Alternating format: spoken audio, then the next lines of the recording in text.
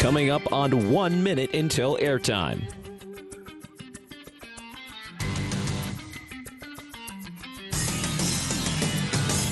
Mark, network stations. We are 1 minute until airtime on the College Football Blitz. Studios. Please start your archive recording. Stations. If you encounter technical issues during the broadcast, please call the studio hotline at 336-831-0863. Coming up on 30 seconds until airtime. Mark, 30 seconds until airtime. Stations, your final time cue will be with 15 seconds until airtime.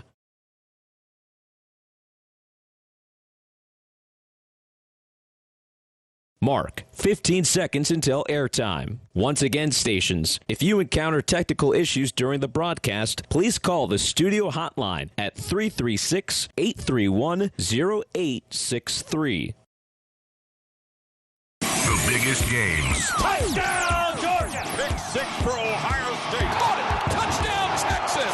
The biggest moments. Number one goes down, and the celebration is on. It's pandemonium. You're not keeping them off the field here. We've got you covered. It is a scoop and score. And down he goes. The Wolverines' fourth sack of the ballgame. The best in college football. This is the College Football Blitz. Unstinking believable. Now, let's head to the Learfield Network studios. It's November the 1st, people. This is not a drill. Final month of college football's regular season starts today, and things are about to get very real as we embark on the next couple of weeks. We got a handful of potential CFP elimination games on our board today as we start to hit the home stretch of the regular season. And you already know, we got you covered with all the big games. No carriage disputes right here on the College Football Blitz. Good afternoon, everybody. Live from our Learfield Network studios. I'm Stephen Hartzell. We got Tim Bickford producing. The doc is in. Trip Hurd at the controls today. For the uninitiated, you have found the Red Zone channel for college football. Coming up for the next 12 hours, you will hear the touchdowns as they happen live while we bounce you from coast to coast and bring you all the action here for Week 10. Here's where we're going with these early kicks. Featured game is in the SEC. Number 20, Texas, hosting 9th-ranked Vanderbilt. Longhorns have needed overtime the last couple of weeks to beat some bottom feeders in the SEC. Today, though, a significant step up in class. When the doors roll into Austin, we will take you there for a 12:05 Eastern kick between Texas and Vanderbilt. Other ranked teams in action here early. Number 1, Ohio State, hosting Penn State in what was supposed to be one of the games of the year in college football. As we all know, the Nittany Lions enter on a 4-game losing streak. They have an interim head coach and are a near 3-touchdown underdog today at the Horseshoe to take on the top-ranked team in the land. How about number 10, Miami, on the road at SMU? The Hurricanes have left the state of Florida for the first time all season. Congratulations. Today they go up against a Mustangs team that did not look good a week ago. They dropped one on the road to Wake Forest. We expect it to be a tight one in Dallas today for SMU hosting the U. Rounding out our early window in the top 25, number 22, Houston welcomes West Virginia to town. We'll see if the Cougs can keep it rolling against WVU, who is still winless in the Big 12. Now, outside the top 25, we'll have our ears early on Duke at Clemson, Rutgers on the road at Illinois, and a busy early slate for the troops. All three branches of the armed forces playing in a matter of minutes. Army travels to Air Force, and undefeated Navy is in Denton taking on the Mean Green of North Texas. You get the idea, folks. We got a lot of games, so in the spirit of sending you to as much live play-by-play as possible, we sneak in one quick break before toe meets leather on Week 10. We're back in 2 minutes here on The Blitz. Morning, Zoe. Got donuts. Jeff Bridges, why are you still living above our garage? Well, I dig the mattress, and I want to be in a T-Mobile commercial like you. Teach me, Saldana. Oh, no, I'm not really prepared. I couldn't possibly. At T-Mobile, get the new iPhone 17 Pro. On them, it's designed to be the most powerful iPhone yet and has the ultimate pro camera system. Wow, impressive. Let me try. T-Mobile is the best place to get iPhone 17 Pro because they've got the best network. Nice, Jeffrey. You heard them. T-Mobile is the best place to get the new iPhone 17 Pro on us with eligible trade-in in any condition. So, what are we having for lunch? Dude, my work here is done. 24 monthly bill credits on experience beyond for well-qualified customers plus tax and $35 device connection charge. Credits end and balance due if you pay off earlier. Cancel. Finance agreement iPhone 17 Pro, 256 gigs, $1,099.99 and new line minimum $100 plus a month plan with auto pay plus taxes and fees required. Best mobile network in the U.S. based on analysis by Ookla Speed Test Intelligence data 1/8/2025. Visit T-Mobile.com. Hey y'all, this is Michael Felder, co-host of College Sports Now. We're breaking down all the action from around the country every week during the football season. We'll look beyond the box score and keep our finger on the pulse of college football from September all the way through the national championship game in January. Listen all season long on Apple Podcasts, Spotify, or wherever you love to get your favorite podcast. And be sure to follow along on Twitter at CSNowTweets.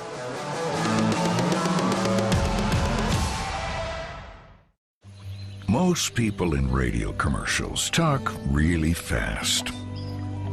But we made this one for RV owners. Progressive knows they like the slower pace of RV life, like this commercial. And they know Progressive will protect their RV at a fair price with discounts. Now here comes the fast part. Progressive Casualty Insurance Company and affiliates. Discounts not available in all states or situations. You're listening to the College Football Blitz. It's caught! It's caught! He's got it! He's in the end zone! Touchdown! Ole Miss! Touchdown! And Wake wins it! Week 10 of the College Football Blitz is underway, and we start the day in H-Town. Number 22, Houston, hosting West Virginia. We have both school feeds courtesy of Learfield. We start with the Mountaineers, who are on offense first. Here's Tony Caridi. Enjoy. Empty backfield on 2nd and 4. Quarterback Fox fires the ball into the hole, caught for a first down by Rodney Gallagher. Immediately he's hit and dropped at the 37-yard line. So a nice pickup there, a chunk of 6. And West Virginia has the ball ahead at its 37-yard line. Good job by Scotty. He had nothing front side, came backside, found the completion. Here's a snap, and this is a jet sweep to Dior Hubbard. Gets a nice block from Barnes, takes it over the 45, hits the midfield line. He's brought down right at the 50-yard line. Jordan Allen, the weak side safety, makes that tackle, and we have an injured Mountaineer down right at the point of the tackle, and that's Dior Hubbard. Oh, my. Right after a injury timeout early in Houston, so let's bounce it to Denton. Check in on Navy on the road at North Texas. Mean Green on offense to start. Shoulder looks okay. Yeah, and he took a big lick, so that shoulder holding on, that's a real big plus. 24 yards to the 7. It's 1st and goal. Quick snap. Handoff. Hawkins up the middle, standing. Untouched. Touchdown. Mean Green lead. And that's where you pay the price, winning the toss and deferring. The Mean Green, surgical, and the ground game, superlative on the opening drive. And another rushing touchdown, Dave. Still assaulting that school record set in 1951. 27th rushing touchdown. Navy leads the nation with 28. Top 2 in the country scoring on the ground. Kali Nguma, 44 of 44 on the year on PATs, remains perfect. And with 11:57. That's Dave Barnett, Hank Dickerson on the call. That's the Mean Green Sports Network. North Texas on the board first. They lead Navy. Middies, one of just 6 remaining unbeatens in FBS. They are a touchdown underdog today on the road, and they trail 7-0 early. Let's go to the ACC. Check in on Duke on the road at Clemson. We're underway in Death Valley. All of a sudden, I heard them announcing a flag.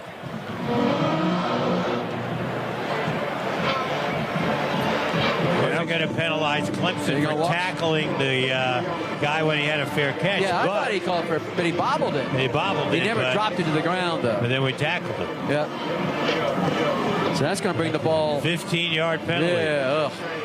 Bring it all the way out to the 47. Yeah. Great field position. Middle mistakes already. Yeah. So Mensah, Darian Mensah, the quarterback, the redshirt sophomore, comes in throwing for 315.9 yards per game. 17 touchdowns, only 2 interceptions. Goes shotgun with Shepard, the running back, now going. All right, we will get you back to Death Valley. Clemson with a quick 3-and-out. They've already punted it off to Duke. We're going to go to Austin because number 20 Texas, number 9 Vanderbilt is underway. Forget it, folks. Forget about it. Say goodnight to it. 75 yards on the first play from scrimmage. Ryan Wingo does it again. Look familiar? First play last week at Mississippi State. Took it down to the 5-yard line. That time he got that extra block.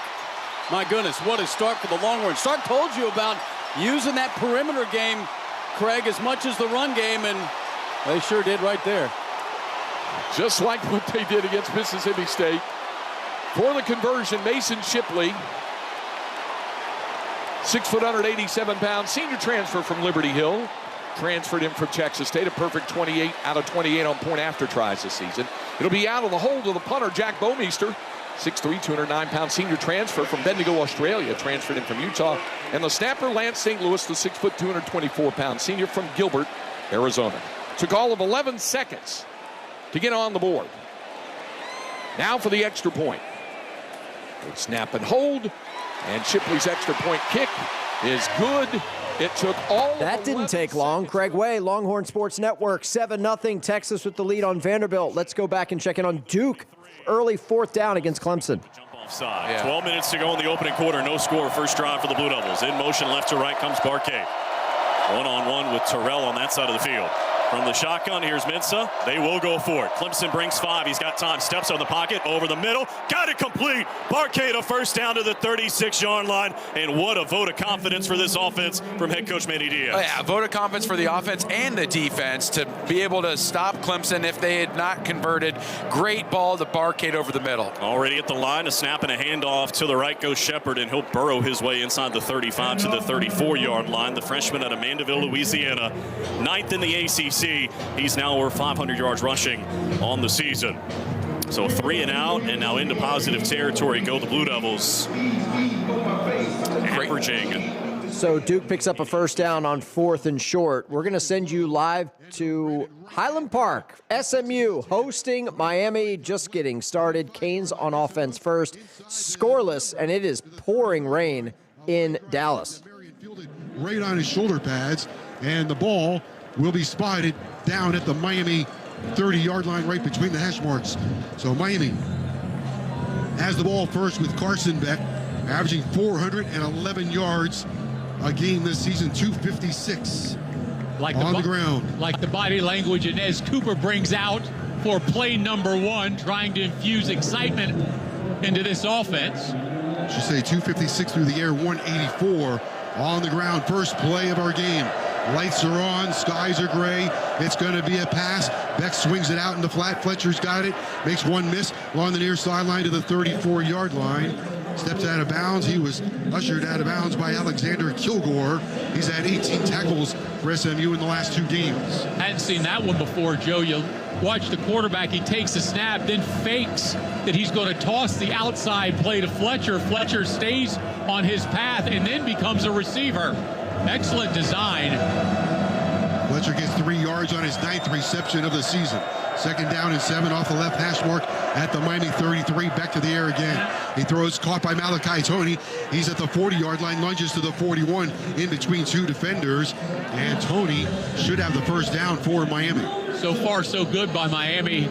Carson Beck taking the snap, going quickly through his reads, and then finds Mr. Open and let it be Malachi Toney. 44th reception for Malachi Toney. Miami's got a first down. Their first down of the game brought to you by Kendall Toyota, where it's all about the U. Opening drive of the game for Miami.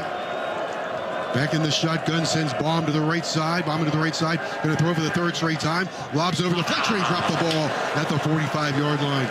Kilgore was defending him, but Fletcher had some room. That was a pure drop by Mark Fletcher. Doesn't happen often, but that is all on the young man who gave us 3 touchdowns last week. 2nd down coming up for Miami. 2nd down and 10. We're going to pull you out of the ACC and go to the Big Ten. Ohio State, Penn State underway at the shoe. Buckeyes on offense first. Yeah, Caden McDonald also involved in that play there. You got some penetration, a tackle for loss for this defense. That's number 47 on the season. Getting some penetration to get this first 3rd down situation for the ball game. 3rd down, 7 to go. Penn State at the Ohio State 46-yard line. The opening drive of the football game. Out of the huddle, Penn State will send 2 wide to the left. That is Hudson as well as tight end Reynolds. 2 wide to the right, Pena and Ross. Allen in the backfield to the right of quarterback Ethan Grunkemeyer. On 3rd down, Grunkemeyer with a snap, hands to Allen, going past left guard, and he is exploded at the 42 of Ohio State as he went to the left side. Once again, Arvell Reese, linebacker, involved in that play, bringing up 4th down. Yeah, they're going to go ahead and punt the football away. It's 4th and about 3, the long 3 for Penn State. Picked up a few yards there on 3rd down. Didn't want to put it in the air, just kept it on the ground. So Ohio State will keep their defense out there in case anything funky comes up as far as a fake punt or something like that. Gabriel Wasu, 6'6", 293 pounds to punt it away for Penn State. Gets the snap, hits the punt from his own 47-yard line. Brandon Innes waits. All right, so Penn State's punting. We're going to go to Houston. West Virginia's got a goal to go against the Cougs. Of the afternoon from 6 yards away. Fox took it off the right side, and West Virginia scores with 10:31 to go in this opening quarter of play. That's how you do it, Tony. Second rush touchdown of the season for Scotty Fox. West Virginia looked as good as it has in a long, long time on that drive that goes for 12 plays and uses up 4 minutes and 29 seconds. That's an opening drive. That's exactly what the Mountaineers needed. And the extra point now from Hensley is so in the air. West Virginia on the board first. They lead at Houston 7-0. Let's go back to SMU Miami. Canes had to punt it, so now SMU's on offense. We're scoreless early first quarter. Throw and catch, and Hudson picks up 8. Boy, there was all kinds of traffic there to the near side of the field. I can't believe that ball didn't get deflected. 1st and 10 at the 26, and we're going to have an encroachment on the defense. Yeah, David Blay ran over center Josh Bates. Bates emphatically signals it's 1st down. It'll be 1st and 5. And how big is that 1st down to get off your goal line? Offside, defense, number 11. 5-yard penalty, 1st down. But if there was any question that Blay jumped, you could just tell by his reaction he was upset with himself. He knew it was on him. It's 1st down and 5. SMU at their 31. 11:16 to go in a scoreless first quarter with Miami. How about the entire offensive line giving Blay the business, too, letting them know about it. Chris Johnson will be the tailback in a pistol formation on 1st and 5 at the 31. And here is Johnson, the former Hurricane, going left for nothing. He is stacked up immediately at the line of scrimmage. They are all over that defensively. Wesley Basaint among those in there for the Miami defense, their starting middle linebacker. Mustangs have just not done a whole bunch on the ground. You look back at the last few games, and as far as running the football, the Mustangs had 85 last week, 35 against Clemson that they permitted, and ran for 75. We'll get you back out to Dallas, but we're going to go to Austin because Diego Pavia has fumbled. Texas has recovered, and they're back in the red zone, leading Vanderbilt 7-0. Football or not, but it was kind of a misfire. So 3rd down and 10 for Texas, coming off the Vanderbilt turnover, the ball at the Commodore 16-yard line. Longhorn scored on the first play from scrimmage, 75-yard pass, catch and run for the touchdown. Arch Manning to Ryan Wingo. Now, after Colin Simmons with a strip sack and fumble recovery, Texas faces a 3rd down and 10 at the Commodore 16. Tight end Jack Endries goes in motion from left to right. Manning from the shotgun, Trey Wisner offset to his right. A lot of movement, and in fact, they're going to get Texas for a false start. Or delayed offense, 5-yard penalty, it remains 3rd down. Just did not get the snap away in time. There was a lot of movement on both sides, shifting for Texas, and then Vanderbilt shifted its coverages, and Manning was trying to get the read of that, and they wound up taking too much time. Trying to figure out protection. Vanderbilt has like 7 guys just kind of wandering around the line of scrimmage, not set, so a little harder to kind of diagnose what they're going to do defensively. So now it's 3rd down and 15 for the Longhorns at the Vanderbilt 21-yard line. Manning out of an empty set momentarily. Yep, it's an empty set as Niblett swings out to the right. A fake to Niblett, rolling right. Arch looking to throw, still looking across the middle, too much on it. He had Mosley open, but led him too much, and it'll bring up 4th down. Yeah, Fontenette had some good coverage there, but again, that initial look wasn't open. We'll let you know about the field goal attempt for Texas, but we're going to go back to the horseshoe. Ohio State is on offense for the first time today. We're scoreless with Buckeyes and Nittany Lions. Pass right side to Jeremiah Smith, who's dropped at the 34 of Penn State by safety Zaquee Wheatley, and coming off the right flank, Smith with a catch that moves the sticks with another 1st down. Kind of some window dressing there by Ohio State's offense. They had 4 receivers, as you mentioned, lined up to the left, but they wanted to go to the right. Jeremiah Smith out there runs a slant route inside, picks up another 1st down. So it'll be, as you said, Jim, 1st down, 10 to go. Buckeyes at the 33 of Penn State. Carnell Tate goes wide right. Brandon Innes wide left. And in a pistol formation, Sand at quarterback, Jackson. Behind him at tailback, snap to Julian Sand. He'll feed Bo Jackson coming left side behind blockers to the Penn State 26, and that's where he's stopped.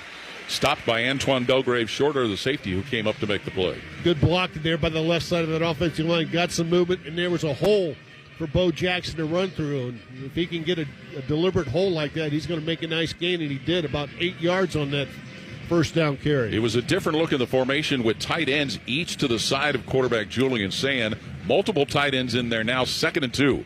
Ohio State at Penn State's 25 in a scoreless first quarter. Now an I formation with Roberts and Donaldson behind Sand, who's under center. Julian Sand hands it off. C.J. Donaldson moving right side behind a couple of tight ends. He's going to gain the 21 of Penn State before he's finally yanked down by corner A.J. Harris, but it's enough for an Ohio State first down. 4th first down on this drive. Yeah, you're right. C.J. Donaldson had some running room there. He found a nice little gap to the right side and was able to run through it. Ohio State's got a nice drive. Let's make sure they end up with some points on this drive. And they're churning the clock, too. 7:53 and rolling. 1st and 10. Buckeyes at the Penn State 21-yard line. Jeremiah Smith will go wide to the right. Off the line to the left, a couple of tight ends along with Carnell Tate and Jackson in the backfield. Next to quarterback Julian Sand. And Sand fakes a shovel pass, looks, and he'll throw down the right side. It is caught by Max Clare, who's driven out of bounds at the Penn State 15-yard line by safety Antoine Belgrave Shorter, but that completion gets the Buckeyes in the Giant Eagle red zone. Yeah, Belgrave Shorter hadn't played a whole lot, just 8 tackles on the season. We're going to keep it with this Buckeyes drive because Ohio State is threatening. Just do want to let our listeners know Texas did kick a field goal. It's now 10-0. Longhorns on top of the Doors. Less than 5 minutes gone in the first quarter. Back to Columbus. The Nittany Lions. A little more than 7 to play in the scoreless first quarter. Peoples goes wide to the right. 1 of 2 that direction. 2 wide to the left. Now we get a switch as Peoples and Donaldson will surround quarterback Julian Sand, who's in a shotgun. Sand gets the snap, hands it to Donaldson, and he's going to be grabbed and stopped right at the line of scrimmage, the 15-yard line by lineman Ivan Chesmaziu. Yeah, just a short gain there, maybe a half a yard, so they're going to have some work to do here on 3rd down for Ohio State. Looked like he tried to cut that back to the right there and just won a whole lot of room after he was following his right guard, Tegra Shabola. Just kind of came off that and not much running room after that. 3rd and 4. Ohio State at the 15 of Penn State. Buckeyes break their huddle quickly. Kazmarek and Tate go wide to the right. Smith and Ennis wide left. In the backfield, next to quarterback Julian Sand, is Bo Jackson. 3rd and 4. Buckeyes at the Penn State 15. Here in a scoreless first quarter. Sand gets the ball. Looks. Quick flip goes up the left side to Smith, who catches and goes to the end zone for a touchdown on a 15-yard scoring play. Julian Sand to Jeremiah Smith, who got by safety King Mack. And Ohio State strikes first, taking a 6-0 lead. What a drive by Ohio State to start Paul this Keels, game. Jim Lachey, Ohio State on the board first. They lead 6-0. Let's go back to SMU, Miami, because the Stangs are going to go for it on 4th down. Jennings quickly runs up under center. They crowd the line of scrimmage. They hand off on an end around, and it's fumbled and recovered by Miami. They handed it to R.J. Maryland. He never picked it up cleanly, and it's going to be covered by the Miami Hurricanes' Keontae Scott, their nickelback, with his 2nd fumble recovery of the year. Boy, that says everything right there about how the Mustangs have been running the football lately. Instead of just lining up and powering for that first down, we try trickery. We first do it with the motion and the formation, and then we try to hand off to RJ on a fly sweep that we never do. That's a play the Mustangs never run, and so you try to use trickery, and it backfires. 1st and 10 Miami at their own 38-yard line. 8:43 to go in a scoreless first quarter. Carson Beck at quarterback. All right, so SMU goes for it on 4th down. They turn it over. We're scoreless in the rain in Dallas between number 10 Miami and SMU. We got a media stoppage coming up there. We're going to go ahead and sneak in a quick one as well. We will send you back out to live play-by-play after this 2-minute break on The Blitz. He's got the speed. He's got room. He's going to score. No one gets you closer to the game than Sirius XM College Sports Radio. For the win. Got it! Let's go!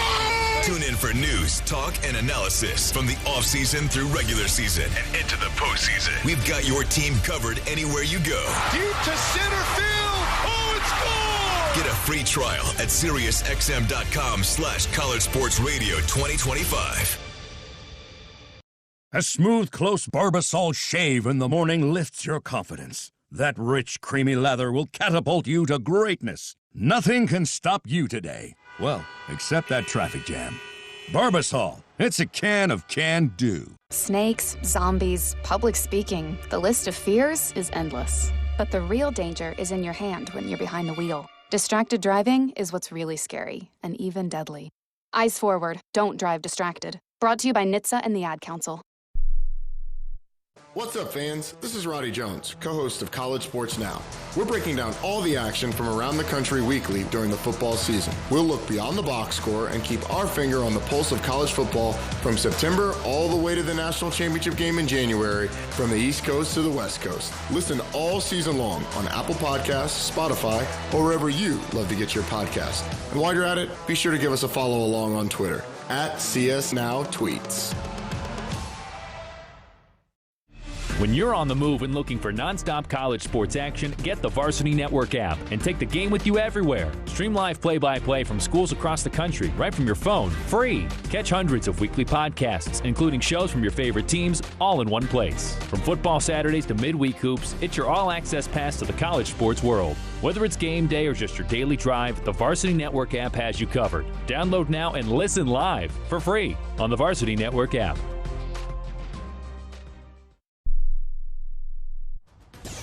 Winning touchdowns. It's caught, and Kansas will win. Holy cow! To goal line stands. Takes the snap, hands it off to the Gators, kept him out of the end zone. We're living it all on the College Football Blitz. Quickly back to North Texas and Navy. Mean Green have it goal to go, leading 7-0. Not putting the ball in harm's way, and that time he ran out of time because the pocket collapsed. Fired it towards the right corner, but basically put it out of harm's way. And now things get a little more interesting on 3rd and goal from the 3. Well, one thing that's interesting is defensive end Ethan Day checks in. Rhino package. With Hawkins standing behind Mustamaker in the pistol. 3rd and goal, 3-yard line. And the handoff to give for Caleb. Off right tackle, runs over a tackler. Touchdown number 2 for Caleb, and it's 13-0 Mean Green. Giuseppe Sessi, the strong safety, thought he might be able to get there, and Caleb Hawkins shredded him, went right through him, and spilled into the north end zone, the rushing touchdown. So it's still the first quarter, but you got the Mean Green leading Navy by 2 scores, 13-0 with an extra point try pending. We're going back to Austin, where Vanderbilt trails Texas 10-0. Doors have the ball back. We've got a whistle that stops the play. What's this? I don't see a flag.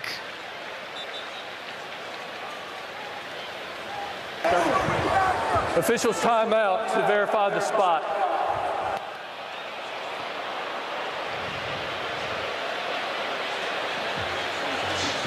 Yeah, I think they're a yard short on the penalty right there. The penalty was correctly enforced from the spot of the foul. It is 2nd down. So basically, Diego was past the line of scrimmage by 1 yard, so a 5-yard penalty makes it 2nd and 14. We're going to bounce you out of the SEC and go back to the ACC, where Clemson has it goal to go against Duke. Tigers trail at home 7-0. And they're going to hand it off. That man coming in motion. That's Williams. And he's in for the end zone. Touchdown. A rushing touchdown for Antonio Williams. And we're an extra point away from being tied at 7 with 6:25 to go here in the first. We're talking about creativity down here in the red zone, scoring points versus kicking field goals. What a great play call. That is Don Munson on the Clemson Tigers Sports Network. Extra point away from being tied up between Clemson and Duke. Let's go to SMU Miami. Canes back on offense after recovering a fumble. We're scoreless for now. Pushing that pile.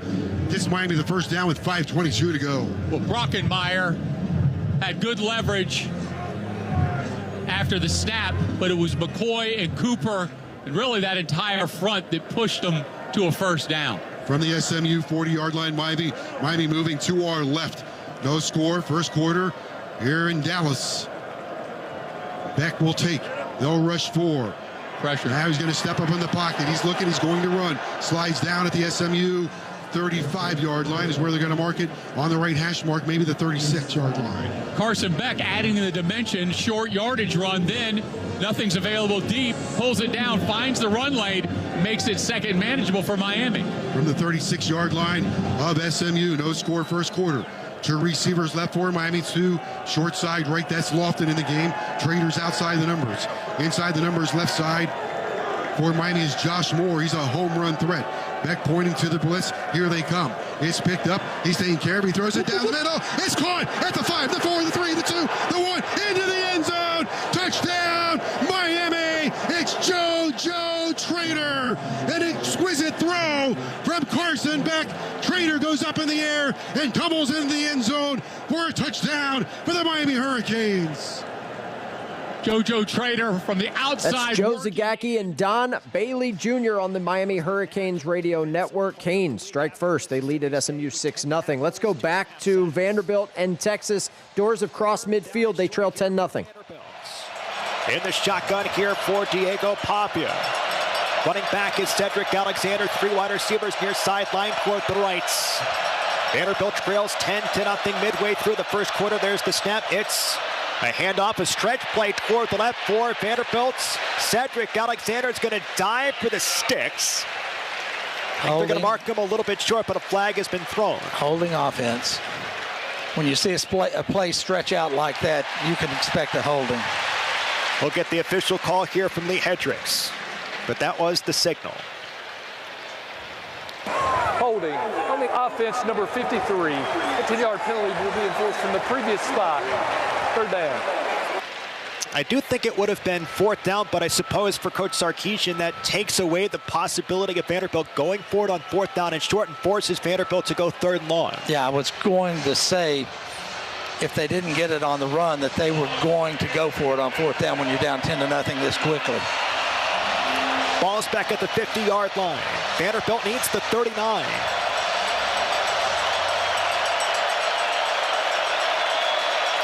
Running back is Cedric Alexander, 2 wide receivers each side. Pavia's in the shotgun. Man's in motion. There's the snap. Texas will rush 4. There's pressure on Pavia. Rolls left. He throws down the field. It's incomplete. And Vanderbilt is forced to punt on 3rd down and 11 from the 50-yard line. Pressure by Simmons once again. He is awfully dangerous. Yeah, Simmons right there. He's got tremendous speed, and what he was doing is chasing Diego down. Diego never had a chance to really make a completion because he couldn't even turn to make the throw because Simmons was all over him.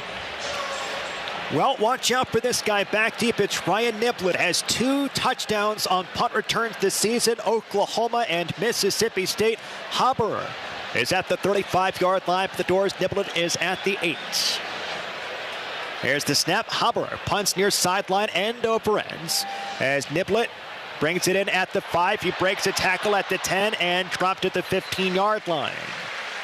Good play by the return units as Jalen Lackey makes the stop. Eventful first half of the first quarter in Austin. Texas got a 75-yard touchdown on their first play from scrimmage. Diego Pavia fumbled. Texas turned that into a field goal. It's 10-0. Longhorns with the lead at home over Vanderbilt. Elsewhere in the top 25 right now, top-ranked Ohio State leads Penn State 7-0. Miami has a 7-0 lead at SMU, and West Virginia with an early 7-0 lead on the road at ranked Houston. Reminder that the College Football Blitz is now streaming live on video. Yes, video. You can bring the Blitz and the Learfield Studios to life by searching the Varsity Network on YouTube or by following us on Twitter. We are at Learfield Audio for those of you that want to see what it's like here in our showcase studios for the Week 10 edition of the College Football Blitz. We appreciate you listening. We got the chat feature going, so if you want to interact with us on the chat there on the old YouTube, you are welcome to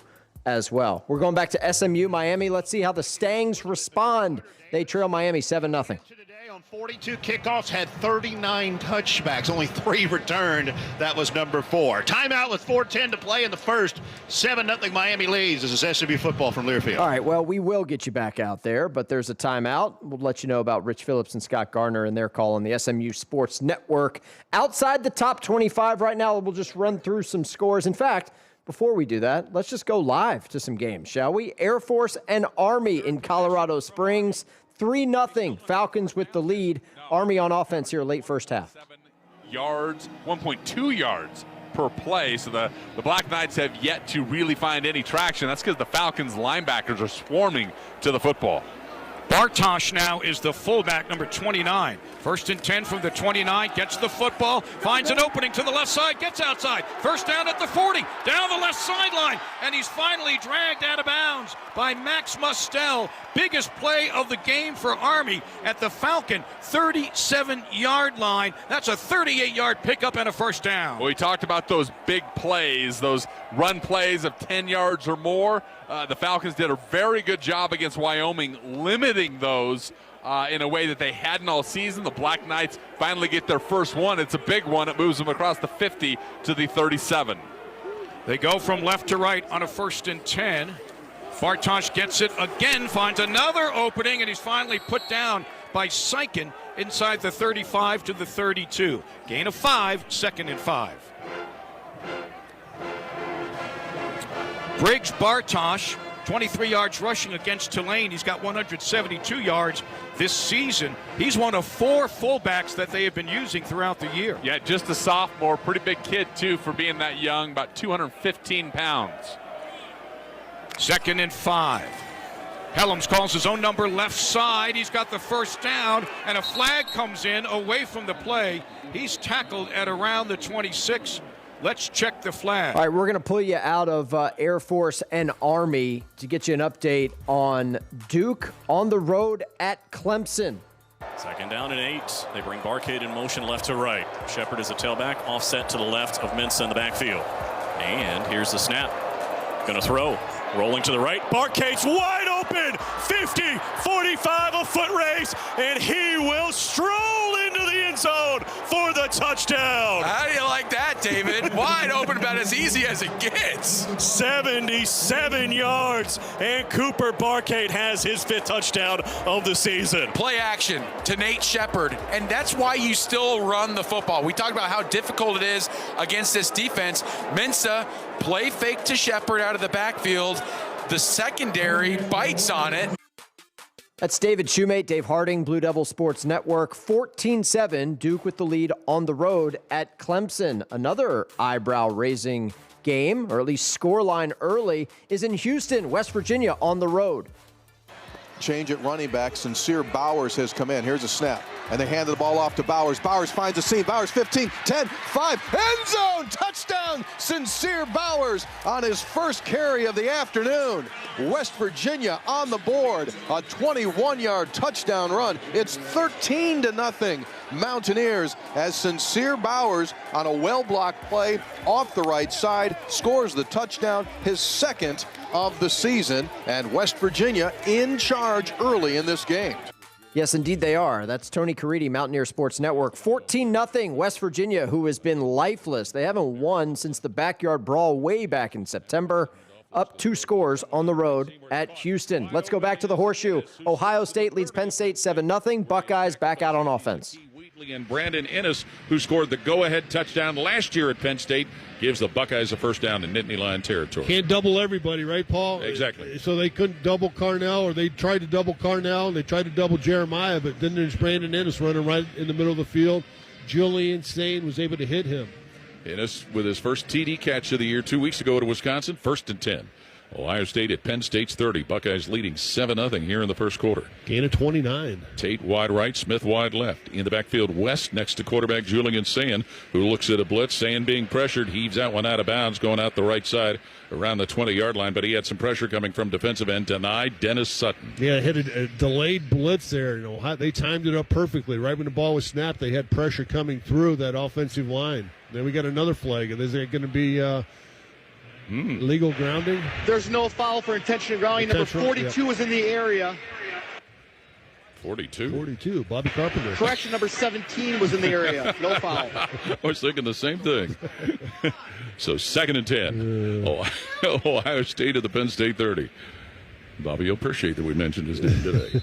3 minutes, 12 seconds to play first quarter. Smith goes wide right. Coming wide to the left is Tate. West was in the backfield. He'll move slot right. Tight ends on each side of the formation, leaving Sand alone in the backfield. 2nd and 10, Ohio State. the Penn State 30. More shifting as West comes into the backfield next to Julian Sand, who's going to hand it off to Isaiah West. Following blockers upfield, breaks some tackles, gets all the way to the Penn State 19-yard line before he's yanked down by corner Davion Collins. Isaiah West gives the Buckeyes not only a first down, but he gets them in the Giant Eagle red zone. Yeah, that was a good run there by the freshman Isaiah West, following his blockers, and then when he got bottled up a little bit, fighting to get across the first down marker to pick it up. Good job there by the freshman. A native of the Keystone State, Pennsylvania. 1st and 10, Ohio State at the 19 of Penn State. Pistol set, Sand at quarterback, West behind him at tailback. West shifts to his left now. Smith and Tate go wide to the right. Tight end Kazmarek, left side of the line. Snap to Julian Sand. He'll hand it off again to Isaiah West. He stumbles ahead and maybe gets it to about the 18 of Penn State before he's finally put on the ground by linebacker Dominic DeLuca. We're going to go back to Austin because Texas is driving on Vanderbilt again. Back in the red zone. They lead 10-0 and looking for more. And it is 2nd down and 3 at the Vanderbilt 11-yard line. Yeah, it's a nice job by the left side of that offensive line. Boy, Trevor Gooseby got a big block. Indeed, he ever. And Cole Hudson at left guard. So, Connor Robertson's at center. DJ Campbell at right guard. Brandon Baker at right tackle. On the left hash, 2nd down and 3 for the Longhorns at the Vanderbilt 11-yard line. Shotgun snap. Manning hands to Baxter. Cuts up the middle. He'll have a first down. CJ down inside the 7-yard line. It'll be 1st and goal, Texas. Baxter on the run to move the chains. Boy, what you love to see from those backs is that extra yard or two after the contact, and he did just that. Got all the way down to the 7-yard line on that hit. Ryan Niblett checks back in for the Longhorns now, replacing DeAndre Moore. On the short side of the field, split left, is Emmett Mosley.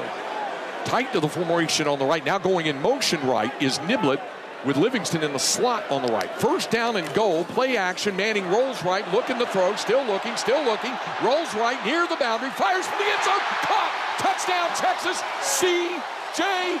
Baxter. Cedric in the zone. Things are getting late early for Vanderbilt. That Texas touchdown makes it 16-0 Longhorns. Let's bounce you back to the horseshoe. Buckeyes in the red zone. We'll move again for Ohio State, giving them a 1st and goal situation. Yeah, that's what you got to be able to do as an offensive line. You got to pick up those short 3rd and 2s, and that time they were able to do it with C.J. Donaldson barreling through the line of scrimmage to pick up that first down. He's been the Buckeyes' short yardage and red zone type runner. 1st and goal at the Penn State 7 with Ohio State leading by 7-zip. Julian Sand straight behind center in a shotgun. C.J. Donaldson off his right hip. And now movement by Christian, the tight end, hand to Donaldson, and he's going to be dropped for a loss right at around the 8-yard line as Penn State was able to get some penetration, and Alonzo Ford, defensive tackle, makes that play. Yeah, I think that was designed to go outside the right tackle, but Isaiah West decided to keep it inside, or C.J. Donaldson, keep it inside. And not a lot of running room there, lost some yards. And it looks like the Buckeyes are going to let the first quarter clock come to an end. 7-0, Ohio State leading Penn State after 1 quarter here in Columbus. Timeout on the field. So timeout, end of the first quarter, but the Buckeyes have it goal to go on Penn State. They already lead the Nittany Lions 7-0, and they're threatening for more here to start the second quarter. Media timeout there. We'll go ahead and take it as well. We'll send you back out to action after this break here on The Blitz. He's got the speed. He's got room. He's going to score. No one gets you closer to the game than Sirius XM College Sports Radio. For the win. Got it. Let's go.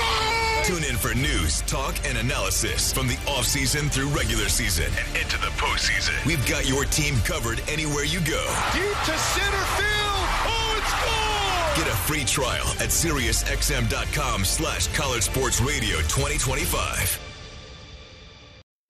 When you're on the move and looking for nonstop college sports action, get the Varsity Network app and take the game with you everywhere. Stream live play-by-play from schools across the country right from your phone, free. Catch hundreds of weekly podcasts, including shows from your favorite teams, all in one place. From football Saturdays to midweek hoops, it's your all-access pass to the college sports world. Whether it's game day or just your daily drive, the Varsity Network app has you covered. Download now and listen live for free on the Varsity Network app.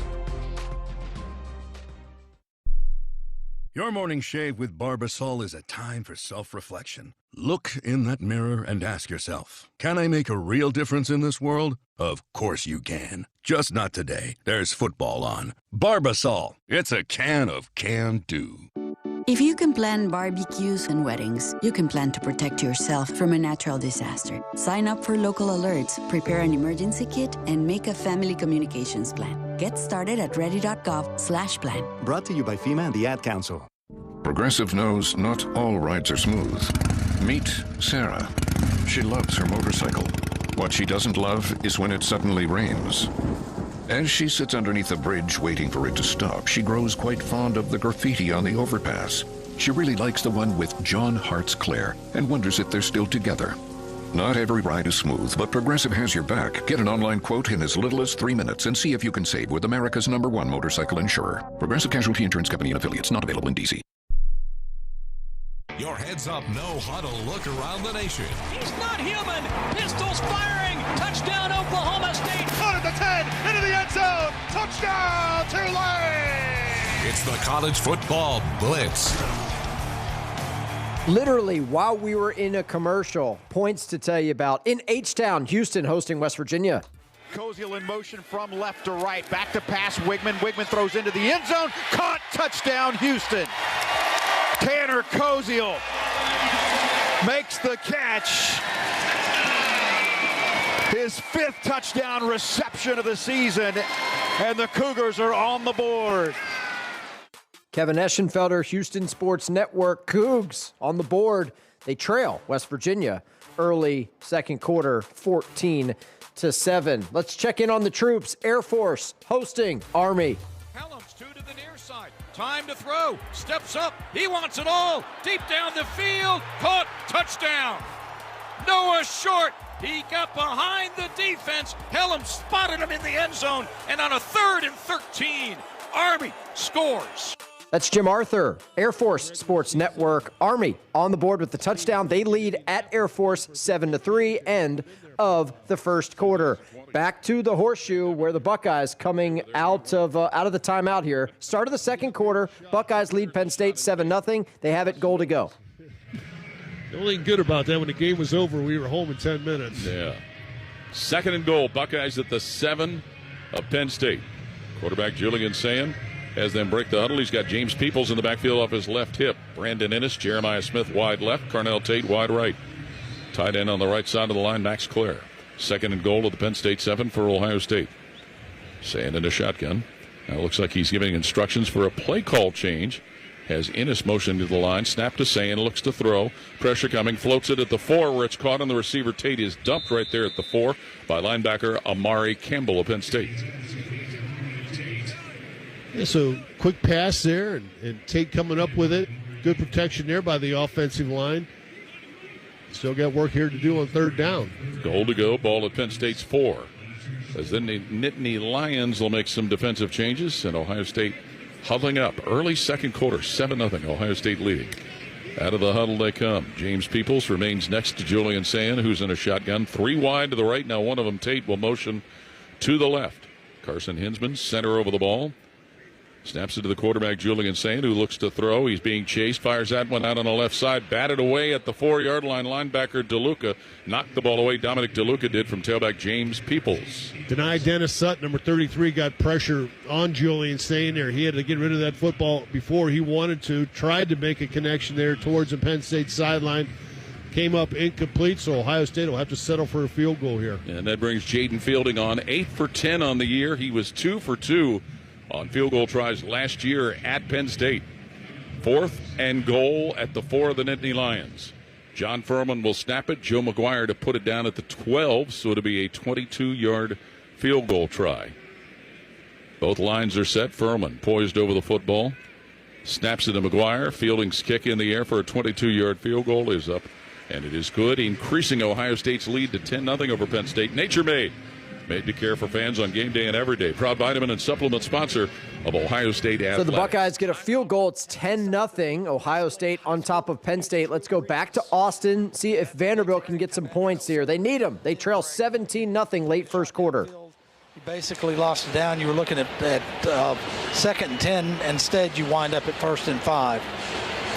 So Vanderbilt is looking for a must-have counterpunch. 1st down and 5. Ball is at the 35-yard line. New running back is M.K. Young. 2 receivers near sideline for the rights. That's Gerald, that's Richardson. Richardson in motion, there's the snap. It's Pavia up the middle. He searches, he's tackled right by the hip at the 33, maybe 32-yard line. Colin Simmons, a game wrecker at the edge position, makes the tackle. Yeah, that, again, what I was afraid of was you'd have some matchup issues. And with these very quick, very tall defensive ends that Texas has, edge rushers, they're really making hash out of this team. That's the third tackle so far today for Simmons.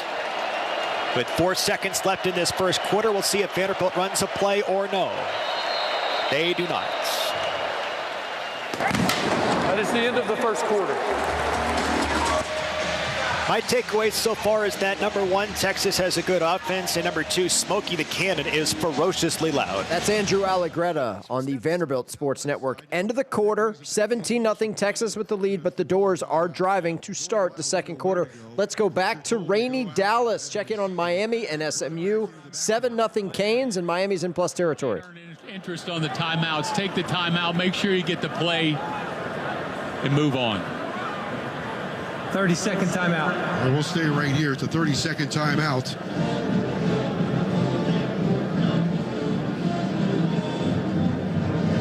SMU has played at a high level over their last 4 games, but... Hey, we got a 30-second timeout. While we have a moment, let's give a quick shout-out to our friends at Split Zone Duo. What is Split Zone Duo, you ask? Well, it's a college football podcast that takes you deep inside the action every week of the college football season and delivers reporting, analysis, and fun tidbits on the sport's wild coaching carousel. Hosted by Richard Johnson of CBS Sports and Alex Kirshner, who writes for The Slate, The Athletic, The Ringer, and more. You can find Split Zone Duo wherever you find podcasts. Let's go back to SMU Miami. Canes lead 7-0 with the football early second quarter.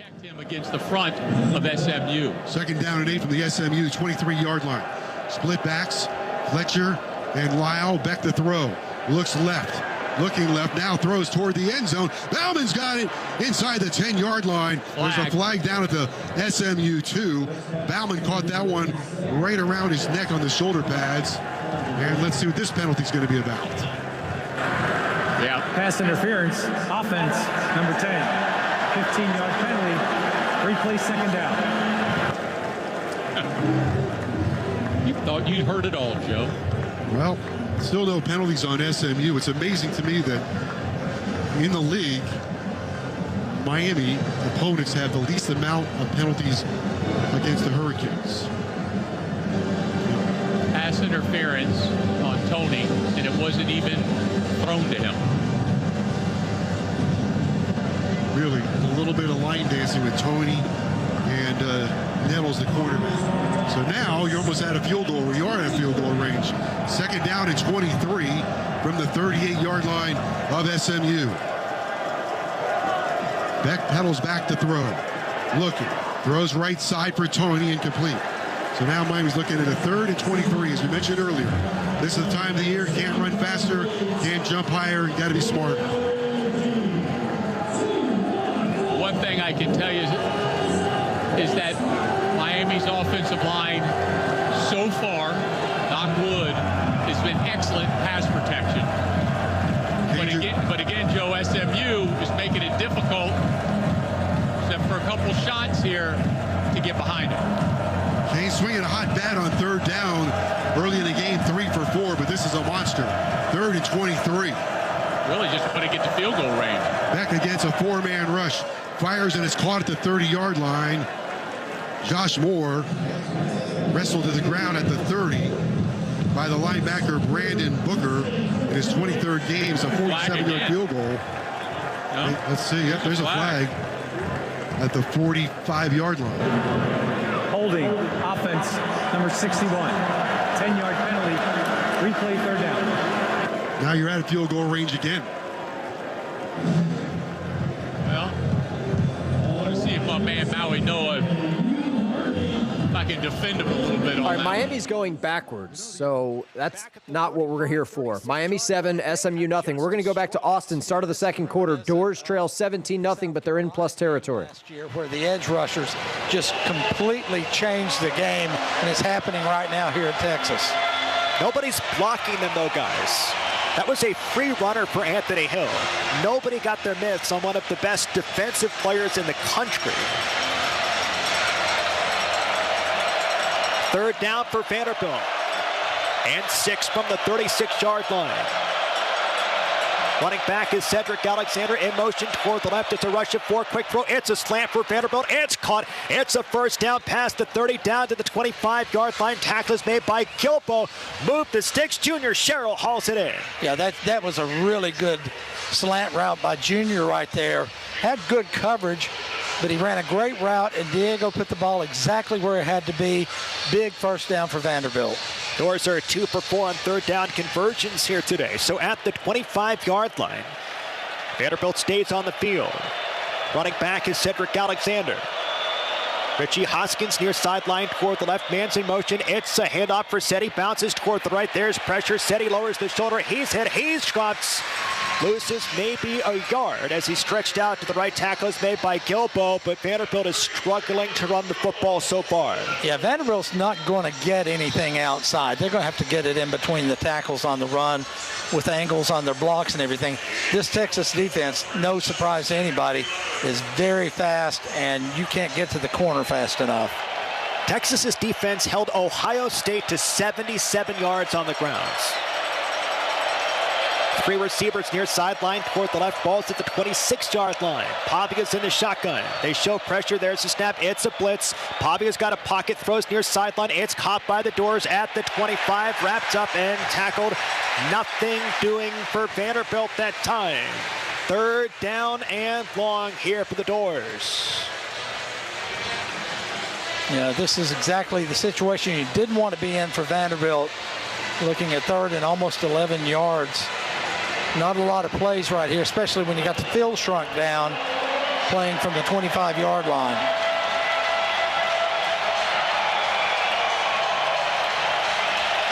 If I'm Texas, I'm watching Eli Stowers right here. Slot left for Stowers. Ball's at the 25-yard line. Vanderbilt needs the 15, trailing by 3 scores.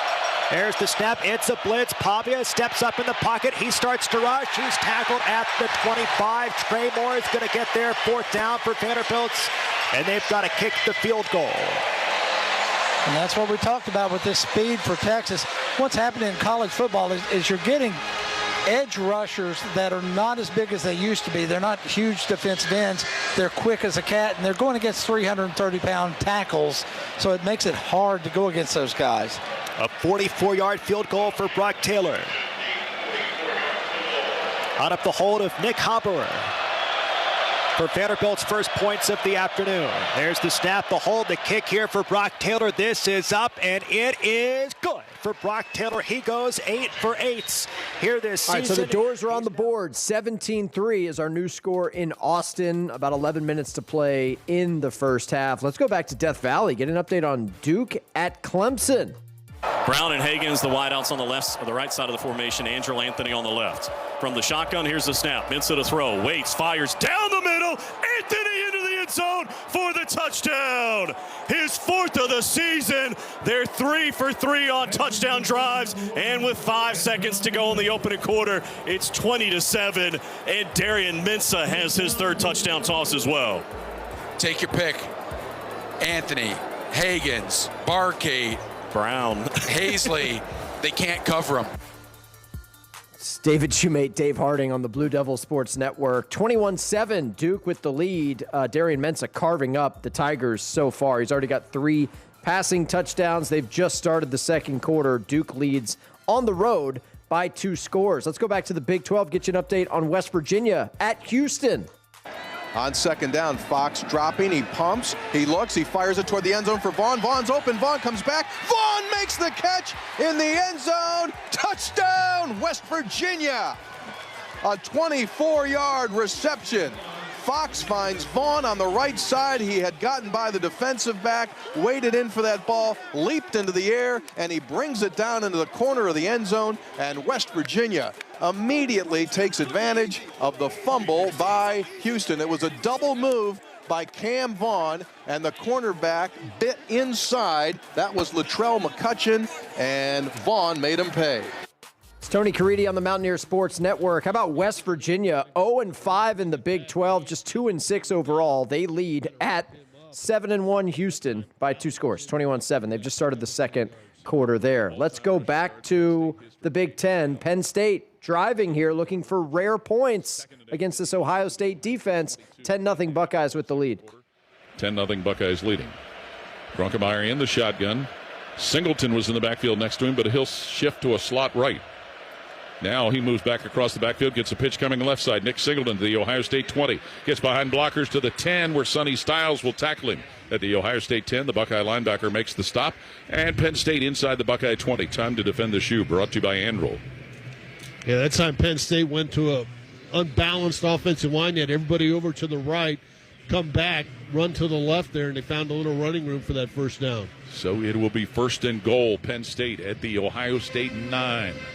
Lorenzo Styles comes in as an extra defensive back for Ohio State. Bo Atkinson, defensive end, also checked into the lineup with Will Smith, defensive tackle.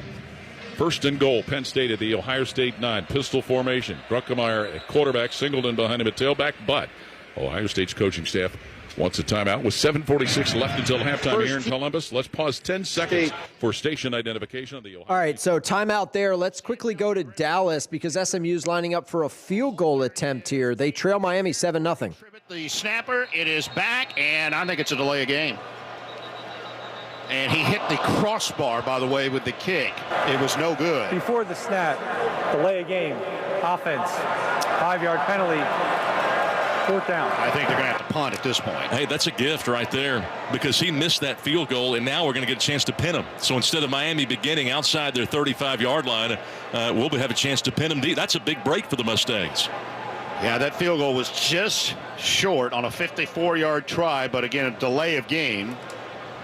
So Big Sperrin will stay out there and back up into punt formation. 10:26 to go, second quarter, 7-0 Miami. And the Mustangs going to punt it away. Both teams punting in plus territory back-to-back. This obviously going to be directional, and you can hope you can hit a coffin corner here. But remember, he had one go off the side of his foot badly trying a directional kick last week. McSperrin stands at his own 43. Malachi Tony, very dangerous at his 5-yard line. McSperrin's going to come left with this one. End over end, and Tony's going to have to fair catch it. That's a good one at the 12-yard line. You'll take that for sure, Scott, putting them down at the 12. That's Rich Phillips, Scott Garner, SMU Sports Network. Ponies punting it back to the Canes, 7-0. Miami with the lead there as we get late in the first half in Dallas. Let's step aside. Quick timeout. Most of our games are in a media break, so we'll take one as well. We're back in 2 minutes here on The Blitz. Morning, Zoe. Got donuts. Jeff Bridges, why are you still living above our garage? Well, I dig the mattress, and I want to be in a T-Mobile commercial like you. Teach me, Saldana. Oh, no, I'm not really prepared. I couldn't possibly. At T-Mobile, get the new iPhone 17 Pro. On them, it's designed to be the most powerful iPhone yet and has the ultimate pro camera system. Wow, impressive. Let me try. T-Mobile is the best place to get iPhone 17 Pro because they've got the best network. Nice, Jeffrey. You heard them. T-Mobile is the best place to get the new iPhone 17 Pro on us with eligible trade-in in any condition. So, what are we having for lunch? Dude, my work here is done. 24 monthly bill credits on experience beyond for well-qualified customers plus tax and $35 device connection charge. Credits ended. Balance due if you pay off earlier. Cancel. Finance agreement iPhone 17 Pro 256 gigs, $1,099.99 and new line minimum $100 plus a month plan with auto pay plus taxes and fees required. Best mobile network in the U.S. based on analysis by Ookla Speed Test Intelligence data 1H2025. Visit T-Mobile.com. Progressive knows not all rides are smooth. Meet Claire. She loves her motorcycle, and she's learned to love the insects she encounters on her rides. She may not know the difference between a gnat and a mosquito at 55 miles per hour, but she does know one thing. It's always gross when one flies into her mouth. But she's so used to it that it's weird when it doesn't happen. Not every ride is smooth, but Progressive has your back with comprehensive and collision coverage from America's #1 motorcycle insurer. Progressive Casualty Insurance Company and affiliates, not available in D.C.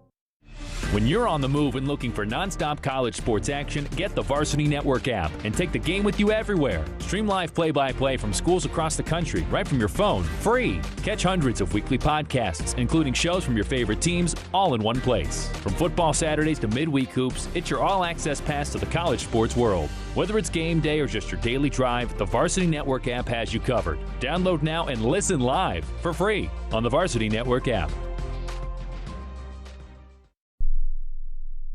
All the best plays from coast to coast. Touchdown Carolina, shoot and score. Pass is picked off on the right sideline. 15, 10, 5. Touchdown Beavers. This is the College Football Blitz.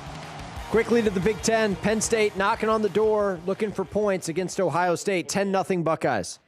In the first half defensively in football games, they've only allowed 4 touchdowns on the season. 3rd and goal. Nittany Lions at the Ohio State 3-yard line. 10-0 Ohio State leading. Reynolds and Rappelier, tight ends, come wide to the left. Singleton, the single setback. Grunkemeyer under center, pitches Singleton. Coming left side, gets to the 5, and Singleton to the end zone for a touchdown. And it is the first touchdown in the first half that Ohio State's defense has yielded all season. Penn State on the board, trailing 10-6. Nittany Lions getting into their jumbo package, extra offensive lineman in there. That is just the 5th touchdown that Ohio State has allowed all season. It's November, people. 10-6. Ohio State with the lead on Penn State. Nittany Lions on the board. Let's go back to Austin, where Texas has been on the board early and often. They lead Vanderbilt 17-3, and they're back in plus territory. Shifts in motion from left to right. Manning out of the gun as the snap, and Arch looks to throw on 3rd down and 4. Looks right, throws right, ball caught. 1st down, Emmett Mosley inside the 20. That's that throw way across the field to the opposite side, and Manning can make it. Colby Taylor, a native Texan, wraps him up, but it's a gain of 10 and a 1st down at the 18. Trey Wisner, great blitz protection. Now they go quickly from the Vanderbilt 18-yard line. Manning pumps, looks, swings it out right side. Ball caught by McCutcheon, breaks the tackle, 10, 5. Day-Day McCutcheon out of bounds at the 4-yard line. It'll be 1st and goal. Martell Height ran him out, a 14-yard catch and run. 5th catch of the year for the freshman, Dalen McCutcheon. Great job of tiptoeing the sidelines as well. So now, it'll be 1st and goal. DeAndre Moore checks out of the lineup now. And on 1st and goal, the Longhorns go deep into the bench now. Khalil Lockett, the freshman receiver, is out there for Texas. It is out of the pistol set. 1st and goal from the 4. Toss left, Wisner cuts inside to the goal line. Touchdown, Texas. Quinn Travian Wisner plows it in from 4 yards out, and Trey extends it to a 3-score lead for Texas. Outstanding drive, and Trey Wisner did a full somersault. This is the best Texas has looked all season. 23-3. They lead on Vanderbilt. 7 minutes to play in the first half. Longhorns offense is cooking. Miami, meanwhile, just threw a pick. SMU has it in good field position inside the Canes 30, looking for points. They trail 7-0. Interception. They lead the country in turnovers gained, and a big one to put them at the 28. 1st down and 10 for SMU with 9:28 left in the first half. 13th pick this year by the SMU defense. They were tied for 4th in the nation coming out in. of the shotgun, Kevin Jennings. Play action, looks right, back left, under some pressure, fires it wide open. Touchdown SMU. Ymir Knights. A bust in the coverage for Miami, and it's a Miami back end of the defense that is so improved from last year. They only give up 183 yards a game. That's top 26 in the nation, but Ymir Knight gets lost. The safety failing to come over. Jacoby Thomas, the 5-year senior, a big hitter, an aggressive player to the alley in the run game, failed to cover in the pass game. Yeah, they had a zone defense, and nobody went with him. They passed him off to nobody in the secondary, and Sam Keltner looking to tie this game up all of a sudden. Boy, and Kevin Jennings with a great throw without his feet being set. And Keltner's extra point will make it 7-all SMU and Miami with 9:22 to play in the second quarter. That was a 28-yard touchdown pass from Kevin Jennings to Ymir Knight. It's Knight's third touchdown of the year. And for Jennings, that's now 18 touchdown passes for him this season. That's 47 in his career. He is 5th already in career touchdown passes in SMU history. He's now 4 behind Justin Willis for 4th. And in passing yards, Kevin has 100. That is Rich Phillips and Scott Garner, SMU Sports Network. It is game on in the rain as Miami throws the pick. And one play later, SMU cashes it in, and we are tied at 7. Let's get you an update in the Big 12. Let you know what's going on between West Virginia and Houston. West Virginia showing blitz. Handed off to Dean Connors up the middle to 20, 15, the 10, the 5. Connors hit and falls into the end zone just short of the goal line. He dove for the end zone, but I believe his knee was down. He picks up 23 inside the 1 yard line is where they'll spot this football. Yeah, Kevin Eschenfelder on the Houston Sports Network. QB sneak from Connor Wegman on the very next play. They punch it in, and we're back to a one-score West Virginia lead, 21-14. Little Big 12 shootout going on between the Nears and the Cougs. Here's where we sit in the top 25 right now. Penn State has the touchdown. They're on the board, but they trail at top-ranked Ohio State 10-7. Texas is rolling Vanderbilt right now, 24-3. There's still 7 minutes to go in a slow-moving first half in Austin. Miami and SMU tied at 7. West Virginia leads at Houston, 21-14. Let's get you an update outside the top 25. Well, we'll get you there. We'll let you know. But let's just run through some scores for right now. Illinois leads Rutgers 7-3. Duke leads Clemson 21-7. Baylor on top of UCF 17-zip. UConn leads UAB 17-0. Army on top of Air Force 7-3. North Texas leads Navy 21-3. And Buffalo on top of Bowling Green 14-0. In a little matinee maction. Okay, let's get you an update on Duke and Clemson. Things getting interesting in the ACC. Fakes it to Randall, looks back of the end zone, wide open. Antonio Williams, touchdown. His second touchdown of the contest, and it's 21-13 Duke. 10:26 to go. Here's second quarter. That's the first receiving touchdown of the year for Antonio Williams. Yep, just had a rushing one. It's Don Munson, Tim Beret, and Reggie Merriweather there on the Clemson Tigers radio network. How about 21-14 Duke with the 7-point lead on the road at Clemson. There's 9 minutes to go in the first half. Let's go back to the SEC. Check in on Vanderbilt and Texas. Doors in trouble. They trail by 21 points, 24-3. Texas with the lead. Vanderbilt on offense. 6 for 8, 75 yards. On the ground for Vanderbilt, 10 carries for 17 yards. Texas's rush defense is outrageously good. They held Ohio State to 77 yards. The team that ran the ball the most versus Texas was Kentucky, 137. Running back is M.K. Young. On first down and 10 from the 25, Diego Papia. One receiver near sideline toward the left. That's Richardson. M.K. Young shifts into the shotgun. Snap on first down for Papia. He looks, he throws. It's caught by Richardson. Breaks one tackle at the 35 and swallowed up at the 40. It's a first down pickup of 15. Tackle is made by Kobe Black. Good call right there. You've got the speed of Richardson, and so you can get away with a little short pass and just try to get him into space and let him run with the football. Well, perhaps Vanderbilt can beat Texas at Texas's game. Athletes in space. Ball's at the 40-yard line. On first down and 10. Running back is M.K. Young. Two receivers off toward the right. Again, they shift M.K. into the shotgun. On first down here for Papia. Richardson's in motion. There's the snap. It's Papia up the middle. Tries to pick his spot. Gets maybe 3. Tackle is made. 6 minutes, 13 seconds to go here in this second quarter. 24-3, Vanderbilt trails. Tackle is made by LaFau, linebacker for Texas. So you're looking at 2nd and 8 right here. Going to have to open it up a little bit. I don't think Vanderbilt can run the ball to the sidelines, so you're going to have to rely on your short passing game. See if Eli Stowers can get involved for Vanderbilt. No catches so far for their star. Lined up left side of the line.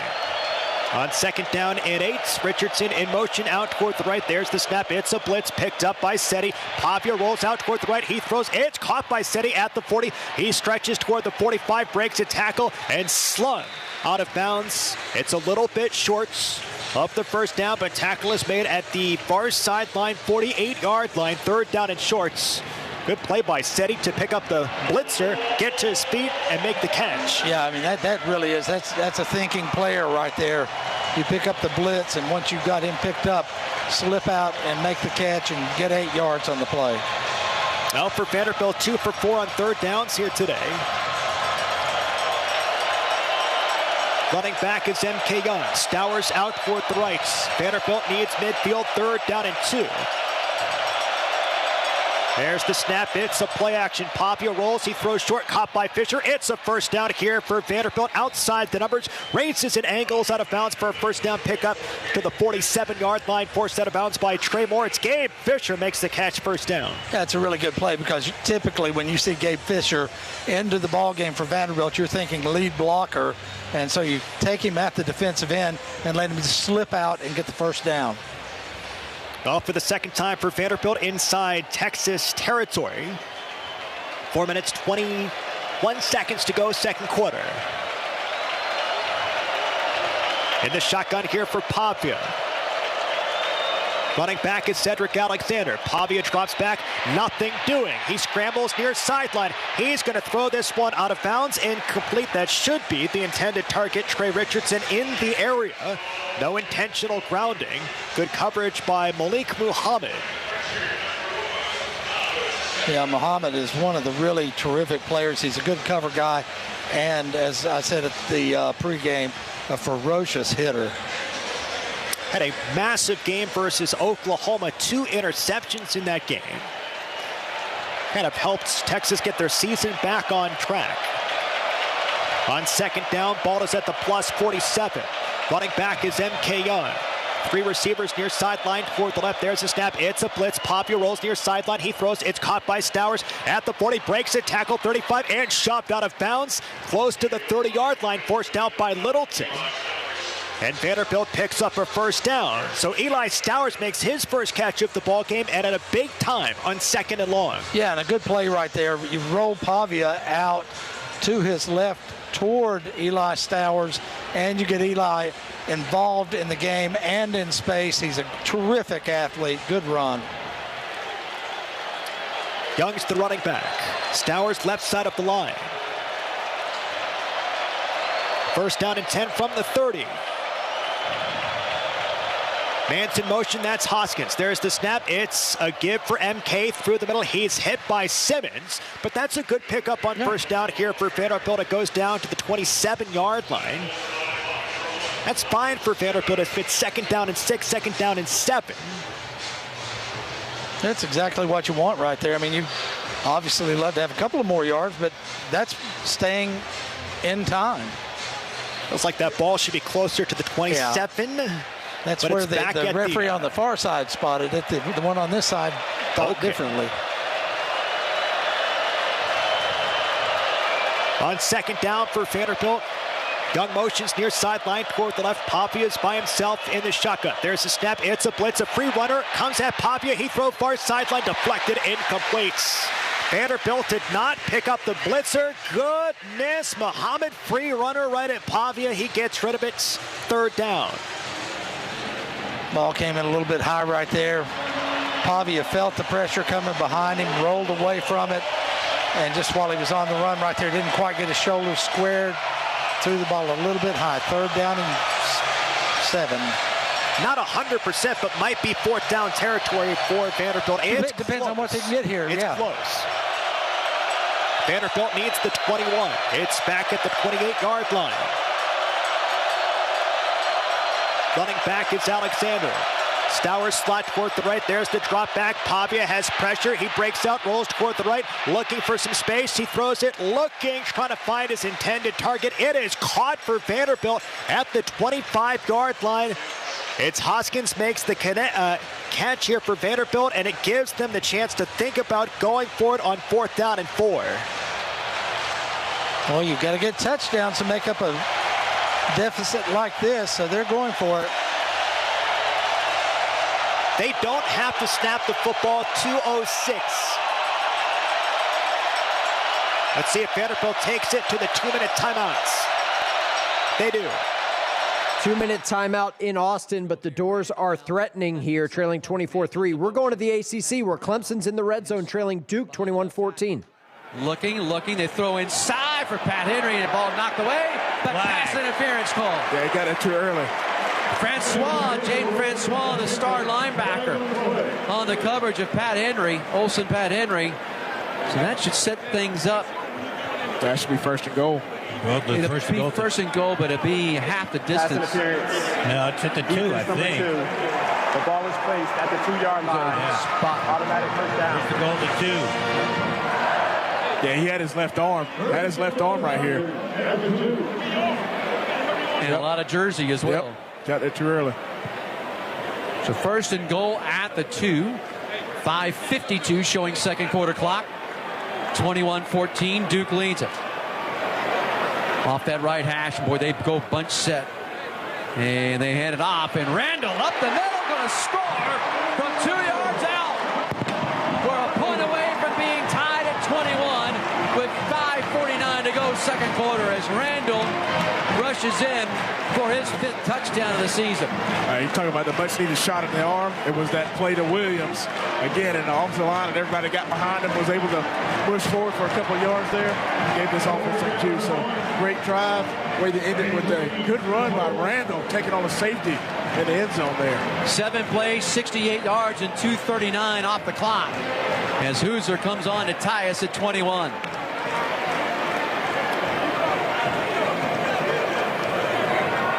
Snap, hold, and the kick is on its way, and it is good. So it's 21-21. Clemson has scored 14 unanswered to tie it at 21 with 5:49 to go here in the second quarter of play. Tiger fans, when it comes to providing you with more access. All right, so with 5.5 minutes to go in the first half, Duke and Clemson tied at 21. Little shootout there in the ACC, defense optional. Also a bit of a shootout in the Big 12 in this early window. West Virginia leads Houston 21-14. We got a lot of offense on the board. We also got a lot of offense in Austin. Texas and Vanderbilt, 24-3. Texas with the lead. Coming out of the 2-minute timeout, though, the doors have it just outside the Texas red zone. They've got it marked at 4th down and 4 for Vanderbilt. You suspect they'll go for it. Looks like they're going to. I don't know why you would wait till the 2-minute timeout and change your mind.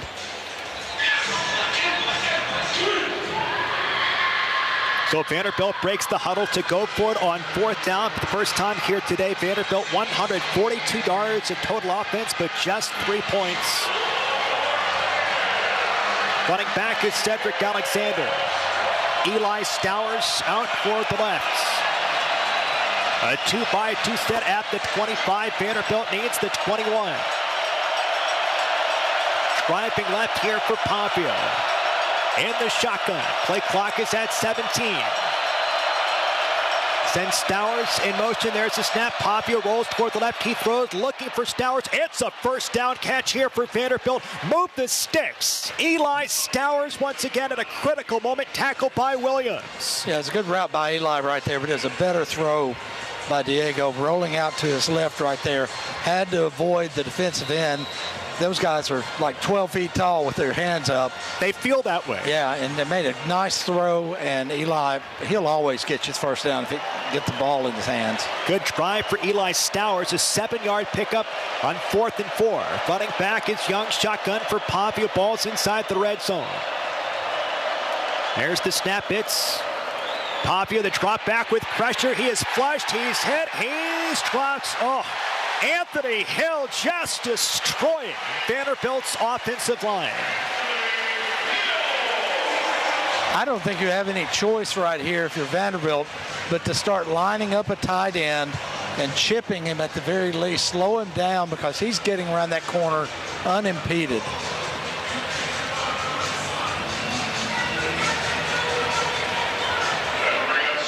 He just torched Cade McConnell, who set the internet on fire for being the toughest guy in the world versus LSU. Second down for Vanderbilt back at the 25. They need the 9. Inside 2 minutes to go. There's the snap. It's a blitz once again. A throw near sideline. Caught here for Vanderbilt. That's Sherrill inside the 20. They get some of that yardage back. Down to the 19-yard line. Tackle is made by Williams and Gilbo. So second down, maybe 9 here for Vanderbilt. The clock turns to 30 seconds to go. Vanderbilt's not in a hurry. You would figure that maybe they've got a try or two toward the end zone. Clock is at 19. Timeout taken. It's Texas that takes the timeouts. Also, timeout on the field in Austin. While we have a moment, let's update you on what you missed at the shoe between Ohio State and Penn State. Looking at 2nd and 7 to the Penn State 45-yard line. Center Carson Hinsman over the football. C.J. Donaldson remains at tailback. Sidecar to right to quarterback Julian Sand.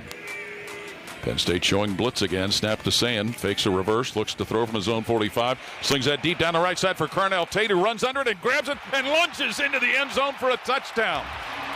Carnell Tate had a defender on him, and as he went down the right side, he got beyond Zion Tracy, and a 45-yard TD pass. Julian Sand to Carnell Tate. And the Buckeyes get 6 more points, leading 16-7.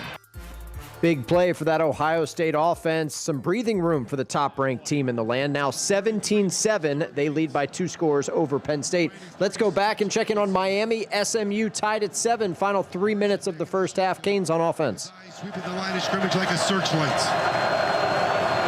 He pedals back to throw. They rush 6. He fires and is caught for a first down. By Marion between the hash marks to the 48-yard line of SMU. And Carson Beck fired a laser on that one to Keelan Marion for a first down. Brought to you by Kendall Toyota. Yeah, but Joe, 6-man rush. Miami picks it up. They threaten. They don't drop anybody. Everybody comes hat on a hat. Great job by that offensive line, giving protection to Carson Beck. Marion goes left. Out here on the numbers, Tony Johnson. Right hash mark is Malachi Tony. Back to throw is Beck against a 4-man rush. And again, he throws right side. Johnson incomplete. And there's no flag on that one? No, sir. You got to be kidding me. You're in Dallas. This is... Play is made by Marcellus Barnes, who got there early on. Johnson, and no flag. Again, all the time that Beck needs to complete the pass, but Barnes jumps over the back and swipes the ball away.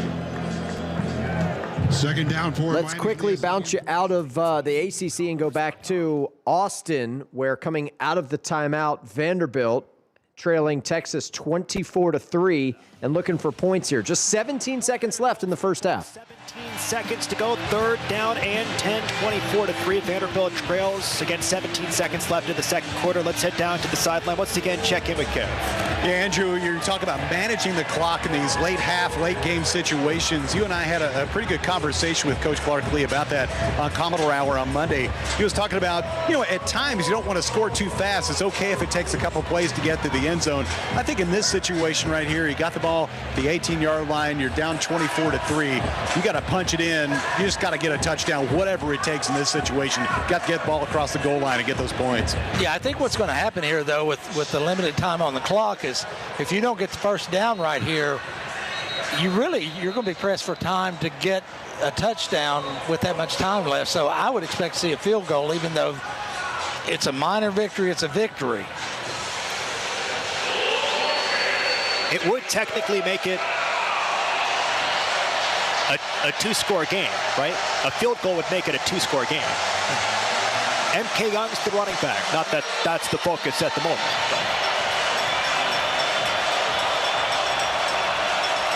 Junior Sherrill near sideline toward the left. You've got Stowers slot right. Here for Pavia in the shotgun. Sends Cedric Alexander in motion. On third down and 10 here for Vanderbilt. With 17 seconds to go in the half. There's the snap. It's a rush of 4. There's a throw through the middle. It is caught by Vanderbilt. It's a touchdown. Eli Stowers. Right through the middle.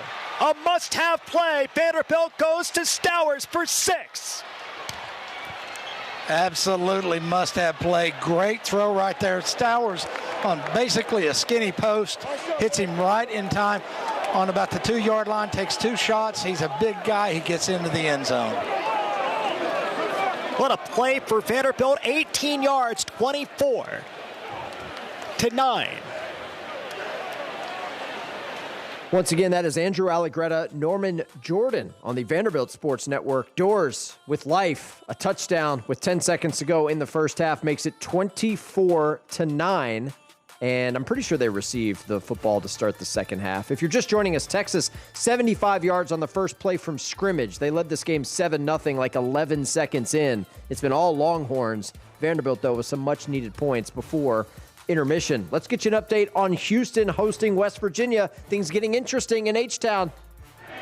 Young, Thomas, and Koziel split to the left. Broussard to the right. Back to pass into the end zone, and it is caught. No signal yet. Touchdown, Houston. Amari Thomas. High pointed the football, brought it down, kept the foot in bounds, and the Cougars are a point after away from tying this game. Kevin Eschenfelder on the Houston Sports Network. We're all tied up at 21 between Houston and West Virginia. 2.5 minutes to go until halftime there. Let's go back to SMU and Miami. Ponies have it. They're backed up deep in their own territory. We're tied at 7 coming out of the 2-minute timeout. And they'll let this go to the 2-minute timeout. How about this? SMU. We have reached the 2-minute timeout. And 9th-ranked Miami are tied at 7 with 2 minutes to go in the first. This is SMU football from Learfield. 2-minute timeout. It's all good. We'll get you out to live action, I promise. Let's go to the Big Ten. Ohio State leads Penn State 17-7. Nittany Lions have it in the red zone after a Buckeyes turnover. Buckeyes. They'll take the timeout with 27 seconds left until halftime. 17-7, Ohio State leading Penn State. Let's pause 10 seconds for state. Timeouts everywhere. You know what that means. We're going to go ahead and sneak in a quick one as well. We will send you to live action after this 2-minute break. Glad you're with us. Week 10 edition of the College Football Blitz. A smooth, close Barbasol shave in the morning lifts your confidence. That rich, creamy lather will catapult you to greatness. Nothing can stop you today. Well, except that traffic jam. Barbasol. It's a can of can-do. Snakes, zombies, public speaking. The list of fears is endless. But the real danger is in your hand when you're behind the wheel. Distracted driving is what's really scary and even deadly. Eyes forward. Don't drive distracted. Brought to you by NHTSA and the Ad Council. He's got the speed. He's got room. He's going to score. No one gets you closer to the game than Sirius XM College Sports Radio. For the win. Got it! Let's go! Tune in for news, talk, and analysis from the offseason through regular season and into the postseason. We've got your team covered anywhere you go. Deep to center field. Oh, it's gone! Get a free trial at SiriusXM.com/College Sports Radio 2025. Which schools will take home the prestigious Learfield Directors Cup for the top college athletic programs for the 2025-26 college athletic season? Check out the criteria and follow the year-long standings of your favorite team at L Directors Cup on the X platform or online at thedirectorscup.com. Trophies will be awarded in June 2026 to the winning institutions in all college sports divisions. The Learfield Directors Cup, powered by NACTA, the crowning achievement in college athletics. Progressive knows not all rides are smooth. Meet Peter. He loves his motorcycle. What he doesn't love is wind. Which is ironic, because wind is a big part of the whole wind-in-your-face motorcycle cliche. But nobody ever tells you how relentless a strong crosswind is, or the cliche wouldn't exist. Not every ride is smooth, but Progressive has your back. Get a quote to see if you can save with America's #1 motorcycle insurer. Progressive Casualty Insurance Company and Affiliates, not available in D.C. The biggest moments. Steps on a tackle in the zone. Touchdown, Colorado. Game-winning plays. It's a 95-yard return, and that's a victory for Tulsa. Are you kidding me? Amazing. It's the College Football Blitz. We appreciate you joining us. Week 10 edition of the College Football Blitz. We do this every Saturday during the regular season from noon until midnight. Appreciate you guys joining us. However you may be listening on the Varsity app, SiriusXM, channel 999. We're also streaming on YouTube. You can search for us Search Varsity Network on YouTube, or you can find us on Twitter at Learfield Audio. Also want to give a shout out to our friends at the Sickos Committee. They do a fabulous job of keeping you posted on social media of everything going on across college football, all levels. I mean, all divisions. Like, they don't leave any rock unturned as far as the college football world is concerned. Check them out at Sickos Committee. They're on Instagram, Blue Sky, Twitter, something called a Beehive blog, which I didn't know was a thing until this year, but that's cool. They also have a store, sickoscommittee.org. You can buy koozies and magnets and other cool stuff. Appreciate you hanging out with us, and shout out to our friends at the Sickos Committee. In the top 25 right now, Ohio State leads Penn State 17-7, but Penn State just punched it in from short yardage, so we got to update that score. It's now 17-14. How about that? Penn State down just 3 to the top-ranked team in the land. 20 seconds to go in the first half. Halftime in Austin. No, I've been told that there's going to be an untimed down. 24-10, Texas with the lead. Longhorns with the football near midfield. Let's check in with Craig Way. He can explain it to us. One more try at this.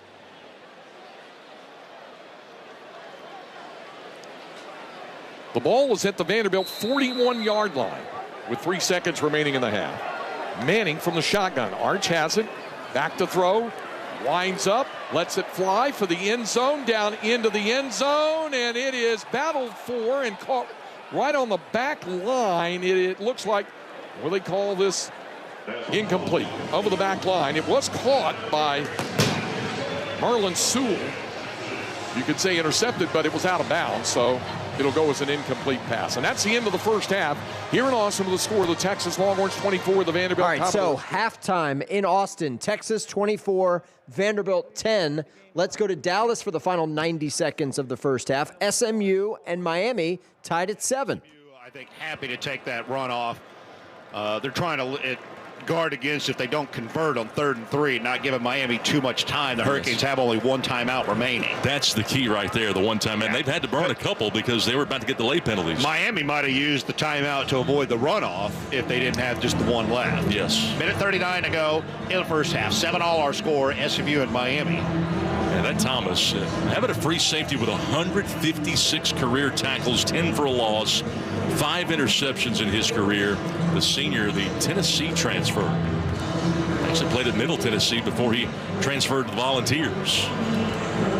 3rd down and 3. SMU at their 15-yard line with 1:39 left in the first half. Tied at 7 with Miami. And the Mustangs in no hurry to break a huddle here because, as Jerry Magalanis told us, the clock would start on his signal. And so I think they're going to burn this whole play clock all the way down. They can all right, let's quickly pull you out of one ACC game and send you to another. Clemson has a goal to go against Duke. Untouched. Randall's second rushing touchdown of this game, and Clemson's taking a 6-point lead, 27-21, with 1:01 to go first half. Yep, Randall scored straight up. And I tell you what, it's the first time we've seen a toss sweep out of that formation. And just looking at everybody, they did not want any piece of number 11 coming through there. 10 plays, 77 yards, and 3:30 off the clock. Hoosier for the point after to give Clemson their 28th point of this first half. Snap, hold, kick, splits the pipes. Yep. 28-21. Clemson now with a 7-point lead with 61 seconds left in this first half of play. So this is more first half That's touchdowns. Don Munson and company. Audio courtesy of the Clemson Tigers radio network. How about defense optional in Death Valley? Clemson 28, Duke 21. There's still 61 seconds to go until halftime. They have reached halftime at the Horseshoe. Ohio State leads Penn State 17-14. That's an interesting score. That is at the break at the Shoe. We got, about a minute left in the first half. Miami and SMU tied at 7. Let's see how the final minute of the first half plays out. Lightfoot comes into the game for Miami. Fitzgerald comes in at safety. Smith at linebacker. Lightfoot on one end. Bain on the other. Mesidor moves inside on a 3rd and 3 with 1:25 to go in the half. SMU has 2 timeouts. Miami can hold them here. Miami would get one final crack at it at the end of the half. 3rd and 3, tied at 7. Blunt in the game as well. Jennings rolls the pocket right side. There you go. There you go. Got him. They bring him down at the 5. A lot of pushing and shoving by SMU, and the referees look the other way. Lightfoot, the 5-star defensive end, with 11 tackles this season. Had 4 against Stanford, first on the scene. Miami calls for a timeout with 1:04 to go. It was Mesidor and Lightfoot on the same side. Both those guys, great quickness and speed. But Lightfoot got the push that was needed and it got to Jennings. This is their 3rd and final timeout of the half. 30-second timeout. Hey, while we have 30 seconds, just a quick run through of scores, because a lot of our games that kicked at noon are at halftime. So quick check of the scores. You got Ohio State leading Penn State 17-14 at the break. Texas on top of Vanderbilt 24-10. Houston and West Virginia are tied at 21. They have just hit halftime in that game. Now, outside the top 25, you got Illinois on top of Rutgers 14-6. They're still late in the first half up in Champaign. Clemson leads Duke 28-21, final minute of the first half there. Baylor shutting out UCF 20-0. UConn shutting out UAB 24-0. Army on top of Air Force 10-3. North Texas leads Navy 24-10. So that's a look at where we are nationally right now. We're going to keep it in Dallas for the final minute of the first half. SMU punting to Miami here. 5 yards, 7 yards, 8 yards deep in his end zone.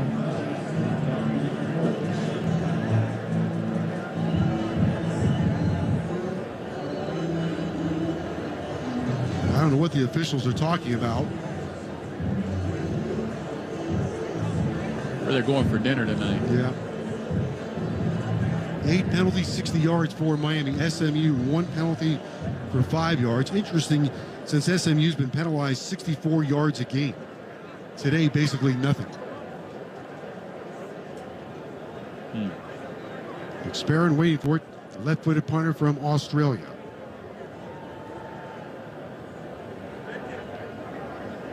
Snap goes spiraling back. Left foot into it. And Tony going to field it at the 45. Breaks one tackle. Tony cuts left. Come on, baby. He's got midfield. He's at the far side. Here we go. He needs a block at the 30. He gets it. 20, 15, 10, 5, 4, 3. He's out of bounds on the far sideline. He got a great block on the far side that walled off SMU. And Malachi Magical Tony takes it inside the SMU 10 down to the 9-yard line. And there are no flags. Mr. TNT fields it and sees the open side of the field, Joe, and just hits the accelerator.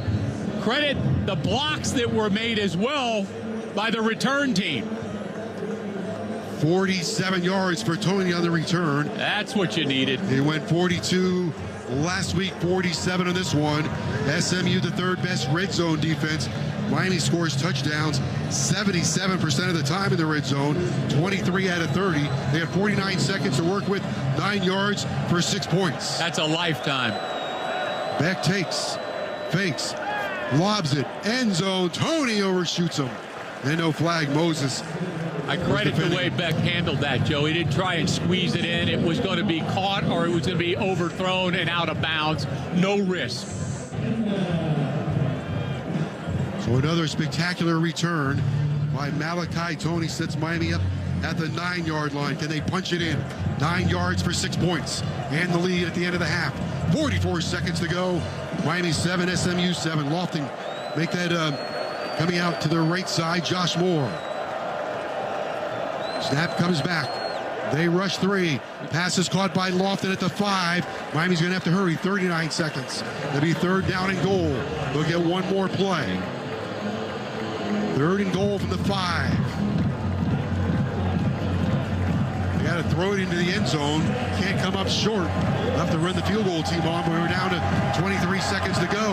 And they're waiting. Beck's got to get going here. 17 seconds. 16 seconds. The ball's at the SMU 4.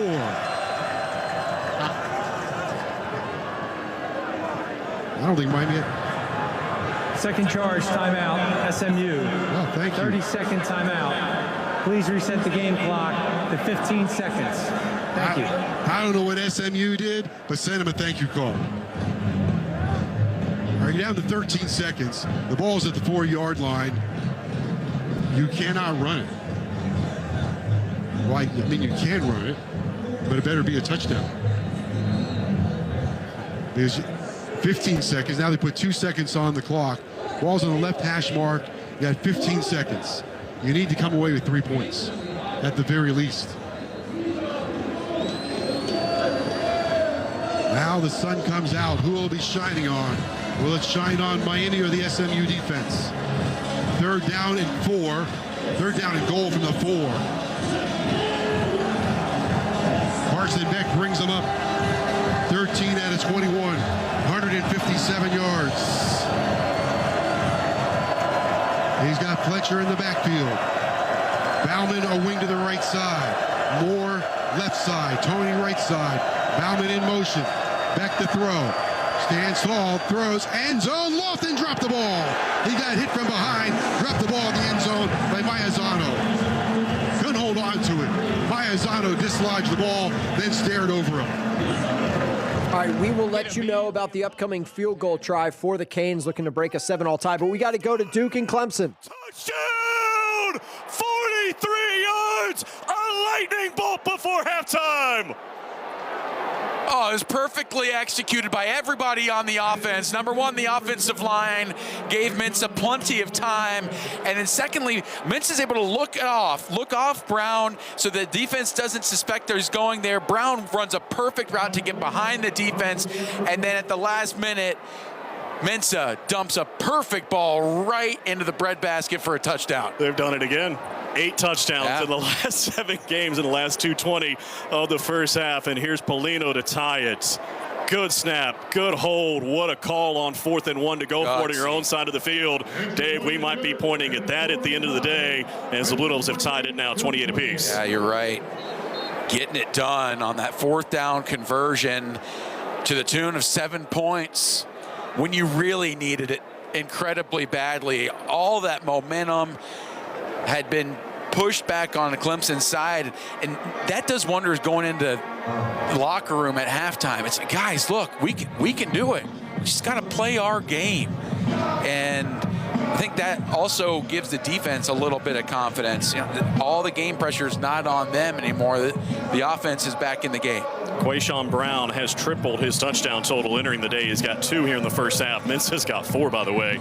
Now 3 on the season.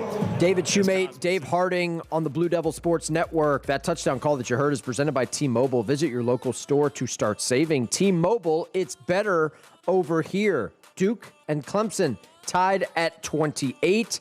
Also, Miami kicked a field goal. It was good. They take a 10-7 lead into the halftime locker rooms. Canes on top of the Mustangs there. We got a wall of TVs. They're all playing commercials. That means we need to step aside as well. We're back in 2 minutes here on The Blitz. Your morning shave with Barbasol is a time for self-reflection. Look in that mirror and ask yourself, can I make a real difference in this world? Of course you can. Just not today. There's football on. Barbasol. It's a can of can-do. If you can plan barbecues and weddings, you can plan to protect yourself from a natural disaster. Sign up for local alerts, prepare an emergency kit, and make a family communications plan. Get started at ready.gov/plan. Brought to you by FEMA and the Ad Council. Which schools will take home the prestigious Learfield Directors Cup for the top college athletic programs for the 2025-26 college athletic season? Check out the criteria and follow the year-long standings of your favorite team at L Directors Cup on the X platform or online at thedirectorscup.com. Trophies will be awarded in June 2026 to the winning institutions in all college sports divisions. The Learfield Directors Cup, powered by NACDA, the crowning achievement in college athletics. He's got the speed. He's got room. He's going to score. No one gets you closer to the game than Sirius XM College Sports Radio. For the win. Got it! Let's go! Tune in for news, talk, and analysis from the offseason through regular season and into the postseason. We've got your team covered anywhere you go. Deep to center field. Oh, it's gone! Get a free trial at SiriusXM.com/College Sports Radio 2025. As America's #1 motorcycle insurer, Progressive has your back. Oh, like replacing my bike in case of an accident? Progressive's total loss coverage can help with that. Great. And you also agree with me that my riding club should ride to the aquarium instead of cruising around a mountain, right? Actually, we just do insurance. We don't vote in riding clubs. Nice. 2 votes for the turtle exhibit. To be clear, Progressive has your back for insurance only. So get a quote and see if you can save. What are you, some kind of turtle hater?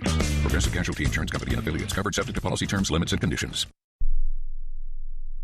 Record-setting performances. And that is touchdown pass number 7. Game-winning plays. The 10, the 5, touchdown, the Huskies score, 1 play. You're listening to the College Football Blitz. Week 10 edition of the College Football Blitz. Appreciate you joining us. We got Tim Bickford producing, Trip Hurd, also known as the Doc, doing a great job at the controls today. I'm Stephen Hartzell. Thanks for hanging out with us. We're with you until midnight Eastern time. We're just getting started here on the show, and we're going to send you live for the first time today to Iowa State, Arizona State, starting the second quarter in Ames. These two teams tied at 3, Clones on offense. Across the 30, a stiff arm to the 25-yard line. Abu Sama picks up 11. A spin move and then a stiff arm. Justin Watley brought him down. And Cyclones getting up to the line of scrimmage quickly. Abu looked good on that run, his first of the day. 1st and 10 from the 25. Fake handoff, Beck throwing downfield and incomplete. Trying to go to Overby, a flag down. He was going rather to Carson Brown, and he got tripped up. We're going to have pass interference on Arizona State, and their penalties are just mounting here in this pass first half. Pass interference, number 1. Defense, 15-yard penalty, automatic, first down. That is the 6th penalty for 60 yards. Wow. That and Abney, who had an interception against Iowa State in the Big 12 championship game, the guilty party there. He's a really good corner. Cooper Alexander in. Cyclones are in the Case IH red zone, and they're going to bring Dylan Lee into the game. And it is 1st and goal from the 10-yard line. Dylan Lee, the Arizona native, lined up to the left of Rocco Becht. And Becht will run it left and cuts inside the 9 to the 7-yard line. As he's tripped up, he picked up 3. Yeah. Montana Warren tripped him up, but a 3-yard run for Becht. It'll be 2nd and goal from the 7. Cyclones will get the 13 personnel in. Kramer, Burkle, and Tyler Moore along with Carson Hansen. Can they capitalize here? Now the receivers are going to be looking back into the sun. It is 2nd and goal from the 7-yard line. Becht under center, backs in the eye, and a fake pitch. Becht rolling right, looking to the end zone, now rolling right again, keeping the play alive. He'll tuck it and run, and he'll dive into the end zone for a Cyclone touchdown. You know, it's almost like the old Brock Purdy pump fake. He's out there and he's looking, and everybody's staying back in coverage as he strings that play along toward the right sideline, and finally says, heck, I'll just score. Well, speaking of Brock Purdy, Rocco Becht with his 19th rushing touchdown. It ties the Brock Purdy quarterback record for Iowa State. 19 career rushing touchdowns. And the Cyclones. That's John Walters and Eric Heft on the call. Iowa State Sports Network. First touchdown of the game, and it goes for Iowa State. They lead 9-3 over ASU. Let's go back to Colorado Springs. Start of the 3rd quarter, Army and Air Force. And picking this game up live, it's 10-3, Army with the lead starting the 3rd. Air Force on offense. Here's Jim Arthur on the call. Somebody out on his left hip, out on the wing, but kept it 3rd down, called it 4.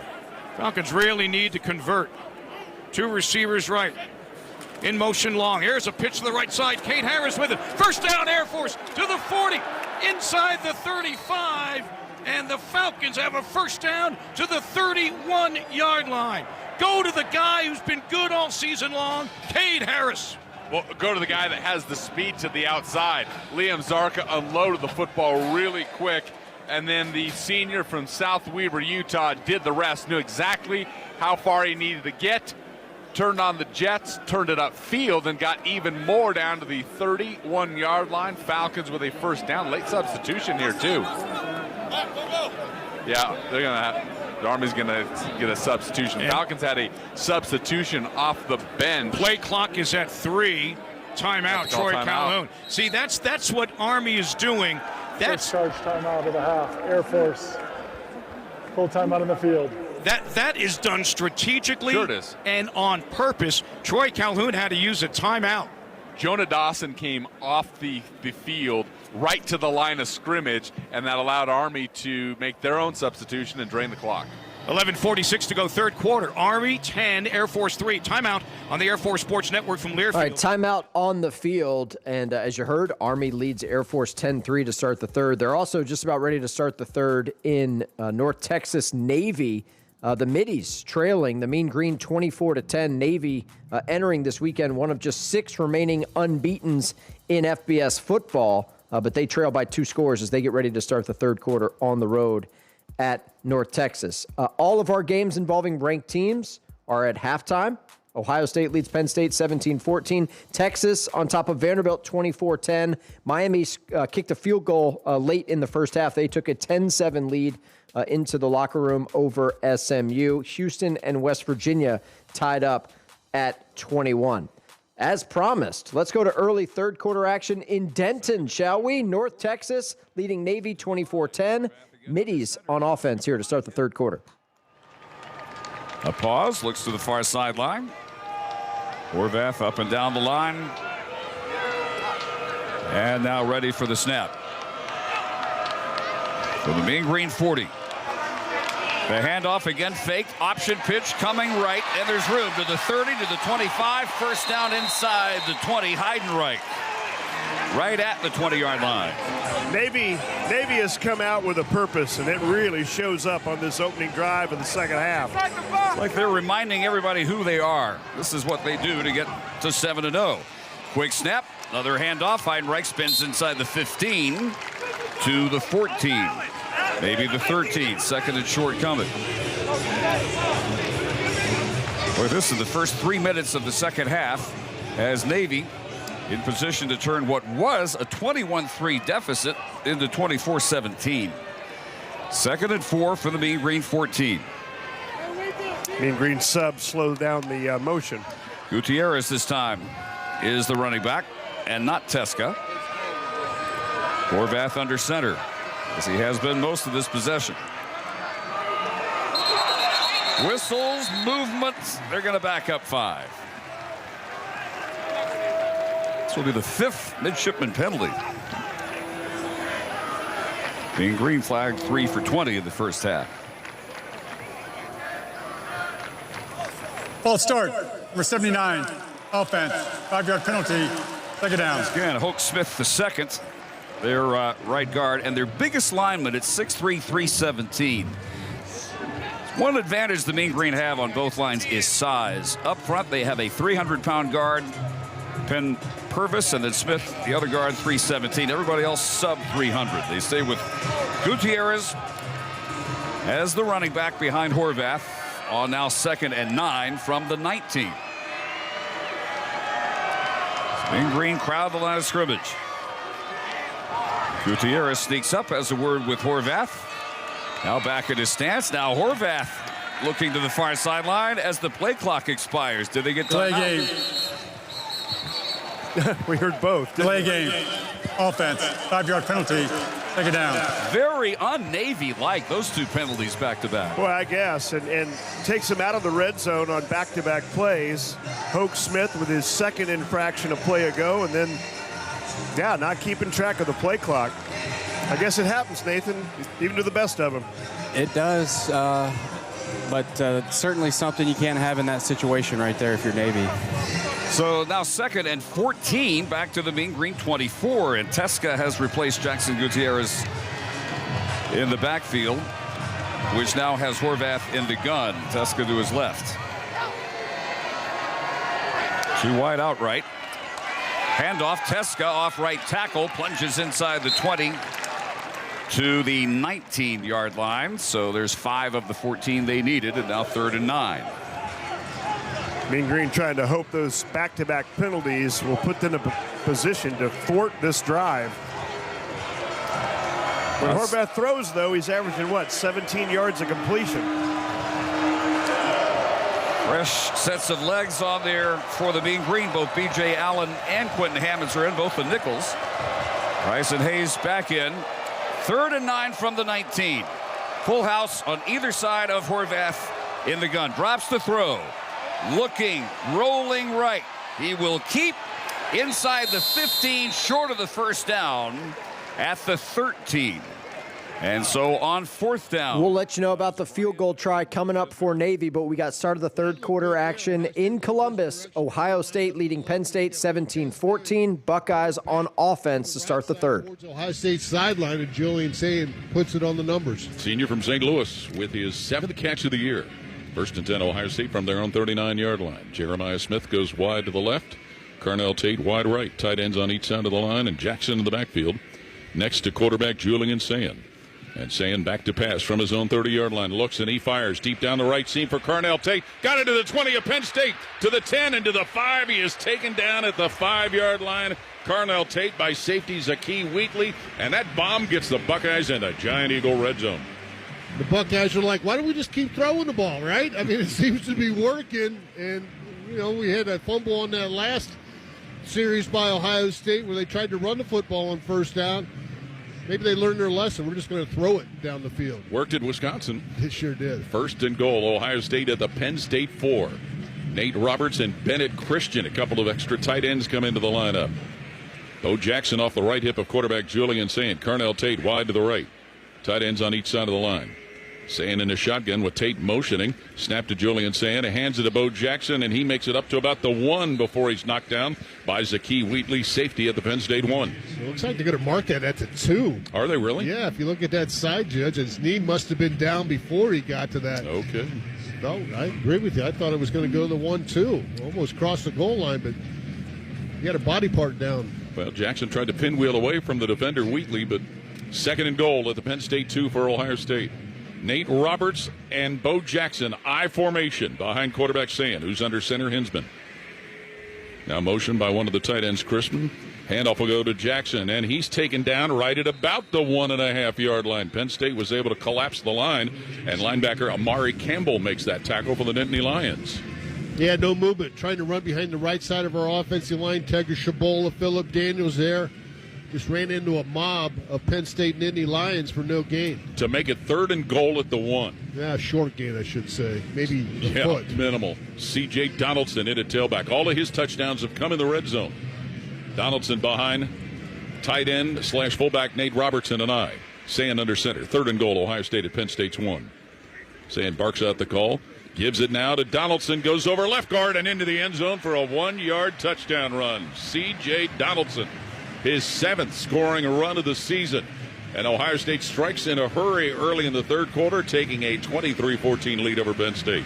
They weren't messing around, right? They came right out of half, got a 1st down, got the deep ball connected to Carnell Tate for 57 yards. Paul Keels, Jim Lachey on the call, Ohio State Sports Network. Buckeyes go back up 2 scores, 23-14 on Penn State, with an extra point try coming, and they are just underway in the 3rd quarter. Let's go back to Austin, where Texas has already forced a Vanderbilt punt. We're underway in the 3rd quarter, 24-10, Longhorns with the lead and the football. Manning out of the shotgun, has the snap, Arch looking to throw, pumps, waggle of the shoulders, over the middle, caught by Mosley, and Emmett still on his feet to the 30, and a 1st down for Texas out to the 31-yard line. Emmett Mosley slicing across the middle, and a gain of 19. And I mean, Trey Wisner, usually blitz pickup as a linebacker, maybe someone blitzing off the edge.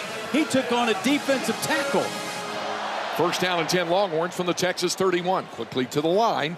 Manning with the snap. Turns, hands it to Wisner. Trying to cut up field, and he does, but he's unable to get more than maybe a yard to the 32. C.J. Hurd, the first Commodore to hit him. A yard gain, and it's 2nd down and 9. Ball's at the Texas 32. Early moments, 3rd quarter, Longhorns with a 24-10 lead. Nose of the football just shy of the 32. And now C.J. Baxter back in the ballgame. Baxter lines up, offset for the left side of Arch Manning. They'll load 3 receivers on the short side of the field. Now shift Parker Livingston in motion back to the right. Manning from the shotgun on 2nd down and a long 9. Has the snap, looks right, fires out for Livingston. There's the catch by Parker. Tight ropes the sideline, and he has a 1st down.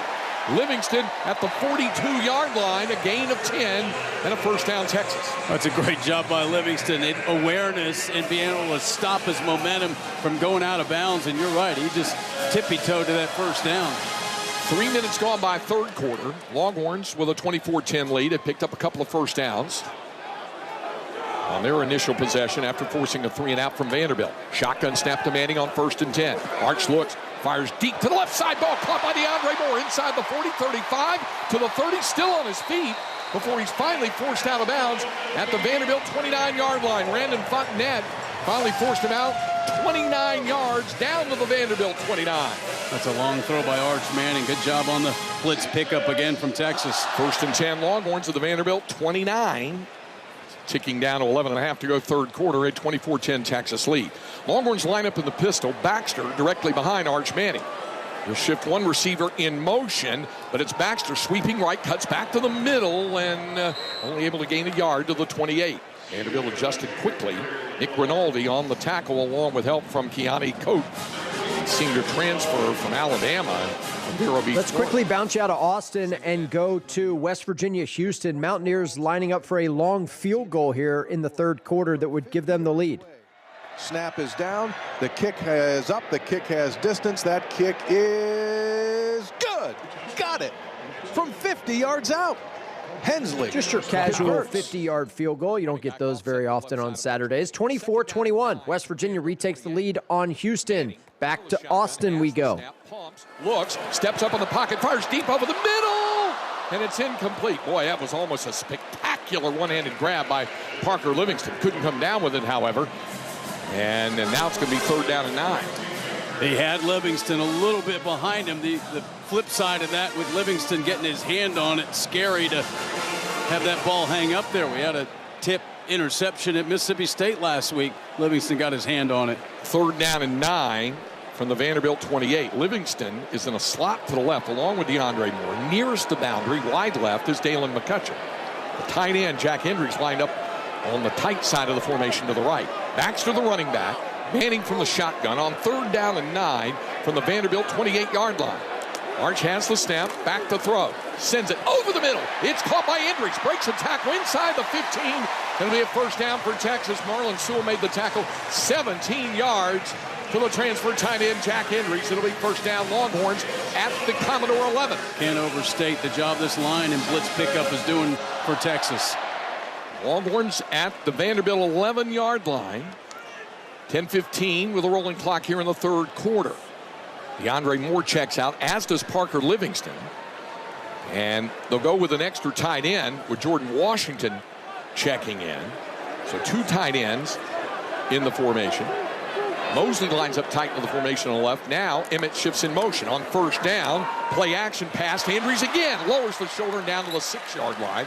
C.J. Hurd knocked him off his pins. That's down to the 6 and a gain of 5. Jack Hendricks has to feel like every time he makes that little move with the catch from Manning, there's someone right on him. 2nd down and 5 for Texas. The ball was at the 6-yard line of Vanderbilt. Texas will huddle near the line of scrimmage. Clock rolling, under 9.5 to go third quarter.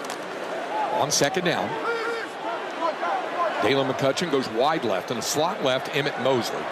And an H-back set is Hendricks. Shotgun snap, Manning has it, looks, fires for the end zone, caught, touchdown, Emmett Mosley. Arch Manning took a huge blow, but delivered a strike to Mosley, his 3rd touchdown catch of the season. Arch hops up happily, and the Longhorns are back up 3 scores.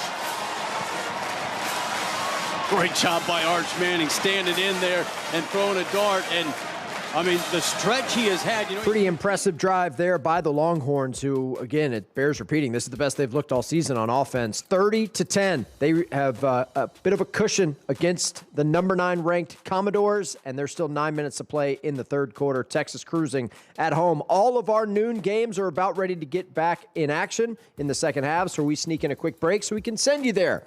Back in 2 minutes here on The Blitz. Morning, Zoe. Got donuts. Jeff Bridges, why are you still living above our garage? Well, I dig the mattress, and I want to be in a T-Mobile commercial like you. Teach me, Saldana.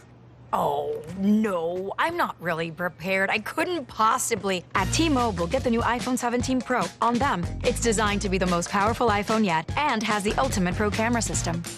Wow, impressive. Let me try. T-Mobile is the best place to get iPhone 17 Pro because they've got the best network. Nice, Jeffrey. You heard them. T-Mobile is the best place to get the new iPhone 17 Pro on us with eligible trade-in in any condition. So, what are we having for lunch? Dude, my work here is done. 24 monthly bill credits on experience beyond for well-qualified customers plus tax and $35 device connection charge. Credits ended, balance due if you pay off earlier. Cancel. Finance agreement iPhone 17 Pro, 256 gigs, $1,099.99 and new line minimum $100 plus a month plan with auto pay plus taxes and fees required. Best mobile network in the U.S. based on analysis by Oak Cliff Speed Test Intelligence data 1H2025. Visit T-Mobile.com. Hey fans, this is Wayne Cook, co-host of College Sports Now. We're breaking down all the action from around the country every week during the football season. We'll look beyond the box score and keep our finger on the pulse of college football from September all the way to the national championship game in January. Listen all season long on Apple Podcasts, Spotify, or wherever you'd love to get your podcasts. And be sure to follow along on Twitter at CSNowTweets. Which schools will take home the prestigious Learfield Directors Cup for the top college athletic programs for the 2025-26 college athletic season? Check out the criteria and follow the year-long standings of your favorite team at L Directors Cup on the X platform or online at thedirectorscup.com. Trophies will be awarded in June 2026 to the winning institutions in all college sports divisions. The Learfield Directors Cup, powered by NACDA, the crowning achievement in college athletics. Your heads-up no-huddle look around the nation.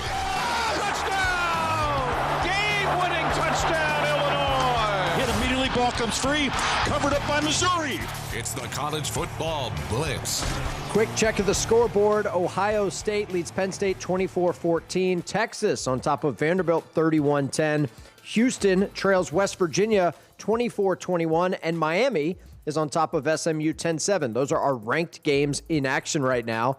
We're going to send you to Dallas. Ponies on offense to start the third quarter, trailing the Canes by 3. Extension of the run game as any kind of run game right here. As you mentioned, keep them at bay and then also get them on the edge. 2nd and 4 at the 41. Jennings under pressure, lobs this one. Matt Hibner, what a great play of the ball at the Miami 45. Hibner to the 43. That'll be a pickup of 17 and a first down. Hibner had no catches last week. He whipped on some blocks of the screen game, but man, has he come up big today. 1st and 10 at the Miami 43, just underway in the third quarter. Here's a quick throw left, caught by Romello Brinson, breaks a tackle at the 30, and he's out of bounds. And then he's thrown into the SMU bench as he's taken out of bounds at the 25. Can't believe there wasn't a flag there at the end of that, but the Mustangs are going to wind up picking up about 17, and they go hurry up 1st and 10 from the Miami 25-yard line. This is where the Mustangs are at their best. They came out fast to start the game, and man, they're coming back at it. And play action again. Kevin Jennings, he's going to throw left, looking for Mello, and he can't quite come up with it along the sideline, incomplete. Hey, that ball was overthrown, but he almost tipped that thing back to himself to make an outstanding catch. He would have been out of bounds anyway on the outside release of a go route. But yeah, the Mustangs have been at their best today when going hurry up. Sometimes you can get too fast and too quick, and it disrupts your timing, but not today and not for these Mustangs. Jennings has been brilliant, 14 of 19 for 181 yards. It's 10-7. Miami leads with 13:22 to play in the third. 2nd and 10. SMU at the Miami 25. Empty backfield for Kevin Jennings. Looking to his left. Now going to run to his right. On the run, pumps. Now he throws it down on the right corner. This is caught at the 20, down to the 15, the 10, out of bounds at about the 5-yard line. A great catch and run by Jordan Hudson. It's a great play by Jennings to draw the defender and then get it to the edge, almost like a point guard in basketball. He was really close to the line of scrimmage, but was still behind it. 1st down and goal at the 5-yard line for SMU. Looking to hurry up once again. Jennings on the shotgun gives this to McFall up the middle, pushing forward to the 3, and that's it. Too many Miami helmets there. A gain of just 2. It'll be 2nd down and goal. Let's get an injury update from Steve on the sideline. Yeah, after the missed catch down near the corner a moment ago, Romello Brinson came off the field holding his lower back and heading to the trainer. Hopefully it's something minor. I don't know if it's a twist. Didn't look like he got hit, but he had his hands all over his lower back. Jalen Cooper, the freshman, has come on for him. It's 2nd down and goal. SMU at the Miami 3. Mustangs looking to take the lead at the start of the third quarter. Can you hand the football off and run the ball here from the 3-yard line? Eric McFall is the running back. Jennings going to roll to his right, pressure that way. He's going to run to his left, has some room, to the end zone! Touchdown, SMU! Kevin Jennings not 100% with his legs with that ankle injury, but he put his foot in the ground, found a cutback lane, and Kevin Jennings being Kevin Jennings, and the Mustangs take the lead. Rich Phillips, Scott Garner, SMU Sports Network. Ponies on top for the first time today, 13-10 with an extra point still to come to start the third quarter. Let's go back to Austin, where it's a 3-score game, 31-10, Texas with the lead. Doors on offense midway through the third.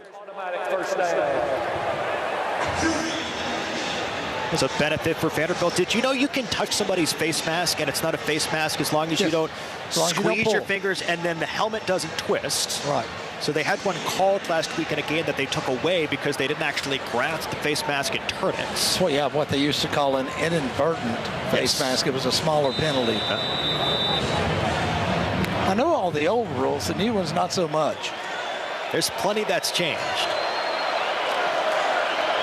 So 15-yard penalty on the foul. First down for Vanderbilt in Texas territory. There's the snap. It's Pavia. Races off the left side. He's got space at the 40. Turns the corner. He's got a first down. Hit and forced out of bounds. That's a flag. That's a flag. It's got to be a flag. As some fighting starts to break out. There's the flag. He was hitting him 6 yards out of bounds. My word. You know, everybody wants to take a shot at Diego Pavia, who publicly says he believes he should win the Heisman Trophy. No, he's 8 yards out of bounds and still pushing on him. Yeah. Hopefully Vanderbilt didn't push back too much, so it's just one penalty. Of course, the entire team came to the defense of Diego Pavia. Robert Steiner is in there, the strength and conditioning coach, trying to separate people. I love how Phil Simi comes out with his hands up like I didn't do anything. After the play was over, personal foul, unnecessary roughness on the defense number 17. Late hit out of bounds. A 15-yard penalty will be added. All right, things are getting spicy in Austin, but Vanderbilt trails by 3 scores. We're going to bounce you out and go back to the horseshoe. Ohio State just ripped off a big play to get inside the Penn State red zone, so let's go there live. 24-14, Buckeyes with the lead, looking for more. Davian Collins, number 2 for Penn State. A transfer from Mississippi State. Second and 11. Ohio State at Penn State's 22-yard line as we hit the 6-minute mark of the third quarter. Ohio State breaks the huddle. Jeremiah Smith will go wide to the left.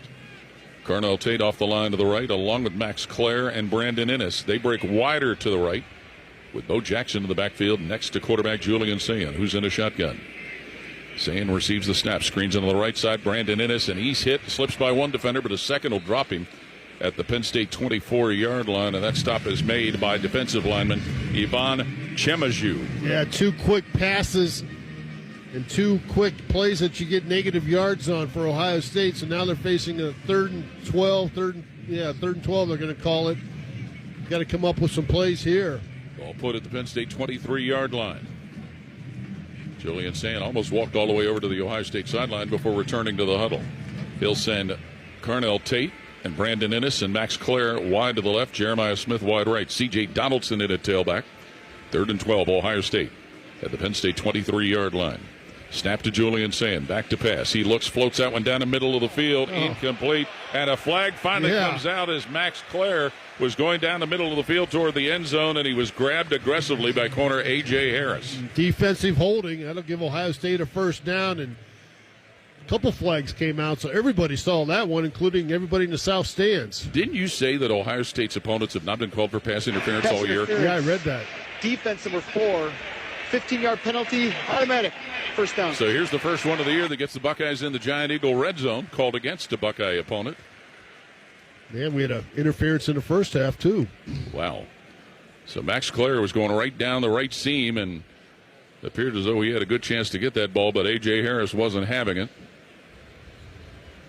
So it'll be 1st and goal, Ohio State at the Penn State 8-yard line. With 4:53 on the third quarter clock. Extra tight ends deployed. Kazmarek and Christian on the left. Single setback is Bo Jackson behind Julian Sand, who's under center. First and goal, Ohio State at the Penn State 8.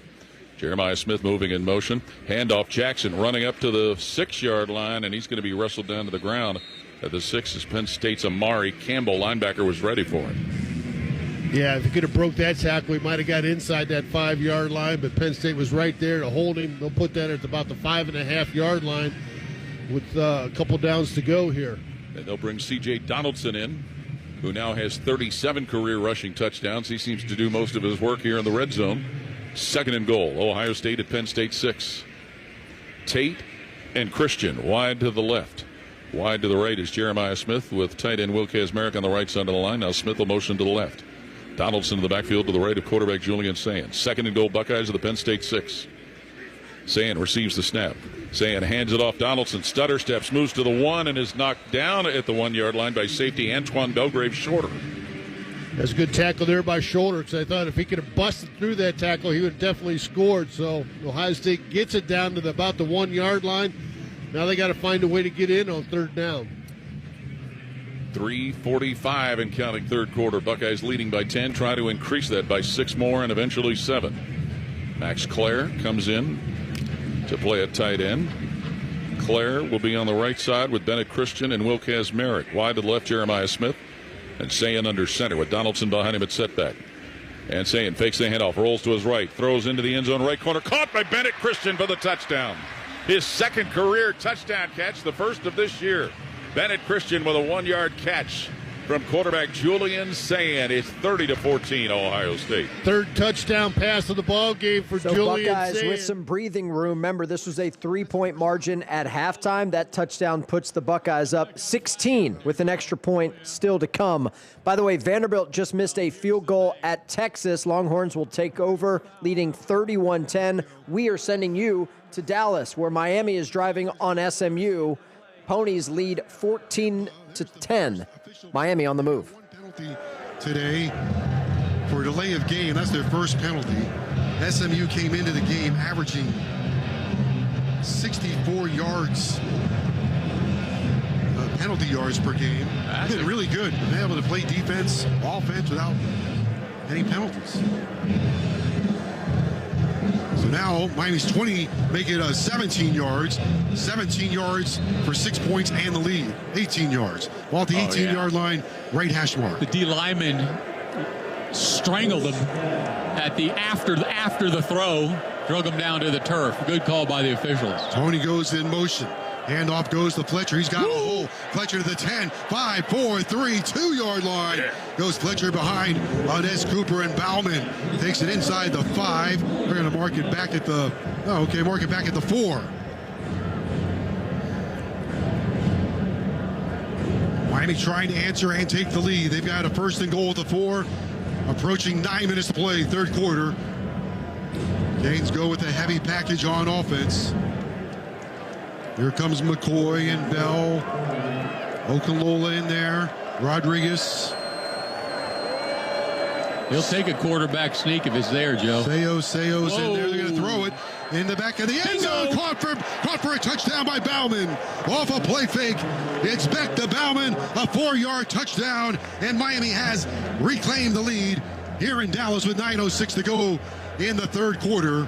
One thing that run game gives you is the benefit of play action, and there it was at its best. Just an excellent... Joe Zagacki, Don Bailey Jr., that audio is courtesy of the Miami Hurricanes radio network. Miami retakes the lead. Impressive answer for the Canes on the road, 16-14 at SMU. Extra point up and good, so make it 17-14. We're going back to the Big 12. Houston trails West Virginia 24-21, but the Cougs are on the move. Wigman looking right, throws right, and it's picked off, and this is going back the other way. 30, 40, 50. This is going to be a pick 6. 80 yards the other way. Touchdown, West Virginia. Jordan Scruggs read that from the beginning, and now West Virginia leading Houston a point after away from a 10-point lead. Ball was in the air way too long, and West Virginia, and a pick 6 takes it back the other way. West Virginia in man-to-man coverage there, Kevin. They're playing a soft corner, so that corner is not pressed up against the receiver. He's off the line of scrimmage. And Connor kind of lets that one float just a little bit. You can't put that much air under a ball that's going that far to the outside. That's a hard throw to get it all the way to the outside to the receiver. Second interception of the day thrown by Wigman. This one costs big, an 80-yard pick six, and West Virginia leads now by 10, 31-21. The Cougars have had the ball 3 times here in this third quarter, but have just not been able to get anything done whatsoever. So a timeout on the field with 6.5 minutes to play in the third. Stunned silence here at TD-ECU Stadium. Cougars going to have to come from behind if they're going to win this one and pick up their 8th victory. That's Kevin Eschenfelder, Ted Pardee. That's the Houston Sports Network feed, as you heard. Connor Wegman throwing a pick six. That's the 3rd turnover of the game for Houston, who trail West Virginia by 10 at home, 31-21. 6.5 minutes to go in the third quarter. Let's go. We were going to send you to the Big Ten, but there's a timeout between Ohio State and Penn State. 31-14. Buckeyes with the lead there, late third quarter. So let's send you back to Austin. Texas 31, Vanderbilt 10. 5 minutes to go in the third quarter. Longhorns have it after Vandy missed a long field goal attempt a moment ago. 3rd down and 6 for Texas from the Longhorn 34-yard line off the right hash. Blitz look from Vanderbilt. Shotgun snap. Here comes the blitz. Manning steps up, throws deep downfield. Too much on it. He was looking for Mosley, but he was hit pretty hard, and it's incomplete. And it brings up 4th down. But there is there a flag down? Yeah, I think Mosley got held. Yeah, that would be a 1st down. Pass interference on the defense, number 4. 15-yard penalty will be enforced from the previous spot, and it carries an automatic 1st down. Yeah, that's even better than the hold. 15 yards instead of 10. Martell Height called for that, for the pass interference. And so the Longhorns will take the 15 yards. And the ball will be moved out to the 49-yard line. Seems like they've kind of taken the uncatchable ball almost out of the equation. And when it's that far over his head, that's why I said holding. I figured, well, that must have been a holding. Yeah, that's a well. He was definitely holding him. He just held him for several yards. He held him while the ball was in the air. So, yeah, you take the pass interference. 1st and 10 at the 49-yard line. Mosley on the short side of the field is split to the right.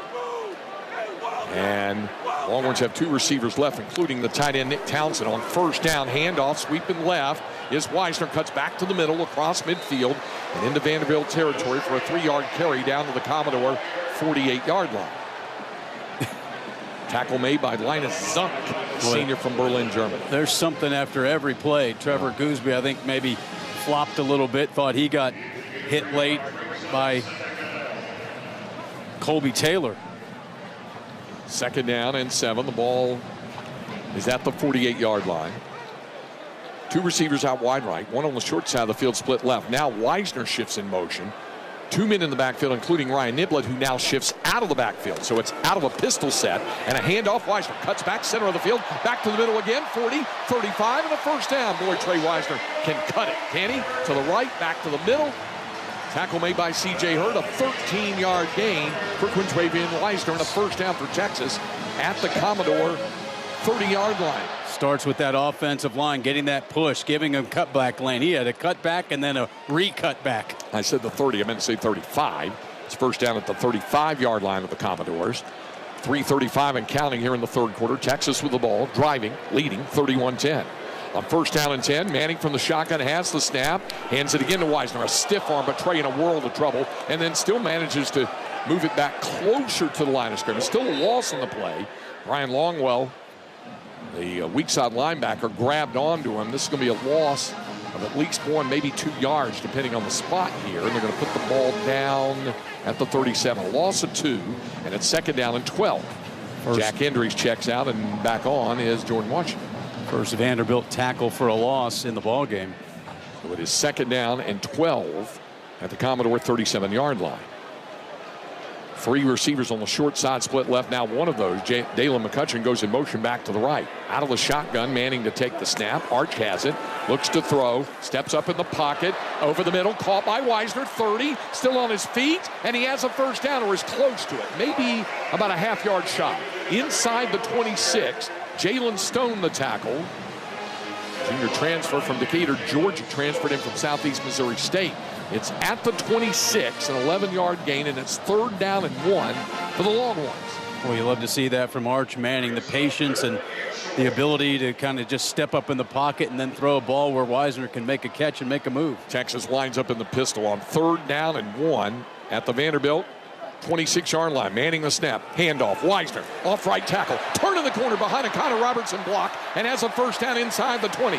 Robertson leading the charge out on the right wing, and Wisner down to the 19-yard line, a gain of 7. Jalen Lackey finally tackled him, but it's a first down for Texas. So big. Keep moving those chains and see this running game really produce. You get negative yardage on first down, still recover. Inside of 2 minutes to go, 3rd quarter. Out of the pistol, toss to the left side. Wisner turning the corner with a stiff arm to the 15 and shoved out of bounds. And around the 13-yard line, I think that's where they'll mark it. Martell Height shoved in there. And holding on the offense, number 83. 10-yard penalty will be enforced from the spot of the foul with a replay of first down. All right, so holding call. And it'll move Texas back. I think it's Parker Livingston. Yep. Trying to get a block set up. Spencer Shannon checks out now, tight end, and replaced by Jordan Washington. Remember the first play that in overtime against Kentucky, Stark called that same play, and he said, I didn't like the call because it kind of sets up that possibility for a hold. Happened right there. Yep. At the 29-yard line of Vanderbilt, it's first down and 20.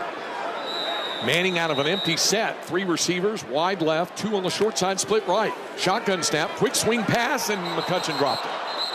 He was trying to turn upfield and just was reaching back for the ball, but definitely a catchable ball. He just didn't hold it. Yeah, and Arch will say, I got to put that out in front of him. He's got to be moving towards the line of scrimmage when he catches that ball. 1:29 remaining in the 3rd quarter. It is 2nd down and 20 for the Longhorns. Emmett Mosley wide left and a slot left.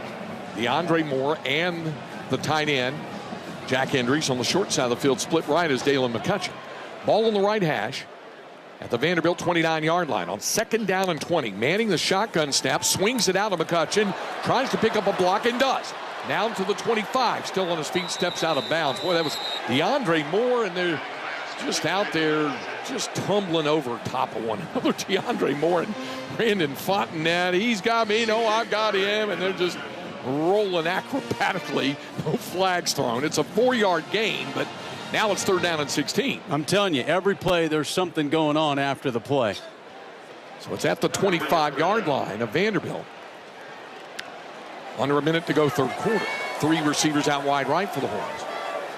Niblett flexes out of the backfield to create an empty set. He's on the short side, split left along with Jack Hendricks, the tight end. Out of an empty set, Manning, quick swing pass, bubble screen inside the Niblett, inside the 20. And they mark him out of bounds right at the 20-yard line. Nick Rinaldi forced him out of bounds. So it's a 5-yard gain, maybe 6. Let's see. They may put it at the 19, but it's still going to be 4th down and long, and the Longhorns will just look to get a field goal out of this. All right, we're going to let you know about the field goal try. Again, Texas already leads by 3 scores, 31-10, the score, final minute of the 3rd quarter. We will let you know about the upcoming field goal try, but we owe you an update between Clemson and Duke in the ACC. This game is nutty in Death Valley. And the redshirt junior out of Seminole, Florida, sends it on the way. Shorter, returnable if they want to.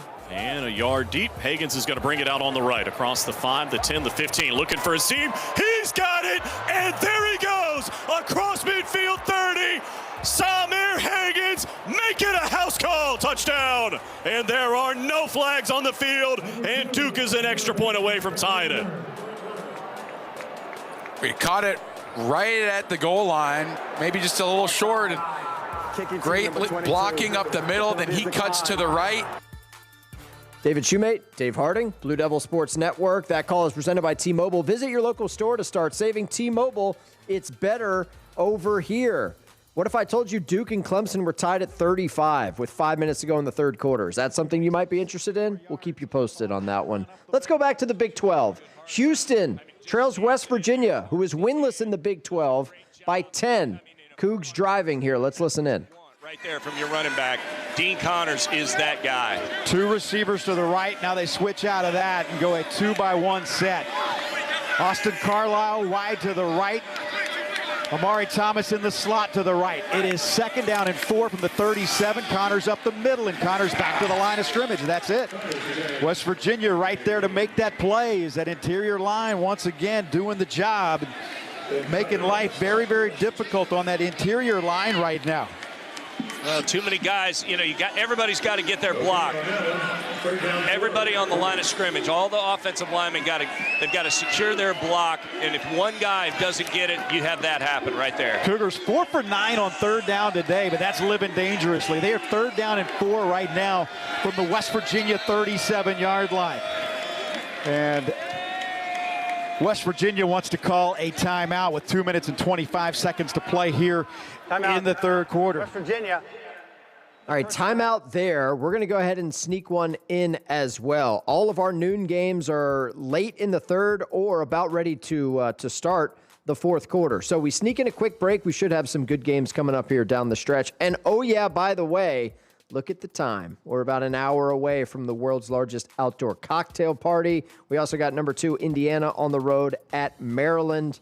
Louisville on the road at Virginia Tech. Texas Tech at Kansas State. Loaded 3:30 Eastern window of games set to go in about 1 hour from now. We step aside. Quick 2-minute break. We're back in 2 minutes here on The Blitz.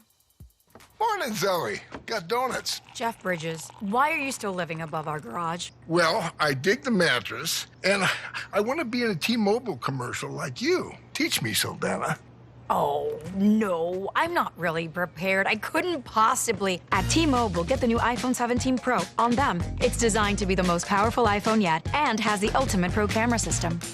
Wow, impressive. Let me try. T-Mobile is the best place to get iPhone 17 Pro because they've got the best network. Nice, Jeffrey. You heard them. T-Mobile is the best place to get the new iPhone 17 Pro on us with eligible trade-in in any condition. So, what are we having for lunch? Dude, my work here is done. With 24 monthly bill credits on Experience Beyond for well-qualified customers plus tax and $35 device connection charge. Credits end and balance due if you pay off early or cancel. Finance agreement iPhone 17 Pro, 256 gigs, $1,099.99 and new line minimum $100 plus a month plan with auto pay plus taxes and fees required. Best mobile network in the U.S. based on analysis by Ookla Speed Test Intelligence data 1H2025. Visit T-Mobile.com. Hey y'all, this is Michael Felder, co-host of College Sports Now. We're breaking down all the action from around the country every week during the football season. We'll look beyond the box score and keep our finger on the pulse of college football from September all the way through the national championship game in January. Listen all season long on Apple Podcasts, Spotify, or wherever you love to get your favorite podcast. And be sure to follow along on Twitter at CSNowTweets.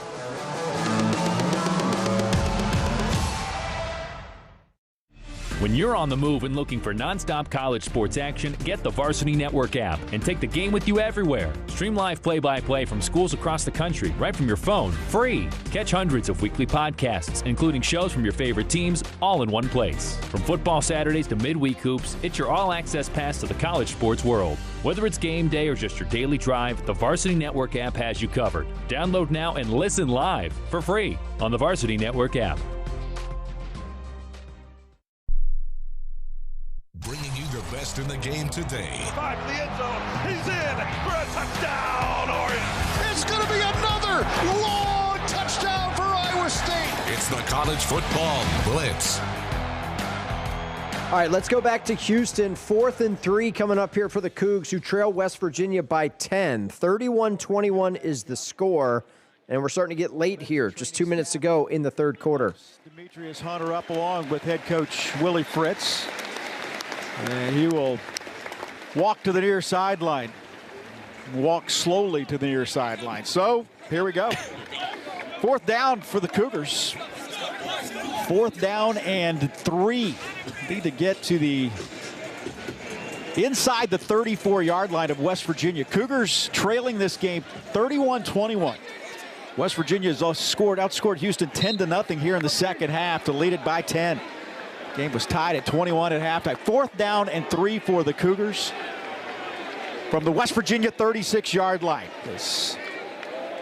Connor Wigman looks over the defense. Receivers to either side. Wigman to throw. Wigman will throw. He's going deep for Broussard, and it is caught inside the 10-yard line and falls down at the 8. Harvey Broussard with the catch and a pickup of 28 yards and a 4th down conversion. 1st down and goal to go for the Cougars. Another brilliant pass by Connor Wigman to the back shoulder of Harvey Broussard. Broussard does a great job of getting vertical separation, is able to kind of shut it down and then peel back to get that catch. What a great connection. 1st down, goal to go for the Cougars as they're in the HEB red zone. Wigman takes the snap, looking to the left, throws it, swings it out. Amari Thomas will walk into the end zone. Touchdown, Houston. Swing pass to the left. Amari Thomas caught it. His second. So Houston with some much-needed points to get back within 4. We'll let you know about the extra point. It's currently 31-27. We're going back to Death Valley, where Clemson is driving, looking to break a 35-all tie against Duke. Time of possessions now 28 minutes for Clemson, only 14 minutes for Duke. It's starting to get lopsided. 2nd down and 4 at the 12 of Duke. Klubnik takes a shotgun snap, going to throw, slant again, has it complete inside the 5, to almost about the 3, and Antonio Williams one more time with another grab. That was a great throw by Kate Klubnik, too. He gets it down right in front of the safety. Andrew Peliciata with the grab. Here comes Shefflin in the ball game. Also coming in, Chapman Pendergrass, an extra offensive lineman, so they're going to go heavy here on 1st and goal at the 3. Davison, the running back, right-hand side of Klubnik. They're going to take Pat Henry and move him left side, and then put Bentker to the left of Klubnik. And then Klubnik wants to throw, throws it outside, and it's incomplete. And they were looking for the big man, Pendergrass. And he threw it a little too early. If he waits a little longer, he can throw it to him, and he's going to grab it. So kind of a back page of the playbook. Had he caught it, he would have been the first offensive lineman in Clemson history to catch a touchdown pass. There you go.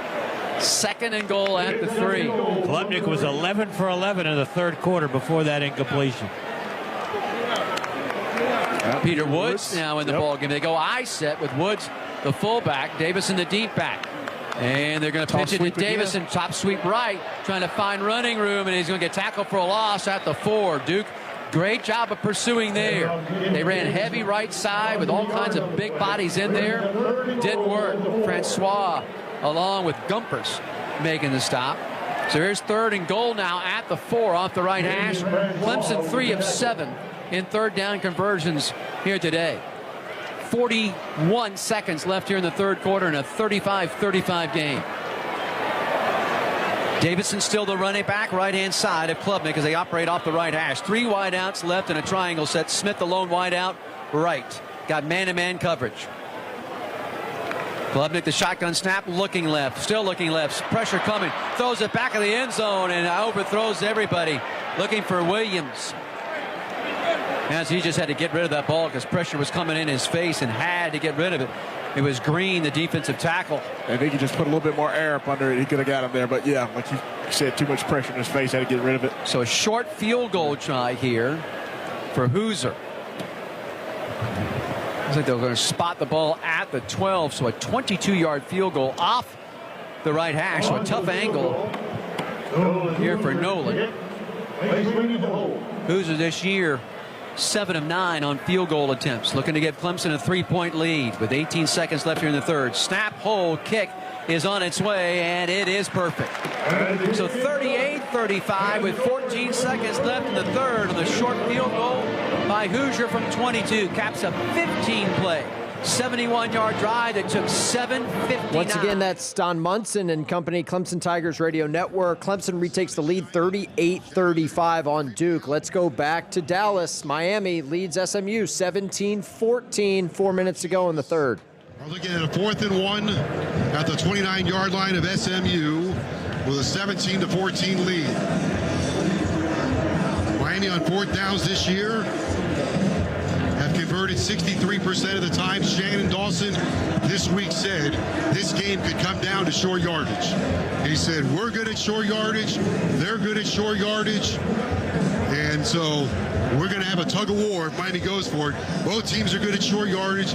Shannon Dawson said that was a big key to this game, and right now that's what we're facing, a 4th down and 1. What you like, Joe? You've got an offensive line that's well over 325 pounds, average across the board.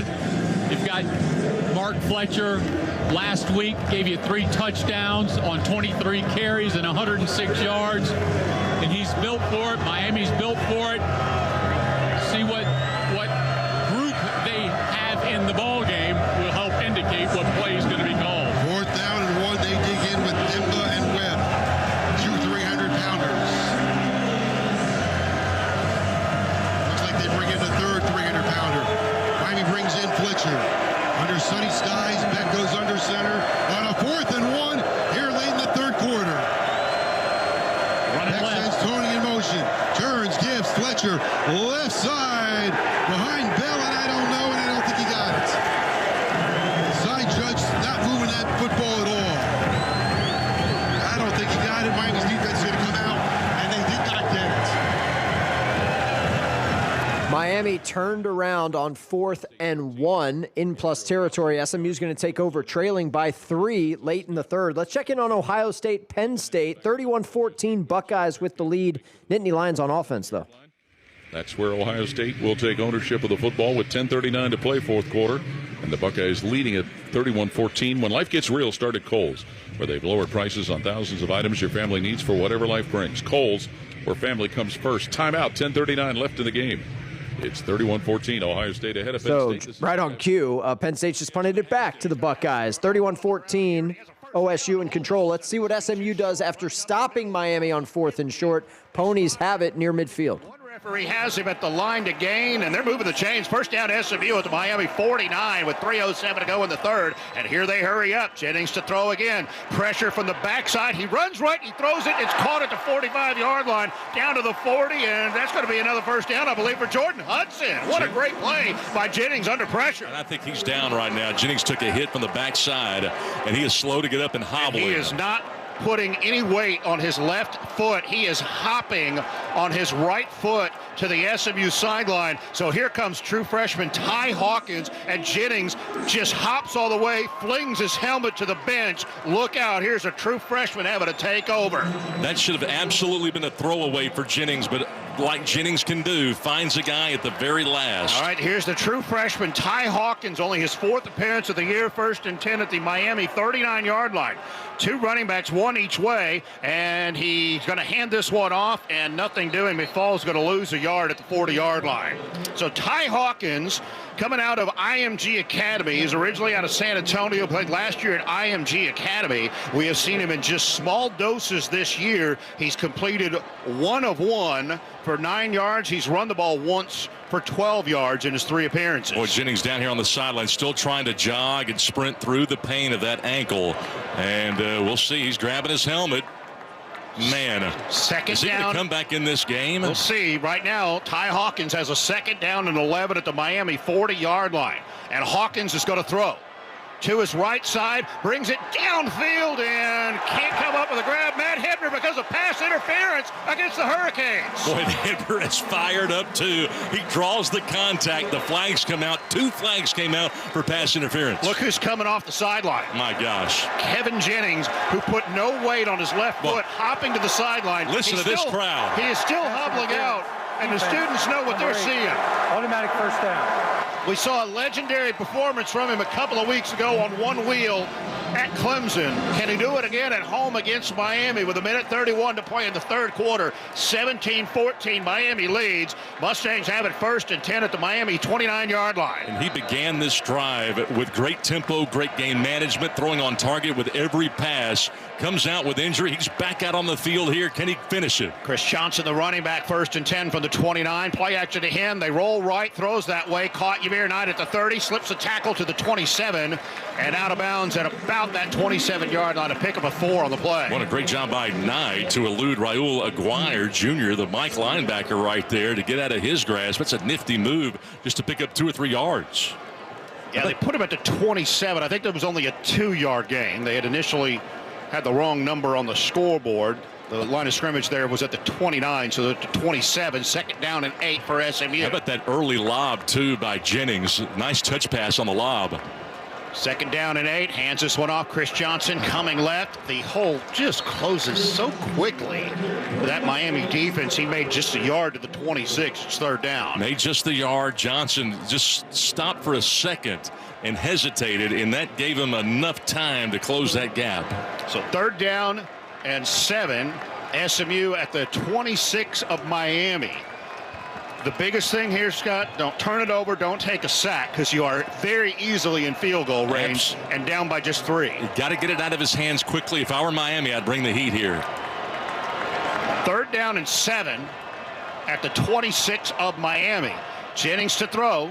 Here comes some pressure. He's going to roll out to his right, throw it on the run. Jordan Hudson didn't see that it was coming. He didn't have his head turned. It's incomplete. 4th down, and Sam Keltner's going to come on for a field goal try. Well, that incompletion is not the worst thing to happen right there. They didn't bring the heat. They faked like they were blitzing. They then retreated and ran a stunt in the middle with the end and tackle. But the Mustangs will have a chance to tie this game. What's that ankle made of on Kevin Jennings? Maybe it's a reverse ankle. He got a reverse ankle going on down there. This will be a 43-yard field goal try for Sam Keltner, a little bit right of center. 43 yards to tie, late 3rd quarter. Snap back, hold down, kick, has plenty of distance, and it is good! It was 7 seconds left in the 3rd quarter. Sam Keltner ties the score at 17. Sam Keltner was 2 of 3 last week. That is a huge kick right here in a massive game, late 3rd quarter. And So, even though Kevin Jennings is walking around on one leg, SMU and Miami are tied at 17 with just 7 seconds to go in the 3rd quarter. Let's go back to a game where defense is optional. Clemson and Duke, 38-35 Tigers, but Blue Devils have it. As they say, he went down at the 32. Yeah, good pass protection on the play action, and Mensah able to survey the field and find King well down the field. To the line quickly. Here's the snap. The give to Castle, running left, off arm tackle, spinning his way down to the 28-yard line with a pickup of 4.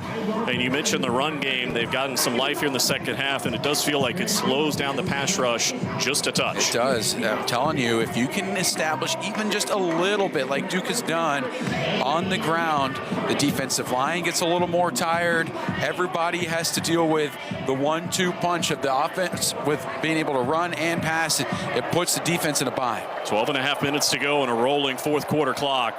38-35 our score. The Blue Devils down by field goal, but they're at the Clemson 28-yard line. Shepard back in there, running back. He's to the right of Mensah. Off the left hash, here's the snap. Good protection again. Mensah steps up, escapes to the right, looking downfield. Nobody's open, throws it out of bounds, incomplete. Barkate was coming back to try to help him out, but time was winding down. And it'll be 3rd down, and we'll call it 6.5.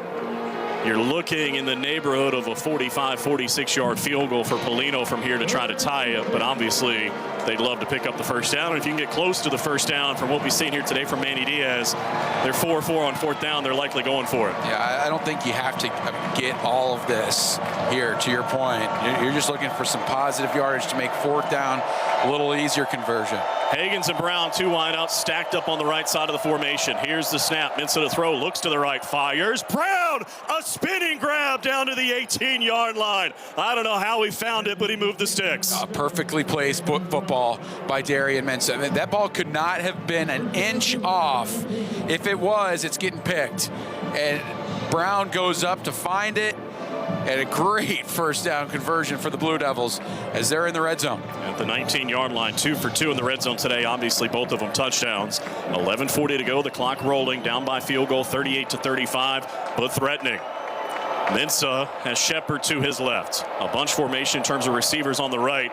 A lone man on the left. Mensah to throw, backpedals, fires on the right for King, trying to get space to the end zone, and it's incomplete. A little bit overthrown. It'll be 2nd down. Good coverage on the outside from Khalil Barnes, the safety, the junior out of Athens, Georgia. And I think really Mensah was just throwing that ball away, Dave, just making sure it wasn't grounding in the neighborhood of somebody in a white uniform. I thought Barnes did a good job of boxing out and slowing down the pursuit to the football. He's able to do that because he was also playing the ball. He had great awareness on that play, so there was no pass interference. Angel Anthony already with 1 touchdown. He's alone on the left side of the formation. There's a bunch formation on the right. Mensah trying to change the play. Play clock's at 2. It's at 1. Here's the snap. They get it off. Quick throw to the right. A low catch by Hagans, and he's brought down at the 20. A loss of a yard will bring up 3rd and 11. That play just didn't look right from the get-go. Yeah, disjointed. The set, the 3 receivers toward the Clemson sideline were struggling to get the play call. They had to look back over to the sideline. Oh, and that thing may have hopped. They might call that incomplete. Actually, would help the Blue Devils and make it 3rd and 10. Let's see if they look at that. Looked like the ball was on the ground when Hagans picked it up, didn't it? Yeah. 3rd and 11 for the moment. Doesn't look like they're going to look at it. Mensah from the shotgun. Here's the snap. Quick throw to the left. Looks like maybe a double pass. Brown will throw, and he short hopped the intended man. Down, it looked to be Hagans at the 2-yard line. It looked like Brown thought for a moment, maybe I'll run, then changed his mind and maybe didn't have a good grip on the football. Yeah, it was pretty well defended. They did, I couldn't see exactly who they were trying to go to down there. It was Hagans down in the end zone. And now here's Todd Polino from 37 yards away to try to tie just inside the right hash. 9 of 14 on the year. He won the much-discussed kicking competition in practice this week. And now the senior out of Cornelius, North Carolina, trying to tie to the 4th quarter. Good snap, good hold. He drives it, plenty of leg, and he made it. What a confidence boost for Todd Polino. That's a huge kick. Great job by the entire kicking unit. We've seen some bad snaps and holds. So we are tied again between Clemson and Duke. Now 38 apiece between the Tigers and Blue Devils. We're going to sneak in a quick timeout. We will update you on some games in the top 25 after this 2-minute break here on the Blitz. What's up, fans? This is Roddy Jones, co-host of College Sports Now.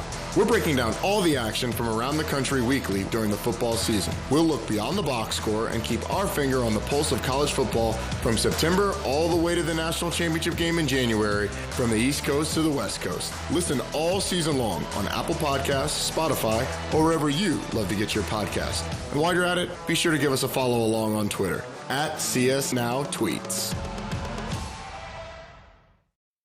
When you're on the move and looking for nonstop college sports action, get the Varsity Network app and take the game with you everywhere. Stream live play-by-play from schools across the country right from your phone, free. Catch hundreds of weekly podcasts, including shows from your favorite teams, all in one place. From football Saturdays to midweek hoops, it's your all-access pass to the college sports world. Whether it's game day or just your daily drive, the Varsity Network app has you covered. Download now and listen live for free on the Varsity Network app.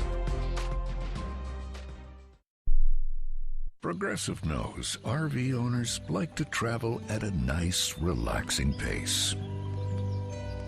Just like this commercial.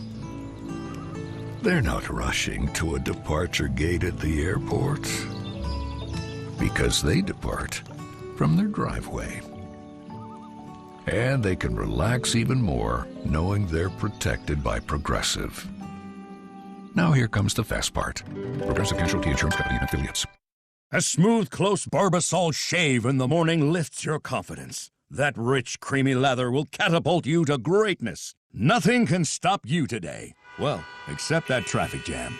Barbasol. It's a can of can-do. Snakes, zombies, public speaking. The list of fears is endless. But the real danger is in your hand when you're behind the wheel. Distracted driving is what's really scary and even deadly. Eyes forward. Don't drive distracted. Brought to you by NHTSA and the Ad Council. The biggest games. One man to beat 30 off to the races. You're not going to catch him. The biggest moments. Puts a stake in the heart of the undefeated season. This is the College Football Blitz. All right, we got to catch up on some highlights, and we start with the top team in the land, Ohio State, hosting Penn State. Jackson remains in the backfield next to quarterback Julian Sand. First down Buckeyes to the Penn State 11. Sand with a snap, fakes a handoff, lofts that one in the end zone. It's deflected, but down with it is Smith to catch it and step into the end zone. Jeremiah Smith catches a deflected pass and takes it in the end zone for a touchdown on an 11-yard pass play. One of the Nittany Lions tipped that ball into the air, but there was Jeremiah Smith to grab it like an apple off the tree and step into the end zone.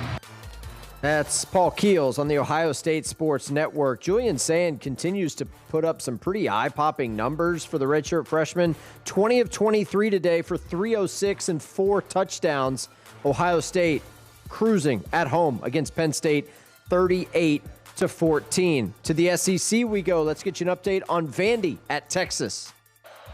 Pavia drops back, gets a rush of 4, has pressure, rolls out toward the right, he takes off at the 20, at the 10, has space, looking for the pylon, he's got it, touchdown, Vanderbilt! Yeah, it's going to be a flag. Yeah. A flag is thrown after the play. 25 yards for Diego Pavia to make it 34-16. As called by Andrew Allegretta on the Vanderbilt Sports Network, Doors went for 2. They were not successful. It's 34-16, and Texas is milking this fourth quarter clock. We're inside of 5 minutes to go on the ball game. Texas leads by 18 over the number 9 ranked Vanderbilt Commodores. Okay, let's pivot outside the top 25 and check in on Air Force hosting Army. Air Force has it goal to go here, trailing by 7 with a minute to go. Allen, the fullback. 2 tight ends set.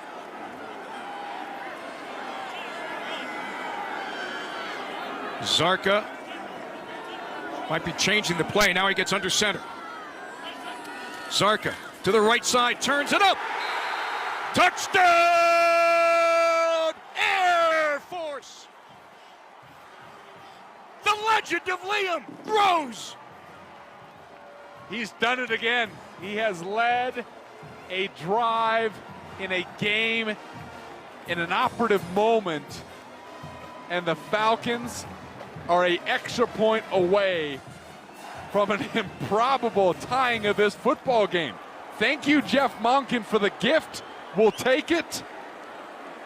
Let's tie this football game up at 17 apiece. We are tied at 17 with 1:26 left in the game.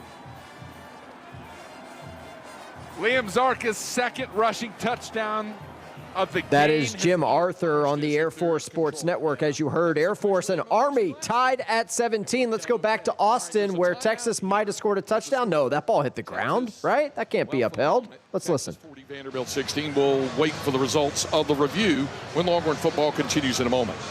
Okay, right on cue. Craig Way, Longhorn Sports Network. They went to a commercial break, but call on the field was a Texas touchdown. It would appear that ball hit the turf, but you never know. While they take a look, let's get you an update on West Virginia and Houston in the Big 12.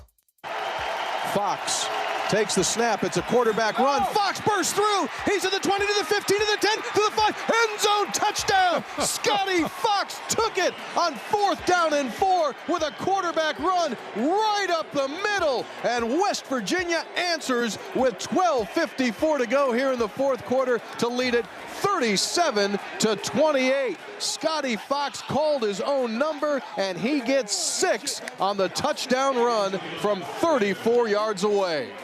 That's Tony Caridi on the Mountaineer Sports Network. This is the upset of the day. I mean, the day's early, but West Virginia going on the road and leading number 22 Houston by 10, 38-28. They've just started the fourth quarter. Scotty Fox is QB4 for West Virginia. They've been cycling through quarterbacks all year. Might have found something here with the freshman as West Virginia leads on the road at number 22 Houston, 38-28. By the way, Miami and SMU are still tied at 17. That game has 10 minutes to go in the fourth quarter. They are in a media stoppage, so you have not missed anything between the Canes and the Stangs. Let's go there live. Miami's got the ball, tied at 17. 11 minutes to play in the ball game. Miami on offense. Let's go. This is your short yardage goal line package. Oh, the SMU 25-yard line on a 3rd down and 1. Everybody's on the line of scrimmage, both sides of the football. Big moment of the game. Beck turns and gives to Brown. Hit in the backfield. He's going to lose 2 yards. They did it again. They stopped him. Shannon Dawson talked about it during the week. Right now, SMU's winning that war. Miami's going to have to send the field goal team on.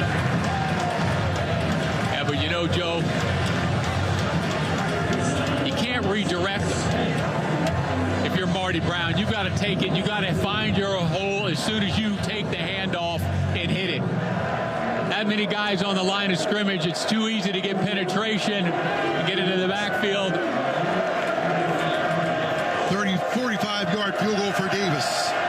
sky now a lovely crystal blue here in Dallas. 45-yard field goal for Davis. Snap is good. He sends it up there. He's got plenty behind it. And he's got 3 points for Miami. Carter Davis, a 45-yard field goal. It's a 9-play drive for Miami. They settle for 3 points. And we'll take a timeout. Once again, Joe Zagacki, Miami Hurricanes Radio Network. Canes retake the lead 20-17 at SMU. Let's keep it in the ACC. Get you an update on this wild one between Clemson and Duke. Klubnik fakes the handoff, and they get it to Moore on the tunnel streak. Got running room. Pass for 40, 45, 50. There goes Moore at the 30, 25, 15, 10, 5. Touchdown! Bang goes Clemson from 75. Don Munson on the call. Clemson Tigers Radio Network. Clemson retakes the lead. Back and forth we go in Death Valley. It's now 45-38. Clemson with the lead on Duke. There's 9 minutes to play in the fourth quarter. They overturned the touchdown call for Texas and Vanderbilt, so it's still 34-16, and this clock is dripping away. 4 minutes to go in the fourth. Texas just missed a 51-yard field goal attempt, so Vanderbilt's going to get the ball back, but it's still a 3-score margin, 34-16, 4 minutes to play in the ball game. Let's go back to Air Force and Army. We're tied for now at 17. Army with the football, final minute of the game in Colorado Springs. 44-yard line. He was brought down by who else? I believe that was Fletcher or Dallas Daly. It was Daly, number 8, who stopped him. 4th and 1. Army's going to go. They need a half yard at their own 44-yard line. Helms will sneak it, and he gets the first down to the Army 46 with 32 seconds left in the game. And Army still has 2 timeouts.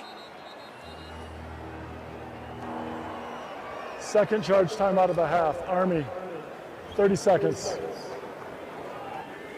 And Dawson Jones, season-long 45 yards, which puts him, got to get to about the 28-yard line to get him in that neighborhood. So that's another,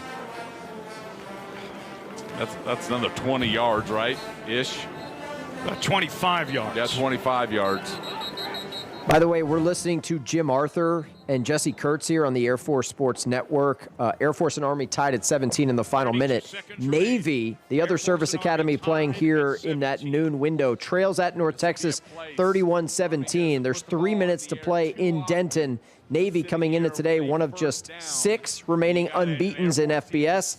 It looks like the Middies are on the verge of picking up their first loss of the season. We'll keep you posted on that one, but we keep it with this Army drive. We're tied at 17 between Air Force and Army.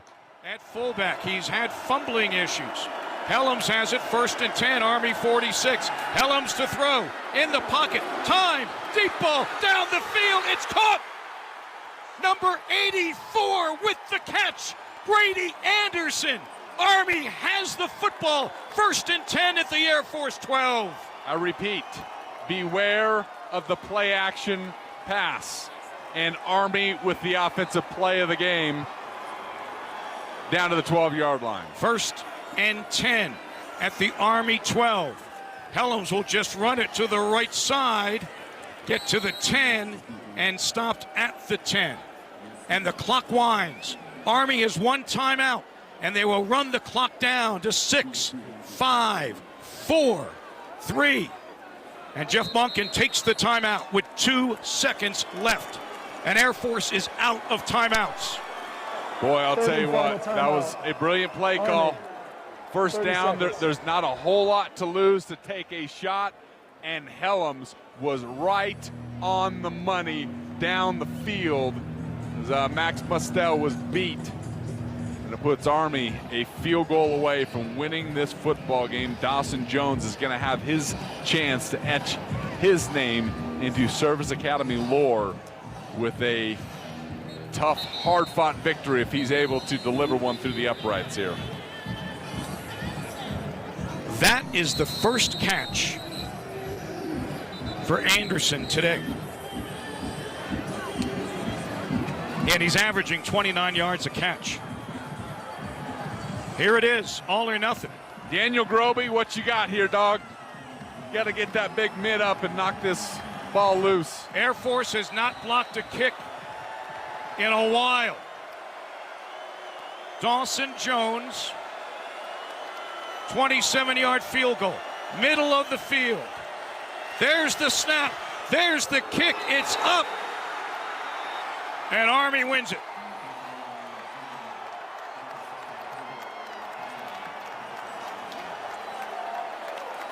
That is a tough one to take, no doubt about it. And the Black Knights have spilled onto the field in celebration. Army goes on the road, beats Air Force 20-17. That's a final. Meanwhile, Vanderbilt, is their life in Austin? They've scored a touchdown. They're going to go for 2 here. There's the snap. Pavia drops back. He waits. He throws far sideline. It is caught. That one is close. They're going to say he did not. Did he get there? Yes or no? He extended the ball and got it over the goal line. It was a really good play. Ruling on the field is that the 2-point try is good. Junior Sherrill gets it there to the pylon. Really smart play by Junior. The ball's thrown short of the goal line. Reaches his arm out with the ball, gets it past the pylon. That is awfully close.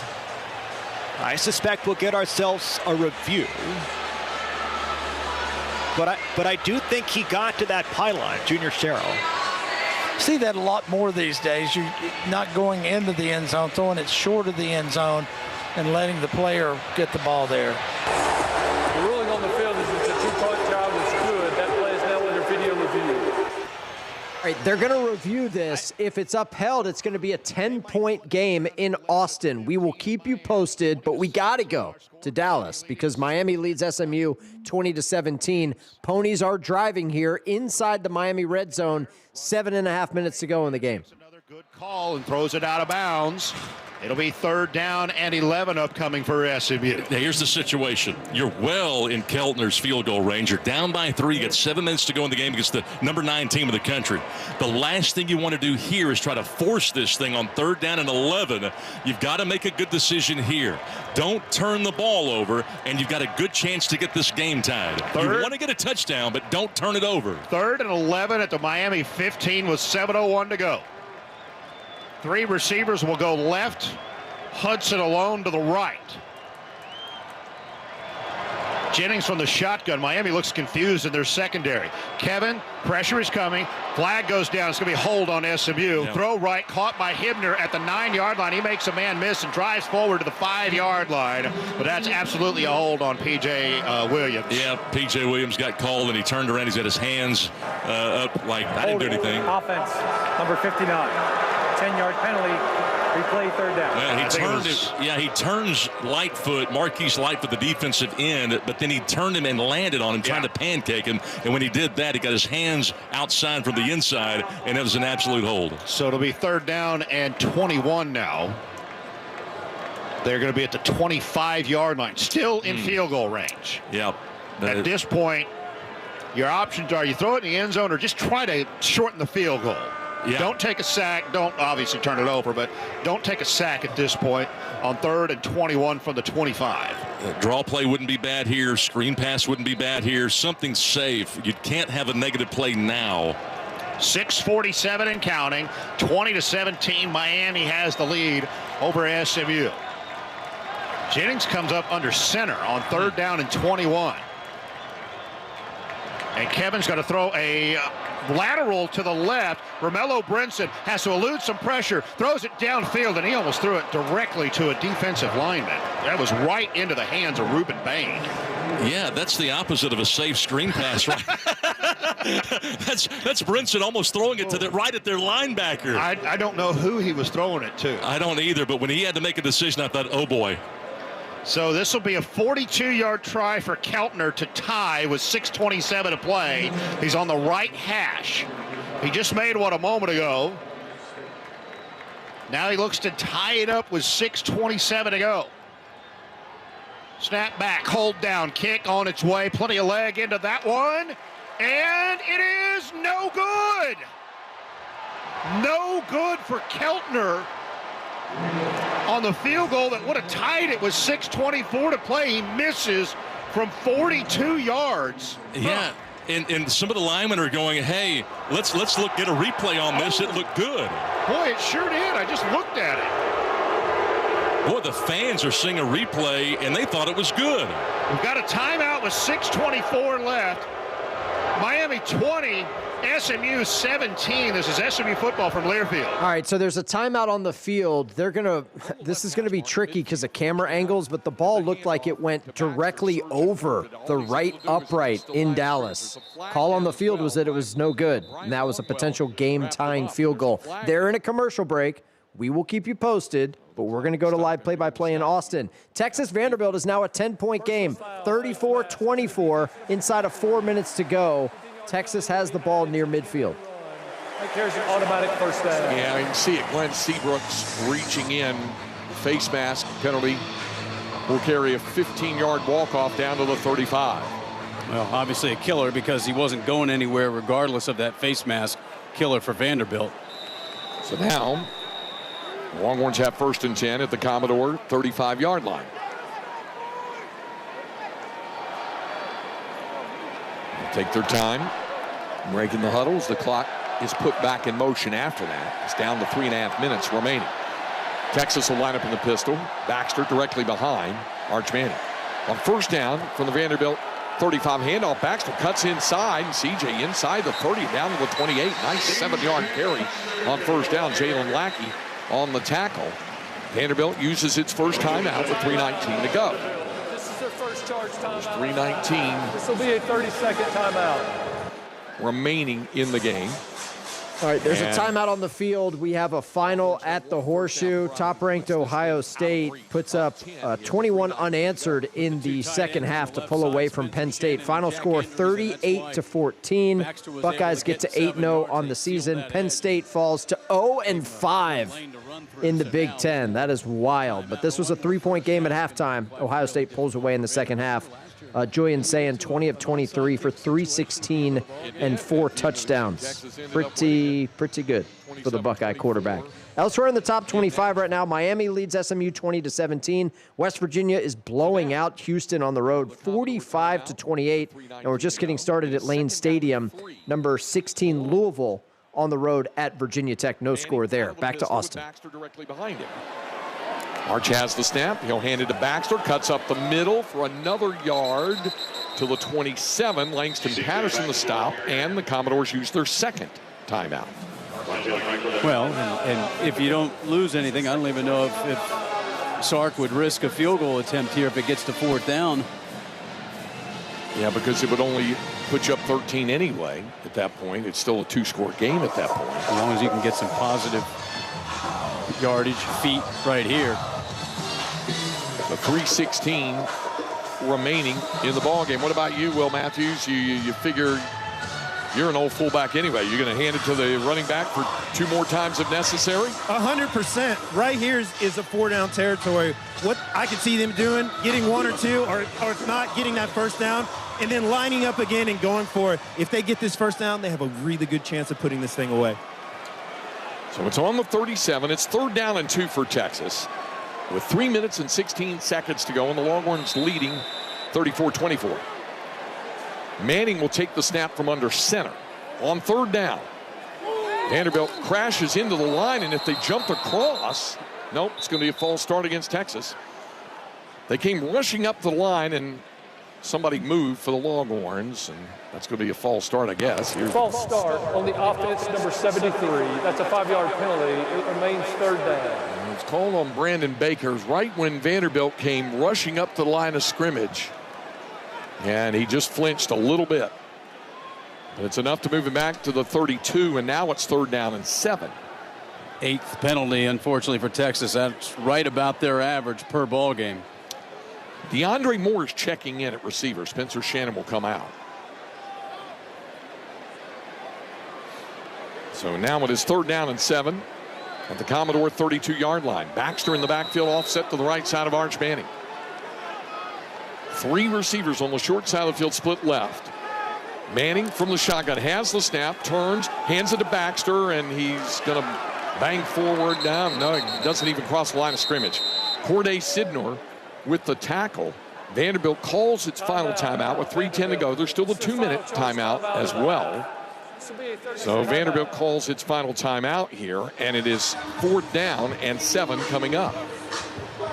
A quick programming note, since Vanderbilt's burning all their timeouts. Number 2, Indiana at Maryland kicks in about 20 minutes. We'll have it for you here on the College Football Blitz. 5th-ranked Georgia and Florida, world's largest outdoor cocktail party, coming your way in about 20 minutes here on the College Football Blitz. We'll also have ranked Texas Tech on the road at Kansas State. Let's quickly go to Dallas, check in on Miami, SMU. 20-17 Canes with the lead and the football. Being blocked when he made the stop at the 42. It'll be 3rd down and 5. Brings up another 3rd down and 5, as you mentioned, Rich. And the run game has helped on 3rd downs for them tremendously. They run play action off of it. They're 47% coming in for the season on 3rd downs. And today they are 6 of 13. Pretty close to it. 3rd down and 5. Miami at their 42-yard line. Back from the shotgun. Mustangs have 5 up on the line of scrimmage. Carson back to throw. They only rush 3. Beck can't find anybody open. Runs to his right. He has a receiver way wide right who's open. He's still on the run, and he doesn't throw the ball. He's hit. He brings it down. Now he's going to run back left. He's got a scramble drill going, and they complete a ball down to the 29 of SMU. A 1st down. But there is a flag down. There's got to be ineligible receivers all over downfield. I don't have a stopwatch on this. He must have had 10 seconds. Had to have. And I can't believe Kilgore missed him. Ineligible player downfield. Offense, number 78. 5-yard penalty. Replay 3rd down. I think you could have taken your pick. They call the left guard Matt McCoy, but your quarterback runs around that long. It's impossible for all those O-linemen to stay behind the line. Yeah, it's and also Mustang catch a break there. It's also impossible to cover for that long, too. Yeah. Somebody's going to get loose. Yeah, they only rushed 3. They covered, and they covered really well. Beck just made a man miss and was able to keep the play alive. And they ran zone. They disguised that zone coverage well because they ran an underneath. We'll start on the snap. They ran an underneath scissors route right there on a double cross, and nobody was home. And I cannot believe Kilgore missed the tackle on Beck in the backfield. 3:22 to go. Biggest 3rd down of the day right now for the SMU Mustang defense. 3rd down and 10. Miami from their own 37. They lead by 3. Mustangs have 5 up to the line of scrimmage. Now they bring up 6. They're going to rush all of them, and there's a flag down. It's a pre-snap penalty on Miami. It's going to be 3rd down and 15. It's the 11th penalty against Miami. Offense, number 70. Wow. 5-yard penalty. 3rd down. Well, Markel Bell's had a tough day out there in left tackle when it comes to penalties. His worst day. And this guy's huge. He's tough to move. He's had a great season. But he commits the penalty again. And, hey, the Mustangs were bringing 2 that time. Well, listen how loud it is when Jerry Magallanes opens that mic up. It is really loud on the field. 3rd and 15, Miami back to their own 32. Hey, and Beck's been great on 3rd down and long so far this year. He's got to do it again, and the Mustangs got to be careful here. Got to be focused. Miami up by 3. Beck back to pass, delivers it left. This is caught for a 1st down by Marion at the 48-yard line. What a throw by Carson Beck. Boy, a great throw. They run the deep zone, and the Mustangs get burned up the seam again. They're just so concerned about letting somebody get behind them that they just give so big much 1st down there for Miami. There's still the 2-minute timeout, and SMU's got 2 timeouts in their pocket. But 20-17 Canes, fresh set of downs. We're going to go to Clemson and Duke for 4th and short for the Blue Devils coming out of the 2-minute timeout. Clemson leads this one by a score, but Duke with the big play here. This is essentially the ball game for Duke if they don't get it. 4th and short, trailing by 7, coming out of the 2-minute timeout. To throw it with the coaching point of if it's not there, you put your body on the line in this situation to go get the 1st down. You can tuck the ball and run. The football is resting just inside the Clemson 26-yard line. The line to gain from our vantage point is just tucked inside the 25. It's one of those, Dave, if the ball is touching the 25, I'm not sure you've got it. It's got to get just inside the 25. Do you agree? Yeah. Just past it. A hair. And we'll see what Jonathan Brewer dials up here in this down and distance. So often we've seen Anderson Castle just plow ahead to pick up the necessary yardage. The other thing we've seen them do over the years go for the home run ball in this set of circumstance with Clemson so focused at the line of scrimmage. Think about Cooper Barkay. What was that, against NC State? Yeah, that's true. So we'll see. Barkay, King out there as well, as is Jeremiah Hazley. And the tailback, as expected, is Anderson Castle. They're huddling at the 30-yard line, and they break it now. 3 tight ends in the formation. Jake Taylor's out there as well on the left side. Barkay alone on the right. He's the only wide out on the field. And they need the length of the football. From the shotgun, here's Mensah.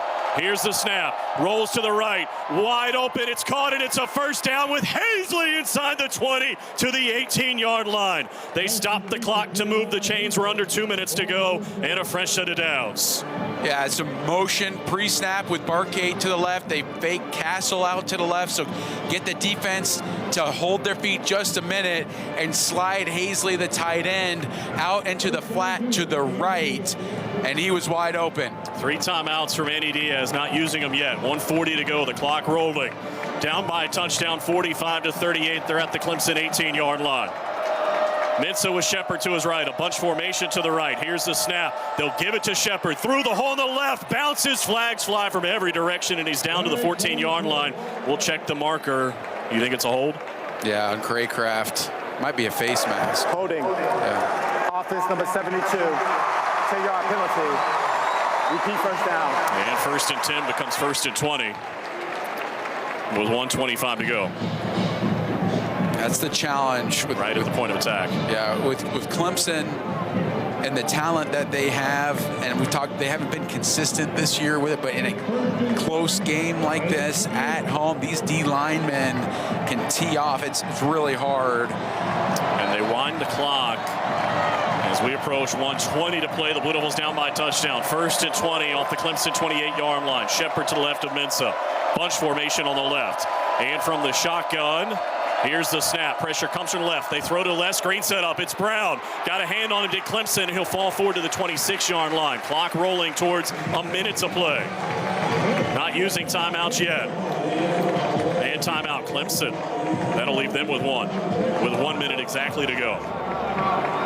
Clemson, their second of the half. Is that to organize the defense or perhaps? All right, let's go to SMU Miami because it's 20-17 Canes coming up on the 2-minute timeout here. Miami with the football and the lead right around midfield for the U. 49. Right in the middle of the pony logo at midfield. Beck goes play action. They throw a screen right, and what a fantastic play. Ahmad Moses fights through a block and tackles JoJo Trader for a loss of 1. He's had a big interception today. He's also gotten hurt earlier today, and that is fighting through some pain himself to make maybe his best tackle Third today. and final timeout, SMU. Also maybe his biggest tackle of the day, too, because he put him in third. 2 minutes, 23 seconds. Thanks, Jerry. Put him at third down. On the game clock. All right, timeout on the field there. Let's bounce it back to Death Valley. Duke driving here to try to tie this game, and who knows, maybe go for the two-point try and the win. 45-38, they trail.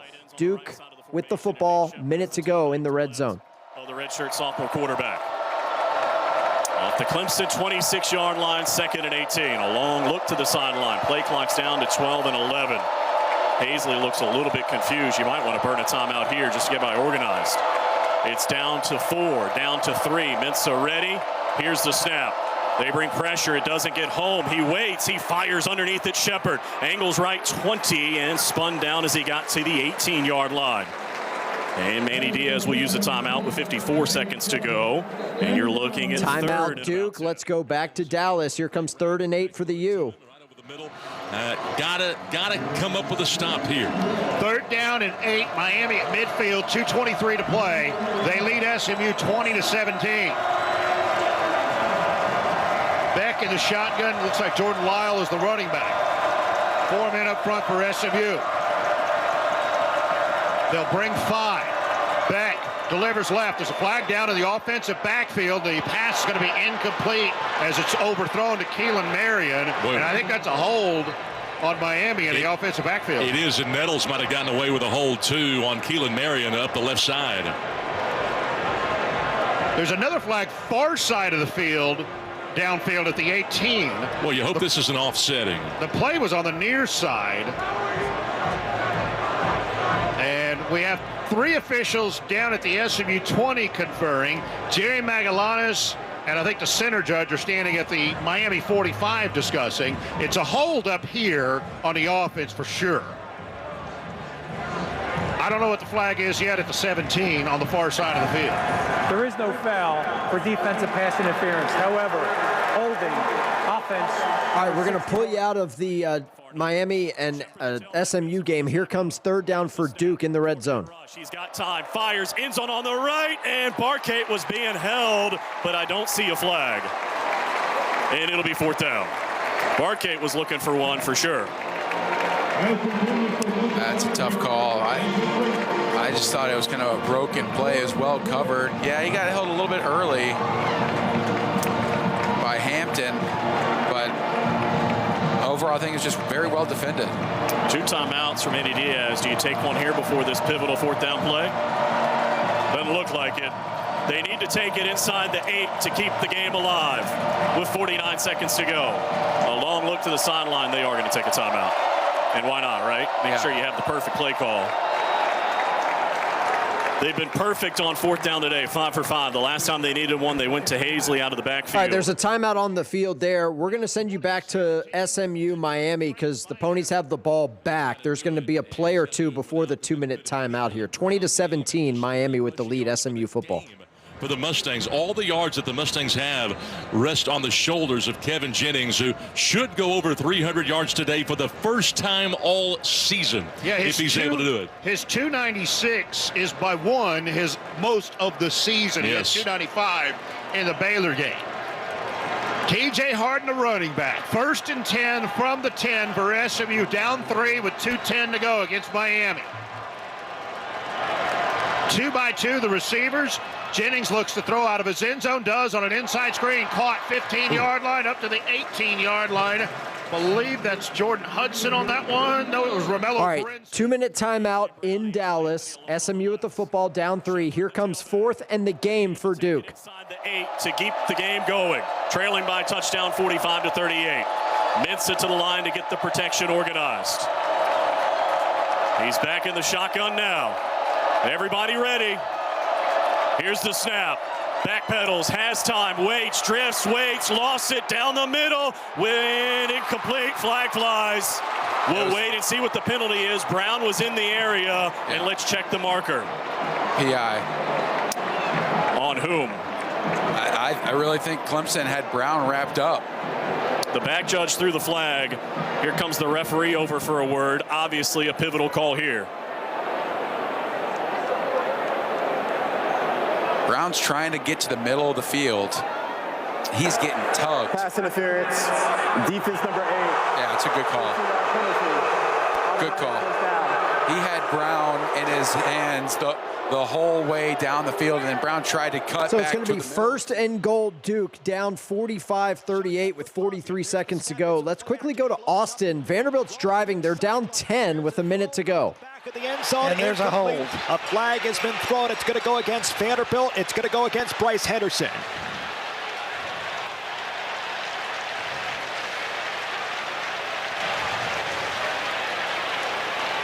Pretty clear call. Holding on the offense, number 55. That's a 10-yard penalty from the previous spot with a replay of first down. Goal to go for Vanderbilt. Maybe gives them a little bit more space to operate if you want to be optimistic. 58 seconds to go. It's a 10-point ball game. Vanderbilt's football working left in the rain here today. Yeah, I think you've pretty much got to roll Diego out one side or the other, left or right, because there's just so much pressure. They're just pinning their ears back and coming after him. Stowers slot left. Unbelievable game for Stowers. 7 catches, 146, 2 touchdowns. There's the snap to Poppy. A rush of 4. They throw toward the right. It is caught by Vanderbilt. It is dropped at the 8-yard line. That's M.K. Young. Makes the catch. Tackle is made by Muhammad. We're going to keep it with this Vandy drive, which is very significant for a lot of people. Dabo Sweeney called a timeout for Clemson, so you're not missing anything. Duke down 7 in the red zone. Back to Austin. 15, he throws end zone. It is caught. Touchdown, Vanderbilt. Richie Hoskins with the catch. Vanderbilt has made this a 1-score game with 30 43 seconds to go here today from Austin. So you kick the extra point, and then you go for the field goal if you get a shot. As mentioned, Vanderbilt at some point in time was going to need the recovery of an onside kick.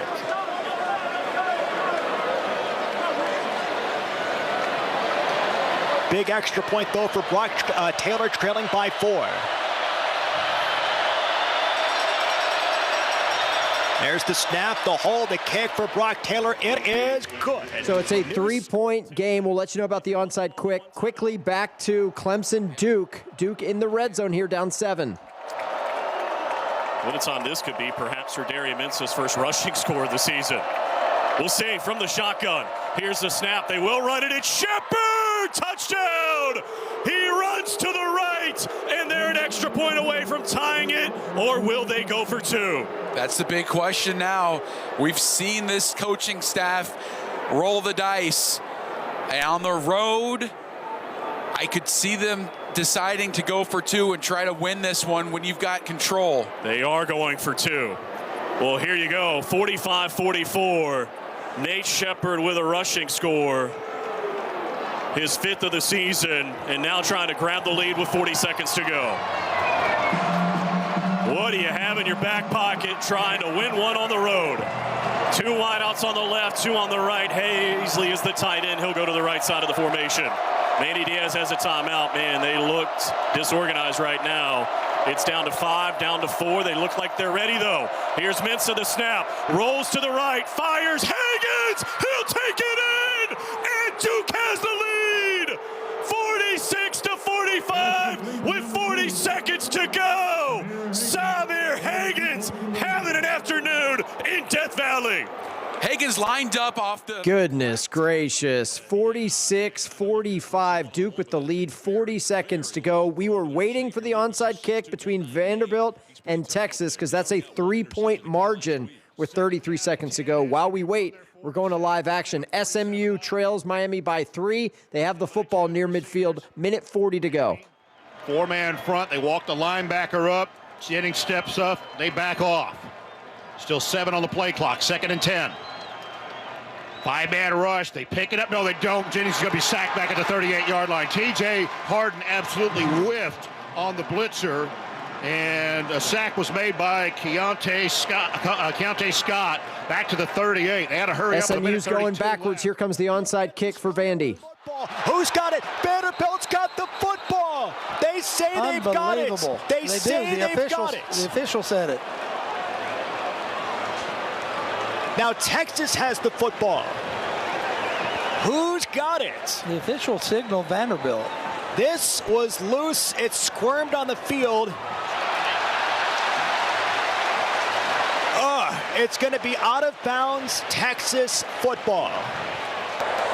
The ruling on the field is that the ball was touched in bounds. However, the ball went out of bounds with no player in possession. Therefore, it's Texas's ball. That's going to be Texas football. Let's go to SMU Miami. Canes just got called for a personal foul. Cristobal's he's ballistic. Dead ball, personal foul, unnecessary roughness, defense, number 12. It's Lightfoot, actually.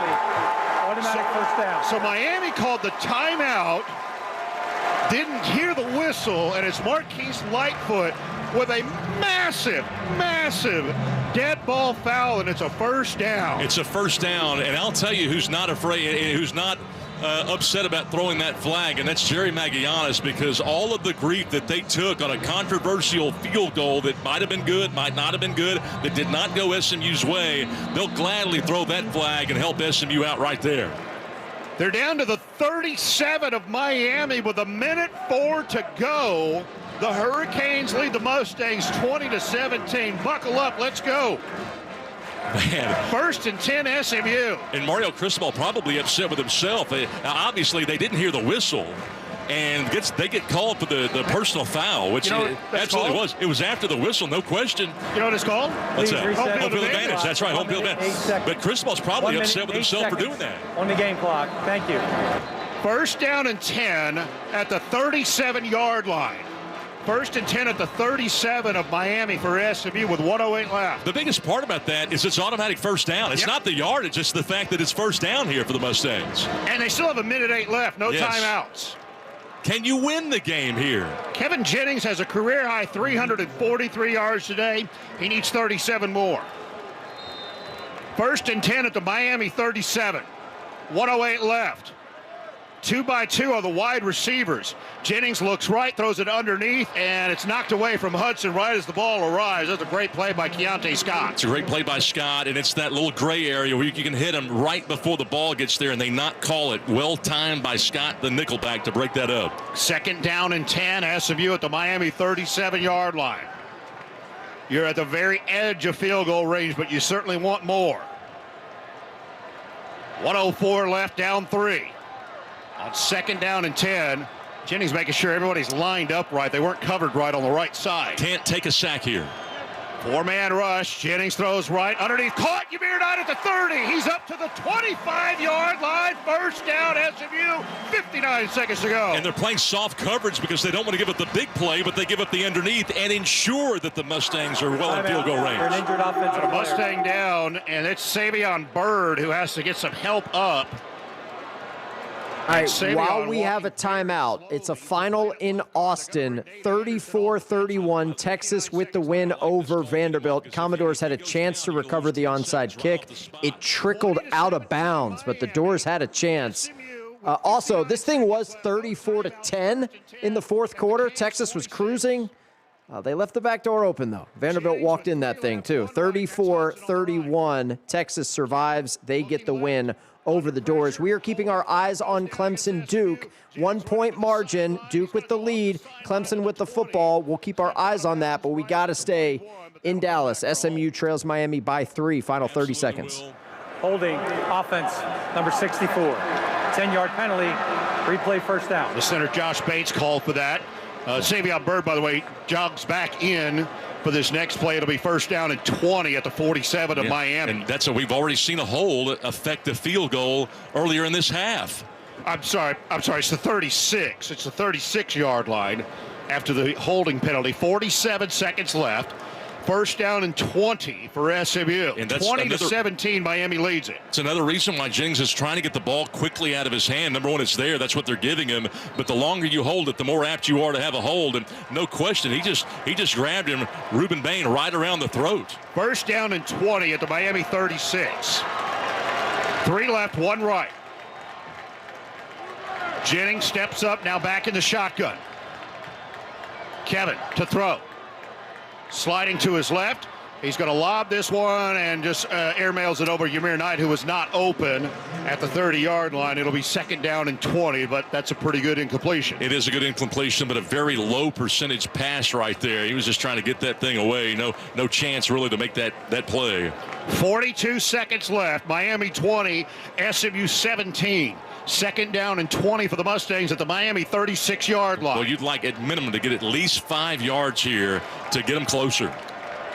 Right on the edge of field goal range from the 36, but it's 2nd and 20. Cannot take a sack. 2-by-2 the receivers. Pressure is coming. Kevin's going to run left. Still looking downfield. He's going to run. He's heading for the sideline, out of bounds at the 32. Picks up 4. Stops the clock with 35 seconds left. About the best I think he could have hoped for right there, because he did make it out of bounds. Especially with a bad wheel. Yeah, he can't cut at all. He can't plant that left foot for sure after aggravating that left ankle injury. 3rd down and 16 at the Miami 32 with 35 seconds left, down 3. No mistakes here. No mistakes, no penalties, can't take a sack. Jennings will have 3 receivers on the short side to the left. Hudson has alone to the right. He's looking that way, rolls that way. Pressure is coming. Kevin going to throw it downfield. Hudson leaning across the sideline. Caught down at the 20-yard line. They're short of the 1st down. Out of bounds with 29 seconds left at the 20-yard line. I can't believe he's able to toe tap that thing on a full dive out of bounds. What a throw by Jennings on the move and put it where only Hudson could get it. An acrobatic catch to keep a foot down. Well, here you go. Sam Keltner today has made from 43. He's missed from 42. This one from 38 on the right hash with 29 seconds left. The ruling on the field is a completed catch. The play is under further review. I'm looking at the play right now here, Scott. Well, that is really, really close. While they review this, it's a final in Death Valley. Duke 46, Clemson 45. Blue Devils go on the road and knock off the Tigers, who have just had a dismal season, it should be said. Other finals from the top 25. West Virginia goes on the road, knocks off a ranked team for the first time since 2018. 45-35, they win on the road at number 22 Houston. Nears pick up their first Big 12 win of the season. The 3:30 window here is pretty loaded, highlighted by number 2 Indiana at Maryland. We also got ranked Texas Tech on the road at Kansas State, and world's largest outdoor cocktail party. Number 5 Georgia taking on Florida. We will have both of those radio feeds courtesy of Learfield coming up here in just a little bit from Jacksonville. We stay with this review. Call on the field was that it was an SMU completed pass. 2017 Canes with the lead, SMU with the football, 29 seconds to go. Without the ball, he's just fantastic. Hudson today, wow, how about 11 catches for 136 yards? Yeah, and we mentioned coming into the game, he had been targeted the last 3 games, targeted 27 times the last 3 games, had 4 catches last week, and got targeted 10 times. 11 catches on 13 targets today. That's pretty efficient. And those are career highs, by the way, 11 for 136. Should this one stand on instant replay? I mean, you go back to the Syracuse game, 6 catches for Hudson, 5 against Stanford, 7 catches against Clemson, 4 for Wake After Forest. further review, the ruling on the field is upheld. There you go. Yeah. They confirmed it, Scott. It's a catch. He got both feet in, I'm telling you. All right, they're at the 21-yard line. But the residual effect of that is, Keltner's been standing around now for a couple of minutes. 38 yards on the right hash to tie the game with 29 seconds left against 9th-ranked Miami. The operation is Morgan Tribbett, the snapper, Wayne McSperrin, the holder, and the kicker is Sam Keltner, a redshirt freshman. Snap back, hold down, kick on the way, plenty of distance on this one, and it's good! Ties the score with 25 seconds left. Operations were absolutely perfect. The snap, the hold, and when that ball left the foot of Keltner, you knew he had hit it well. 25 seconds to go. We will get you back for potentially overtime or if something crazy happens, but we've got some early action between Maryland and Indiana. Fernando Mendoza has thrown a pick. Maryland has it in the red zone here, opening seconds of the game. Who just came in at the linebacker position. He got in there just at the right moment, filled in at the outside, right at the A gap between the center and the guard. Just a really good run fill by the linebacker. 2nd down and 9 now. The ball at the 11-yard line. Indiana with 3 linebackers on that first look. Now they go back to their regular defensive front. Yep, Turner's left the ball game. Devin Boykin, of course, is the rover or the 5th defensive back out there. Nolan Ray is now the running back. Washington awaits the snap. Gets it, back to throw, fires the football. It is caught. They got it at the 6-yard line, but that's as far as they go. And the catch is, the tackle is made by Isaiah Jones. Octavian Smith, the guy that got the reception on the play. And now it's going to be 3rd down for Maryland. Brilliant throw. Pretty good coverage by Indiana, but just do it on the upfield shoulder. Just about 2 feet away from the defender that was on the inside, putting Maryland in 3rd and medium, and it'd be interesting to see if they're in 4-down territory here early in this game after the turnover. Williams stays in as the linebacker, or the running back, I should say, for Maryland. He's got a man Smith in motion.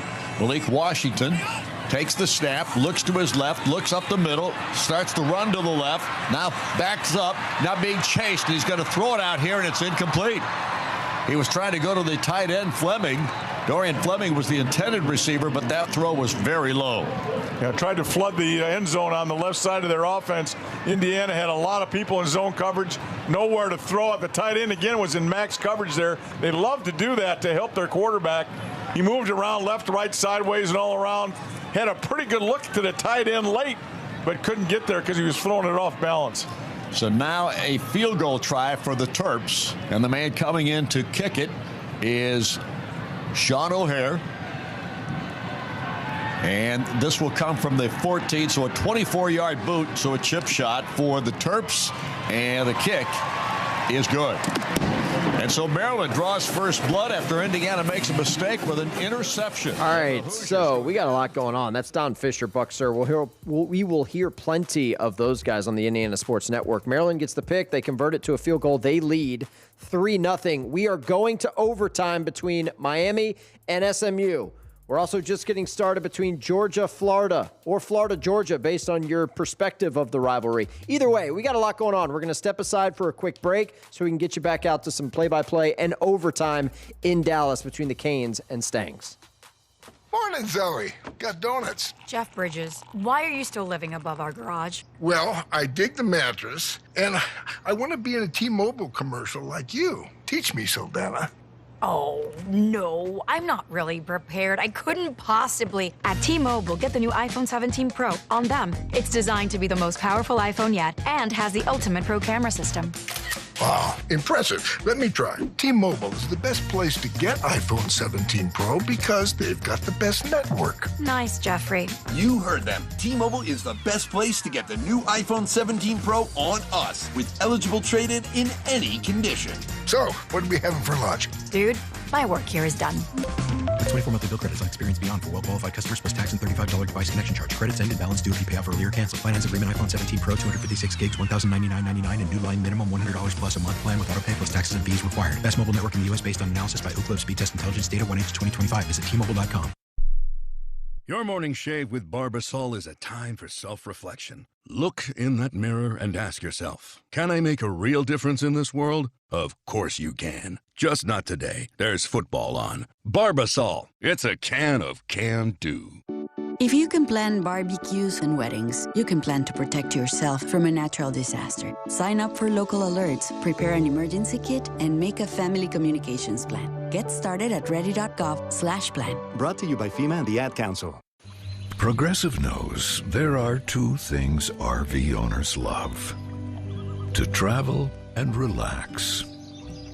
And they like to take both nice and slow. Just like this commercial. And what's more relaxing than the peace of mind knowing their RV is protected by Progressive? Now here comes the fast part. Progressive Casualty Insurance Company and Affiliates. Inside the 5, to the goal line. Touchdown, Wolverine. Flings a wide open punt. Touchdown, Texas. You're listening to the College Football Blitz. All right, here's what we got going on right now. Overtime about set to get going between number 10, Miami, and SMU. Those two teams are tied at 20. Massive ACC and CFP ramifications on the line for Miami. If you lose this game, you got 2 conference losses. Might be boxed out of the ACC championship game. That is no bueno for Miami. But overtime about set to get going between SMU and Miami. We also got Virginia Tech leading number 16 Louisville 9-7 in Blacksburg. No score between Texas Tech and Kansas State. Maryland has a 3-0 lead on number 2 Indiana. And we are underway in Jacksonville between number 5 Georgia and Florida. In fact, let's go there, shall we? Let's check in on the Bulldogs who are on offense to start this game. Scott Howard, Georgia Bulldog Sports Network on the call. With a bootleg spin and then throws it downfield to the big tight end, Elias Williams. He caught it at the 35 and rumbles for 6 more. We'll see where they spot the ball. The umpire has it in his hands, and now they're tossing it around. They're going to move it back to the 31-yard line, even though Williams ended up on the other side of the 30. Castell makes the tackle. It's a Scana Energy first down and a 14-yard gain for the Dogs, who are on the move at the Gator 31. Frazier back in the game in the backfield. Humphreys in motion to the left. Gunner claps his hands, takes the snap, play fake. Stockton throws, wide open is the tight end Delp. Caught at the 25, sheds a tackler at the 20 to the near sideline and upended. Flying out of bounds inside where? Well, they're going to spot him back near the 11-yard line, I think, where he was knocked out of bounds by Sharif Denson, the nickelback. Oscar with a big catch and run for the Dogs to get inside the Massey Ferguson red zone. Huge play for the Dogs there. And also, too, you see automatically at the beginning of this game, Gunner Stockton just already feeling it, boys. He is running around, making some plays with his legs, giving himself an opportunity to deliver the ball down the field.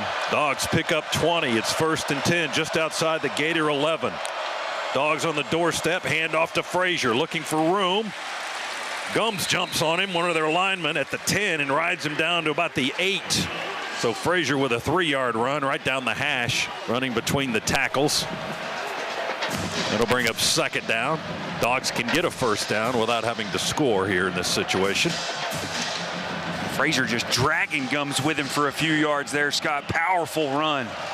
He did. The Gums, the lineman, 6'4", 250. He just jumped on Frazier, lifted his legs up off the turf, and just rode him for about 3 yards. Stockton play fake, throws a dart into the end zone. Touchdown, quick slant. Dylan Bell with the score. There's your read option, read pass option. Dylan Bell coming across that. That didn't take very long. Georgia 6, Florida nothing. We'll let you know about the extra point. Miami facing third down in overtime against SMU. Jeffrey Imba. It's going to be 3rd and 6 at the 7. This could be a 4-point play. 4-point play here. Another big third down. They came into the game at 47%. They're right at that number right here, 7 of 15. You got to make them put it in the air here. Let's see if the Mustangs can get to that. 3rd and 6 at the 7 for Miami. It is roaring at 4. Oh, they're going man defense, one high safety here. Back from the shotgun, looks to throw. Pumps, brings it down, throws across the middle, intercepted! Come on, Moses! His second of the game! Carson Beck rarely makes a mental mistake like that. He's thrown 2 picks today. Ahmad Moses has his second of the contest. In that time, they force him to make a decision late, and he jumps the route. He tried to get it to Malachi Tony, and the Mustangs are 1 score away from upsetting number 9, Miami, here at home. 20-20 is our score, and SMU is going to have the football for their overtime possession. What a time to come up with a play against Carson Beck, an unforced error, no less. He's thrown 9 interceptions the whole season. Yeah. 2 have gone to Ahmad Moses today. 2 of the 9 to Ahmad. He threw 4 against Louisville. 2 were his fault. 2 were not in that ball game. But the Mustangs have turned them over, and now you're 25 yards away. A field goal here for the Mustangs will win it. You just can't turn the ball over here yourself. Kevin Jennings, 29 of 44, a career-high 365 yards, 1 touchdown passing, 1 touchdown running.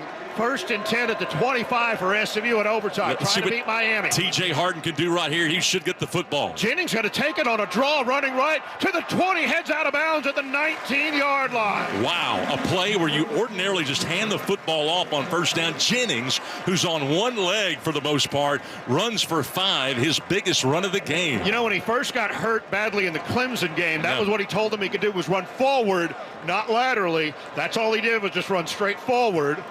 Got a terrible spot, by the way. He did. You know, all the linebackers were plugged up inside, thinking like everybody else was just going to be a dime play to start, and now you've got 2nd and 5. At the 20-yard line in overtime.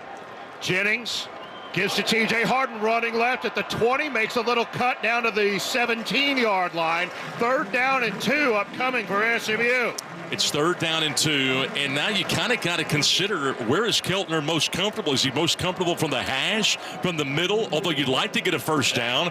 Most importantly, if you don't get it, where's the ball placed? Yeah, because you do on the hash have a hard angle. You're on the left hash right now, so that's he kind of has to spread it out wide right to make it. And Keltner generally favors that right hash. But I think I'm looking for a first down on 3rd down and 2 at the 17-yard line.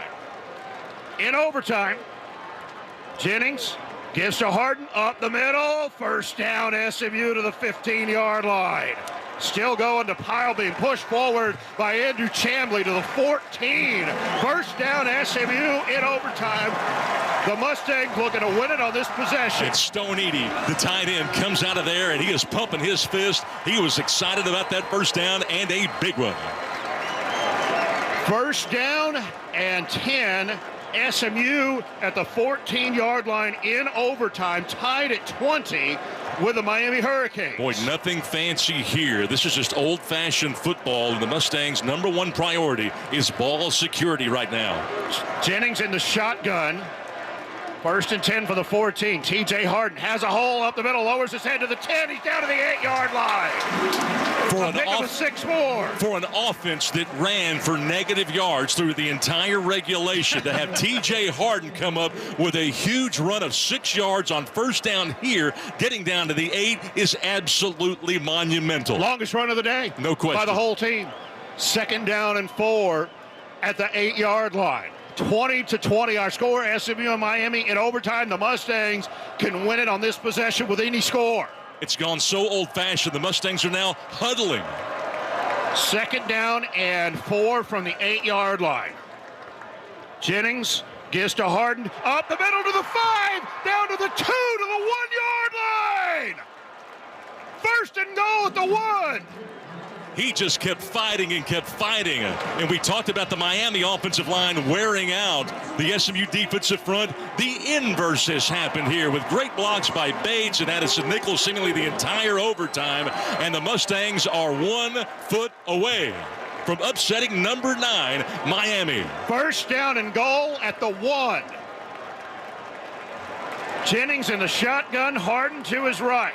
Stone Eby blocking back to the left. Handoff, T.J. Harden, touchdown! Who's the U today? It's SMU for the win, 26-20. The biggest win in Ford Stadium history against a top 10 team. An unbelievable performance. The irony of this game and finish where the Mustangs the entire day could not generate a morsel of offense on the ground, absolutely lines up from the 25-yard line and rams it right down the Hurricanes' throat. Not one play goes through the air. They do it all on the ground in overtime. They run for 25 in overtime. They only ran for 23 in the whole game. How about that? Incredible. It is the first Mustang win over a top 10 team since the 1983 Cotton Bowl win over Penn.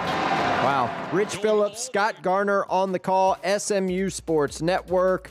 That call is presented by T-Mobile. Visit your local store to start saving. T-Mobile, it's better over here.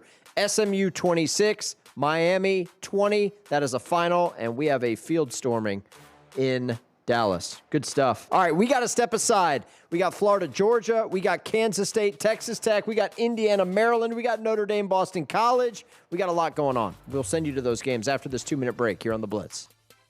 Hey fans, this is Wayne Cook, co-host of College Sports Now. We're breaking down all the action from around the country every week during the football season. We'll look beyond the box score and keep our finger on the pulse of college football from September all the way to the national championship game in January. Listen all season long on Apple Podcasts, Spotify, or wherever you'd love to get your podcasts. And be sure to follow along on Twitter at CSNowTweets.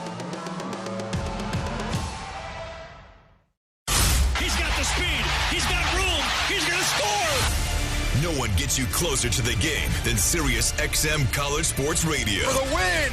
Got it! Let's go! Tune in for news, talk, and analysis from the offseason through regular season and into the postseason. We've got your team covered anywhere you go. Deep to center field! Oh, it's gone! Get a free trial at SiriusXM.com/College Sports Radio 2025. A smooth, close Barbasol shave in the morning lifts your confidence. That rich, creamy lather will catapult you to greatness. Nothing can stop you today. Well, except that traffic jam. Barbasol, it's a can of can-do. Snakes, zombies, public speaking. The list of fears is endless. But the real danger is in your hand when you're behind the wheel. Distracted driving is what's really scary and even deadly. Eyes forward. Don't drive distracted. Brought to you by NHTSA and the Ad Council. Most people in radio commercials talk really fast. But we made this one for RV owners. Progressive knows they like the slower pace of RV life, like this commercial. And they know Progressive will protect their RV at a fair price with discounts. Now here comes the fast part. Progressive Casualty Insurance Company and affiliates. Discounts not available in all states or situations. The biggest moments. Toward the end zone. Got it! Another touchdown! touchdown. And Ohio State up 3 scores. It's on the ground. We go diving for it. Ball. You're listening to the College Football Blitz. Alongside our producer, Tim Bickford, and Trip Hurd, also known as The Doc, doing a great job on the controls. I'm Stephen Hartzell. Appreciate you joining us. Week 10 edition of the College Football Blitz. We owe you an update in the Big 12, where we've already seen one upset today. West Virginia going on the road, knocking off Houston. What about another in the Little Apple? He's in motion. Brown will... They fake it to him, and here's Avery. 40, 35, 30. He can fly. He's at the 10-5. Touchdown, Kansas State. Wow, what a throw, or I should say run there. 36 yards for the score. Longest run of the year. What did I say right before the play? Everybody was over to the left, Wyatt.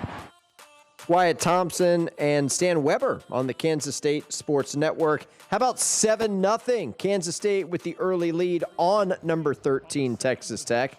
Let's go live, see how the Red Raiders respond. 6 minutes to go in the first. They're on offense. His hands back to throw. Has time in the pocket, throws another bullet, and it is caught by Douglas right at the first down marker. He gets shoved backwards after making the catch, but he does have the first down at the Red Raider 47-yard line. Boy, just another bullet thrown by Morton. And again, he just sits down right where he's got to be, and Barron gets him the ball. Well, the officials didn't move the chains, so they got to wait for him. Red Raiders were ready to go, wanting to go with tempo.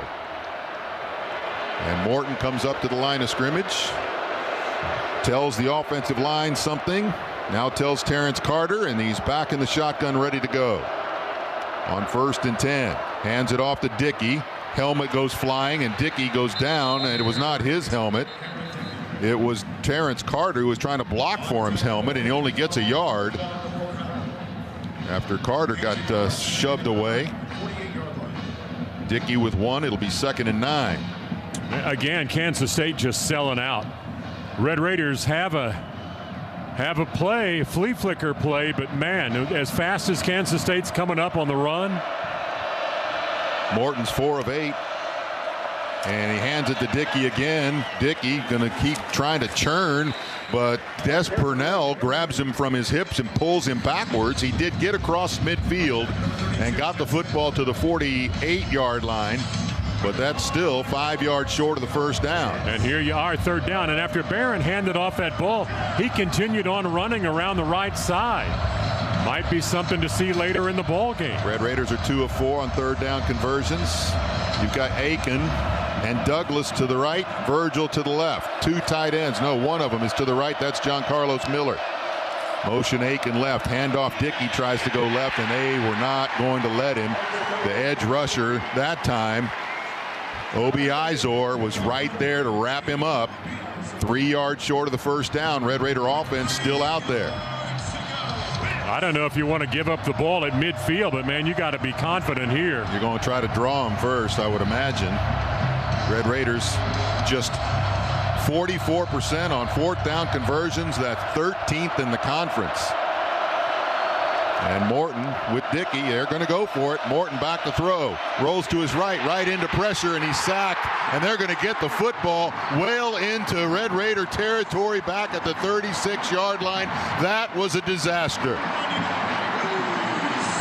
Morton rolled right into the on-rushing defender. Man, just kept trying to drift back, but there is a flag over here near the Kansas State bench.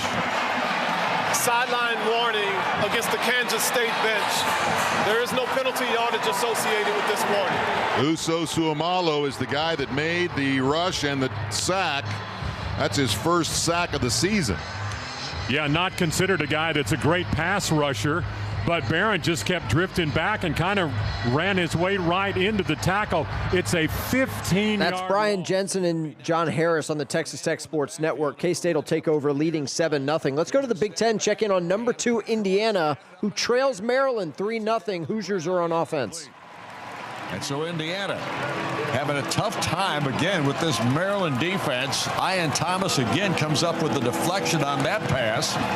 And right now the passing game's going nowhere, and it's 3rd down and 8. Well, that was an RPO. They were going to run a sweep to the left, but Mendoza liked the out route to the field, tried to throw it, but because of the running play action, the end was not blocked and was able to knock it down.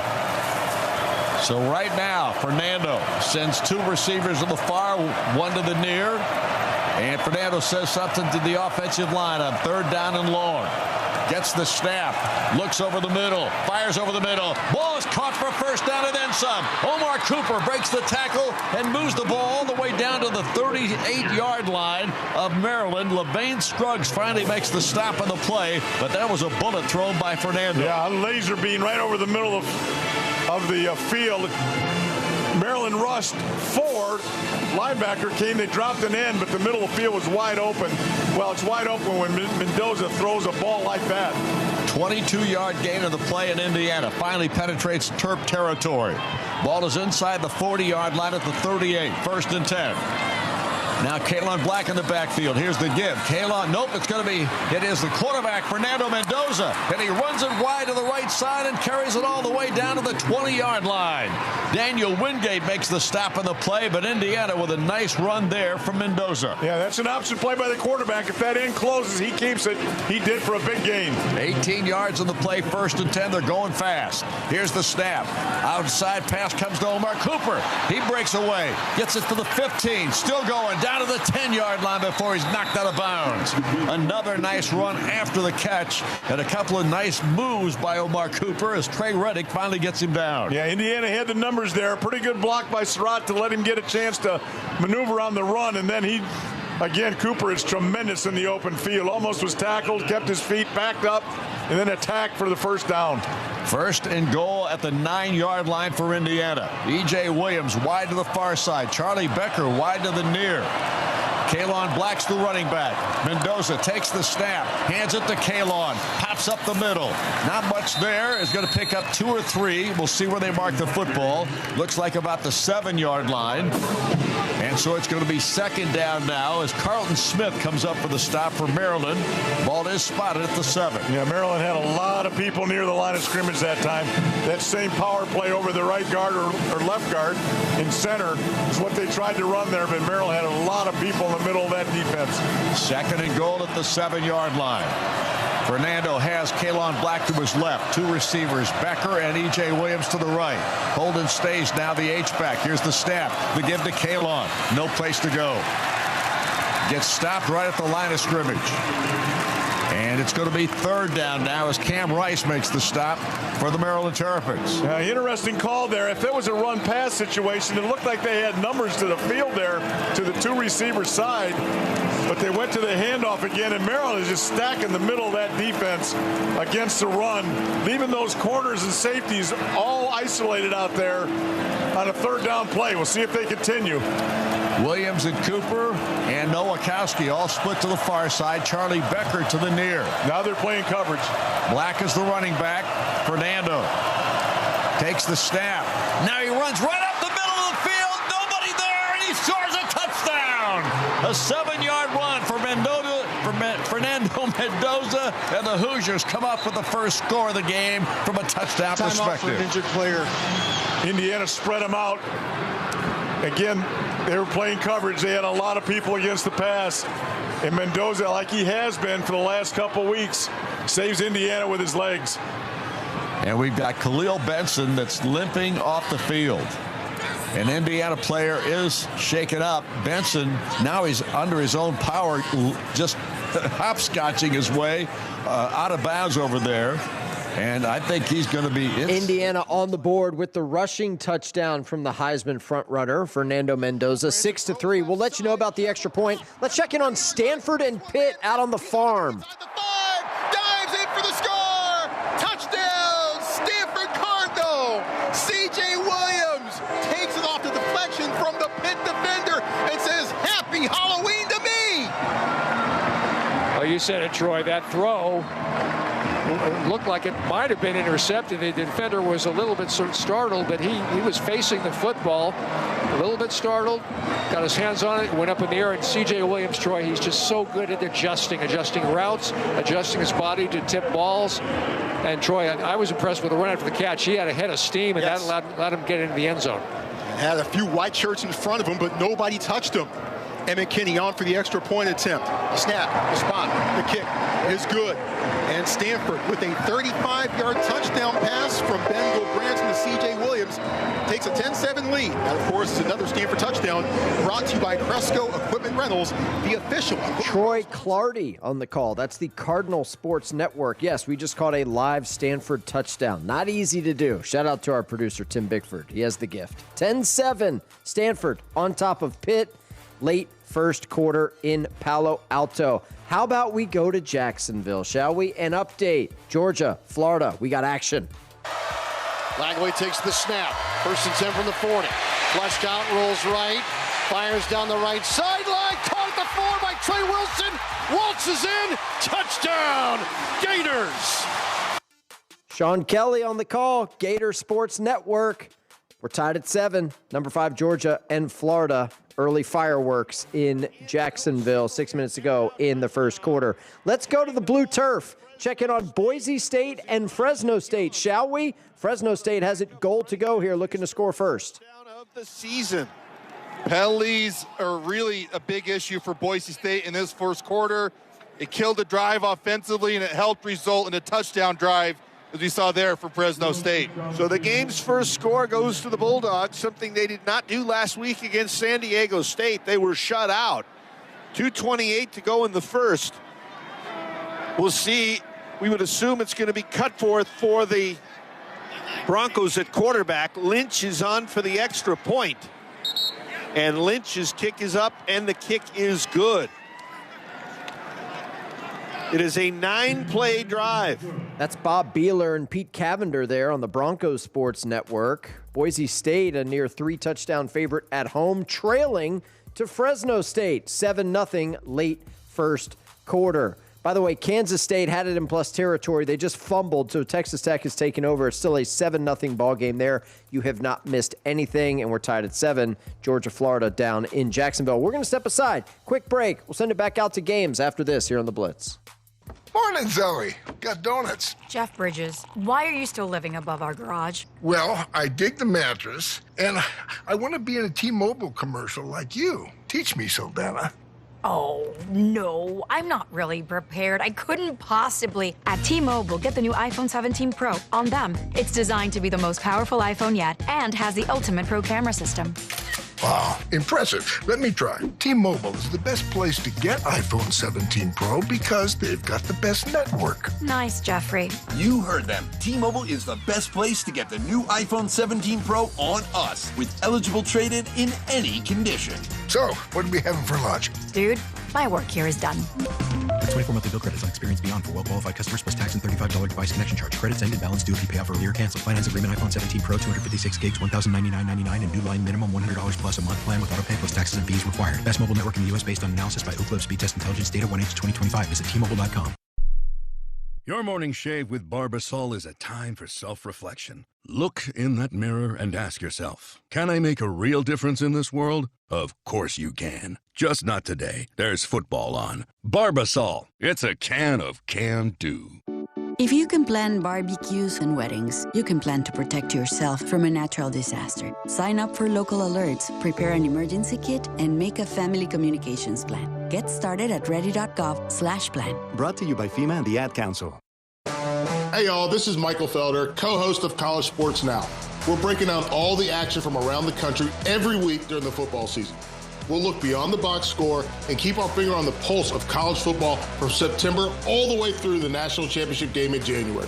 Listen all season long on Apple Podcasts, Spotify, or wherever you love to get your favorite podcast. And be sure to follow along on Twitter at CSNowTweets.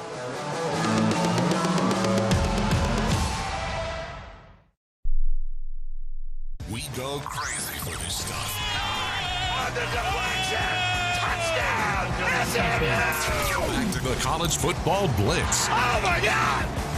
Quick shout out for our friends at Split Zone Duo. What is Split Zone Duo, you ask? Well, it's a college football podcast that takes you deep inside the action every week of the college football season and delivers reporting, analysis, and fun tidbits on the sport's wild coaching carousel, hosted by Richard Johnson of CBS Sports and Alex Kirshner, who writes for Slate, The Athletic, The Ringer, and more. You can find Split Zone Duo wherever you find your podcasts. We are going back to Jacksonville. Florida has picked off Georgia. They have it in the red zone, looking to break a 7-all tie. I'm interested. Let's go there. Ulcers, and boy, was that wide open. Gators move the change, brought to you by Good Greek Moving and Storage, your superhero movers. Now in the red zone. First and goal at the 10. Lagway takes the snap, hands it off to Ball, trying to work through a crowd here between the tackles. Jumps over a player and gets to the 6. So a gain of about 4. Depends on the spot here. Looks like the spot's going to be... Well, if everybody would move out of the way, that would help. Just shy of the 6.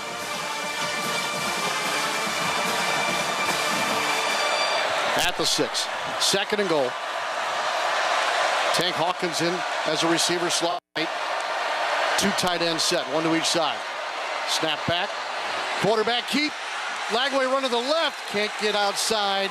He's brought down on the left edge near the 4 by C.J. Allen, who had a career-high 11 tackles at Tennessee earlier this year. Well, it looked like we had an illegal formation. I don't know if we had 7 men on the line of scrimmage, but it was just a direct snap to DJ run left. Yeah. He did fake a handoff the ball, yeah, right? Not a whole lot there. Couldn't make anybody miss. Gain of a yard. Third and goal now at the 5. 2-by-2 set. Off the left hash. Lagway takes the snap. Pocket closing. Squirts out of it. Trying to break a tackle. Spun down at the 4. Yeah, that's a prime example. You know, Sean, once you get down inside the 10-yard line, it gets so congested. It's so much easier to score from outside the 20 to the 30 or 40. But still a good drive to take the lead right here. He gets some points off the turnover. Trey Smack will line it up. Raylan Wilson on the tackle. It is 4th and goal at the 4. Trey Smack with Doman as his holder. Attempt a 22-yard kick off the left hash.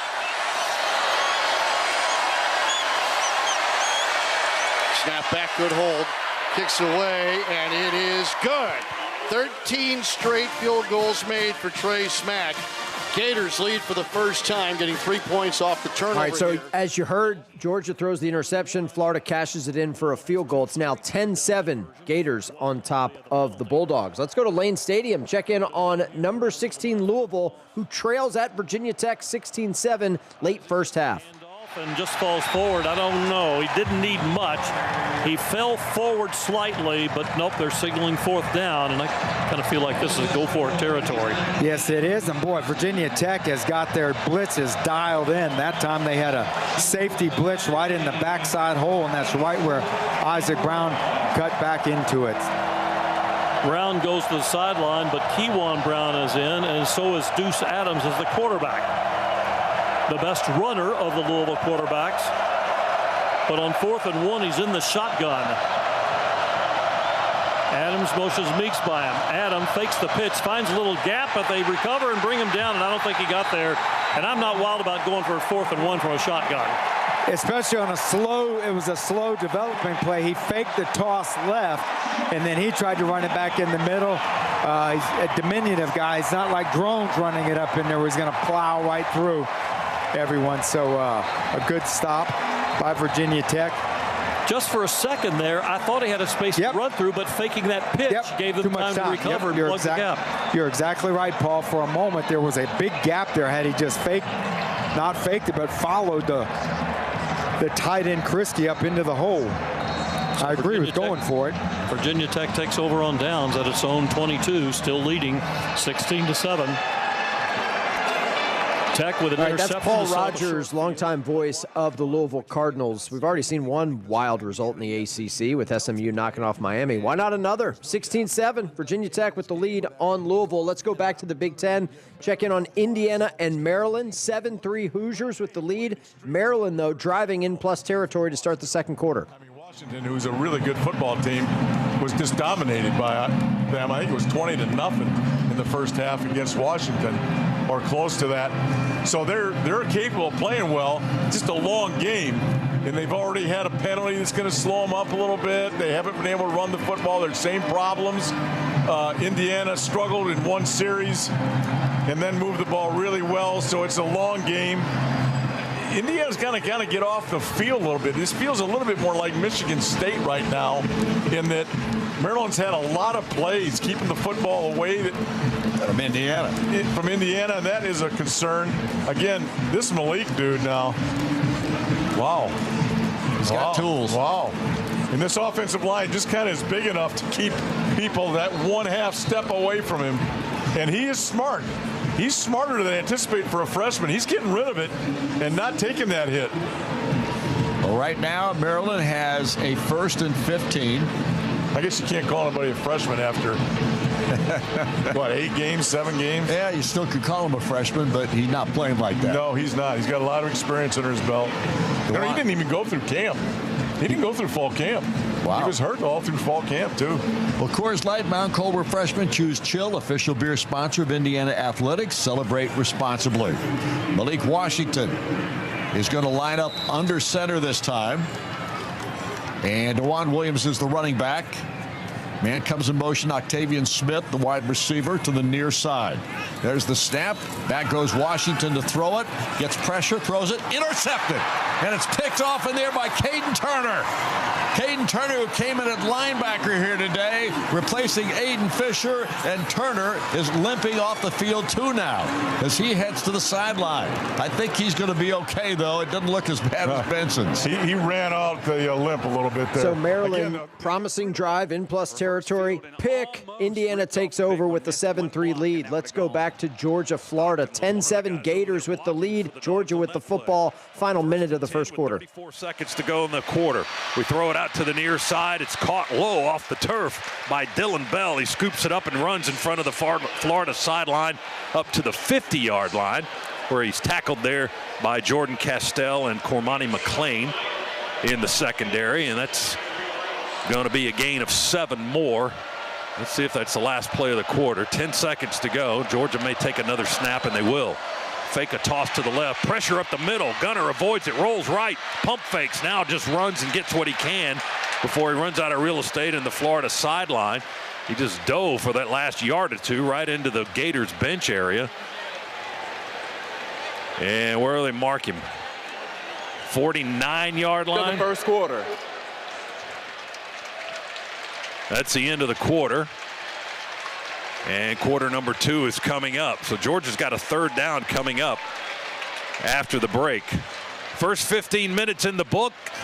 And the Gators have a 10-7 lead over the Dogs here in Jacksonville. Quarter number 2 coming up after we tell you. End of the first quarter in Jacksonville. Let's go back to the Big Ten, see what Indiana does after the interception. They lead Maryland 7-3. It looked like to me he got to the 31, but E.J. Moore gets credit for the tackle. It's going to be 3rd down and 2. Yeah, I thought he got a little bit more out of that too, but his knee might have went down a little bit early. He's just running through so many people and carrying them. It's hard to find out where he actually is going down. Just tremendous hard running by Kalon. Cooper and Becker to the far side. Here's the snap back. Mendoza's going to run it. Mendoza's got the 1st down and then some, and drives his way to the 37 before he goes to the ground. Nasheer Taylor makes the stop, but Indiana picks up another 1st down, about a 7-yard gain of the play. Ball is marked at the 37-yard line, and Indiana starting to move it once again. Kalon Black with a lead block on that quarterback draw. Maryland ran their blitz right into the run, but Kalon was able to block it up. And Mendoza again with a huge run on 3rd down. Hemby is back in the ball game at running back to the right side of Mendoza. Most of the receivers are in fairly tight. Here's Omar Cooper in motion. Here's the snap back, and Fernando fires it out here, caught by Charlie Becker. He may outrun everybody. Down to the 25, the 20, 15. Finally brought down from behind at the 10-yard line. And what a great catch and run by Charlie Becker. Messiah Delhomme makes the stop for the Maryland Terrapins, but Indiana's got a huge 1st down at the 11. Khalil Benson is in the game, but he is barely able to run. 53 yards on that play. He just got back to the line of scrimmage. Mendoza takes the snap, hands it off. Hemby takes it up inside. He's going to carry for about 3 yards on the play, it looks like. The ball will be marked at the 7-yard line. Sidney Stewart makes this tackle, and Indiana's on the move. After a big play, Indiana loves to quick snap this thing. So the defense isn't quite set. It happened again and got 4 yards out of a run that basically happened just because Maryland wasn't ready. 2nd down and 6. The ball resting at the 7-yard line. Indiana sends Becker wide to the far side, and E.J. Williams to the near. Hemby, the running back. Here's the snap, and this time Hemby takes it outside, 5-yard line, pounds his way inside down to the 2, and doesn't quite get the first down, it looks like. It's just shy, going to be about a yard shy for a first down. It'll bring up 3rd down for Indiana now. Again, just an outside run there. Somebody hurt again. Timeout for an injured defensive player. Maryland player is shaken up this time. Pat Coogan, the center, and I talked about him before the game. Yep. Pulled on that and led him on the outside. All right, let's to the pull left. you out of College Park and go to Manhattan. Kansas State leads Texas Tech 7-0. They're facing 3rd down here. Rolling to his left. He wants to run, and he will. Reaches ahead. He will be knocked out, or I should say marked out, at the 45-yard line. So a gain of about 3 on the play. Texas Tech's pass rush forced him to retreat enough, Wyatt, that when he turned the corner to outrun this pass rush, you got to run backwards a while. Oh, yeah. When he ran backwards and tried to turn it upfield, he did the best he could, reaching out, but he didn't get to the first down marker. I think they could have marked it another yard or 2 up and made it 4th and 1 instead of 4th and 3. So 4th down coming up for K-State. Let's see what Indiana does here in the red zone. But certainly not sold out quota. Pretty good crowd for Maryland, I think, though. Yeah, it is, no doubt. Hemby is the running back in the ball game with Mendoza in the shotgun formation. Cooper, the only wide out to the left. Here's the snap and the give. It goes to Hemby, and he gets hit. He's not going to make it, I don't believe. Well, wait a second. One of the officials looked like maybe he was. Gavin Edwards makes the stop, but I don't think he made it. I don't know. It's close. They're going to spot it at the 2-yard line. Well, it's 4th and inches. It's 4th and 1. The full 1? Yep, the full 1. That is not a good spot. I agree. All right, Indiana's going to go for the field goal. Taking no chances, just add to the scoreboard. And on there is Nico Radicic, ready to kick the football. This is just a 20-yard boot. Snapback is a good one. The kick is up. It is through the uprights, and Indiana jumps out on top here to the tune of 10-3. And with that good kick. All right, so Kurt Signetti going for the points on the road instead of going for it on 4th and 1 inside the red zone. It's now 10-3.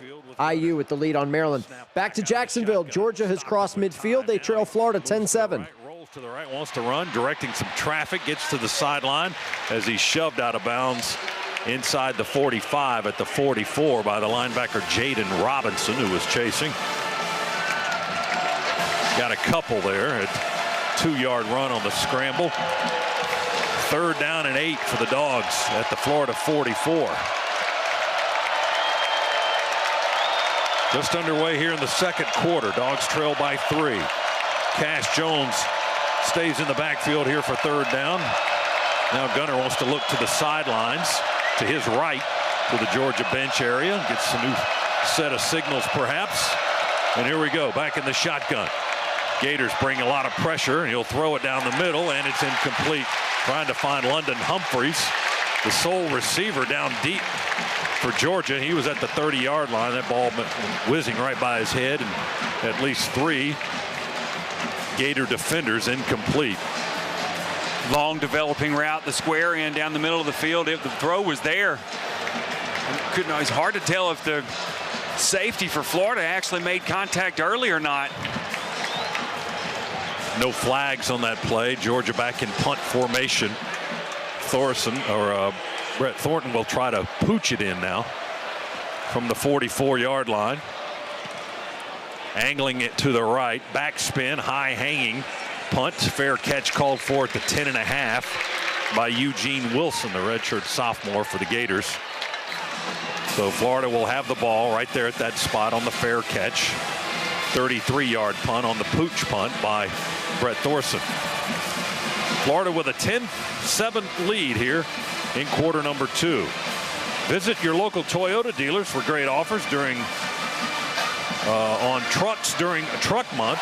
Truck like you truck in a 2025 Toyota Tacoma and Tundra. Toyota, we'll let's bring go it here places. in studio for just a moment. We have both the Georgia and Florida radio feeds, courtesy of Learfield. So let's give you Sean Kelly, Gator Sports Network. Florida has it at their own 11-yard line, leading the Dogs 10-7. 1st and 10. Langley takes the snap, delayed handoff here to Ball, came out of a crowd to the right, changes the ball to his right arm, and somehow got just shy of the 15-yard line for a gain of 5 before being tackled by Dalen Everett. Yeah, it was just an inside run play, inside zone, and he was bottled up in the backfield, and then bouncing off his own offensive lineman, bounced it outside, and somehow picked up 3 to 4 yards. 5.2 yards per carry for Ball coming into today's game. 2nd down and 6. Handed off the Ball, started right, cuts back inside, but they've got him closed up. They'll be 2 yards shy of the line to gain. Down at the Florida 19-yard line. 3rd and 2 upcoming for the Gators, who are 2 of 5 on 3rd down. Yeah, that's a big play right here early in the 2nd quarter, but I feel like the momentum's on our side. We can convert this and keep this drive going. Big play here. Trips left. Toward the field side, off the right hash. Langley now motions Sturdivant through the backfield. Fake the handoff. Langley to run to his right. Nothing. It's going to be a loss. Hang on to the ball. And driven out of bounds on the right side. They've now tried to get Langley to run twice, and it has not gone well. Everett, the cornerback, will get credit for a tackle here. And the Gators will have to punt. Yeah, 3rd and 2. It's always easy to second guess, but they ran a little zone read. He pulled it. But he just, the defenders are faster and quicker than him, and we lost yards on that. Number 76 is number 82 for Florida. Number 76 is 82. Branch deep back for Georgia. Doman to punt from about his own 4. Kind of slides off the right side of his foot, spiraling kick, fair catch called for near sideline at the 40 by Branch. That's where Georgia will take over after the timeout. 45-yard kick for Tommy Doman. And you wonder a little bit. All right, we got a break in Jacksonville. We're going to step aside and take it as well. Florida leading number 5 Georgia 10-7. Media timeout there. We'll step aside as well. Back in 2 minutes here on The Blitz. Morning, Zoe. Got donuts. Jeff Bridges, why are you still living above our garage? Well, I dig the mattress, and I want to be in a T-Mobile commercial like you. Teach me, Saldana.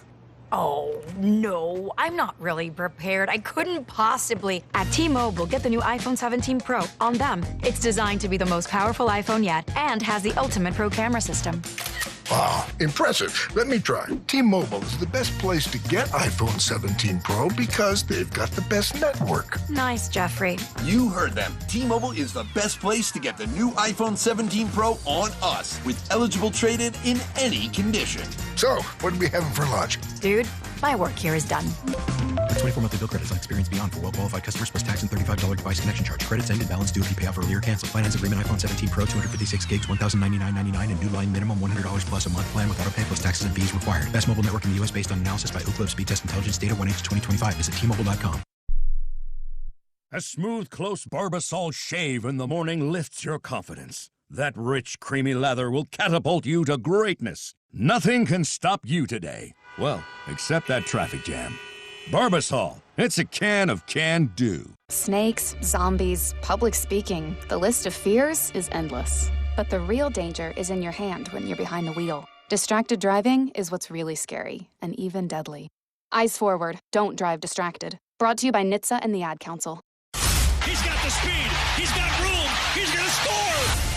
No one gets you closer to the game than Sirius XM College Sports Radio. For the win! Got it! Let's go! Tune in for news, talk, and analysis from the offseason through regular season and into the postseason. We've got your team covered anywhere you go. Deep to center field! Oh, it's gone! Get a free trial at SiriusXM.com/College Sports Radio 2025.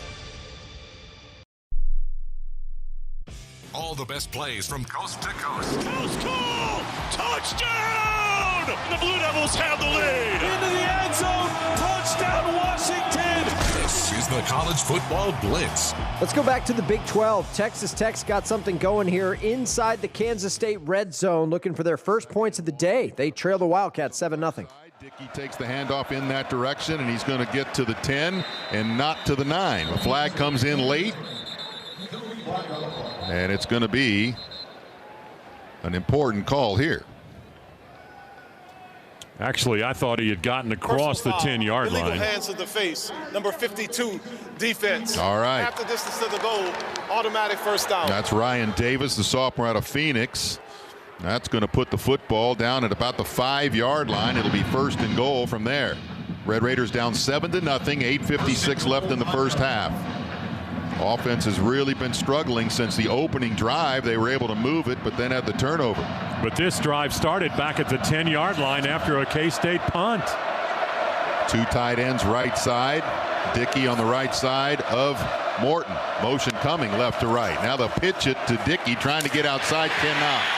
Gets driven to the ground by Romaine. Man, he's quick. That linebacker with the club on his hand. No gain, maybe even a loss of a half yard. It's going to be second and goal. He intercepted a pass earlier in the ballgame. He just gets in behind the Red Raider offensive line. You can't get him cut off. I think that was either Davion Carter, I believe, who missed him at the line of scrimmage, and he ran down the ball carrier from behind. Second down and goal from just outside the 5. Bunch of blockers right side again this time. Motion goes right to left. Douglas. And Morton back to throw. Getting pressured. Getting sacked. Outside the 15. That thing just never had a chance. They came with the blitz, and Morton couldn't find anybody to throw to and just kept backpedaling. They're going to mark it down at the 15. It's going to be third and goal from there. That's the second sack today. The first was for 15 yards. He loses 10 on that play. Red Raiders just 4 of 8 on third down conversions. Two receivers right. Virgil left. Morton with a play change. Man, you'd like to see Terrence Carter up the seam somehow. And they're going to call a timeout. Kansas State calls it. Kansas State takes their second charge timeout of the. Yeah, you were trying to call it, but they gave it to Kansas State first. Chris Kleiman down here in the end zone trying to get it called. Kind of interesting. It looked like Tech was a little bit off on their offensive call, and the play clock was winding down, and Kansas State may have helped them out a little bit there. Well, Kleiman just a full sprint toward the end zone to get the timeout called. All right, timeout on the field there. Let's go back to Jacksonville. Georgia's crossed midfield. They trail Florida 10-7. Handoff. Bowens churning and driving between the tackles, between the hash, over the 40, inside the 40, and down to the 38. Micah Morris says that's a first down, and it is. Denson and Castell on the stop for the Gator defense, but Chauncey Bowens running nicely to move the sticks for the Dogs down to the Florida 38. A little cheap shot gone unnoticed after the handoff. Gunnar Stockton actually tackled to the ground. No flag after that. 5-yard run for Bowens. He stays in the game to the left of Gunnar. Give him another chance. Chauncey to the right side. Runs into the backside of Gaston, who ends up pancaking Sapp over there on the right side. Sapp a little slow to get up. He just had 365 pounds eat his lunch. And Bowens to the 35-yard line on the run. He gains 3. Seen those big earth movers on construction projects all over the place. That's exactly what that looked like from Gaston. Sapp for a moment looked like he had been run over by one of those things. 2nd and 7 for the Dogs. Branch comes in motion to the near side. Gunnar will throw it this way with a screen to Branch. He goes up high to make the catch. He's got Noah Thomas blocking, but the blocking breaks down, and there are more defenders than we have blockers on the near side, but a little bit of movement in the positive direction there to the 34 maybe. Castell again, another stop. He's been all over the field for the Gator defense here in this first half. They put it down on the Gator 33. So we got 2 out of that pass to Branch, and now it's 3rd down for the Dogs. Zach has to catch that one and go. He gave too much time for the pursuit to come tackle him. 3rd and 5, Georgia on the Florida 33, trailing 10-7 here in the second quarter. Cash will take the pass right flat. It got a great block from Bell, but they're going to throw a flag on it as Cash catches that swing pass and down the sideline for a first down and more, but it's coming back. They're going to get Dylan Bell. Maybe a block in the back or a hold. I'm not sure what they will call, but they threw the flag immediately on the Dylan Bell block. Those blindside blocks have been a point of emphasis, but that didn't look like a blindside block. But then again, neither did the one at Auburn a few weeks ago. Officials indicating holding. Offense, number 86, 10-yard penalty from the previous spot. I don't know how you hold a guy that you helicopter across. All right, Georgia's moving backwards after the hold. Let's go back to Manhattan for goal to go for Texas Tech, trailing Kansas State 7-0. Red Raiders are going to have to try to settle for the field goal here. And out will come Stone Harrington to try this one. Harrington 8 of 11 now for the season. He'll be just inside that left hash mark going into the south end. Again, has the breeze behind him, although the breeze has really died down considerably. It'll be a 29-yard try for Harrington. The hold by Burgess. Everything looks good, including the kick. It is good. 6:31 left to play first half. The Red Raiders are on the board. It is 7-3. Kansas That's Brian State. Jensen on the Texas Tech Sports Network. Red Raiders trail Kansas State 7-3. Back to Jacksonville. Georgia's drive continues. The offense was going to have two opportunities to pick up this first down, and here they go. If they go quick, they can catch Florida off guard. 4th down and 8 from the 36-yard line after that 7-yard run. Now Georgia's offense standing and looking back at Gunner. Now he's going to talk to the offensive line. Clock continues to move. Play clock at 9. Stockton in the shotgun. 3 receivers right. He wants the ball. They take the ball. Gunner wants to go deep. He's got one-on-one with Bell. There's a lot of hand fighting on the near sideline. There's flags on the field. The pass is incomplete down at the 5. And now we'll sort all this out. You're going to have offsides. Gunner really trying hard, being very demonstrative with his claps pre-snap, trying to draw Florida offsides, and I think they did. But then the white hat dropped a flag right where Gunner was standing. The dead ball foul in the play. False start. Offense number 14, stimulating the snap. 5-yard penalty. 3rd down. Yeah, Gunner was very demonstrative with his claps.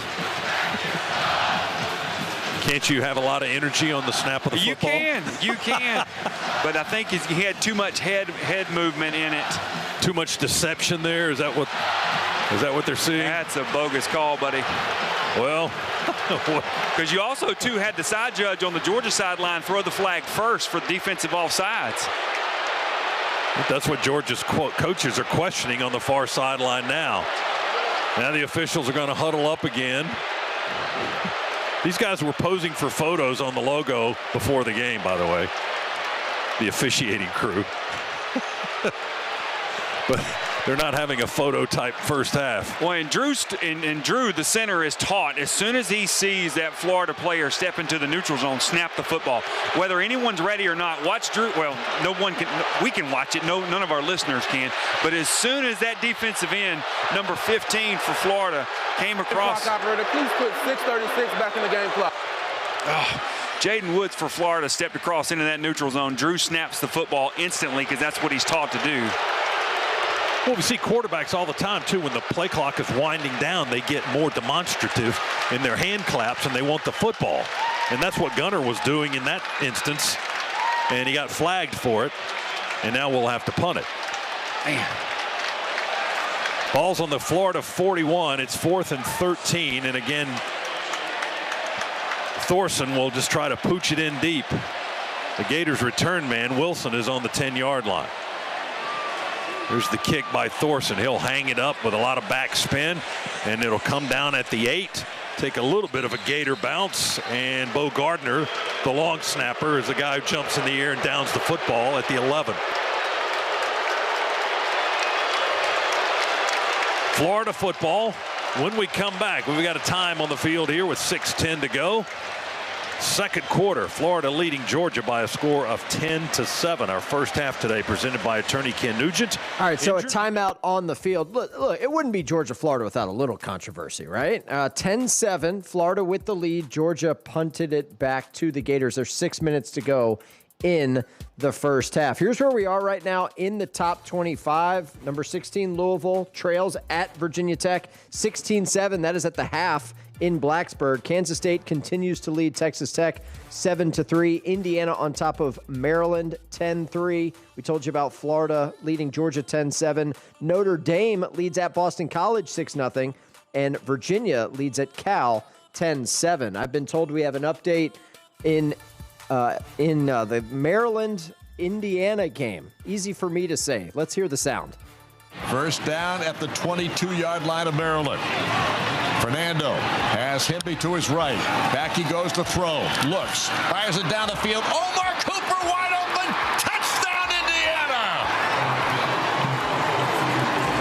Omar Cooper, nobody around him. A 22-yard catch for the TD from Fernando Mendoza.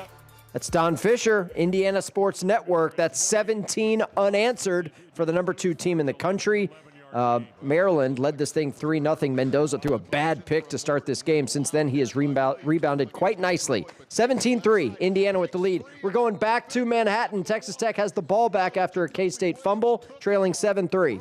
At about the 4-yard line and just plowed through him. It's going to be 2nd and goal from the 1. Man, a nice block by Miller, but a fake pass. Morton handoff Williams, and he can't find any lane. This time, it's going to be 3rd and goal from the 1. Man, Red Raiders have got to get it in the end zone here.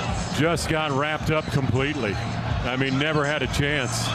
Yeah, and here we go. Virgil limping over there on that sideline with that left leg where he got hit in the hip earlier in the game. Man, and Jacoby is out. Anthus Upshaw is in, but he's wearing 65. We're just going unbalanced offensive line. You got both tight ends and an extra offensive line. You can't get any bigger. And Morton in motion. It's going to be a wildcat to Dickey. High snap. He takes it, and he's got it. Touchdown, Red Raiders!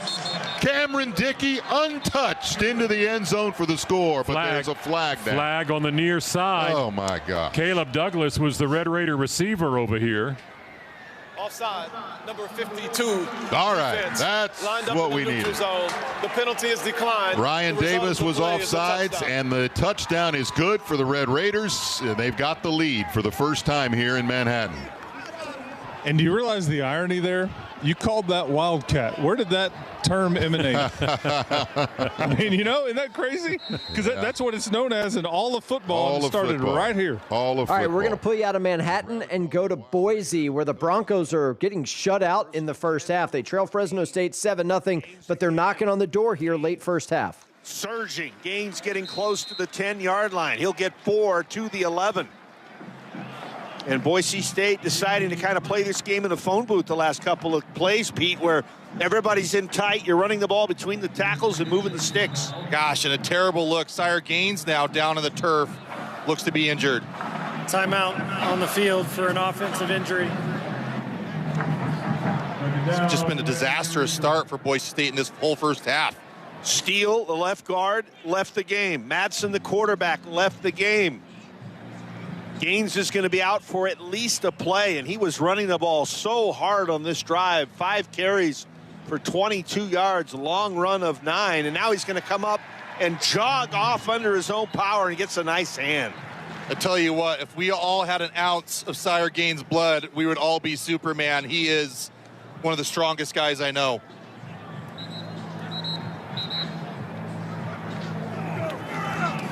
Said they talked to him about playing defense when he came here, and then Spencer Danielson said, no, we want you to play running back. He was a linebacker, and he likes contact, so that's where that comes from. So 2nd down and 6 or 7, ball between the 11 and 12. 7-0 Bulldogs, 2:50 remaining in the second quarter. Cut forth, hands it off to Riley. Riley will get to the 10. Maybe he'll push it to the 9 at best. Talking about a couple yards at the most. 1, we'll say. And Boise State will have a 3rd down right here. We'll see if they'll snap the ball before the 2-minute timeout. Boise State just 2 out of 8 today on 3rd downs. Play clock down to 20, so they don't have to snap it. Riley in the backfield. Cut forth, looking to throw. in the pocket, end zone wide open, touchdown to Chase Penry. Chase Penry with the catch. And Boise State a point away from tying it. And that was your Airvan move of the game, brought to you by Airvan. That's Bob Beeler, Pete Cavender on the Broncos Sports Network. Boise on the board. They're an extra point away from tying it up against Fresno. By the way, speaking of extra points, Texas Tech doinked theirs off the upright, so that remains a 9-7 lead for Texas Tech at Kansas State. That gives us a chance to shout out our friends at the Sickos Committee. It's a weird score alert. We'll call it a weird score alert since we didn't catch the doink live. Weird score alerts are presented by our friends at the Sickos Committee. Check them out on Blue Sky and Instagram for all your Sickos college football content. Back to Jacksonville we go. Florida has the ball back, leading Georgia 10-7. Wilson, wide receiver screen, past the block of Sturdivant, and they keep him well off the line to gain. The ball's advanced toward the 35-yard line, but the Gators likely punt, and here comes the punt team. K.J. Bolden makes the tackle on Trey Wilson. Yeah, just ran like a little wide receiver screen bubble to Trey Wilson after we motioned to empty. Those you just got to get lucky, and hopefully somebody breaks a tackle. Number 76 for Florida is now number 82. Clock running underneath, 5 minutes left of the first half. Branch back deep for Georgia, about his own 19. Dolman needs to hammer one here. Snap back from Underwood. Dolman gets it away. Sends it down the middle of the field. It's going to bounce to the 20. Takes the Gators bounce. Stay. No. Ground ball rolls past the goal line and a touchback. A 20-yard kick and roll off the punt from Dolman. We'll take a break. 1st and 10 for Georgia at the 20 when we come back. 4:38 to go first half. Florida 10, 5th-ranked Georgia 7. On the All right, timeout there. Let's go to the start of the third quarter up in Blacksburg, where Louisville trails Virginia Tech 16-7. And we got the start of the third quarter action. So let's go back up to Lane Stadium and check in with Paul Rogers on the Louisville Sports Network. Start of the third quarter, Virginia Tech leading 16-7. A very short field one time and a moderately long field on the other one. Really, Virginia Tech's had one sustained drive. Here comes the kickoff from Virginia Tech, and this is very high, but it is going to carry quite deep. But Lacey is going to run it out from a few yards deep to the 10-yard line through a gap at the 15-20, stumbles, gets a little more, spins out past the 30 and the 32-yard line. Well, it kind of fooled me. Maybe he decoyed them too. We've just become so accustomed to touchbacks, but he grabbed that and off he went. I think you're right, Paul. I think they're so used to the ball being deep like that, and he got a seam right up the middle, and a nice aggressive return by Colin Lacey. Good field starting position. Starting at the 33, Moss, the quarterback, with Isaac Brown to his right. Tight end Kariski stops on the right side. Here's Moss dropping straight back. Good pocket, throws high, but caught at the 41, and Bell hammered down past the 45 out to about the 47-yard line. Starts with protection. He was clean that time, and that gave him time to find Bell on the curl pattern. I think that's the longest gain through the air today. Moss takes it, throws it, caught at the 50-yard line again by Bell, protects the ball, and gets knocked down for a 5-yard gain. I like that. Let's get this guy that gets 100 yards a game receiving the ball a few times. Chris Bell, two completions in a row. Bell averaging 98 yards per game, had 3 in a row of over 100, then limited last week somewhat with 49 receiving yards on his 4 catches. 2nd down and 4 for Louisville from the 49-yard line of Virginia Tech. Lacey motions out to the right. Brown is to the left of Moss. Moss will pitch it to Brown. He's got some space up there at the 50. Goes wide, cut down. Oh, good play. Thought he had a little more, but a good recovery by Thomas Williams fighting off a block. The quarterback made the tackle on Isaac Brown for no gain. When he caught that, I thought there was some space to run through. That's how the corner needs to do it. He had the wide receiver on him. He shucked him off to the inside. And then Brown, when he went to go wide, there was a corner waiting for him. A big key 3rd down conversion coming up. Cards just 2 of 6 on their 3rd downs. 3rd and 4. Moss drops straight back. Again, fires it over the middle. Ooh, and incomplete. It almost intercepted. It was batted away. Tried to go to Kariski over the middle, and Chambers was able to knock the ball away, so the Cards' first possession going to wind up with a punt. Miller just not sharp today. That was a little hook up over the middle, tied in there. He needed to get it to him just a little earlier. The middle linebacker nearly picked that off. Will be Chapeau to punt. it was Schwartz who had the punt blocked for the safety. Chapeau had a 40-plus yard punt after that. And he will punt this one. The left footer knocks it out of there. Tumbling end over end punt, gets to the returner quickly, and it takes a fair catch at the 20-yard line for only a 29-yard punt. There is a flag. In fact, there are 2 flags. Good job by the returner to catch that so Louisville couldn't down the ball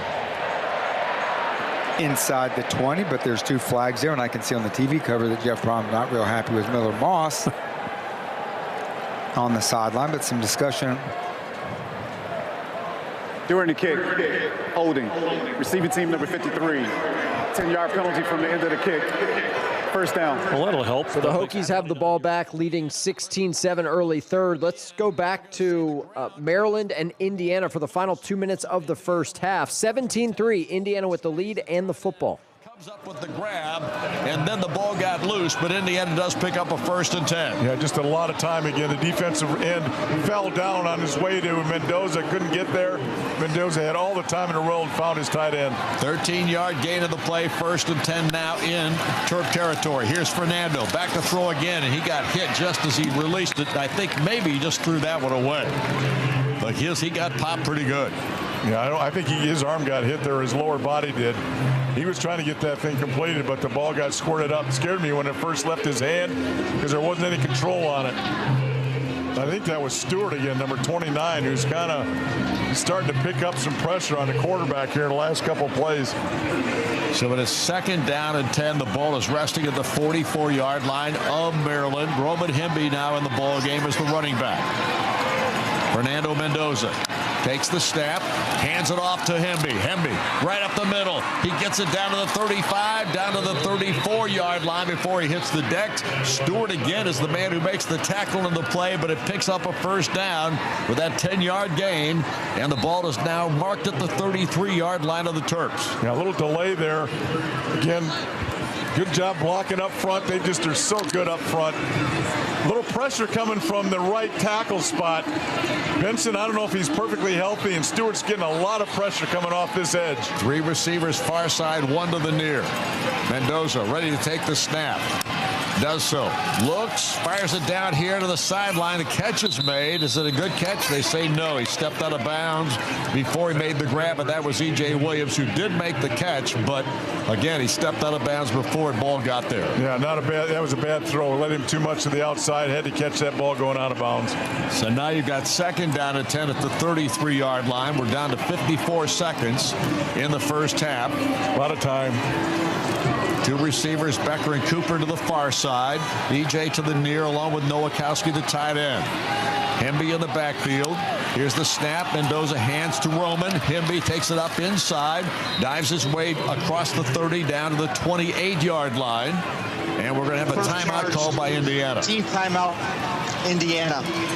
30-second timeout. Sidney Stewart made the stop on that play. He's involved in a lot of plays for this Maryland ball club, but Indiana takes timeout here with the 3rd. All right, timeout on the field in the Big Ten. Let's go to the SEC, where Florida has forced another punt. They have the ball back, leading Georgia 10-7. First half. You'll have the 2-minute timeout here, Shane Matthews, and all 3 of your timeouts. Yeah, you just got to be careful where the ball is right now. The key is to try to get a 1st down, and then you can get into your 2-minute offense. And I'm anxious to see that because we really haven't run like a normal 2-minute drive in quite some time. Of course, big halftime show coming up. Both marching bands making their way down to the playing surface. 2:34 to go in the half. And Lagway and the Gators have to be very careful with the football here. Out of the pistol. The motion Wilson left to right. Hand it off. Big hole. Ball to the right side. It closes down as he approached the 13. And he's sandwiched between 2 defenders. Led by C.J. Allen, the middle linebacker. Yeah, they just ran zone, but they faked the ghost reverse to Trey Wilson, which held the backside backer, allowed Jaden Ball to pick up 4 yards.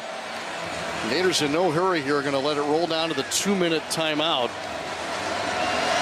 And we'll take a break. 2-minute timeout in Jacksonville. Let's go back to College Park. See if Indiana can cash in here, leading 17-3, final minute of the first half. And Radicic is going to get his first opportunity in a while, Buck, for a long one. Yeah. And Indiana just does not get themselves in this position very often. So he's automatic. And wait a second. Now we got a timeout being called by Maryland. Indiana did call the timeout. Yeah, they may 30 seconds. I don't think they got to be thinking about this. I mean, it's 4th and 5. You got Sig coming out there. He's looking at somebody. He's looking at the official, maybe. Want to say nope. He's talking to somebody else. Can't quite tell. Ball boy. Looks like it. Might have had the wrong ball in there. That could be too.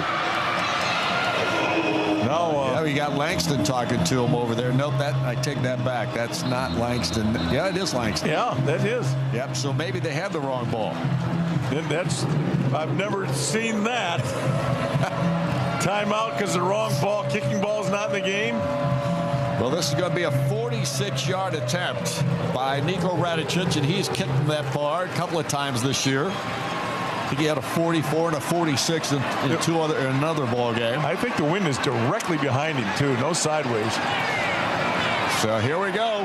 Here's the snap back. Kick is on its way. Plenty of leg into it. And this one is through the uprights and good. And Niko Radicic knocks it through to give Indiana 20 points here in this first half with 40 seconds to go. That's in the 20 half. unanswered points for Indiana, who lead 20-3 at Maryland. 30 seconds to go until halftime. We're going to sneak in a quick break so we can get you back out to some of these other games. Back in 2 minutes here on The Blitz. Your morning shave with Barbasol is a time for self-reflection. Look in that mirror and ask yourself, can I make a real difference in this world? Of course you can. Just not today. There's football on. Barbasol. It's a can of can-do. If you can plan barbecues and weddings, you can plan to protect yourself from a natural disaster. Sign up for local alerts, prepare an emergency kit, and make a family communications plan. Get started at ready.gov/plan. Brought to you by FEMA and the Ad Council.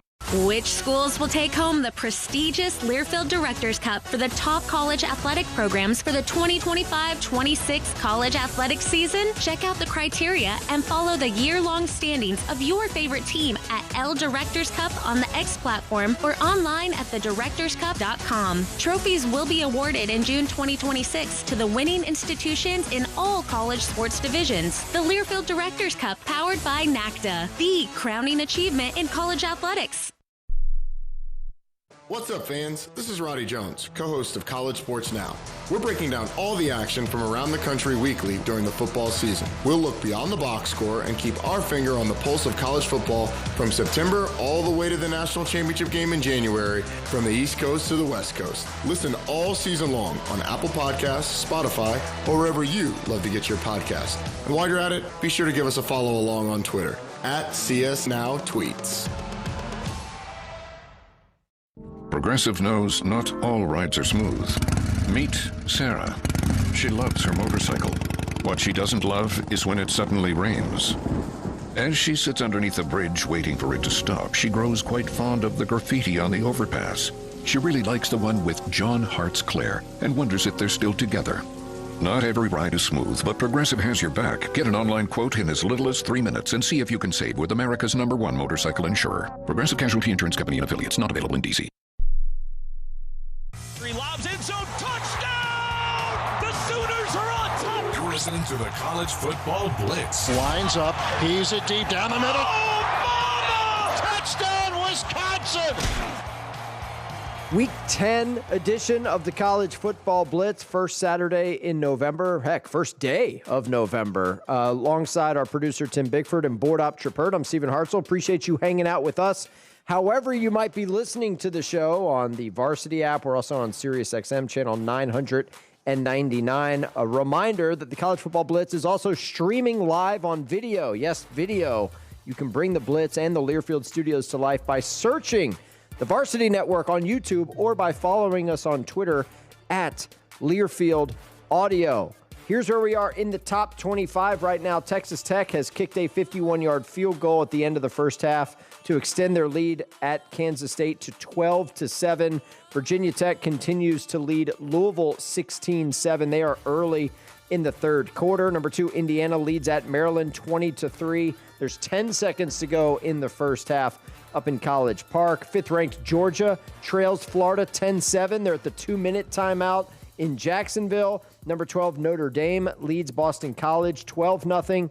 And Virginia with a 17-7 lead on the road over Cal. Final 2 minutes of the first half in that one. Okay, let's go to Jacksonville. Florida has the football coming out of the 2-minute timeout, leading rival Georgia 10-7. Thanks, and we're looking forward to your visit with Billy Gonzalez after the second quarter. 1:36 on the clock. After video review, personal foul, targeting number 4 of the defense. Crown of the helmet. A 15-yard penalty is enforced from the end of the run. First down. Number 4 is disqualified for the remainder of the game. That is huge. KJ Bolden, a vet. And a big piece of the Georgia defense with 33 tackles and an interception on the year is done for the day. And the Gators with the penalty yardage-wise, Shane Matthews now at 1st and 10, their own 35 with 3 timeouts and 1:36 to play. I feel like they should put some more time back on the clock, but I guess not. We're here. We got time to get points. Hawkins back on the field as one of 2 receivers to the right. Now Hawkins motions to the left.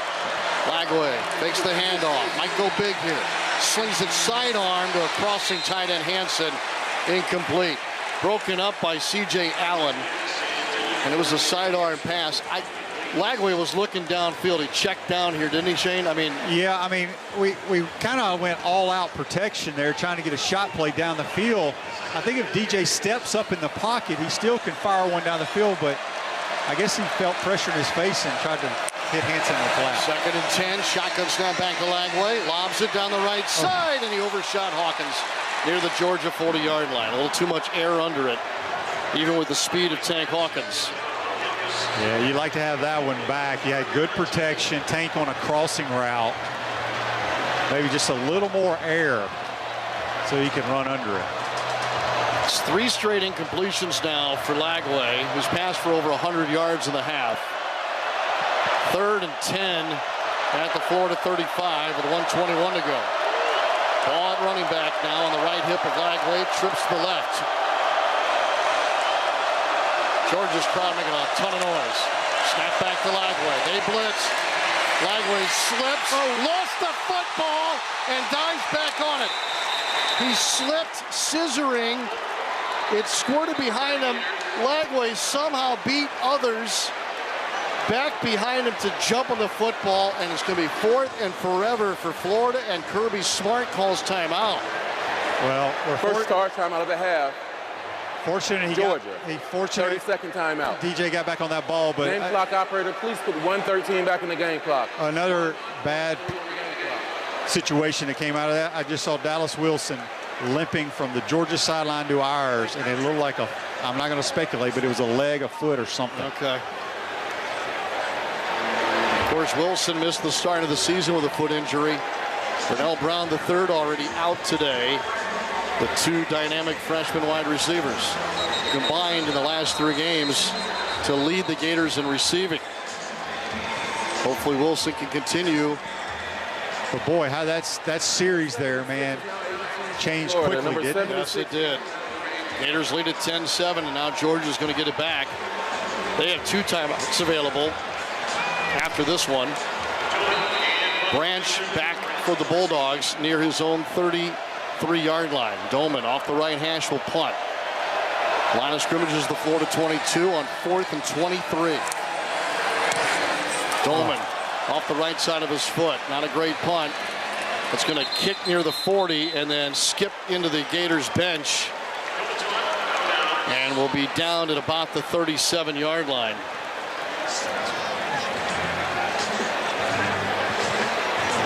All right, so Georgia's got the ball back, trailing by 3 with a little more than a minute to go. Change of possession in Jacksonville. While we have a moment, let's just update you on what just happened up at Lane Stadium between Louisville and Virginia Tech. We have some sound that our man Trip Hurd is going to play for you right about now. Maybe. 3rd and almost 4 from the 24-yard line. Moss has Brown to his right. Nobody split especially wide. Bell is the widest receiver on the right. And Moss dropping to throw. Good blitz pickup. And a throw. Easy. Goal line. Touchdown. Lacey pulled it in, and Moss delivered a bullet. 24-yard touchdown strike. That's Paul Rogers on the Louisville Sports Network. 16-14. Virginia Tech's lead has been trimmed to 2. Let's go to another ACC barn burner. Pitt and Stanford, goal to go for the Panthers. And the Panthers extend their lead to 20-10. Yeah, it was a 3-step drop and a laser on an out route to the left side of the field, the eastern sideline. And Pitt has a chance to go up by 11 if they can convert the PAT. Well, and Heinschul's going to go to his running back, Jakiri Turner, and says, I appreciate you, little guy, as Turner with a fantastic pass pro, preventing Matt Rose from getting to the quarterback. Bukowski's extra point is away, and it is good. Panthers, 21. So Pitt does get the touchdown and the extra point, 21-10, our new score late first half. Let's go to Jacksonville. Georgia has crossed midfield looking for points before halftime, trailing Florida 10-7. Gain of 21. Dogs on the move, 1st and 10. Clock moving at 30 seconds and ticking. Stockton wants to throw, pump fake, pulls it down, will run. They tackle him around the legs from behind. That was Gums that caught him at the 20. Kirby has to call a time. Georgia calls a timeout as Stockton couldn't really get into his full stride there. He was tackled after about a 1-yard gain at the 20. And Georgia had a good play call, had receivers downfield, but Florida with 4 defenders from sideline to sideline between the 5-yard line and the goal line. Georgia not really able to get anybody across the middle of the field, which is where Gunner looked initially. Middle of the field was wide open. We just didn't have a receiver get open there. So 22 seconds remain. Now they put another second back on the clock. It's at 23 remaining in the second quarter. Georgia on the Florida 21-yard line. Let's recap the second quarter thus far. It's brought to you by Ag South, Ag Georgia, Southwest Georgia Farm Credit, loans for land and farms. Neither team has put points on the board here in the second period, and Georgia has outgained Florida 93-32 in the second quarter alone. 42 rushing for the Dogs, 18 for the Gators. Florida's only passed for 14 yards. Georgia's thrown for 51. Again, neither team has scored. The Dogs almost 9 minutes of possession in the quarter. And right now just trying to get their first points of the period. Well, and try not to have a miscommunication. That was very clearly a receiver that didn't run a route where they were supposed to. The middle of the field was wide open on the previous play. 2nd and 10, Dogs on the Gator 21-yard line. Jones in the backfield with Stockton. 2 receivers tight to the right, 2 to the left, the wide side. Here comes a blitz, and Stockton, ball came out of his hand. It's bouncing on the turf. It's picked up by Florida at the 25. We missed 2 tackles. Noah Thompson couldn't get him. Cash Jones couldn't get him. And Ernest Green finally makes the tackle at the Florida 34. Was it a forward pass? We're going to have a look. Jaden Robinson picked up the loose ball and took off running for Florida. Fumble recovered by the defense. Well, the call on the field is a fumble by Stockton as he was hit. Looked like in the act of throwing. We'll look at a replay up on the video board, see what we think. Yeah, the hand was definitely going forward. The arm was forward. And he was hit, and the ball came out. That, well, you know, I don't want to get ahead of myself. I didn't think the last play they reviewed was targeting, but that was definitely a forward pass that should be incomplete. Well, let's talk about what Florida did differently there than they've done the entire game so far. The safety, the free safety in the middle of the field was 15 yards off the line of scrimmage and got a full steam run to start. That was a safety blitz from the 3rd level, and he came completely untouched. Nobody recognized it. Nobody saw him running pre-snap. That's got to be picked up by the quarterback, and that ball's got to get out of your hands now. You got to see that safety running, bearing down on you right in the A-gap, too. That is a middle safety blitz. LSU made a living doing that in the early 2000s. 10 seconds remain in the half, and a timeout was called. The officials are standing around the mark of the football at the Florida 34. There has been no indication that they're reviewing the previous play. I imagine that's going on. It looks like the officials are standing around and possibly listening to a discussion, maybe from up in the booth. And now here's James Carter, the referee. The ruling on the field is a fumble recovered by the defense. The previous play is under video review.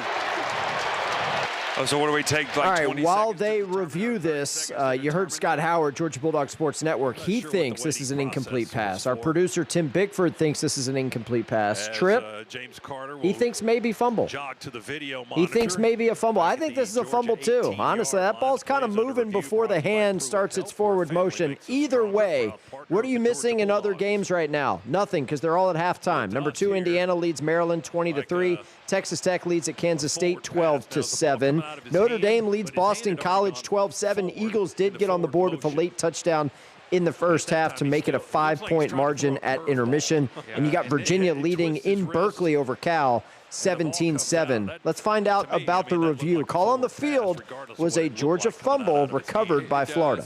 This could be one of those things where it matters mostly what it was determined on the field at the time. And since it was ruled a fumble in real time, you got to have complete evidence to overturn that.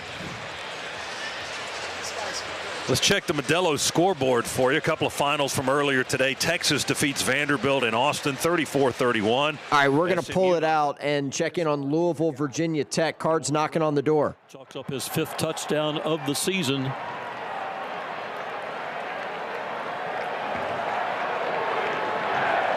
Cards go on top 20-16 with 5:01 left in the third quarter. Just a 2-play 5-yard drive after the 63-yard punt return set it up. That's two-play drives for Louisville. Yeah. Ranvier to attempt the extra point. So 2 quick touchdowns for Louisville in the third quarter to take the lead 20-16 at Virginia Tech. After the review, call on the field overturned. Incomplete pass for Georgia. So the Dogs still have it with decent field position here. Well inside field goal territory, trailing by 3. For Georgia as well as we trail by 3. 3rd down and 10 at the Gator 21-yard line, and they added time to the clock at 21 seconds. So Georgia still has time to run some plays before a field goal try if they opt to go in that direction. 3 receivers to the left for Stockton on the 21-yard line. Moving to our left, Stockton in the backfield with Cash Jones. So he snap it back. Gunner will throw it out in the right flat and incomplete, broken up right on the sideline by Miles Graham, the linebacker. Was he trying to get it? Yeah, he's trying to throw it to Cash over there in the right in the Georgia bench area, around the 20-yard line or so. But it's incomplete. It'll bring up 4th down now with 17 seconds to go in the first half, and we will see Peyton Woodring, and we will see a field goal try here from the 29. 39-yard try from the far hash, kicking it left.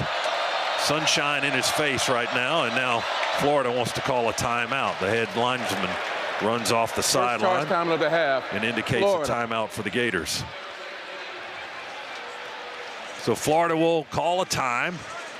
They'd like to make Peyton Woodring, one of the top kickers in the country, think about it a little bit longer.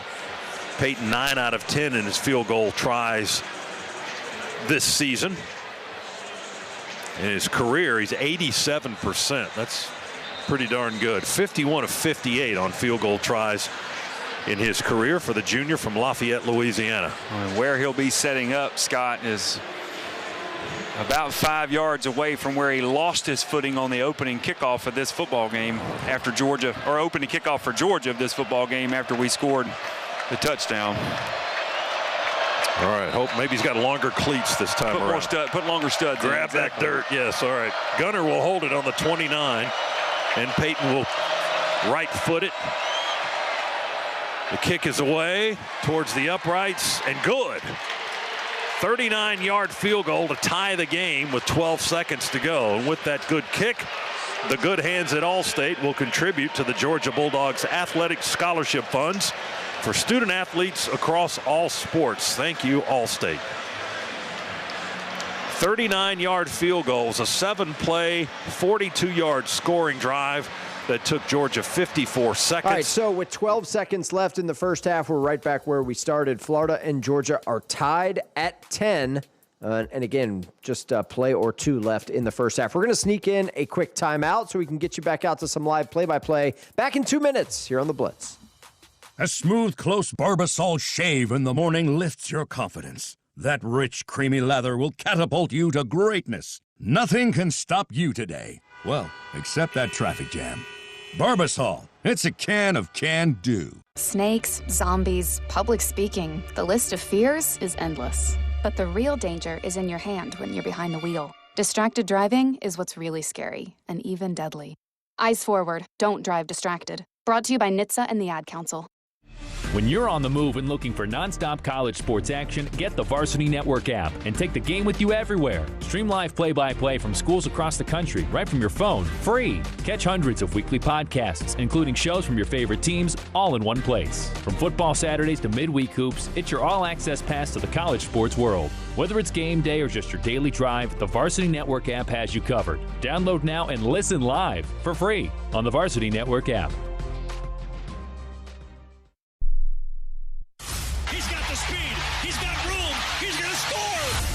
No one gets you closer to the game than Sirius XM College Sports Radio. For the win! Got it! Let's go! Tune in for news, talk, and analysis from the offseason through regular season and into the postseason. We've got your team covered anywhere you go. Deep to center field! Oh, it's gone! Get a free trial at SiriusXM.com/College Sports Radio 2025. Progressive knows not all rides are smooth. Meet Claire. She loves her motorcycle, and she's learned to love the insects she encounters on her rides. She may not know the difference between a gnat and a mosquito at 55 miles per hour, but she does know one thing. It's always gross when one flies into her mouth. But she's so used to it that it's weird when it doesn't happen. Not every ride is smooth, but Progressive has your back with comprehensive and collision coverage from America's #1 motorcycle insurer. Progressive Casualty Insurance Company and affiliates, not available in D.C. Bringing you the most memorable moments from the biggest games. There's a man! Touchdown! Touchdown! Kansas State and the Wildcats have tied the game! 10-5! Touchdown! Davis-Wade Stadium explodes! You're listening to the College Football Blitz. So all of our 3:30 Eastern kicks are at halftime, but Louisville, Virginia kicked a half hour before that, and they are late in the third quarter. So let's go there live. Louisville leads 21-16. Hokies are driving here. They're in plus territory with 3 minutes to play in the third quarter. Second down and 10 from the 41. Clock moving toward 3 minutes left in the third quarter. Miami has already lost today. They lost to TCU, where Louisville will be in a couple of weeks. To SMU, excuse me. 1st and 10 at the 2nd and 10. And here's Drones keeping again. Now pitching, and it's fumbled. Oh, but they fall back on the football. 4-yard loss as Drones fell back on the fumble that was mishandled. Pitch was up fine. He just dropped the pitch. The second time today they've run the option. This one was a little different with the cross motion, and they had a dive off of it first. They had a blocker out there. Louisville defended it well, and TJ Quinn almost able to fall on it, but this is going to be a 3rd and long. Most of their third down conversions have been shorter than this. They are 4 of 11. 3rd and 14 from the Louisville 45-yard line. Ball on the left hash. Drones with it back to his left. 2 receivers to the wide right side. Louisville comes up forcing the rush. Drones tosses a little pass ahead of time, bobbled it incomplete. Threw that shovel pass out just for an escape route to find somebody to get it to. It was Isaiah Spencer, couldn't handle it. And as the ball dangled in the air, I thought for a minute Louisville might pick it off, but they're going to get it back on a punt, evidently. Good time blitz that time by the outside backer and safety, where the back picked up one, but the second one got to. He's so big, though, the blitzer got to Drones and couldn't get him down before he got to the ground. He did that flip again, second time today, and that ball just hung in there. I couldn't tell what direction, but it went away from the Louisville defender. Lacey waits inside the 10-yard line. high end-over-end punt. Lacey will run over and let it bounce at the 10 and take a sideways bounce out of bounds at the 12. 32-yard punt. Tana Cards get the ball back with 2:07 left in the third quarter. 21-16. Louisville holds the lead over Virginia Tech. Good series again by the defense. They gave up a first down or two, but another 3 possessions for Virginia Tech, 3 punts. While we have a minute, let's just update our scoreboards. We're listening to Louisville and Virginia Tech. 21-16. Cardinals have scored 2 unanswered touchdowns in the third quarter. They were trailing this thing 16-7 at halftime, but they lead by 5. Elsewhere, all these other games are at halftime. Texas Tech leads Kansas State 12-7. Indiana on top of Maryland 20-3. Florida and Georgia tied at 10. Notre Dame leads Boston College 12-7.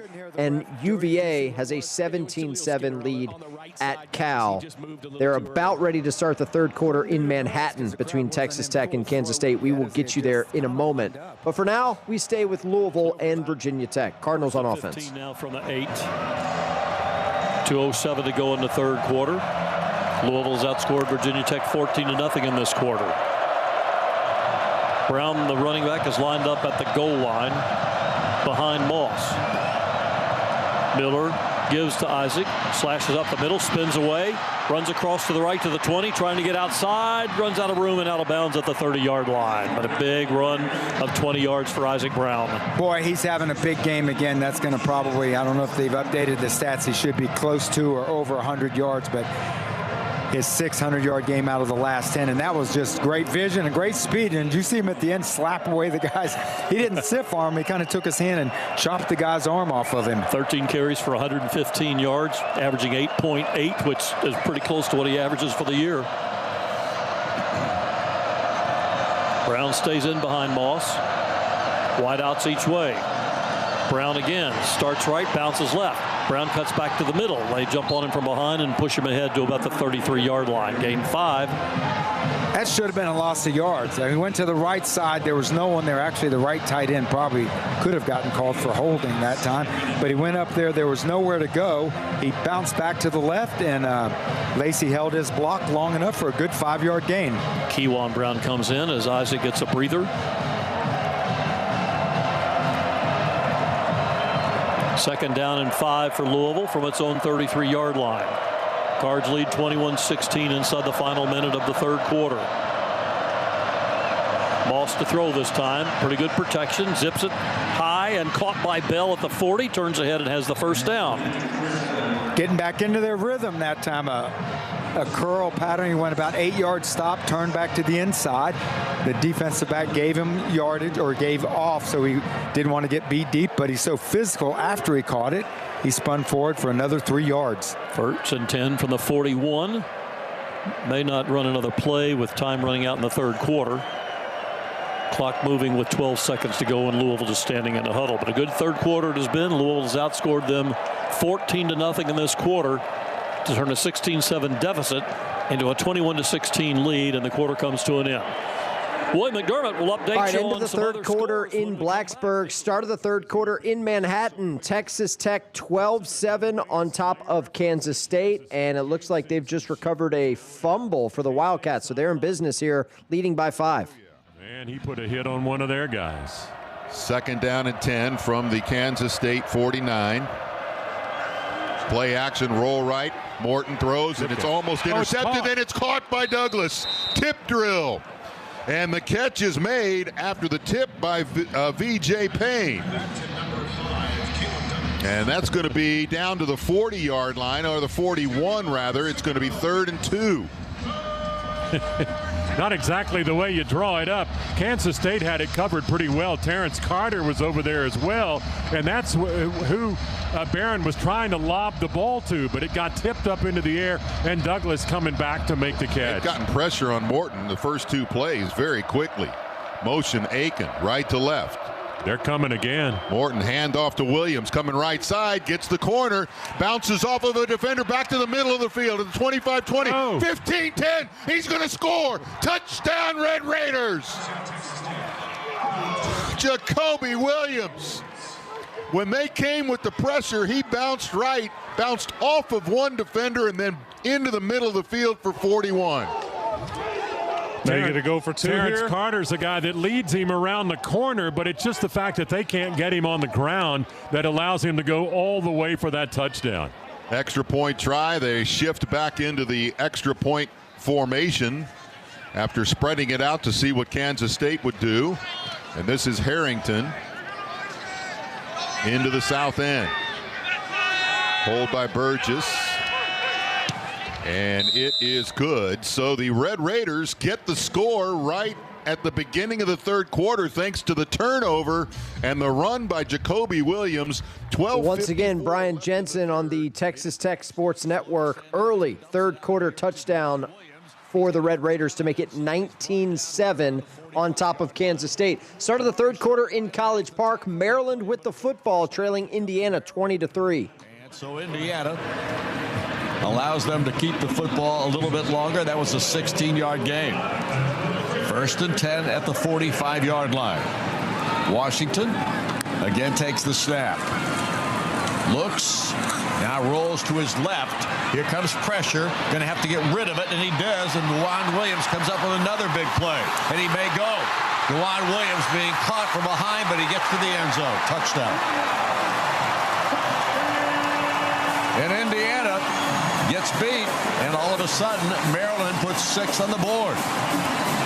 And that's Malik Washington's legs. He got flushed out to the left. Tossed a very kind of a jump pass over the defender who fell down. And then that's where the Maryland speed comes in. That is a fast dude carrying that football. Again, they've got tremendous skill in the open field. If Indiana can stop them from getting there, that's great. But if they get out in that open field, look out. It's only 10 points. And so now the extra point try. It'll be Sean O'Hare kicking the ball up and through the uprights, and it is 10 on the board for Maryland now. And Indiana's lead has evaporated down to 10. And that speed that Maryland possesses, Indiana's kept it contained most of the afternoon, but that time it didn't happen. And that was a perfect throw by Washington. Well, it was a broken play. Yep. And that's where they're probably most dangerous, is when he gets out on the perimeter and there's too much time for Indiana defense to handle, big plays happen. DeJuan Williams runs it in, timeout on the field, and we've got a 20-10 contest here in the third quarter. Back Don Fisher, Buck Sir, Maryland with the early third quarter strike to cut the deficit to 10. 20-10, our new score between Indiana and Maryland. Early third quarter action in Boise. Fresno State leads 10-7. Let's go there live. End zone construction and real close to all those south end zone crazies, making things as tough as possible for visiting teams. Fresno State on their own 5-yard line. Tough spot for Conklin. Conklin at a 5 of 13 for only 11 yards. Donaldson, the running back, behind him in the pistol. They'll give it to Donaldson. Donaldson will get to about the 8 for a gain of 3. Benefield had him up top. Down below it was Irby as they share the tackle. 3 yards, 2nd and 7 for Fresno State. They've got the lead, 10-7. And this would be huge for Boise State's defense if they could get a 3 and out. That would mean the offense would get great starting field position. 2 more stops and Boise State gets it. 2nd and 7. Again in the pistol formation. Running back this time is Ramirez, more the short yardage running back. They'll give it to Ramirez. Powering up the middle, he's got the first down. Great, just straight ahead running. Sanusi on the tackle, 9 yards for the reserve running back, and that is a big-time first down for Fresno State. They have only had 7 first downs in the first half. Boise State with just 6. And Boise State's helped aid Fresno State with some of those first downs, too, getting penalties on third downs. 1st and 10 from their own 17. Still, Boise State can get good field position if they can force them to punt from here. Conklin in front of Ramirez. Fakes it to Ramirez. Conklin bootlegs to the right. Throws it in the flat. Ball caught. Anderson, the tight end, gets it for about 5, maybe 6. And we've got a flag down on the field. And we'll see what they're going to call here, Pete. Yeah, it was pretty instantly thrown as soon as the tackle's made out of bounds. I didn't see anything, a late shove or anything like that. So No clue what the penalty is. There's more than one flag down. 3 officials conferencing in front of the Fresno bench at around the 22-yard line. Oh, looks like a late hit maybe on Fresno against Jeremiah Irby on the sideline. That'd be thank you very much. After the play was over, personal foul, unnecessary roughness, offense, number 10. That penalty's half the distance to the goal line. The down counts. It'll be second down.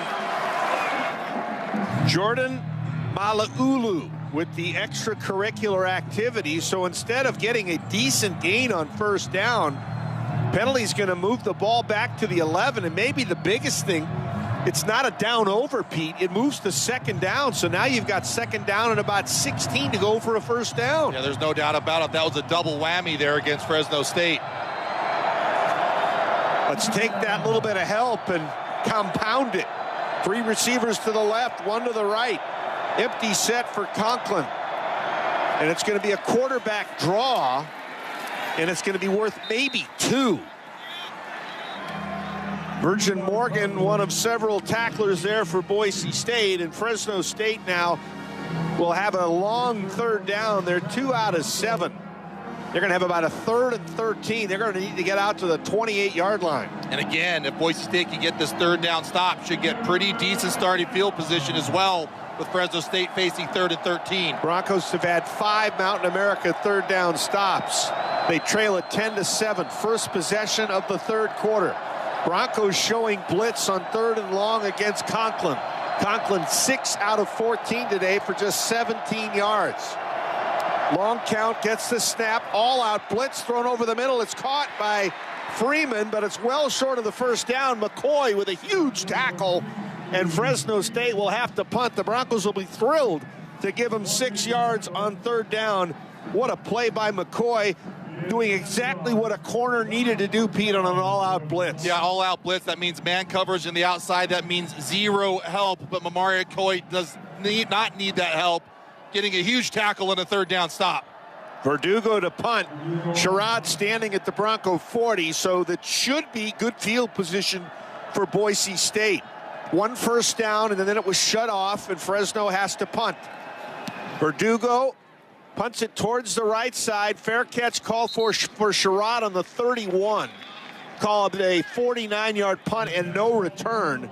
And it'll bring us to a timeout. All right, so timeout on the field. Boise State's got the ball back, but they trail Fresno by 3, 10-7. Let's go back to College Park. Indiana has the ball back. They lead Maryland 20-10. No offense to play callers, but my goodness, give good players. And Fernando takes the snap, hands it off. This time, Kalon Black tries the left side, just keeps bulling his way forward. He looked like he was going to get stopped at the line of scrimmage and goes for about 3 or 4 more yards on the play and gets the first down. And that first down is brought to you by Cassidy Electric. So Indiana with a 1st and 10 at the 39-yard line now, the Terrapins. Indiana trying to reassert themselves on this first drive of the second half for them. Here's where you get a little play action passed on for the long play. Becker wide to the far side. Brady in the game now as the slot receiver. Omar Cooper on the sideline. E.J. Williams also wide out to the near side. Here's the give. Kalon Black finds a hole left side. Pops through. Carries for about 8 yards of the play down to the 31-yard line. Another nice game for Indiana. Messiah Delhomme is the man who makes the tackle for the Terrapins. And Indiana's got a 2nd down and 2. Speaking of play callers, I bet the Maryland play caller would love to be able to hand the ball off for 7, 8, 7, 8, 6 yards on first down running the football. I don't think there's any doubt about that. Right now it is Fernando Mendoza ready to take the snap on the shotgun. Does so and hands it off to Kalon Black. He breaks it outside. Now to the 20, the 15, the 10, the 5. Touchdown Indiana. And again, Kalon Black breaks a big one here. A 31-yard touchdown carry. Which back did I say was going to have a long touchdown? Was it Black? Yes, you did. Yeah. No, I didn't. That is tremendous. Right off tackle, just hit the seam and took off. Hey, is Black having a good game or what today? He's playing tremendous. Wow. And I'll tell you what. Indiana with the touchdown. They match Maryland's third quarter score with one of their own, and the lead is back to 26-10. Extra point will make it a 3-score margin. Indiana in control on the road, middle of the third quarter. We step aside. We're with you until midnight Eastern time, folks. We're not going anywhere. Week 10 edition of the College Football Blitz. Back in 2 minutes. Morning, Zoe. Got donuts. Jeff Bridges, why are you still living above our garage? Well, I dig the mattress, and I want to be in a T-Mobile commercial like you. Teach me, Saldana. Oh, no, I'm not really prepared. I couldn't possibly. At T-Mobile, get the new iPhone 17 Pro on them. It's designed to be the most powerful iPhone yet and has the ultimate pro camera system. Wow, impressive. Let me try. T-Mobile is the best place to get iPhone 17 Pro because they've got the best network. Nice, Jeffrey. You heard them. T-Mobile is the best place to get the new iPhone 17 Pro on us with eligible trade-in in any condition. So, what are we having for lunch? Dude, my work here is done. 24 monthly bill credits on experience beyond for well-qualified customers plus tax and $35 device connection charge. Credits ended, balance due if you pay off earlier. Cancel. Finance agreement iPhone 17 Pro, 256 gigs, $1,099.99 and new line minimum $100 plus a month plan with auto pay plus taxes and fees required. Best mobile network in the U.S. based on analysis by Ookla Speed Test Intelligence data 1H2025. Visit T-Mobile.com. He's got the speed. He's got room. He's going to score. No one gets you closer to the game than Sirius XM College Sports Radio. For the win! Got it! Let's go! Tune in for news, talk, and analysis from the offseason through regular season and into the postseason. We've got your team covered anywhere you go. Deep to center field. Oh, it's gone! Get a free trial at SiriusXM.com/College Sports Radio 2025. Hey fans, this is Wayne Cook, co-host of College Sports Now. We're breaking down all the action from around the country every week during the football season. We'll look beyond the box score and keep our finger on the pulse of college football from September all the way to the national championship game in January. Listen all season long on Apple Podcasts, Spotify, or wherever you'd love to get your podcasts. And be sure to follow along on Twitter at CSNowTweets.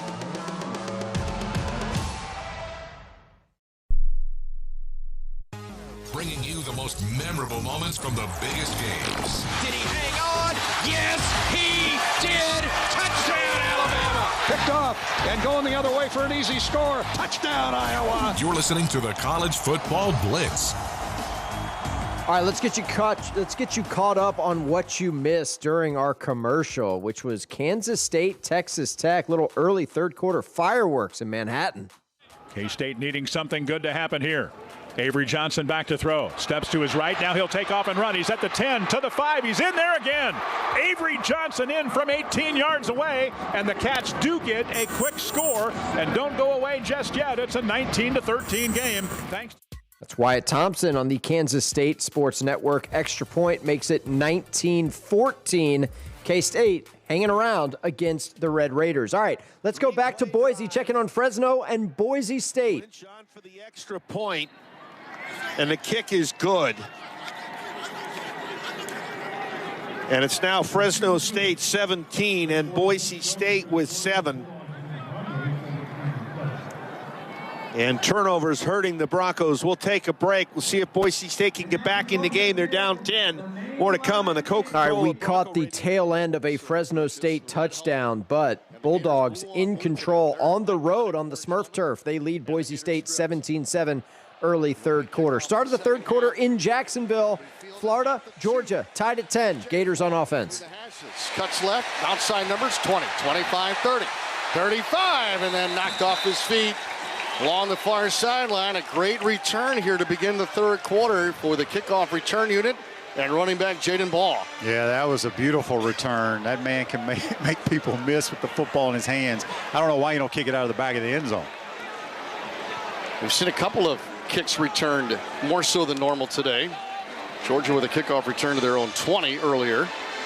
And Lagway now takes the offense to the far hash. DJ 101 yards passing for touchdown, 7 of 11 through the air. 41 is now number 9. Number 41 is 9 for Florida. J. Michael Sturdivant's number. Take a hand off the ball. Stiff arm, Lagway got a ball away. Flipped it out to Trey Wilson to salvage 2 yards. Lagway had to stiff arm an unblocked blitzer and just got it out of his hands. There's that naked bootleg, and Trey was the slide route behind the offensive line. DJ did a phenomenal job getting that ball off. Lagway ready for a shotgun stab, but Trey Wilson in motion to the left. Handed off ball, running left.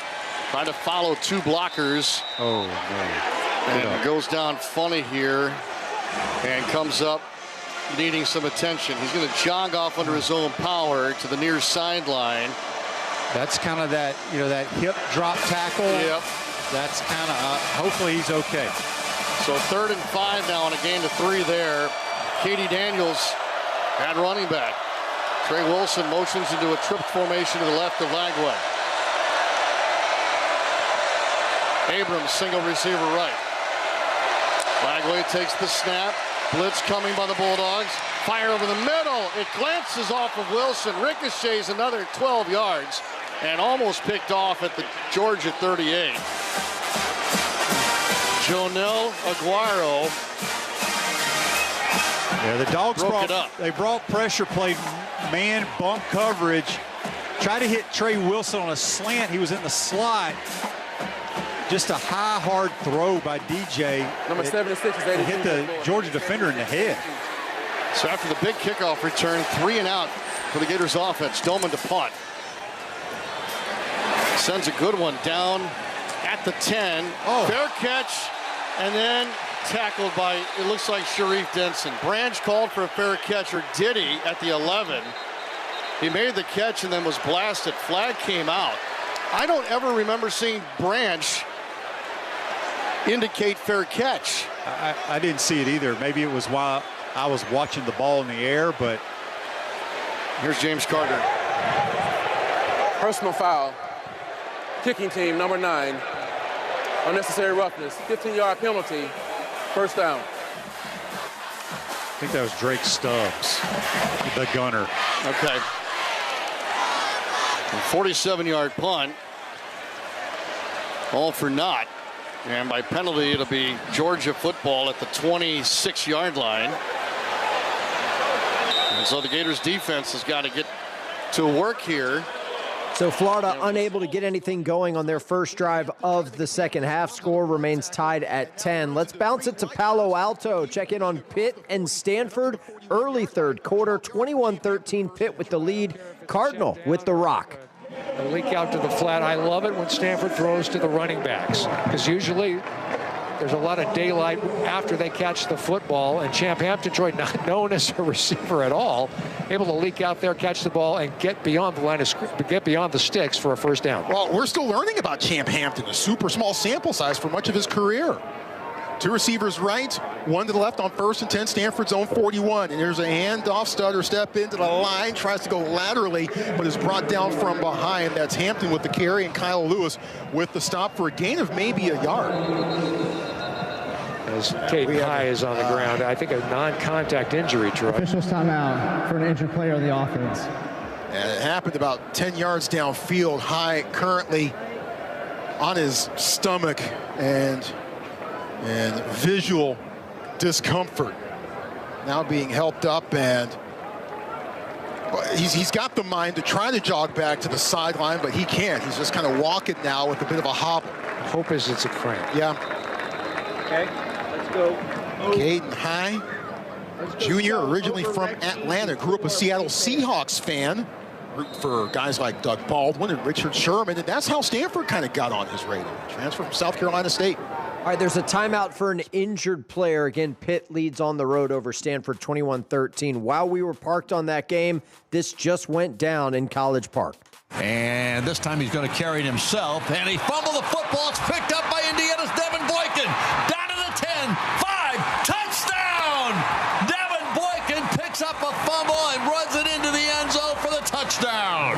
And somersaulted in the end zone for the touchdown, just left his feet. That is Don Fisher on the Indiana Sports Network. That call is presented by T-Mobile. Visit your local store to start saving. T-Mobile, it's better over here. Scoop and score TD for Indiana extends the lead to 34-10 at Maryland. Let's go back to the Little Apple where Texas Tech has it 4th and 1 at the K-State 7-yard line. Do they go for it here? They lead by 5. And they were going to try to draw them off sides, but Tech jumped. They may have wanted to kick it all along. I don't know. Yeah. But you still don't want to jump. Yeah, no doubt. False start. Offense. Multiple players moved, but the center did not snap the ball. 5-yard penalty. 4th down. I mean, Davion Carter was still in a position where he's looking into the backfield when they're trying to snap the ball or not. But if you know you're not snapping it, then why are people moving? Yeah. All right. Field goal try coming up here. Again, it's Harrington. They're going to mark it down at the 19, so a 29-yard try from the left hash mark. He's a right footer. Llewellyn is still snapping them. Burgess to hold. Those two things are good, and so is the kick. Harrington right through the uprights. The Red Raiders add 3 more. It's now 22-14. Red Raiders with 6:35 left to play in the third. Scoring drive summary brought to you by Gene Messer Auto Group, part of Group 1 Automotive. Your hometown dealer, 7 plays, 63 yards, 3:16 off the clock, and the 29-yard field goal by Harrington makes it 22. So Texas Tech gets the short field goal in the red zone. Still a 1-score margin, 22-14. Texas Tech extends the lead to 8 on the road over Kansas State. And while we were parked on that game, Maryland just put it on the turf again. Indiana living on that side of the field in this third quarter. They've got the ball back. They just had a defensive touchdown. They lead 34-10, and they've got it just outside the Maryland red zone. Media timeout there. We're going to step aside and take one as well. We're back in 2 minutes. Don't go anywhere here on The Blitz. Your morning shave with Barbasol is a time for self-reflection. Look in that mirror and ask yourself, can I make a real difference in this world? Of course you can. Just not today. There's football on. Barbasol. It's a can of can-do. If you can plan barbecues and weddings, you can plan to protect yourself from a natural disaster. Sign up for local alerts, prepare an emergency kit, and make a family communications plan. Get started at ready.gov/plan. Brought to you by FEMA and the Ad Council. Hey y'all, this is Michael Felder, co-host of College Sports Now. We're breaking down all the action from around the country every week during the football season. We'll look beyond the box score and keep our finger on the pulse of college football from September all the way through the national championship game in January. Listen all season long on Apple Podcasts, Spotify, or wherever you love to get your favorite podcast. And be sure to follow along on Twitter at CSNowTweets.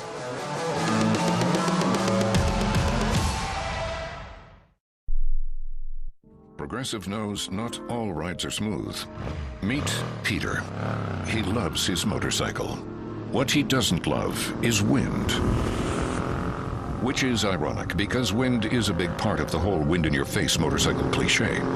But nobody ever tells you how relentless a strong crosswind is, or the cliche wouldn't exist. Not every ride is smooth, but Progressive has your back. Get a quote to see if you can save with America's #1 motorcycle insurer. Progressive Casualty Insurance Company and Affiliates, not available in D.C.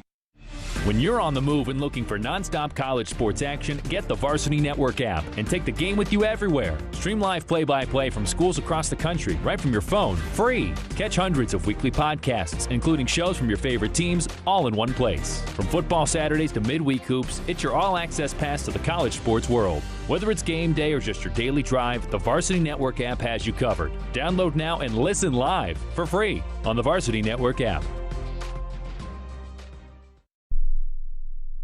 Your heads-up, no-huddle look around the nation. Comes in, untouched, blocked it again. Touchdown, Boise State. Interception, West Virginia. It's the College Football Blitz. All right, here's where we are in the top 25 right now. Texas Tech leads Kansas State 22-14. There's 7 minutes to go in the fourth quarter. Louisville hanging on the road at Virginia Tech. They lead 21-16.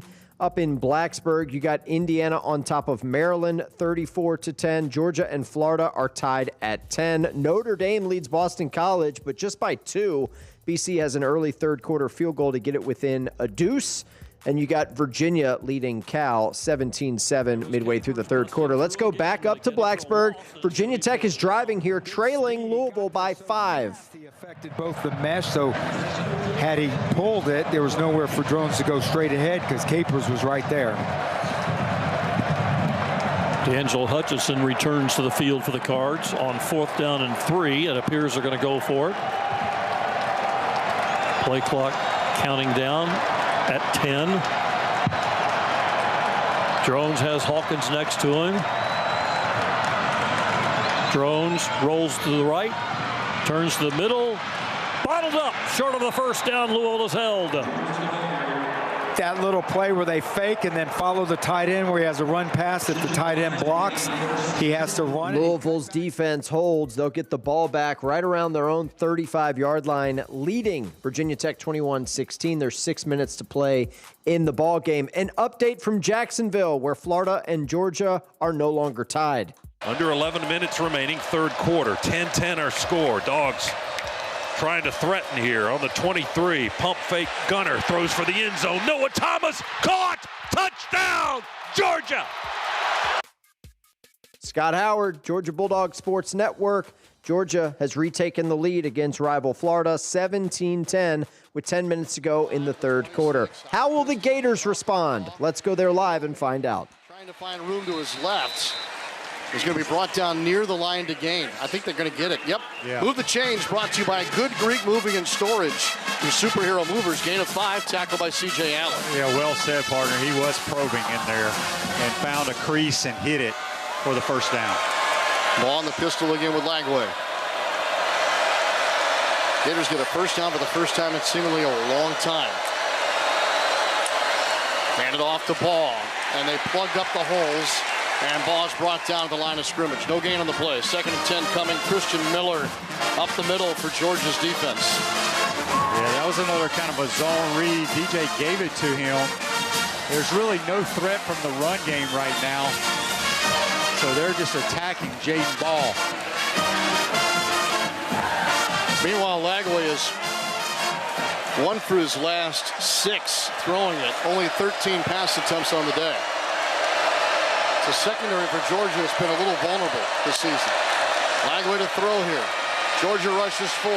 Lagway rolls right, looks downfield, throws it down to the near sideline. Sturdivant, catch, broken tackle, and gets 4 yards after the catch. First down Gators. Gain of about 14 yards to the Florida 45-yard line. Yeah, good decision by DJ. He escaped the pocket to the right. And the defender came up. Jay Michael did a good job staying by the sideline. Most of the good plays that DJ's made today are outside the pocket. Wilson was the deepest receiver, and DJ motioned for him to release him, and he couldn't get loose. 2-by-2 set. Fake the hand off the ball. 1st and 10. Lagway throws right side. Sturdivant was interfered with. No flag. It was about a 10-yard pattern to the Georgia 45, but it goes out of bounds on the near sideline. Gators ran a play action there. It was kind of a flood concept. You had a guy running deep, a guy on like a sail route, and a guy running a shallow. TJ Abrams had a step deep. I thought DJ may have let it go. Aguero was the one that was putting his hands on Sturdivant. 2nd and 10 Florida now at their own 45. Down by a touchdown. Trips left. Lagway to throw. Good blocks up front. Throw it out to the right flat. Caught by Ball. Made a man miss in midfield. And bulldozes a man down at the 44. It's a gate of 11 yards. There's a flag down, and a hold is going to be called against the Gators. Holding.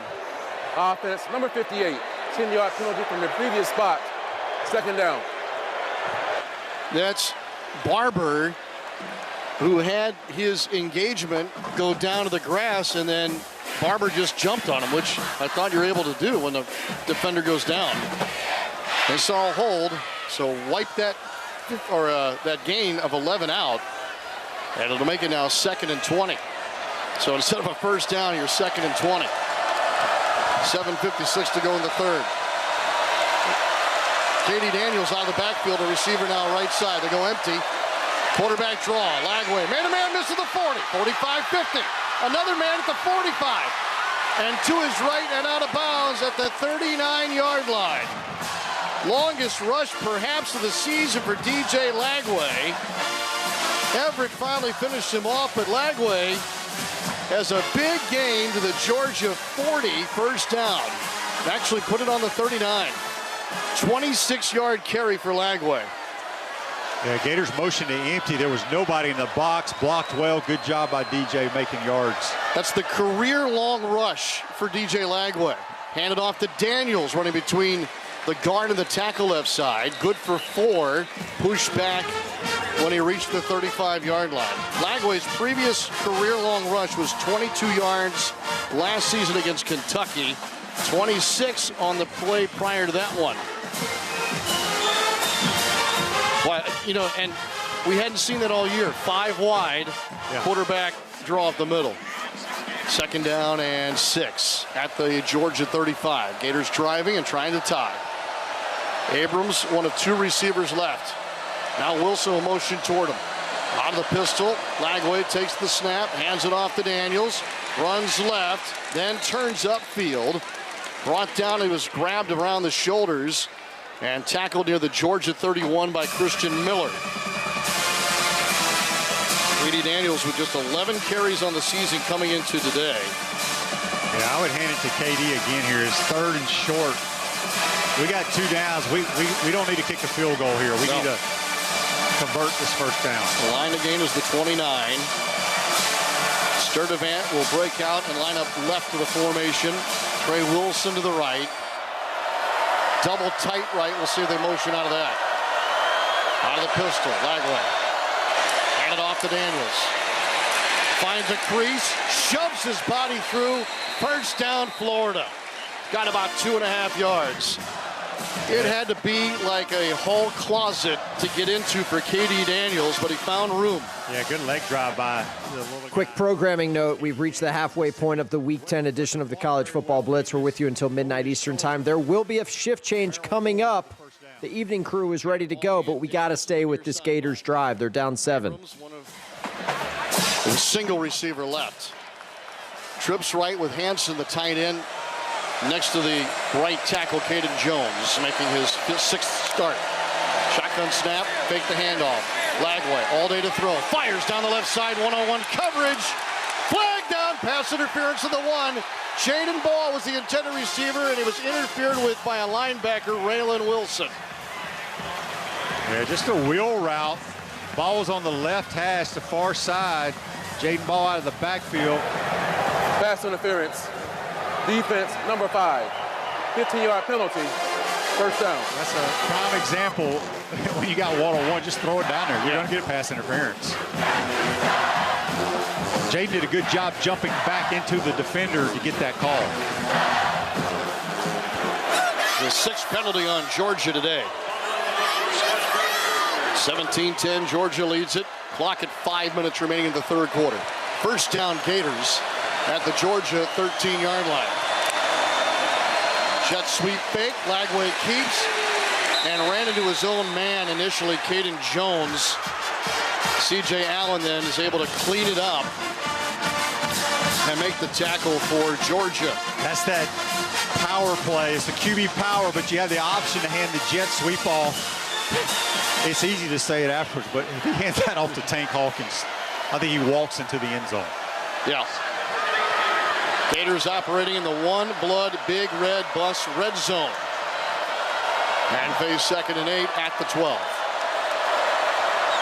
Trips right. Left hash is the snap. Back to Lagway. Flip it out to Ball, left side. And tackled after making the catch short of the line to gain by a good margin. Justin Williams made a nice play defensively for Georgia. And the ball now spotted at the Bulldogs' 7-yard line. 3rd and 3 upcoming. Yeah, that's good tackling in space, right? Jaden Ball makes him miss, he probably scores. Florida on 3rd down is 1 for 7. 3rd and 3 here. The line to gain is in between the 3 and 4 yard line. Lagway with 3 to his left. Now Trey Wilson motions to the right. All the way out. Lagway takes the snap, steps up, throws in the end zone, flag down, pass interference. Abrams, the intended receiver.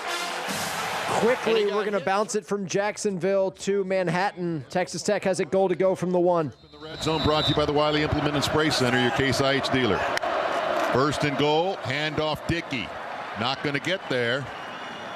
And he keeps trying to fight for it, but they've already whistled I think he it. fumbled. It'll be second down and goal. No, he didn't. Yeah, you had John Carlos Miller over there with Howard Sampson and Cash Cleveland trying to get it in off the left side. Now Barron looking at the sideline trying to get the play. Second and goal from the 1. A lot of music playing. Yeah. Motion right to left is Carter.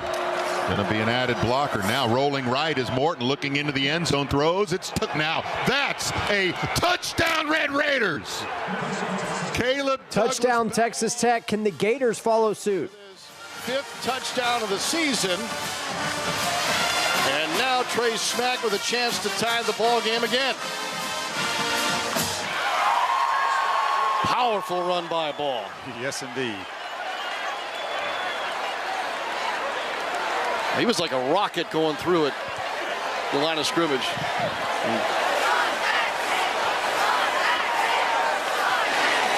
Trey Smack, 2 for 2 today. Trey Smack now 3rd all-time as far as active consecutive. So Florida punching it in from 1 yard out shortly after Texas Tech punched it in from 1 yard out. Let's update our scoreboards. It's now 17 apiece in Jacksonville. Georgia and Florida tied again. And Texas Tech has some breathing room in the Little Apple over Kansas State. It's now 29-14. Red Raiders with the lead. Both those games are late in the 3rd quarter. Okay, as promised, shift change here on the College Football Blitz. Phil Brame, Aaron Bronk, Brendan Beavers standing by to take you until midnight Eastern Time. Who needs Game 7 of the World Series when you've got Hawaii, San Jose State late night? That's right, baby. We got you here on the College Football Blitz. A-plus work by the day crew. Tim Bickford producing. Trip Hurd, the lock doctor, doing a great job on the board. On behalf of those two guys, I'm Stephen Hartzell. Don't go anywhere. The show continues after this 2-minute break.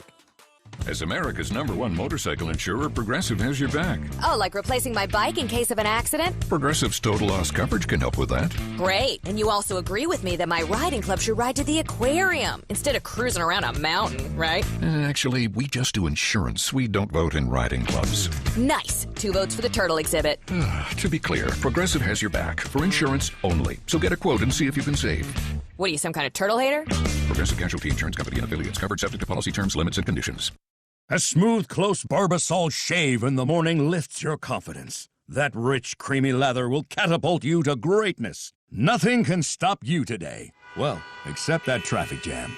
Barbasol, it's a can of can-do. Snakes, zombies, public speaking. The list of fears is endless. But the real danger is in your hand when you're behind the wheel. Distracted driving is what's really scary and even deadly. Eyes forward, don't drive distracted. Brought to you by NHTSA and the Ad Council. He's got the speed. He's got room. He's going to score. No one gets you closer to the game than Sirius XM College Sports Radio. For the win. Got it! Let's go! Tune in for news, talk, and analysis from the offseason through regular season and into the postseason. We've got your team covered anywhere you go. Deep to center field. Oh, it's gone! Get a free trial at SiriusXM.com/College Sports Radio 2025. What's up, fans? This is Roddy Jones, co-host of College Sports Now. We're breaking down all the action from around the country weekly during the football season. We'll look beyond the box score and keep our finger on the pulse of college football from September all the way to the national championship game in January, from the East Coast to the West Coast. Listen all season long on Apple Podcasts, Spotify, or wherever you love to get your podcast. And while you're at it, be sure to give us a follow along on Twitter @CSNowTweets.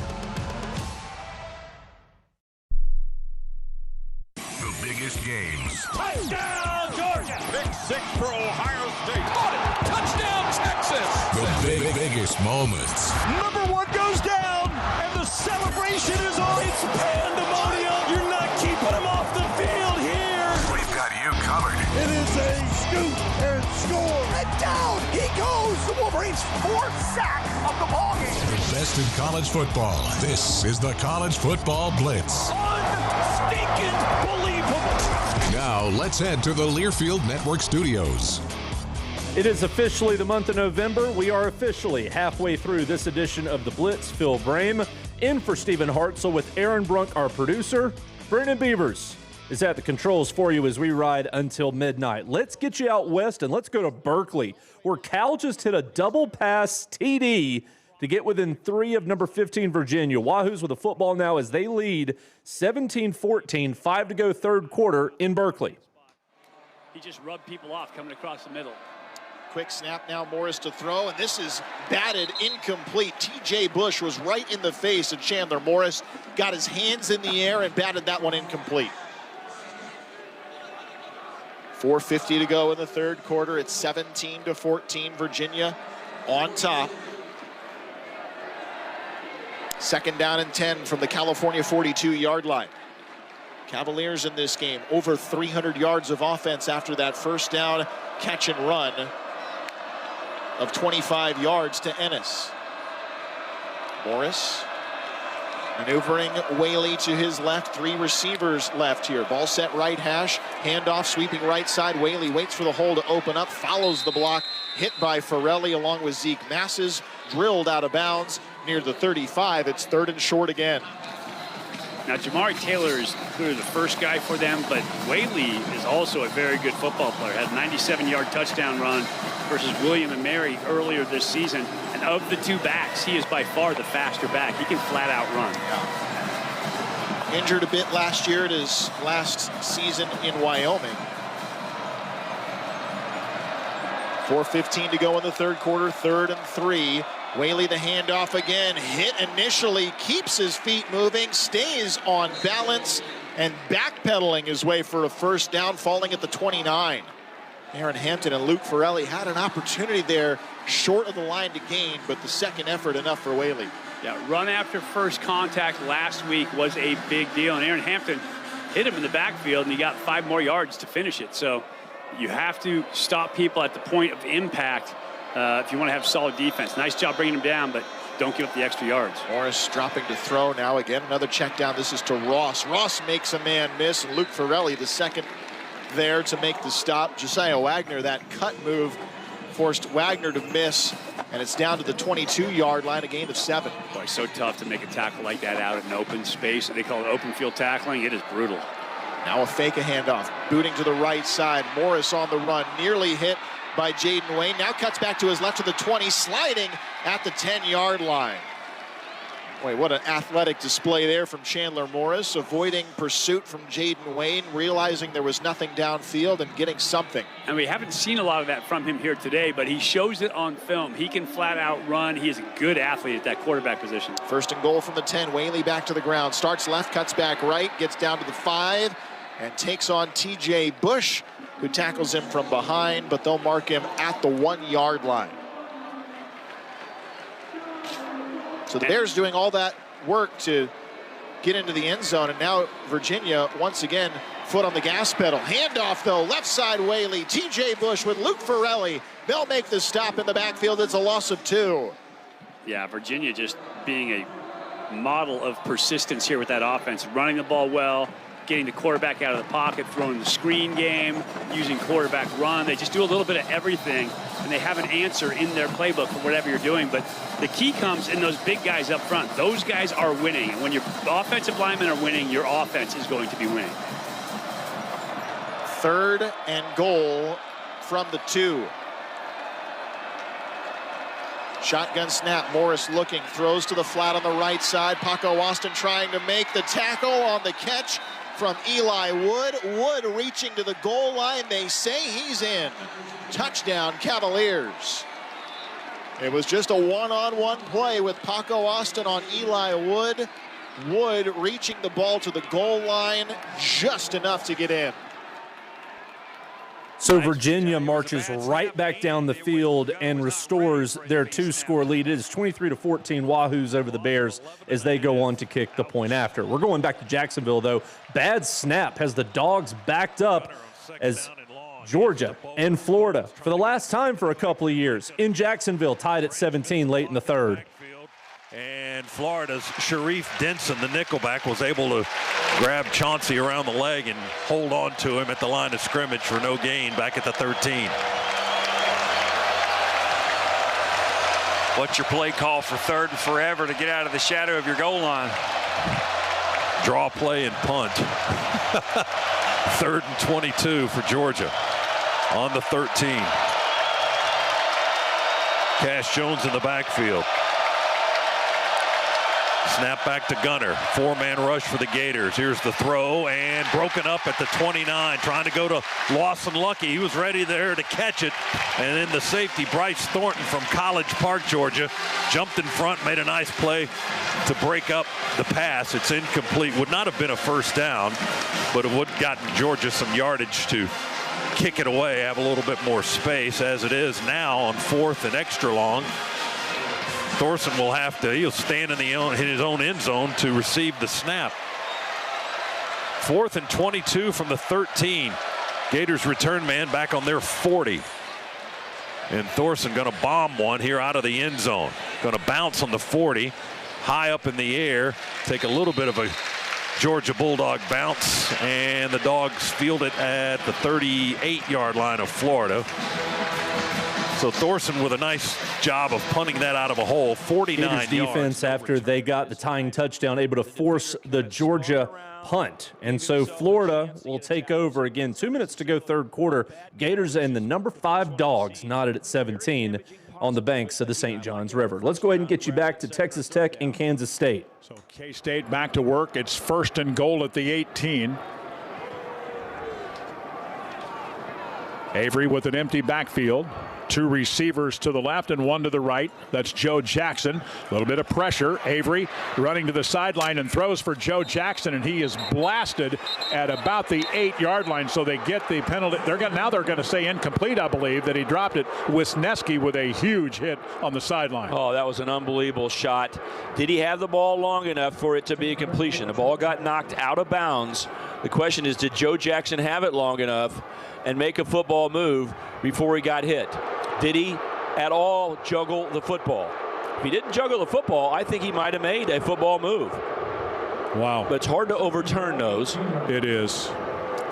13:40 to go. It's 29-14. That should be a review. This play is under review to determine if the receiver caught the pass. So they are going to look at it to see if Joe Jackson caught the pass. Video review. K-State's already had a touchdown on this drive, wiped off the board because of a penalty.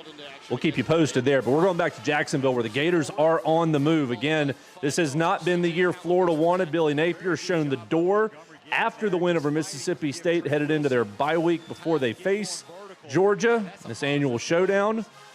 Right now, though, Gators tied in plus territory. Let's get you back to Sean Kelly. Just his second game as a Gator. We haven't seen him since the Long Island game. 2nd down and 5. Trey Wilson motions to the boundary. Off the left hash, Lagway in the pistol, hands it off to Daniels. Trying to find something, there's nothing there. No gain on the play. Raylan Wilson and a couple other red helmets in there to stop Katie Daniels. Jaden Ball will come in for Daniels. I did not look at the box, Shane, on that play. Well, it was man coverage because when we motioned, the corner went over. Corner's over, that's man coverage. There was a lot of dudes in there. I assume we're in Trey Smack's range right here.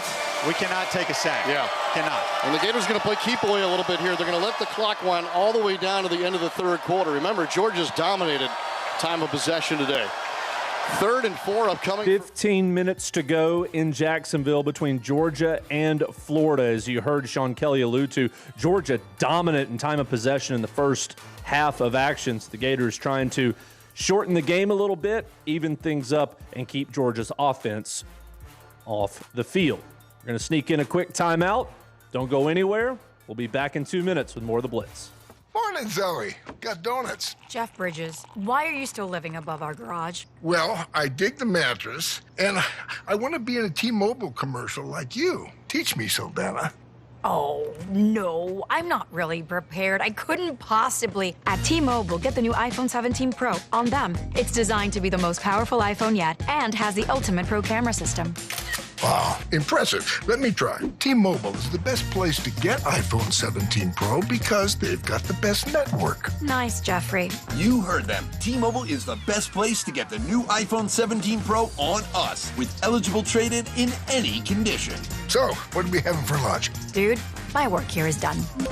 24 monthly bill credits on Experience Beyond for well-qualified customers plus tax and $35 device connection charge. Credits end and balance due if you pay off earlier or cancel. Finance agreement iPhone 17 Pro 256 gigs, $1,099.99 and new line minimum $100 plus a month plan with auto pay plus taxes and fees required. Best mobile network in the U.S. based on analysis by Ookla Speed Test Intelligence data 1H 2025. Visit T-Mobile.com. Progressive knows RV owners like to travel at a nice, relaxing pace. Just like this commercial. They're not rushing to a departure gate at the airport because they depart from their driveway. And they can relax even more knowing they're protected by Progressive. Now here comes the fast part. Progressive Casualty Insurance Company and affiliates. He's got the speed. He's got room. He's going to score. No one gets you closer to the game than Sirius XM College Sports Radio. For the win! Got it! Let's go! Tune in for news, talk, and analysis from the offseason through regular season and into the postseason. We've got your team covered anywhere you go. Deep to center field. Oh, it's gone! Get a free trial at SiriusXM.com/College Sports Radio 2025. Your heads-up, no huddle look around the nation. That one is intercepted by Mississippi State at the goal line. They won't catch him. Touchdown, Cardinals! It's the College Football Blitz. Quickly, let's jump back to Manhattan, where number 13 Texas Tech leads K-State 29-14. Wildcats, though, have goal to go. Third down here. No yardage or a loss, and that's why their defense is so good. Yeah. Because you got the inside guys, big and strong, edge guys who rush the passer, and in a great linebacking core. So Avery Johnson wants to make something happen here on 3rd and goal at the 9-yard line. Cats moving from left to right towards the south end zone. The snap a little bit low. Avery picks it up. Still has time. Floats it in the back of the end zone. Touchdown! It is caught by Oakley. Touchdown Wildcats, and another flag is down. The flag back at the 13 or 14-yard line. And that would be in the vicinity of where you would see a holding flag thrown. I'm just speculating on that one. We'll see. Great catch. Great throw. catch. The snap was bad, and Avery dropped the ball, picked the ball up, had good composure, and threw the ball to the back left corner of the end zone. And there was a good coverage situation by Texas Tech, but when you got a tight end, Wyatt, you throw the ball away from the defender, he'll go grab it. What do we have here? A big discussion as both teams are kind of walking away from the huddle of. And Romello Height is injured on the play for the Red Raiders. There is a flag down, but the officials are conferring, and now they pick it up. Let's see what the call is from Tuda Salam. There is no foul for holding. So it is a touchdown for the Wildcats. Touchdown for Garrett Oakley, and that was an amazing play on both ends. Avery to pick it up and make the throw, and Garrett Oakley with the catch, and Kansas State makes it a 29-20 ball game. Yeah, big-time play. Throwing the ball almost. K-State within 9, 12:40 to go. Let's get you back to Jacksonville. Gators field goal attempt here. Pipe, right to left. This is for the lead. Snap back, it was high, got the hold down, the kick has some leg, it is good! Trey Smack from 54 yards. And Doman handled a bad snap, and Smack put it through to give the Gators the lead, 20-17 with 14:52 to go. Yeah, it was a high snap kind of behind Doman. He got it down. The operation wasn't perfect, but great job. Good protection. Great job by Trey Smack knocking that down. Tay Casey, you were down near the crossbar. How much did he have to get it through? I'd say he probably had another 4 or 5. I mean, that was a heck of a kick, but he absolutely juiced that one right off the foot. Was midfield, great ball placement, just right down the pipe. Trey Smack told me, Shane Matthews, that the sweet spot on a football for a kicker is about the size of $7. Oh, wow. So in the fourth quarter, Florida has the lead over number 5 Georgia. We've already had 2 top 10 teams go down today, with Vandy and Miami taking losses. The Dogs are going to need a fourth quarter rally for the second straight week if they are going to beat the Gators. Let's go ahead and get you to Michigan State and Minnesota. They're tied at 10 late in the ball game. Michigan State just broke off a huge run, and they've got goal to go. They were in their own territory, had a 60-plus yard run to get inside the Gopher 10-yard line. 83-yard run on first down from, where'd this drive start? The 12 after the fair catch.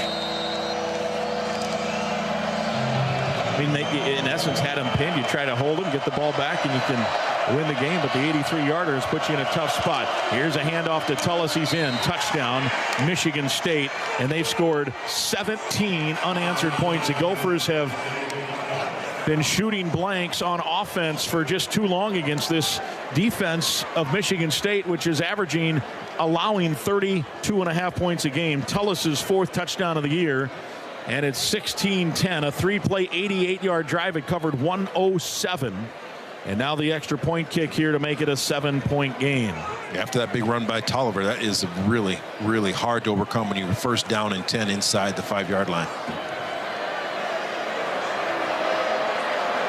The extra point kick is up, and it is good. And it's 17 straight here for Michigan State. Minnesota was up 10-0 at half, and it really started sideways when the Buzzkill missed field goal from 30. As you hear there, it's been a fantastic rally for Michigan State as they've taken the lead inside of 2 minutes to go. They are going to have some time, though, because they're going to go to a TV timeout before Minnesota gets the ensuing kickoff. So let's get you back to Jacksonville. Georgia now down as we start early fourth quarter action here. First drive of the quarter for the Dogs as Florida has taken the lead. 20-17, Gators on top. Back to Scott Howard, Georgia Bulldogs Sports Network. Cash Jones in the backfield to send Branch in motion to the left. Bobo with the snap, back to Gunner in the pocket, bouncing, and he will go to the turf. They got his leg and knocked him down. Gums, the transfer from Northern Illinois. Approaching the bottom of the 6 o'clock hour quickly, folks. The other top 25 games on our board. Notre Dame has just scored again. They lead Boston College now 25-10 at BC early fourth quarter. Indiana absolutely housing Maryland 48-10. Hoosiers over the Terps.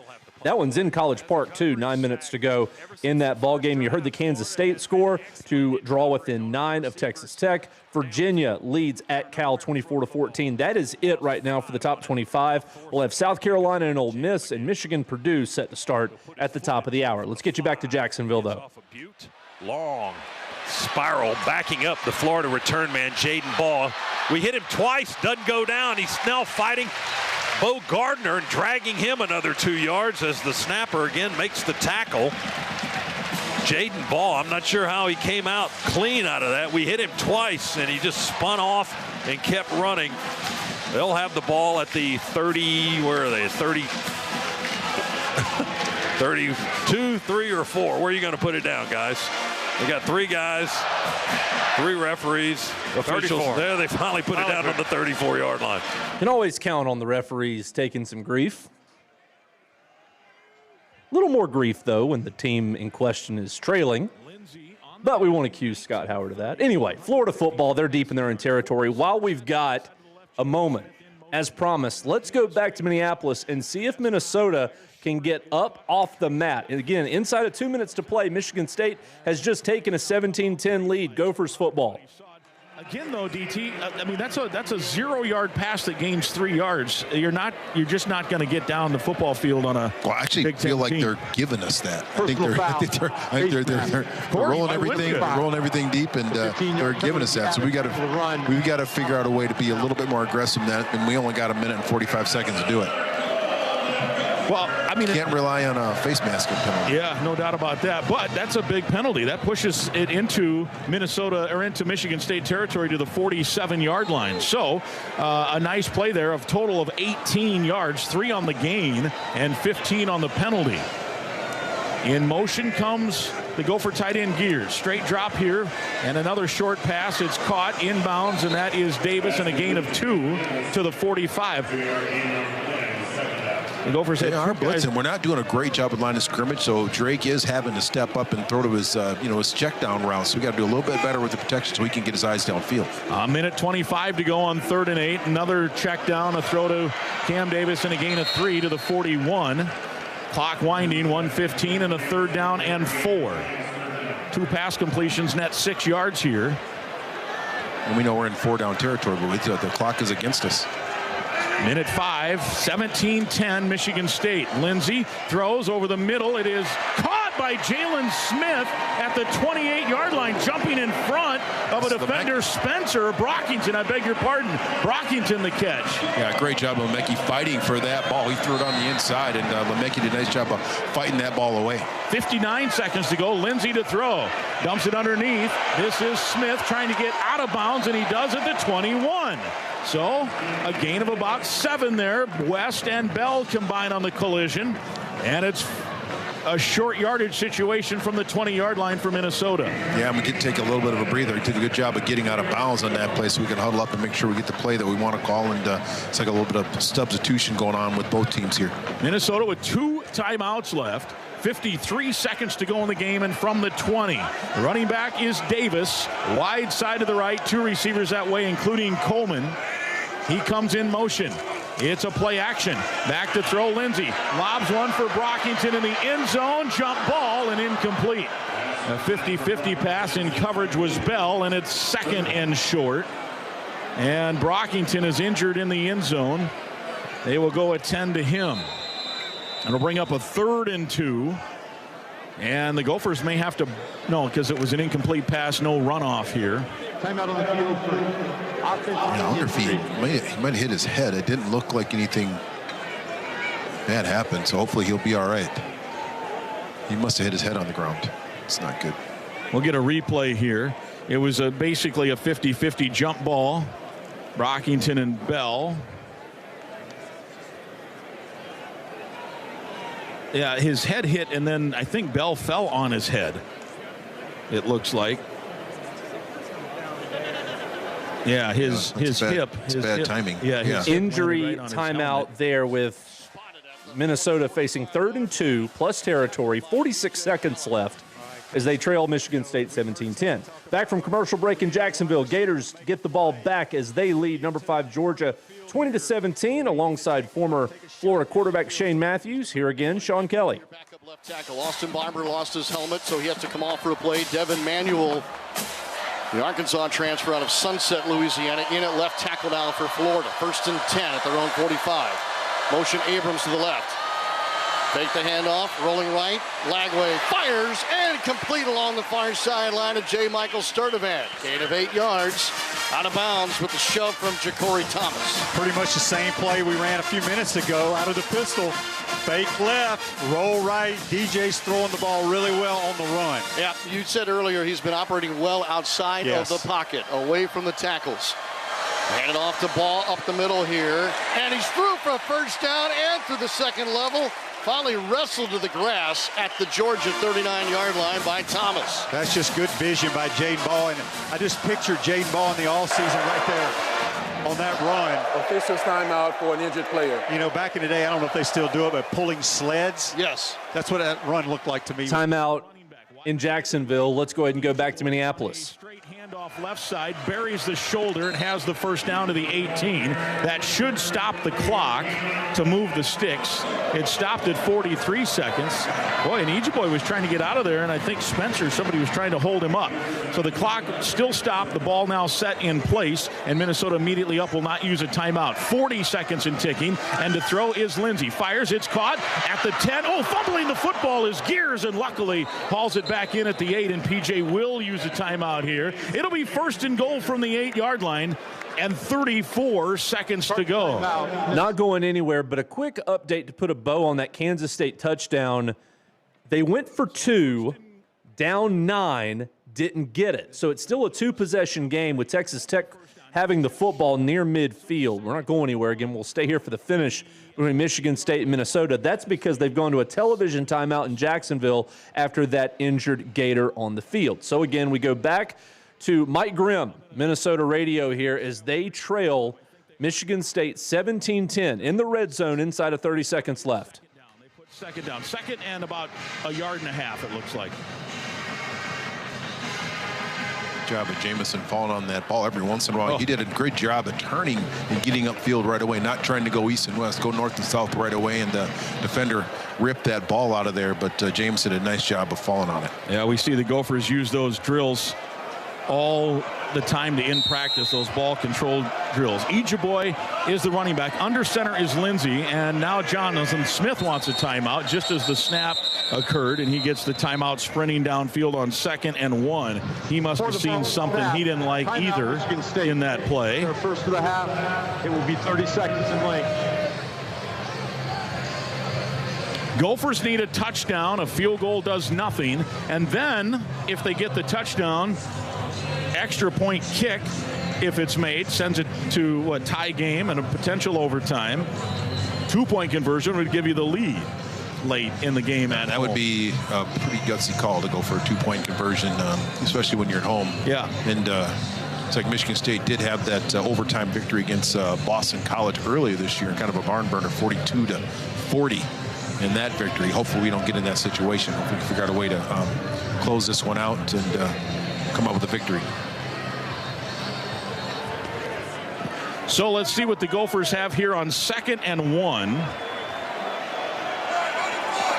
from the 8-yard line. Line to gain the 7. Ejiboy, the running back, by himself back there. Lindsey will now come back and join him in a pistol set. 1 receiver wide to the right, 2 to the left, including the tight end. Lindsey wants to throw. Waits, lobs it up. Oh, and the gears got knocked down in the end zone. Interference. That's Malik Spencer. And that will bring the ball 1st and goal to the 2-yard line with 30 seconds to play. Oh, man, Spencer, terrible play on the ball right there.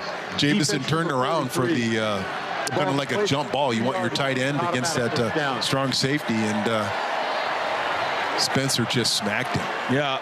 The Michigan State coaches are out. They were there, I think, signaling they thought it was uncatchable. But, yeah, if you're guy you're running to go where the ball's going to land and you get knocked down. He did turn to the inside, and that ball was on the outside. But regardless, that was a tough play for Spencer to make no matter what. So now the Gophers bring their heavy package in. Late sub coming in here for Michigan State. They got to make sure they've got the right number of guys out there from the 2-yard line. 30 seconds, clock stopped. Under center with an I formation. Ejiboy, the running back. 17-10, Michigan State the lead. Quarterback sneak, Lindsey barrels his way close to the goal line. Clock continues to wind. Touchdown! Touchdown, Minnesota. And the extra point unit is coming on to tie the game. It will not be a 2-point attempt. What a clutch drive for the Golden Gophers. Extremely clutch drive for the Gophers. Another penalty against this Michigan State defense and our offense team that has struggled. They have penalties all game here and just a few in the last game, but they've really struggled with the self-inflicted wounds. So huge kick here, obviously. Denneberg on to attempt the extra point. The ruling on the field on the previous play is touchdown. The ruling is under further review. All right, so they're going to make sure he got in. Replay sponsored by Planet Fitness. The officials are going to make a judgment here, but you won't be judged at Planet Fitness. Home to the All right, while they have a video review to see if the Gophers broke the plane to set up a potential tying extra point, we go back to Jacksonville, Florida, plus territory, 10 minutes to go, and a 3-point lead over number 5, Georgia. Katie Daniels up the middle, almost got loose. Got to the second level, ankle tackle at the 19-yard line. That'll bring up 2nd down and 2 for Florida. Gain of 8 after the tackle made by Gabe Harris Jr. Good run by KD. It was kind of an outside zone play, but he saw right between the A and B gap, and he got vertical. Great pickup on 1st down. Daniels deep set back here in the pistol with Langway. 2nd and 2. 6 in the box for Georgia. Livingston motions right to left. Toss sweep left side. Daniels cuts in off the block by Hansen, and he's hemmed in. No gain on the play. Nice job by C.J. Allen for the Bulldogs. It'll be third and short. Third and a couple here for the Gators. Yeah, just toss sweep to the left. Ball's on the left hash. They did a good job setting the edge, forcing Daniels back inside where the rest of the Dog defense was. Gators operating in the one blood big red bus red zone. Just inside the 20. On third down, Florida is 2 for 9. Third and a long 2. Lagway off the left hash, takes the shotgun snap. Lagway to run, bounces out to his right, trucks the defender, ball comes out. The ruling is he was down first. And I can't tell if he got the line to gain. Where is the spot going to be? It looks it's short. Really close. They got their hands up, so with a fist. Barber's indicating first down. The official saying fourth down and less than a yard. Ellis Robinson stopped Lagway from getting it. Yeah, it was just a straight quarterback run. TJ bounced it outside, and there was a big collision there. The ruling on the field is that the runner was down prior to the ball coming out. The previous play is under video review. All official reviews during the ball game brought to you by the longest running sponsor of the Gators, your Florida Dairy Farmers. Takes hard work for Florida's dairy farmers to produce more than 300 million gallons of milk. Not going anywhere while they review this potential Florida turnover. We'll tell you that Kansas State has gotten the stop defensively that they needed. They got the football back, 10 minutes to play as the Wildcats trail number 13 Texas Tech 29-20. Meanwhile, that Minnesota touchdown was confirmed upon video review, and the extra point was good. So inside of 20 seconds to play, likely headed for overtime in Minneapolis. Meanwhile, elsewhere in the top 25, right now Notre Dame still leads at BC 25-10. And Indiana, Hurt Signetti, no remorse. Hoosiers have scored again as they now lead Maryland 55-10 with 3 minutes to play. Now, we've got both sides of this Florida-Georgia feed from Learfield, so let's go hear it from Scott Howard and the Georgia Bulldog Sports Network. At that point, they're looking at all of this from different angles in the SEC office in Birmingham, and all of those guys that are looking at this review have to agree that this is the right call. And as Josh pointed out, the call on the field was that the runner was down, so there was no fumble. So that's what they're looking at. And it's short of the first down also. Well, so it's fourth down for Florida should that play be upheld. Yeah, fourth and half the length of the football. If this turns out to be a fumble, what a huge turn of events. After review, the ruling on the field is upheld. The runner was down to be fourth down. So the ruling on the field. Very close call on this one. If that had been ruled a fumble, might have stood. As it stands, doesn't matter. Gators have a chance to double their lead, or do they dare go for it? Sounds like they might. Let's go back to Sean Kelly. Hand that thing to 13.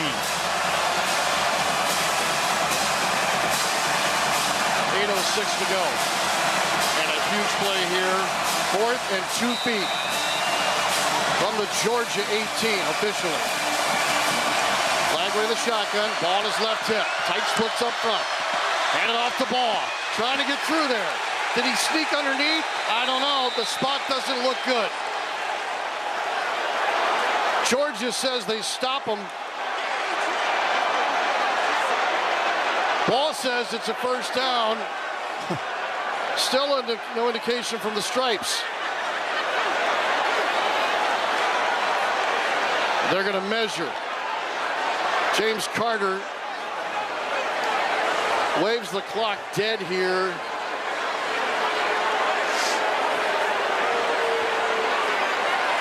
The line to gain. I mean, this is so close. The line to gain is the 17.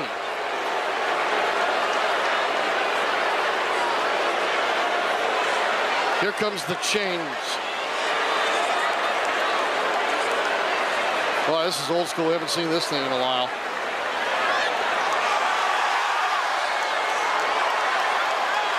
That's not even close. Wow. I mean, it looks like he lost ground with that spot. Turnover on downs.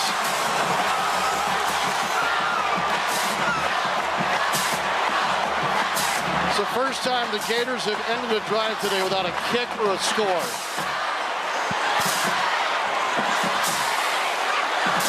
Yeah, they just got underneath our pads, and it's hard to tell if Jaden Ball even got close back to the line of scrimmage. All right, we need the defense to step up right here. Whew. 7:54 to go. Both sides of this feed from Learfield, we got them. So let's go to the Georgia Bulldogs Sports Network. Georgia's been hoping for. 1st and 10, Georgia at the 18. Hand it to Frazier. Bounces out right. Stiff arm. Nowhere to go. Gators defense eats him up for no gain. He may have gotten, let's see if they give him a yard. No, it looks like they're going to spot it on the line of scrimmage back at the 18. Yeah, Georgia came into this game doing such a great job running at the edges of the defense on both sides. Florida has made it their mission tonight to not allow Georgia to get anything to the outside in the running game. That was the corner McLean and the linebacker Graham who made the tackle. 2nd and 10, Dogs on our 18. Ball's on the near hash. 4th quarter, 7:20 to go. Clock moving. Florida leads at 20-17. Play fake. Gunner forced out of the pocket, rolling right, looking downfield, and he finally just runs out of bounds. Still had the ball in his hands. Ran out of bounds. Where? Near the line of scrimmage, just beyond it. Didn't throw it away, but got a yard maybe? They're going to put it down near the 20-yard line, so he almost got 2. 3rd and 8. Got to dial up your best zone beater play at this point in time. Florida has done a great job with that adjustment. And we've been at 3rd and 8 a lot today, or longer. Snap to Gunner. He will throw. There's his man caught at the 31. Branch. And Zachariah will turn and get about 8 more yards after the catch. They tackle him at the 38. Scana Energy first down in a big one. Miles Graham, the linebacker, made the stop up at the 38-yard line. And when this team needs a big play offensively, they go to Branch, and he delivers again. 18 yards and a first down. Dogs continue the possession. Clock at 6:17. We trail by 3. Frazier in the backfield, play fake. Gunner will throw it to him, left flat. He makes the catch at the line of scrimmage. Outside the numbers, off he goes for 6 or 7 yards. Hit at the 45 by Graham, the linebacker again, and Castell, the safety. But a 7-yard gain on the short throw to Nate Frazier with all kinds of speed in the open field that time. Only able to get 7 yards, but it's a good 7 up to the 45 for the Dogs. You like his chances in the open grass. He'll get the carry here with a lead blocker. Big Juan Gaston swinging around left side after the handoff up over the 50-yard line. That big body freshman leading the way. Now he's talking to the Florida defender that he blocked. And Frazier in Gator territory at the 49, picking up another Scana Energy first down on the 6-yard run. Dogs in Florida territory now. Clock moves. 5:15, 5:14. Georgia 3 down. Gators 20 and the Dogs 17. 3 receivers to the right for Gunner. Now we send Humphreys in motion to the left. He joins Delp on that side, so it's 2 and 2. Bowen's in the backfield. He's going to go out for a pass, and we'll throw it over the middle. Zachariah Branch with a skidding stop to the turf at the Gator 36. Castell in coverage. Another Scana Energy first down. Keep moving those sticks. Dogs at the Gator 36-yard line. Great job on the end cut route that time, finding the void in the zone to Zachariah Branch. But also, too, those plays and those routes take a long time to develop. Good job by the boys up front and our running backs picking up the extra rusher. 13 more for the Dogs. 1st and 10 on the Gator 36. Ball's on the far hash. Sun is setting in Jacksonville, and the Dogs are driving towards the river. 20-17, Florida in front. Under 5 minutes remaining. Now Georgia taking a long time because the officials were holding up the snap of the football. They reset the game clock. Plenty of time on the game clock now. It's just now getting to 30 seconds. Gunner in the shotgun, asking for the ball. Snap it back, hand it to Bowens. Bowens, 35, 30, down the hatch, 20, 10, 5, touchdown, touchdown, Chauncey Bowens. He ripped him a new one.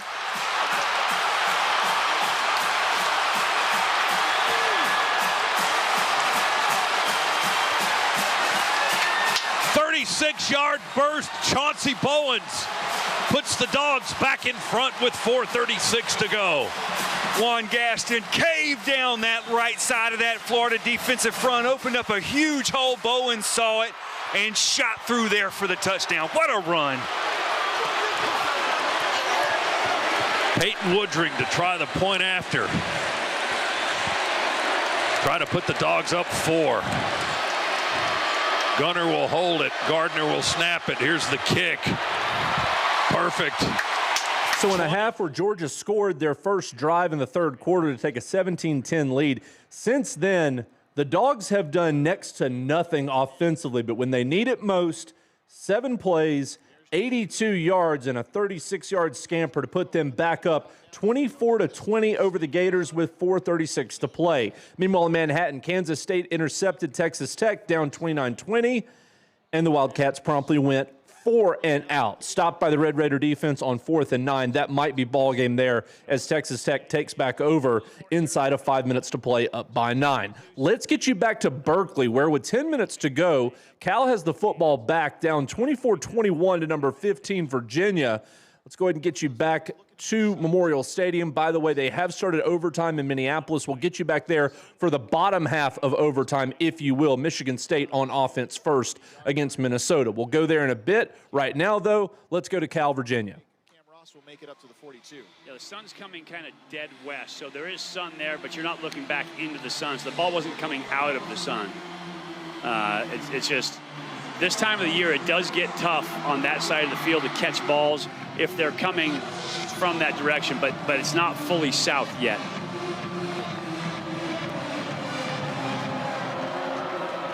Three-point Virginia lead. They've got good field position now at the Cavalier 42-yard line. Ross in motion from right to left, shotgun snap. Whaley the fake of the handoff. Morris to throw, has some time, checks it down to Whaley on the near side of the 40. Big shot there from Chris Victor, but it almost seemed like Whaley didn't even notice it. Kept running down the near side. Stout. He is such a physical player at that linebacker position. 5'10", 212.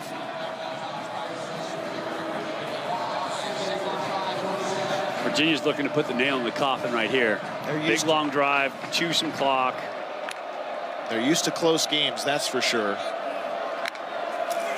High snap, the throw to the right side. They set up a screen for Cam Ross. Flag comes in. They got it. Jack Whitmer, he's the right tackle. He was out there with Chris Victor, and when that ball went outside, Victor went to go make the play, and he hooked him. Offense, number 68. 10-yard penalty, second down. When you're right at the point of attack, it's hard for the officials to miss that. Now, that one was literally right at the point of attack. That's just the 4th penalty on Virginia today. Virginia's, they're on a 6-game winning streak, and they're used to tight ball games. They have won the last 3 by a combined 6 points.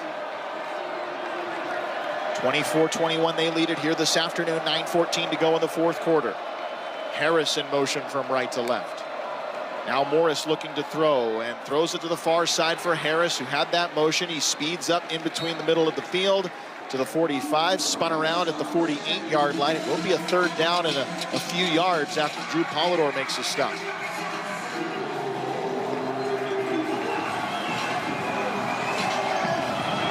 Do they have another 3rd down stop in them here? 8 of 15 converting. Yeah, that's a big one. They're over 50% so far today for Virginia. Bears loading the box here, and multiple flags will come in for a false start. False start. Offense. Virginia backs themselves up again with that 3-point lead over Cal. 9 minutes to play. We'll get you back to Berkeley, but we are going to Minneapolis, where Michigan State started the overtime on offense. Spartans got held to a field goal attempt, which they snuck just inside the left upright. So Gophers at home can win it with a touchdown. Let's go back to Mike Grimm. Because it just simply wasn't interference. There was not even contact, really, on the play. All right, Gophers have a chance to win it from the 25. Here is a play-action pass, throwing to the far side, and he missed his man. It was intended for Bibber, and Bibber stayed going down the sideline, and I think once he saw the play wasn't there, he just fired it out of bounds. I wonder if that was like some type of, like a hitch and go or like an out and up on that play, and I think that it looked like Drake might have had a little bit too much pressure in his face, so he ended up throwing that ball away. Yeah, I think that's exactly what happened. He just dumped it. The good news is there's a receiver close because he was not out of the pocket, so it could have been grounding. 2nd and 10 from the 25. Running back is Ijiboy. Here's a fake toss to him. They're coming back to the right, and it is caught by Brockington at the 20. Gets inside the 20 and backpedals his way to about the 14-yard line. Brockington back in the game, by the way. Good to see that. Matthews and Spencer combined on the stop. And now it's 3rd and 4 for Minnesota. A bit of a similar situation to what Michigan State was in from the 19-yard line. Well, and then Brockington did make the first defender miss on that play, and Michigan State did a good job of rallying to the ball to make that play, to make it this 3rd down and 4 situation. Hopefully we can pick this one up. 3 receivers left, 1 to the right, and now Jonathan Smith will use a timeout here in overtime on 3rd, and we'll call it 4. They're at the 19 line to gain is the... We'll keep it here. We'll go back to Jacksonville shortly, but a couple of updates to pass along. Cal did get the 3rd down stop they needed. Bears take back over deep in their own territory with 8 minutes to play as number 15 Virginia pins them deep. Meanwhile, Texas Tech, a strip sack, fumble, scoop, and score. And the Red Raiders now lead at K-State 36-20 with 5 minutes to go. We'll keep things here, though, in Minneapolis. Minnesota can win this one with a touchdown in overtime after Michigan State's field goal. Well, and now with a big 3rd down here in overtime, Harbaugh, the guy that probably, shared pencils and staples and ran to the printer with Joe Rossi, they got to outsmart each other on this one. I just am fascinated by this whole thing. Well, no doubt about it. Neither side really wanted to make a big deal out of that connection. I think there's a lot of respect, obviously, but they were pretty short with their answers regarding that this week, both sides. 3rd and 4. They've got everybody up in the box. 9 of the 11 defenders in the box. Lindsey waits for the snap out of the pistol. Now they drop in coverage. Lindsey lost one to the end zone. Brockington out there, and a flag flies. Bell was in coverage. It's incomplete. Joe Rossi sprinting down the sideline. And, of course, he's saying, hey, you got to take this one off as well. But I thought there was a pretty good tugging of the jersey on that one. There was, and there was the official that's on the sideline, the extra official. Might have done Joe Rossi a favor by reminding him to... We'll keep it right here. We have a video review in Jacksonville where Florida just hit a huge pass play on 3rd and medium deep in their own territory. DJ Lagway throwing an absolute bomb to the Georgia 20. It looks like the Florida receiver caught it, but it was called incomplete on the field. So video review there. There's still 3 minutes to play. We will get you to Jacksonville as soon as this video review is over. But for now, we stay in Minneapolis in overtime. The left hand was knocking the arm down, so that was pretty clear. It's a 15-yard penalty, so it won't be at the it'll be at the 4-yard line. Because it was, here's a little give and go kind of action on a stop and start move by Ijiboy, and he gets to the 2. It'll be 2nd and goal from there. He had both hands on it. Just back to the explanation, because it doesn't get to the 2-yard line because it was at the 18 or 19-yard line, so it's a 15-yard penalty. It's not like the pros. Had it been from inside the 15, then you get it at the 2. So 2nd and goal from the 2 here, though touchdown would win it. Pistol set. Lindsey sends his tight end in motion. That is Bierman. It is a handoff to Ijiboy. He's hit in the backfield and dragged back to the 3. They lost a yard, and now it's 3rd and goal from the 3. Yeah, I like that first play. Ijiboy does a nice job because they really didn't win very many battles at the line of scrimmage there. Michigan State sells out on the inside, couple inside little moves and trying to shoot the gaps, and not very much running room at all for Ijiboy. See if they give Drake the opportunity to run or pass, maybe a little bit of play action. Yeah, and now an I formation from the 3. Bierman, the fullback. In motion, Bibber. There is play action. Rolling left, Lindsey. He's got room to the 5. He is in! Touchdown! And that's a winner! Minnesota with the win in overtime, 23-20. Let's go to Jacksonville for the video review. If this pass is upheld, it'll be 4th down.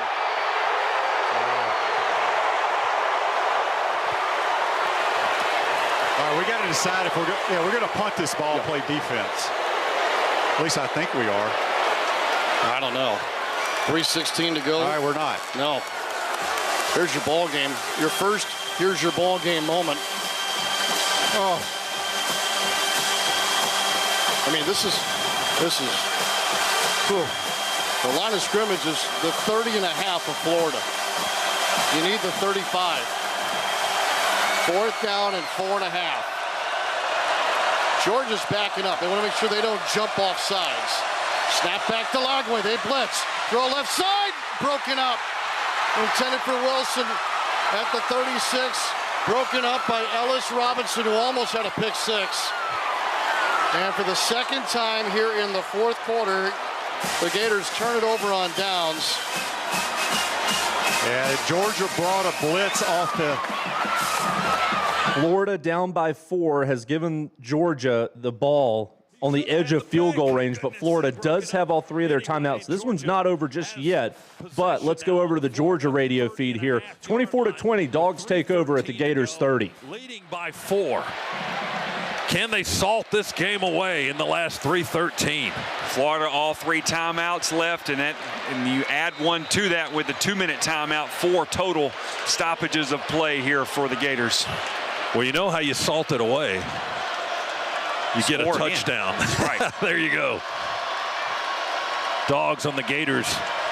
30.5, 1st and 10, taking over on downs for the second time. Snap back to Gunner. Handoff Bowens. He makes one man miss, dives straight ahead inside the 30, falls forward to the 29 or so. And the Gators will use the time to stop the clock. And that was Mekhi Barrow that made the tackle on Chauncey Bowens, who moments ago electrified. 2 finals to tell you about as we start to bring the mid-afternoon portion of the Blitz to a close. Indiana absolutely hammers Maryland to get to 9-0 on the season. Hoosiers 55, Terps 10, the final in College Park. While in Blacksburg, number 16 Louisville improves to 7-1 as they beat Virginia Tech 28-16. Remaining. Georgia 24 and Florida 20. Piedmont Healthcare offers you exceptional hassle-free care closer to home. Piedmont is the official healthcare provider of UGA Athletics. Georgia trying to win its 5th straight in the series. Man, it's been tough today. We've lost all kinds of defensive players, targeting and injuries. Trying to patch it together, keep it together, and get out of Jacksonville with another win. 2nd down and 9 for the Dogs from the Gator 29. Fake the jet sweep. Gunner's going to keep it and roll. And they hit him on the numbers as he rolls to the right. He had Lawson Lucky running downfield down the seam. Didn't get him the ball. He had coverage down there. Thornton ends up making the tackle on Gunner Stockton after he gains a yard to the 18. The official hadn't put the ball down on the ground. The yard marker across the way has it at the 18 for a 1-yard gain. Well, it's at the 28, excuse me, not the 18. Well, and Scott, we also, too, tried to throw a wrinkle in there. 13 personnel, 3 tight ends in the formation, bunched in a triangle right to the right side of Georgia's offensive front. And that's what allowed, Lucky to get free down the field, because that confused Florida a little bit. They didn't know who to guard. Gunner had him, as you said. If he leads them just a little bit, it makes you believe, though, if it was a don't throw it, even if it's open. Keep it, and let's see if we can ice some of this clock. Yeah, they had to use another timeout to stop it with 3:02. They have 1 timeout remaining plus the 2-minute timeout. Georgia with a 3rd and 8. Ball's on the near hash. Georgia moving to our right towards the river here in Jacksonville on the Gator 28-yard line. Gunner under center, toss sweep to Bowens, outside the numbers. Bowens 25-20, sideline. He got inside the 15, got the first down. They run him out of bounds at the 14-yard line. Bowens coming up big in the fourth quarter. Haven't been able to develop anything in the run game to the boundaries and outside the tackles. Lawson Lucky setting edge, Monroe Freeling setting edge, Oscar Delp putting his man on skates, Chauncey Bowens picking up the first down. 14-yard run, 1st and 10 for the Bulldogs as they get into the Massey Ferguson red zone. Massey Ferguson, born to farm, built to perform. And boy, is Bowens performing here in the fourth quarter. 66 yards now for Chauncey Bowens on 7 carries. He's Georgia's leading rusher today. Hand off to Bowens, runs right into the pile, right into the middle. Can he spit out the other side? Not this time, down the hash. They clog it up with big 275-pound Tyreek Sapp. A first down run that nets maybe a half yard. Clock heading towards the 2-minute mark. It'll stop in 3 seconds for the 2-minute timeout. Gators have 1 remaining, and both teams will get a freebie here. Boy, oh boy, 2 minutes to go in the game. So as they break in Jacksonville, Florida needs a stop to force Georgia to a field goal, which would make it a 7-point game. Meanwhile, Virginia is going to the 2-minute timeout in the Cal red zone. Wahoo's 24, Bears 21, the score in Berkeley. We break as well, and we have the finish of both of these games on the other side of this 2-minute timeout here on the Blitz. Hey fans, this is Wayne Cook, co-host of College Sports Now. We're breaking down all the action from around the country every week during the football season. We'll look beyond the box score and keep our finger on the pulse of college football from September all the way to the national championship game in January. Listen all season long on Apple Podcasts, Spotify, or wherever you'd love to get your podcasts. And be sure to follow along on Twitter at CSNowTweets. Progressive knows there are 2 things RV owners love: to travel and relax. And they like to take both nice and slow. Just like this commercial. And what's more relaxing than the peace of mind knowing their RV is protected by Progressive? Now here comes the fast part. Progressive Casualty Insurance Company and Affiliates.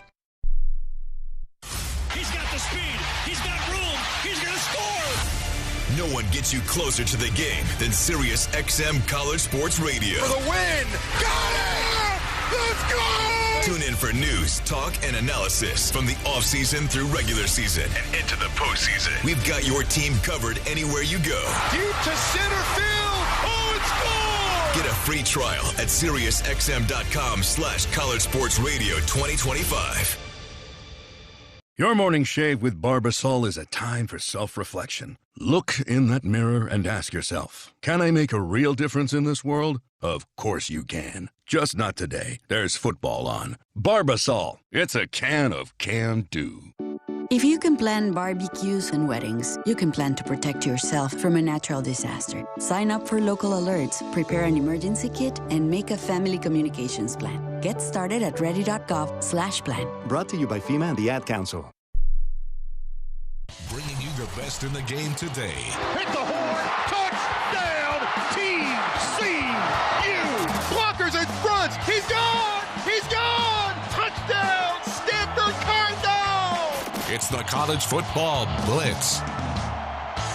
With Aaron Brunk, our producer, and Brendan Beavers at the controls, Phil Brain with you. We will get you to our 7 o'clock kicks, highlighted by number 7 Ole Miss at home against South Carolina, while Michigan hosts Purdue. But we're going to go to Berkeley, still in the 2-minute timeout in Jacksonville between Florida and Georgia. Got a video review here. Virginia appears to have been given a first down. How long before you think we see the Hawkeye system in Thank college that they're using in the NFL now?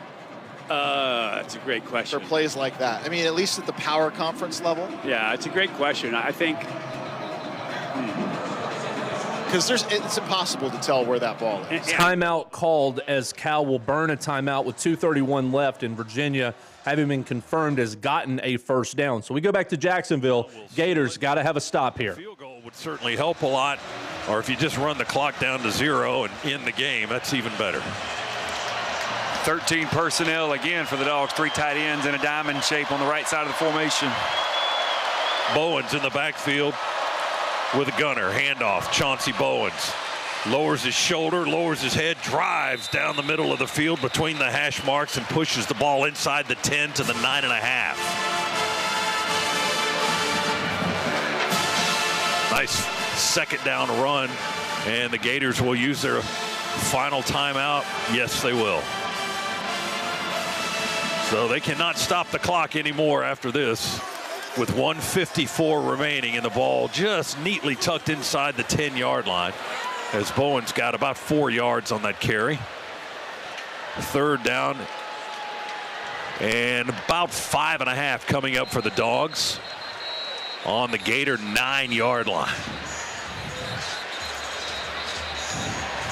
Both teams huddle on their side of the field. Some of the Florida crowd here has started to thin out. Not a lot, just a little bit. All of the Georgia fans are still in play, it looks like. Maybe just a small little corner in the northeast side of the stands there across the way, showing some blue seats. Final time in Jacksonville for a couple of years. We won't be back here until 2018. All right, ready to go. Dogs break the huddle quickly. They shift Peanut out of the, oh, that's Bowens, excuse me. Florida jumps off sides before the snap of the football. Here comes the flag as the whistles blow.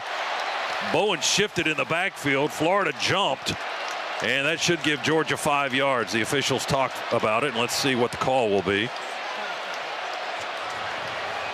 Mekhi Barrow barking at Georgia's side as the officials stand between him and the Bulldogs. This is a long discussion. There are 2 flags on the field. I don't quite understand what's the discussion. Offside. Yeah. Defense. Number 33 in the neutral zone causing reaction by the offense. 5-yard penalty. Third down. Yeah, it caused the reaction. You can't do that. That was the discussion, yes. Absolutely, yeah. Brian Taylor is the guy that jumped offside, a senior lineman from Houston, Texas. So the Dogs now have it third and less than a yard. He made contact. He butted helmets with Micah Morris. So there is no discussion there. Ball just inside the Gator 5. You get the first down here, you can win the game without having to score. Gunner in the shotgun. Lucky in motion left. And timeout, Georgia. I'm glad we didn't get an aggressive clapping penalty again there, trying to get them to jump off sides. They can throw that penalty on our sideline too sometimes, right? Yeah, they can. As Georgia calls timeout before this play, let's go to South Carolina and Ole Miss, where the Rebels have already faked a punt after they appeared to have gone 3 and out. The old punter roll out, and then just run for a first down. Rebels in plus territory against the Gamecocks. We'll say hello for the first time tonight to David Kellum on the Ole Miss Sports Network. 6.5. There's the snap. Here comes pressure. Trinidad's going to run it, but he's not going to get anywhere. He got grabbed and pulled down at the 35, a gain of 1, and that's Fred Johnson, a linebacker, who made sure he couldn't get away. So 4th and 4 for Ole Miss coming up. Yeah. All right, back to Jacksonville. Third and ball game here. If Georgia gets a fresh set of downs, it is over. Gators have no timeouts Pick up left. this third and nose of the football, then all the Dog fans can make their way back to Amelia Island or make their way back to St. Simons or Jekyll or wherever they're staying and begin to celebrate. We'll see if it can happen on this play. Third and less than a yard. Everybody in tight to the right except for Humphrey, who's the receiver to the right. Play fake. Gunner going to keep it. No, get in the end zone. He took a knee at the 1. A wide open after the play fake. No one was going to catch him. What a heads up. Oh, my goodness. What an unselfish play.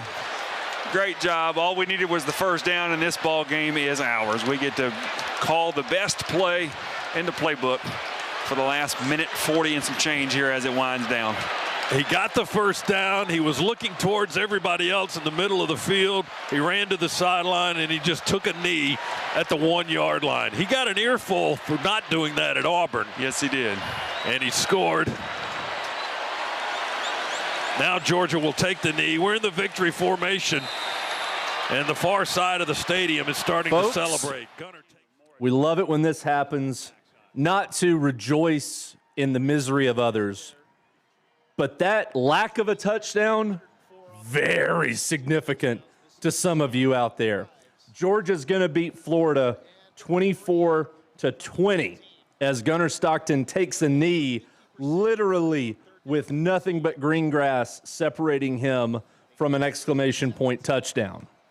Anyway, let's go ahead and go back to Berkeley for the finish between Virginia and Cal. Wahoos have it up 3, 3rd and 3 coming out of the 2-minute timeout. Wraps him up around his waist and throws him down. Great job penetrating by Kiana Aina. Talked about it earlier. We don't talk about him enough, but he has been a fantastic football player for the Bears inside this year. He's had a good game here. Yep. Aiden Kiana Aina, that was his 9th tackle of the game. Is that TJ Bowlers who's down? It is. On a knee now. I say 9th, that was his 10th tackle of the game. Wow.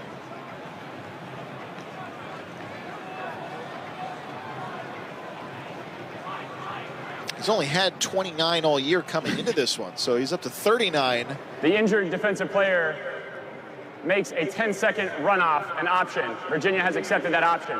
Please reset the game clock to 1:28 and the play clock to 40 seconds. Both will start on my signal. Thank you. That rule built to discourage the going down, the fake injury. TJ Bowler's obviously not faking it out there with the ankle. He's hobbling off the field right now. Yeah. Well, this now becomes a field goal opportunity. And Virginia's going to run the clock because the clock's going to run once they start it. Yep. And so they took the 10 seconds, plus you're going to run the clock, so you can get another 40 here. By the time they kick it, it's probably going to be down to 40 seconds, all said and done. Well, the Bears. Morris coming back on the field. Wow. A kick would force the Bears to need to get a touchdown. Well, they're probably just going to run it out with him at quarterback, let it run all the way down. Yeah, and burn it. Yep. See if they can get a cheap one with the snap count. That'd be my guess. That'd be the safe bet. Otherwise, you're putting yourself in an opportunity where the Bears need to get in the field goal range and try and tie the game. Yep. They're just waiting around here. The clock has started, and they can still wait for another 15 seconds before they call a timeout. Of which they have 3. They do have 3. So now it's down to 9 seconds on the play clock, under a minute to play in the quarter, 3 seconds on the play clock, and they will call the timeout. That stops it at 48 seconds. So as Virginia calls timeout, a few finals to pass along. Notre Dame 25, Boston College 10. The Irish improved to 6-2 on the season. Georgia, as you heard, will beat Florida 24-20. Dogs have won 5 in a row and 8 of the last 9 against the Gators. While Texas Tech adds some late style points, breaks open a close game in Manhattan. Red Raiders are 8-1. They beat Kansas State 43-20. Listening in here to the Cal radio feed, 4th and 2 for Virginia, 48 seconds left as Virginia leads Cal 24-21. For this field goal attempt. Betridge in this game has made from 26, has missed from 48.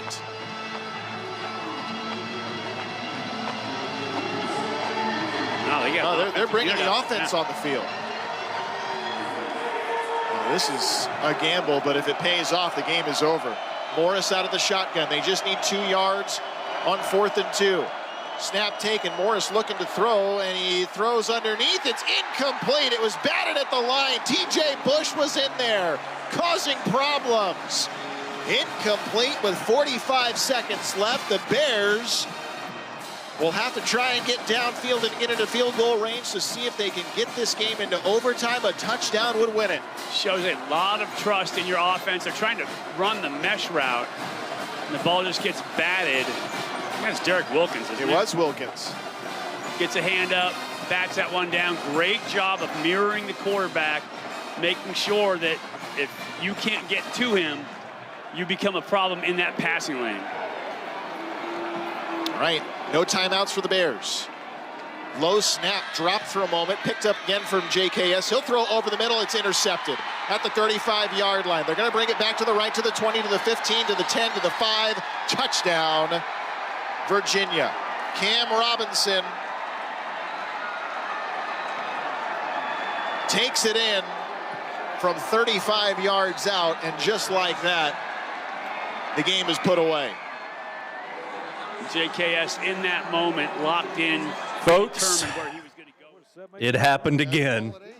That pick six for Virginia, significant to some. 30-21, Wahoo's now lead. They'll kick a PAT and go to 8-1 and 5-0 in the ACC. Let's get you quickly back to the SEC, where South Carolina had to punt back to Ole Miss, but the Rebels muffed the punt. Gamecocks now in the red zone. Let's go to Todd Ellis, Tommy Suggs here on the Gamecock Sports Network. Scoreless in Oxford. Working off the right hash mark. Option play, shuffle pass, back inside. Faison driving the legs inside the 5-yard line. That'll be a Carolina first down. After a 5-yard gain, it's 1st and goal, and they'll spot it eventually at the Ole Miss 3-yard line.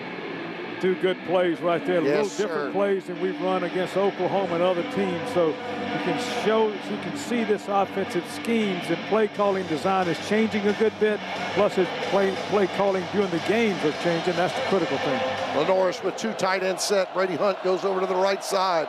He's in the pistol formation. It's Faison straight up the middle. Faison driving. Big red jerseys pushing back around the 1 or between the 1 and the 2. They like what they did on 1st and goal, and they hold it to a 2-yard gain. Carolina will take that. That's fine. Good push up front that time. Tree Babalati, a big part of that. Boaz Stanley in the middle. And Ole Miss has got everybody big on their roster in the game right now. Faison's a tailback. Mo Brown's in the backfield, along with Brady Hunt as well. Sellers out of the gun. He'll take it himself. He's at the goal line. Touchdown, Carolina. Touchdown, Lenoris Sellers. He gets his 3rd rushing touchdown of the season. This one on the road in the first quarter against number 7 Ole Miss from 1 yard out. The extra point could make it 7-0 Carolina. That's what you got to do. That's Todd Ellis on the Gamecock Sports Network. That call presented by T-Mobile. Visit your local store to start saving. T-Mobile, it's better over here. So we're off and running with the Gamecocks underdogs at number 7 Ole Miss scoring first. They are scoreless in Ann Arbor between Purdue and number 21 Michigan. We will go there live momentarily. But don't forget, coming up at the bottom of the hour, number 8 Georgia Tech tries to stay unbeaten as the Jackets visit NC State in Raleigh. We've also got ranked unranked in the SEC, number 14 Tennessee hosting number 18 Oklahoma. Stay with us. We'll take a 2-minute timeout, and we'll see you with more of the Blitz. Most people in radio commercials talk really fast. But we made this one for RV owners. Progressive knows they like the slower pace of RV life, like this commercial. And they know Progressive will protect their RV at a fair price with discounts. Now here comes the fast part. Progressive Casualty Insurance Company and affiliates. Discounts not available in all states or situations. Hey y'all, this is Michael Felder, co-host of College Sports Now. We're breaking down all the action from around the country every week during the football season. We'll look beyond the box score and keep our finger on the pulse of college football from September all the way through the national championship game in January. Listen all season long on Apple Podcasts, Spotify, or wherever you love to get your favorite podcast. And be sure to follow along on Twitter at CSNowTweets.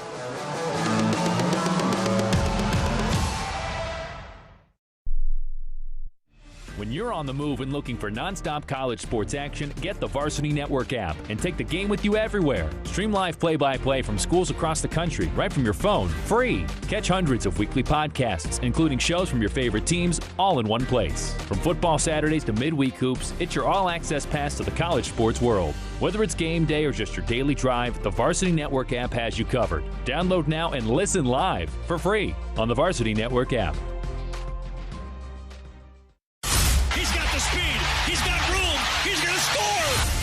No one gets you closer to the game than Sirius XM College Sports Radio. For the win!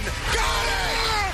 Let's go! Tune in for news, talk, and analysis from the offseason through regular season and into the postseason. We've got your team covered anywhere you go. Deep to center field. Oh, it's gone! Get a free trial at SiriusXM.com/College Sports Radio 2025.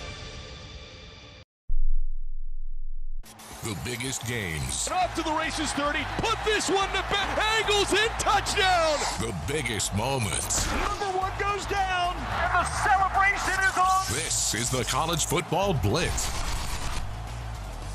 For the first time tonight, we're going to go to the Big House. Number 21, Michigan at home against Purdue. Wolverine defense got the stop, and they are on offense. So we'll say hello to Doug Karsh and John Jansen of the Michigan Sports Network. Receiver that we've been talking about for about a month now.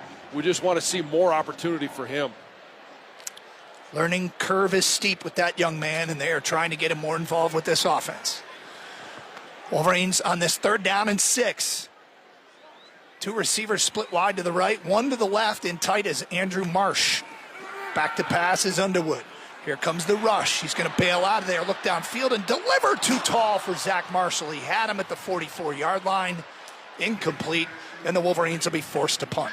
And that's one of those where Bryce, and I know he got flushed out of the pocket, but he is a heck of a lot faster than that defensive lineman. Once he created some space, he's got to understand how quick he is. Set your feet and deliver that ball. If you're not comfortable throwing on the run, that's another opportunity. He could have picked up that first down with his feet. Hudson Hollenbach standing on his own 15-yard line. Deep for Purdue is Michael Jackson. And this is a shank off the side of the foot. Did it get blocked maybe? That ball roll out of bounds at the Purdue 34-yard line. Not a great punt. No, and it's been a matter of inconsistency. Couple of punts early in this one. Let's go ahead and go back to Oxford, where number 7 Ole Miss find themselves down to South Carolina 7-0. Back to David Kellum, Ole Miss Sports Network.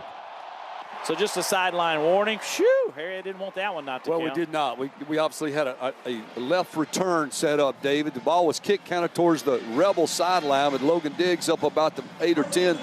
Got it. Good blocking upfield for him, and he just rushed it towards the South Carolina sideline, which is the left side of the field.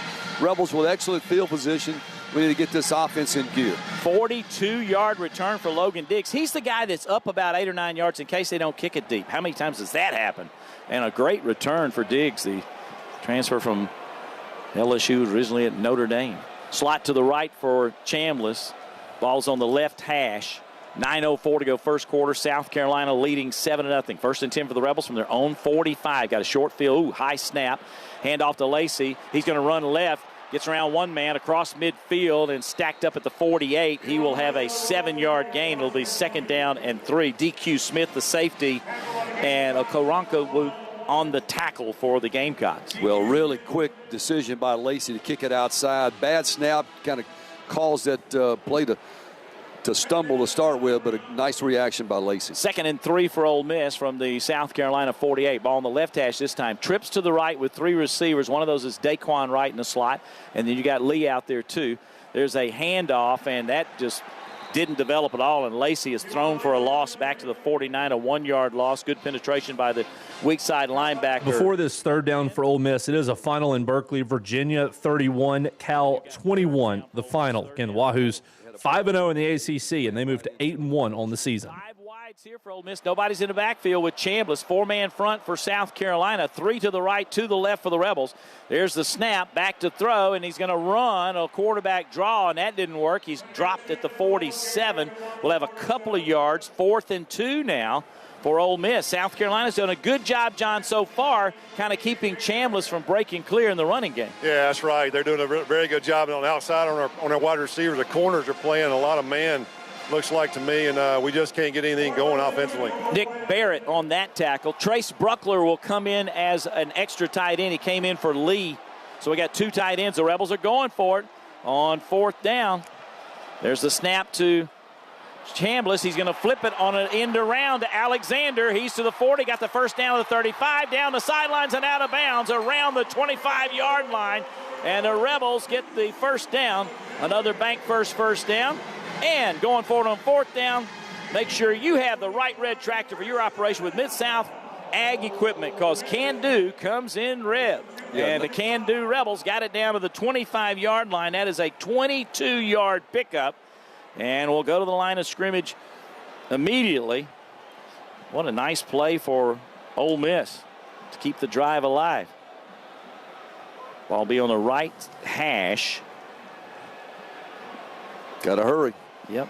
Play clock's getting down to 3, 2, 1. And there's the snap before it goes to 0. That was about a half second left. Trinidad fakes the handoff, runs off the right side, and he's upended and dropped after a couple of yards. DQ Smith, the free safety, who's racking up tackles. It'll be 2nd and 8 from the 23. Yeah, good pull there by Trinidad. Obviously saw the defensive end crashing down, and he just simply pulled it. But good safety came up and made a short stop. 2 receivers to the right, the short side of the field. Caden Lee is in the slot on 2nd down 8. There's the snap. Fake on the handoff. Slant route. Got it. Nice throw that time. Put it right in the breadbasket of Deuce Alexander's in there, a sophomore from Douglasville. Georgia hauls it in. And let's see where they officially mark it. They're going to put it at the 14-yard line. And so that'll be a first down for the Rebels. The Rebels now are in the green zone, presented by Wade Incorporated. Visit them online at wadeinc.com. Here's the snap of the 14. A little swing to the left and a pass to Stribling. He's headed toward the end zone. He hit the pylon. Did he get in or did he step out? Looks like they're not ruling touchdown. Out at the 1-yard line. DQ Smith made the last tackle and shoved him out of bounds there on that one. What a nice catch and run. It is another first down. Rebels pick up another bank first down. It'll be 1st down and goal now from the 1-yard line. We don't have the jumbo set in, but there's the snap and a handoff off the right side. Got a flag down here on the near side. Handoff is to Lacey. Nothing there. In fact, he's going to lose yardage. The receiver here on the wide side, Deuce Alexander, just waving his hands. And then Lane Kiffin comes over when the flag flew to talk to the side judge. Illegal formation, offense, 5 or more players in the backfield. It's a 5-yard penalty. Still first down. Let's check with John Darnell, who had a field level view of Deuce that. Alexander was supposed to be lined up on the ball. He looked at the official and said, am I on the ball? And they ran out of time. He didn't have time to move up. And Deuce Alexander looked away, and he wasn't on the line of scrimmage. That's why we got the penalty. So 1st and goal now from the 6. As that play just won't count, the previous one. It was a 1-yard loss, but obviously South Carolina would want the penalty to back the Rebels up further. Kejuan Lacey's off the left shoulder. Trinidad Chambliss. Rebels trailing 7-0. Clock running with 5 minutes to go in the first quarter. Play clock is down to 5. We've rearranged with 3 receivers on the right side tight to the tackle. And the handoff is to Lacey. He comes to his right and is hit and dropped at the 4, maybe the 3. We'll see what they give him. DQ Smith again on the tackle of Lacey. And it will be 3rd down and goal. Or second down and goal coming up from the 4. So he got a 2-yard pickup. 2nd and goal from the 4. Yeah, credit that 2 yards to Kejuan Lacey, David. He was hit in the backfield, made that guy miss, and unfortunately got it back inside the 5 for a tough 2 yards. This front group for South Carolina is really good. Thomas, Goodwine, Barrett, and Stewart. It's not a better combo than them. They can really give you problems. Wright goes in motion. There's a fake on a handoff. Chambliss wants to throw. Now runs out to his right. Looks in the end zone. Fires a bullet. And it's going to be dropped just inside the pylon by Bruckler. That was probably the right throw. Yes. And it was a hot one, but you wanted to sneak it in there, and Bruckler couldn't quite hold on to it, John, but not a bad throw there. Yeah, he threw it where Bruckler could only get to it, hit him right in the gut, and he just couldn't hold on to it. 3rd down and goal from the 4. This is the 10th play of the drive, up and coming right now. Clock stopped with 4:08 to go here in the first quarter, with South Carolina leading Ole Miss 7-0. Trips to the left here for the Rebels. Wide out to the right, the lone receiver right is Trey Wallace. You got Wright, Lee, and Stribling to the far side. Now they're going to flip it and bring Alexander back, and the play clock's down to 2 seconds. But we've had a lot of this going on. Timeout. Getting very close to the play clock expiring. As Ole Miss calls time, we go back to the Big House, where Purdue might have something brewing here against Michigan. Scoreless, 5 to go first quarter. After review, the rule on the field is changed to a fumble, which was recovered by the defense. They call it a fumble instead of an incomplete pass. That's what they were looking at. I mean, it was clear that the ball hit the ground, but they're going to say that Ryan Brown fumbled it, and so it is a turnover. And with that, Purdue goes to minus 12 on the season, and another red zone opportunity is thwarted. The Wolverines will take over at their own 28 when we come back. No score in the... So Purdue hit as they were throwing in. It was ruled incomplete on the field. And sounded like the Purdue radio crew was seeing if there was a potential targeting there, but nope. Just a fumble, and Michigan turns the Boilermakers away. That game remains scoreless. TV timeout in Oxford. Tennessee and Oklahoma won't kick for another 10 minutes or so. Wake Forest and Florida State will get going shortly, as will number 8 Georgia Tech and NC State. So while our televisions have a wall of commercial breaks, we're going to take one as well. We'll see you in 2 minutes. Morning, Zoe. Got donuts. Jeff Bridges, why are you still living above our garage? Well, I dig the mattress, and I want to be in a T-Mobile commercial like you. Teach me, Saldana. Oh, no, I'm not really prepared. I couldn't possibly. At T-Mobile, get the new iPhone 17 Pro. On them, it's designed to be the most powerful iPhone yet and has the ultimate pro camera system. Wow, impressive. Let me try. T-Mobile is the best place to get iPhone 17 Pro because they've got the best network. Nice, Jeffrey. You heard them. T-Mobile is the best place to get the new iPhone 17 Pro on us with eligible trade-in in any condition. So, what are we having for lunch? Dude, my work here is done. 24 monthly bill credits on Experience Beyond for well-qualified customers plus tax and $35 device connection charge. Credits ended. Balance due if you pay off earlier. Cancel. Finance agreement. iPhone 17 Pro, 256 gigs, $1,099.99, and new line minimum $100 plus a month plan with auto pay plus taxes and fees required. Best mobile network in the U.S. based on analysis by Ookla Speed Test Intelligence data 1H2025. Visit T-Mobile.com. What's up, fans? This is Roddy Jones, co-host of College Sports Now. We're breaking down all the action from around the country weekly during the football season. We'll look beyond the box score and keep our finger on the pulse of college football from September all the way to the national championship game in January, from the East Coast to the West Coast. Listen all season long on Apple Podcasts, Spotify, or wherever you love to get your podcast. And while you're at it, be sure to give us a follow along on Twitter @CSNowTweets. Progressive knows not all rides are smooth. Meet Sarah. She loves her motorcycle.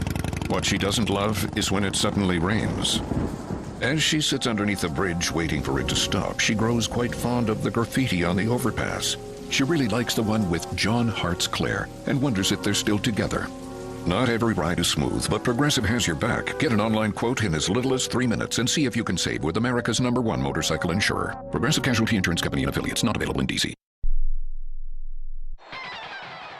Bringing you the best in the game today. One play, 75 yards, and Alabama regains the lead. The ball is free. Duck's going to pick it up, and here we go. You're listening to the College Football Blitz.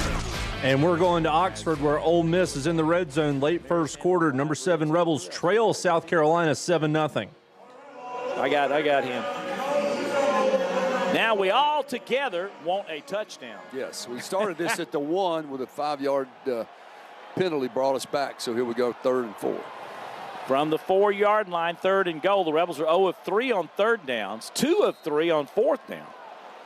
Trips to the left here for Trinidad Chambliss. 4-man front for South Carolina. They've been kind of bringing in Stewart like on 3rd down situations, as we told, was shaking up a little bit, their edge rusher. There's the snap. Chambliss to throw, back of the end zone, double coverage he threw it into, and they deflected it. He had no shot at completing that one, I don't think. He tried to force it into Daquan Wright. Cisse busted it up first. Good coverage, though, by South Carolina. It'll be 4th down. Yes, Stribley shifted to the slot, David, and was supposed to clear out. I think he was supposed to continue to come across the back of the end zone, but it all got clogged up. I think we'll let you know what happens on 4th and goal. We're going to go to Fayetteville. We haven't been there yet. Arkansas 35, Mississippi State 31. Teams need an SEC win in this one. 4th down for State here in Arkansas territory. Final minute. Here to keep the game alive. Williams single receiver left, a tight end and 2 receivers right.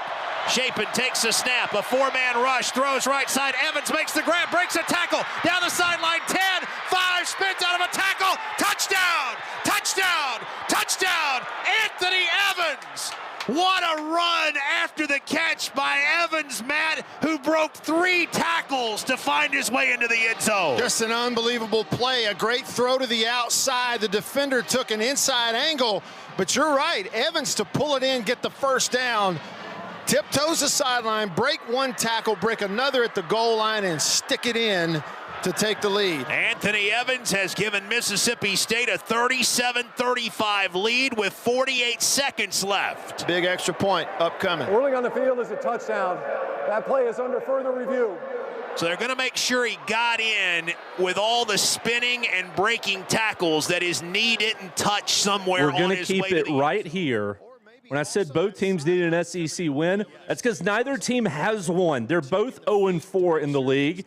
State, for the moment, has a 37-35 lead at Arkansas with a point after pending. Ole Miss, by the way, elected to settle for a field goal, 4th and goal from the 4. Lane Kiffin brings his special teams on. They bang it home, so it's 7-3 Gamecocks over the Rebels with 3.5 to go in the first quarter. Let's keep it in Fayetteville for this video review. All call on the field is touchdown. Right now, State has a 1-point lead, 37-35 with 48 seconds left. It looked like Jeff Lebby had the kicking team out there. Yeah, Ferry's still getting loose here. I mean, I don't know what the review could possibly be, because based on the television copy, there's just nothing in question about possession of the ball, staying in bounds. At no point did he touch the sideline at all. The ruling on the field is upheld for a touchdown. So State's lead holds. The clock operator never started the clock. Therefore, please reset the game clock to 43 seconds. Okay, so 5 seconds come off the clock. Well, you know, he probably lives here in Fayetteville. He's a clock operator. His buddies in Sunday school know that. And he's doing all he can do. All right, so State's only going to take the one here to make it. Oh, I'm sorry, it's 37-35. My apologies, I'm horrible at math. They're kicking here because it's a 3-point game, not a 2-point game. Neil's an idiot. Okay, here we go. Kyle Ferry. You're not an idiot, Neil. We love you. The point after. Kicking to the end zone to our left. Good snap back. Hold is down. Kick is away. State leads by 3. 43 seconds left in the game. There's still some time for Bobby Petrino and the Razorbacks, but we're going to Raleigh, where NC State is on the move to start their game at home against number 8 Georgia Tech. Wolfpack started the year 4-0. They've lost 4 on the trot, while Tech is 8-0. Let's go to Matt Chazanow. Wolfpack Sports Network has NC State in plus territory on the game's first drive. Especially at those corner spots, and C.J. Bailey and his receivers are taking advantage of it. And this will get really interesting in the red zone. Georgia Tech gives up the 11th most yards per game in the ACC. They bow up in the red zone. They've played soft this year. Let's see what they do. 2nd and 3 now. Hardy and Daniels are in. Snap at the Georgia Tech 46. Snap, Bailey gives to Scott, runs up the middle, nothing there. He's shut down at the 36. It sets up 3rd and 3. Braden Manley, the defensive end, makes the tackle. Probably in 4-down territory here. We'll see. If they run the football on 3rd and 3, then we know that they've predetermined they're going to run it again on 4th down. So let's just see what the play call might be. How about Colson Fields, the running back, is in now. Return the kick. He's now split out to the far boundary. He has 4 touches this year from scrimmage against Campbell. That's it. It's 3rd and 3 now. Snap of the Georgia Tech 36. Bailey snap, fires it. Left seam caught by Dante Daniels. First down pack inside the 30 to the 28. That's a gain of 8 yards to Daniels to make it 1st and 10 for NC State. Tony Haynes. Yeah, different look than Georgia Tech expected, I'm sure, on 3rd and short. NC State went empty. Empty backfield. Just spread Georgia Tech out all over the place, and that opened up a huge gap for Dante Daniels to get open there. Preston Douglas is in now as the 3rd tight end. Here is a pistol formation. 1st and 10 at the Georgia Tech 28. Left hash is trying to score left end zone. Snap Bailey, handoff Scott, cuts it downfield, breaks a tackle inside the 20, and he's still turning his cleats inside the 15. Tackled at the Georgia Tech 12. It's a 16-yard run, most after contact by Duke Scott, who shows the weight room muscle. And that's really what you got to do against a Georgia Tech team that they themselves pride themselves in being so physical. They're more physical than most everybody they play, at least on tape. And now here in this very first drive, NC State's offense is the one that's taken the physicality to Georgia Tech. Into the Case IH red zone. 1st and 10 at the 12-yard line. Snap. Bailey runs off right tackle, and he's wrapped up around the left ankle, fighting through that dive to the 7-yard line. A 5-yard pickup. Clayton Powell-Lee was hanging on for dear life to save a touchdown. That's a good call. He was hanging on. He was just like two boys out in the backyard playing ball, and the little brother hanging on to the big, tall 6'6", 6'7" C.J. Bailey. He was had one ankle wrapped up like he was in a trap, and he was able to pull him down for the short game. Will Wilson's in now. Darius Johnson as well. Wildcat set. Cody Hardy, the tight end, with Dante Daniels off to the left. That's the strong side. Snap to Wilson at the 7-yard line on 2nd and 5.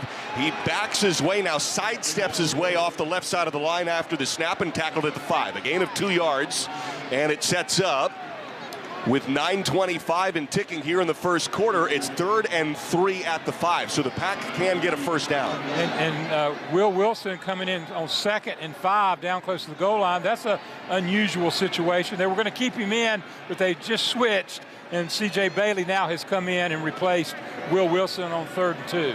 Bailey and Duke Scott back out there. 3rd, and we'll call it 2.5. Right at the 5-yard line. Jackson to the right side of the line. This is a big set. He's the only receiver. Snap. Bailey, play fake, fakes the end around, lobs it, end zone. Cody Hardy, touchdown. Far side of the end zone. That's Hardy spinning around underneath that perfect spiral. And it's 6-0 Pack. 8:49 first quarter. They lead 8th-ranked Georgia Tech.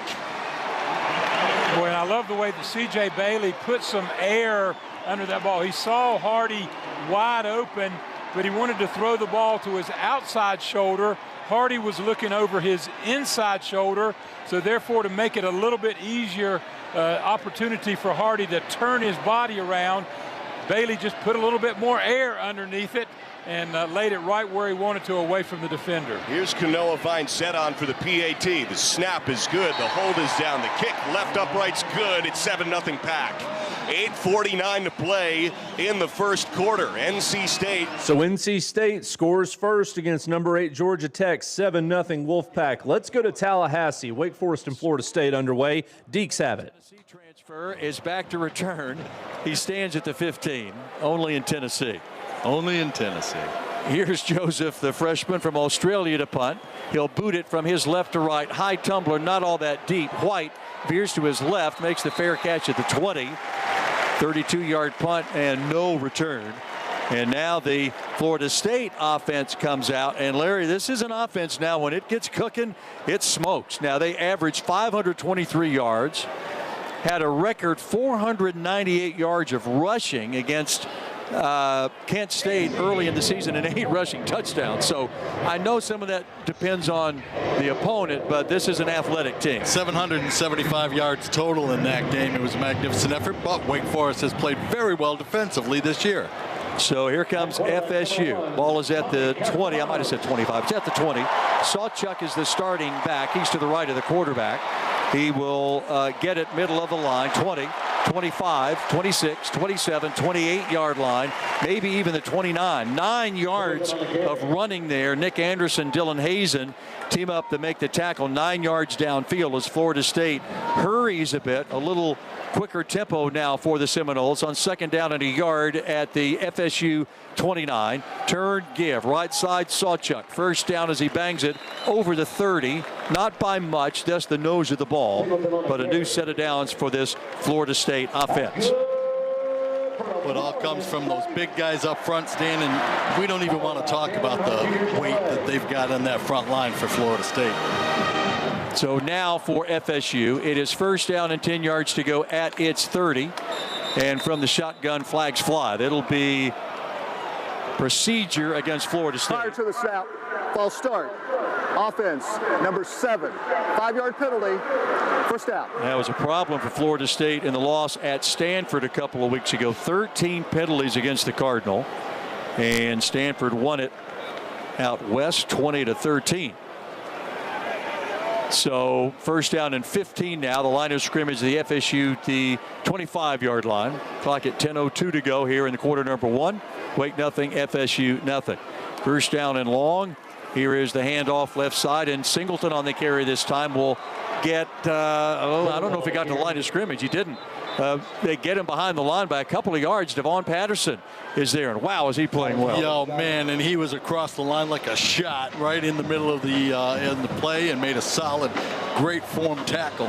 Brought him down for a loss. The second down right at 15 for Florida State at its own 23 with the clock running at 9:28 to go first quarter in a 0-0 game. Castellanos is the quarterback. He will hand off left side, and with the ball there is Jalen Lucas, redshirt junior transfer from Indiana, brought down by Hazen. No gain on that play. And Florida State looks like it's going to use backs tonight we have not seen very much all year. They tried a little trick play there. They tried a direct snap, and he fumbled the ball. The ball went down to the ground, and he picked it up and was met in the backfield. Now Sawchuk is back in there on third down and nearly 20. Snap to Castellanos, sets up a screen left side. Pass going to be complete over here to Robinson on the left edge, past the 25 to about the 28, brought down by Lohavichin. As Deuce Robinson, the Southern Cal transfer, gets his hands on the ball. Got 5, needed a whole lot more than that. It's 4th and 13. Wake defensive line was all over that screen pass attempt, and they just floated out to the right side and took the blockers with them. There was nothing going for Florida State. Great defensive effort. Pardon me, Larry. Mac Cimento, the redshirt junior, is out to punt.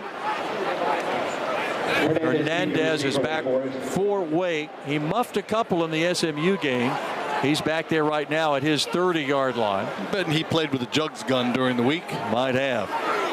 Cimento averaging 44 yards for the season per punt. Here's the boot, high, wobbly spiral. Hernandez will let it hit. It will bound. Well, now he takes it off the short hop and is snowed under at about the 17-yard line. Really looked a little indifferent. Indecisive, yeah, a little indecisive back there. Couple of punts in this Wake Florida State game early. Got to get you caught up on a couple of long scoring plays. First up, Michigan. Jordan Marshall, who went 25 yards. Now they'll hand it off to Marshall, running left across the 50 to the 45, into the clear, down the near sideline. Jordan Marshall to the goal line and into the blue. Touchdown, Wolverines, and Michigan strikes on a 55-yard run by Jordan Marshall. 2 plays, and the Wolverines lead at 6-0.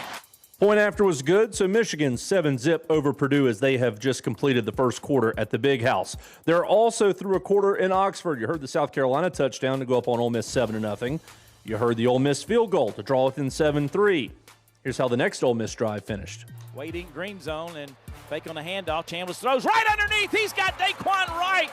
Went against the grain and hit him down the right seam. He takes it in the end zone.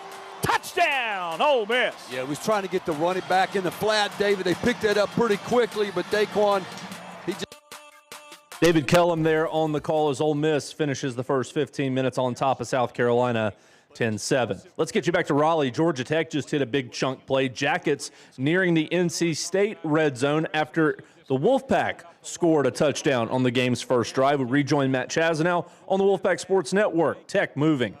Picking up a lot of ground, especially when he runs toward the sidelines, and you saw that exemplified on that first run. It's a 15-yard pickup by Haynes King. Jamal Haynes and Eric Rivers, the receivers to the left. Snap back to Haynes King. He keeps it himself, uses his tight end blockers, cuts in the center of the field, and then waltzes in. Touchdown, Yellow Jackets. 12-yard Haynes King run. And he moves the ball 27 yards on 2 carries after. Georgia Tech now a point after away from a tie. First quarter action at Carter Finley Stadium. We've got to hit a timeout. Tennessee and Oklahoma are about to get going on Rocky Top. Heupel Bowl 2, if you will, as the Vols head coach won at his alma mater last year. Now Tennessee head coach welcomes the Sooners to Knoxville. These two played a barn burner the last time they played in Neyland Stadium. A Baker Mayfield guy engineered a 2 overtime win for Oklahoma over a decade ago. So again, we go live to Knoxville on the other side of this break. He's got the speed. He's got room. He's going to score. No one gets you closer to the game than Sirius XM College Sports Radio. For the win. Got it. Let's go. Tune in for news, talk, and analysis from the offseason through regular season and into the postseason. We've got your team covered anywhere you go. Deep to center field. Oh, it's gone. Get a free trial at SiriusXM.com/College Sports Radio 2025. Progressive knows not all rides are smooth. Meet Claire. She loves her motorcycle, and she's learned to love the insects she encounters on her rides. She may not know the difference between a gnat and a mosquito at 55 miles per hour, but she does know one thing. It's always gross when one flies into her mouth. But she's so used to it that it's weird when it doesn't happen. Not every ride is smooth, but Progressive has your back with comprehensive and collision coverage from America's #1 motorcycle insurer. Progressive Casualty Insurance Company and affiliates, not available in D.C. A smooth, close Barbasol shave in the morning lifts your confidence. That rich, creamy lather will catapult you to greatness. Nothing can stop you today. Well, except that traffic jam. Barbasol. It's a can of can-do. Snakes, zombies, public speaking. The list of fears is endless. But the real danger is in your hand when you're behind the wheel. Distracted driving is what's really scary and even deadly. Eyes forward. Don't drive distracted. Brought to you by NHTSA and the Ad Council. Which schools will take home the prestigious Learfield Directors Cup for the top college athletic programs for the 2025-26 college athletic season? Check out the criteria and follow the year-long standings of your favorite team at L Directors Cup on the X platform or online at thedirectorscup.com. Trophies will be awarded in June 2026 to the winning institutions in all college sports divisions. The Learfield Directors Cup, powered by NACTA, the crowning achievement in college athletics. The biggest moments. At the 5, touchdown Arkansas! What a run! Down to the 15, 5, touchdown Indiana! 84 yards! You're listening to the College Football Blitz. With Brendan Beavers at the controls and our producer Aaron Brunk, Phil Brame with you again. We're hanging out for 4+ hours up until midnight Eastern. Time for us to get back to live play-by-play.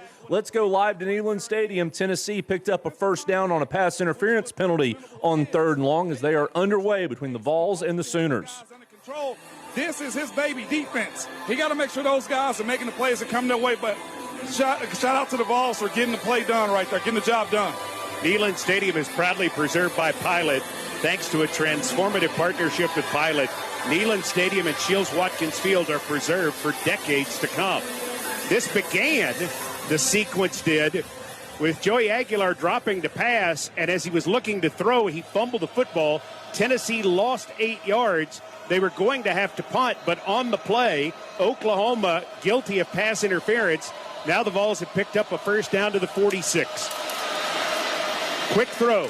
Matthews, left side. Matthews 50, 45, 40, cuts back 35, 30, 25, 20, and he's taken down by Lewis inside the 20-yard line at the 17, 37 yards. Michael Matthews. What's beautiful about that play, you had Braylon Staley blocking for Mike Matthews right there for a big game.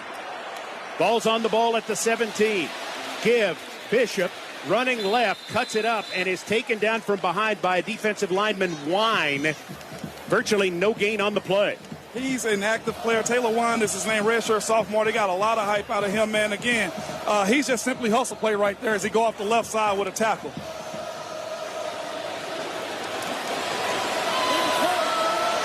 Aguilar looking to the sidelines for the signal. Takes the snap, play fake, under pressure. Aguilar throwing, completing. 15, 10, 5, end zone, touchdown, Miles Kitselman, but a flag is down. A flag is down. Kitselman was all alone. Illegal formation, offense. Number 14 did not have his shoulders parallel with line of scrimmage. There's not a lineman.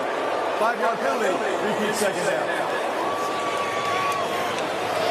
It'll be 2nd and 15 at the 22 as the penalty is on Braylon Staley. If you look at the replay, he's looking towards the sideline as the ball was snapped right there. He was on the line of scrimmage, which is what I always thought that mattered there in that situation. I guess we got one, and now Oklahoma got one also. At the 22, ball's moving right to left on your radio dial. Ball on the left hash. Aguilar against a 4-man front. Aguilar gives. Bishop got room. 20, 15, 10, 5, and down. First down as Guillory makes the tackle. They'll pull the football back to the 6. but the Vols needed 15. They got 16 with Bishop's run. Unique defense. They're playing like a 5-man front with the linebacker all the way back, alerting for pass. The Vols offensive line took advantage of that and had a whole lot of space to work with. Vols go power to the left in the backfield with Kitzelman offset. Give Bishop 1 yard. 1 yard at left guard. Williams, a defensive lineman, with first contact. You're seeing right now Oklahoma do a whole lot of fronts and being very multiple on how they're lining up. They're trying to create confusion right here. Volunteer offense got to be good up front, moving their feet, eyes, and seeing who they're blocking. A lot of stunting, a lot of slanting from this defensive front right now. Multiple defenses are running. Van Doorslayer comes in as an extra tight end.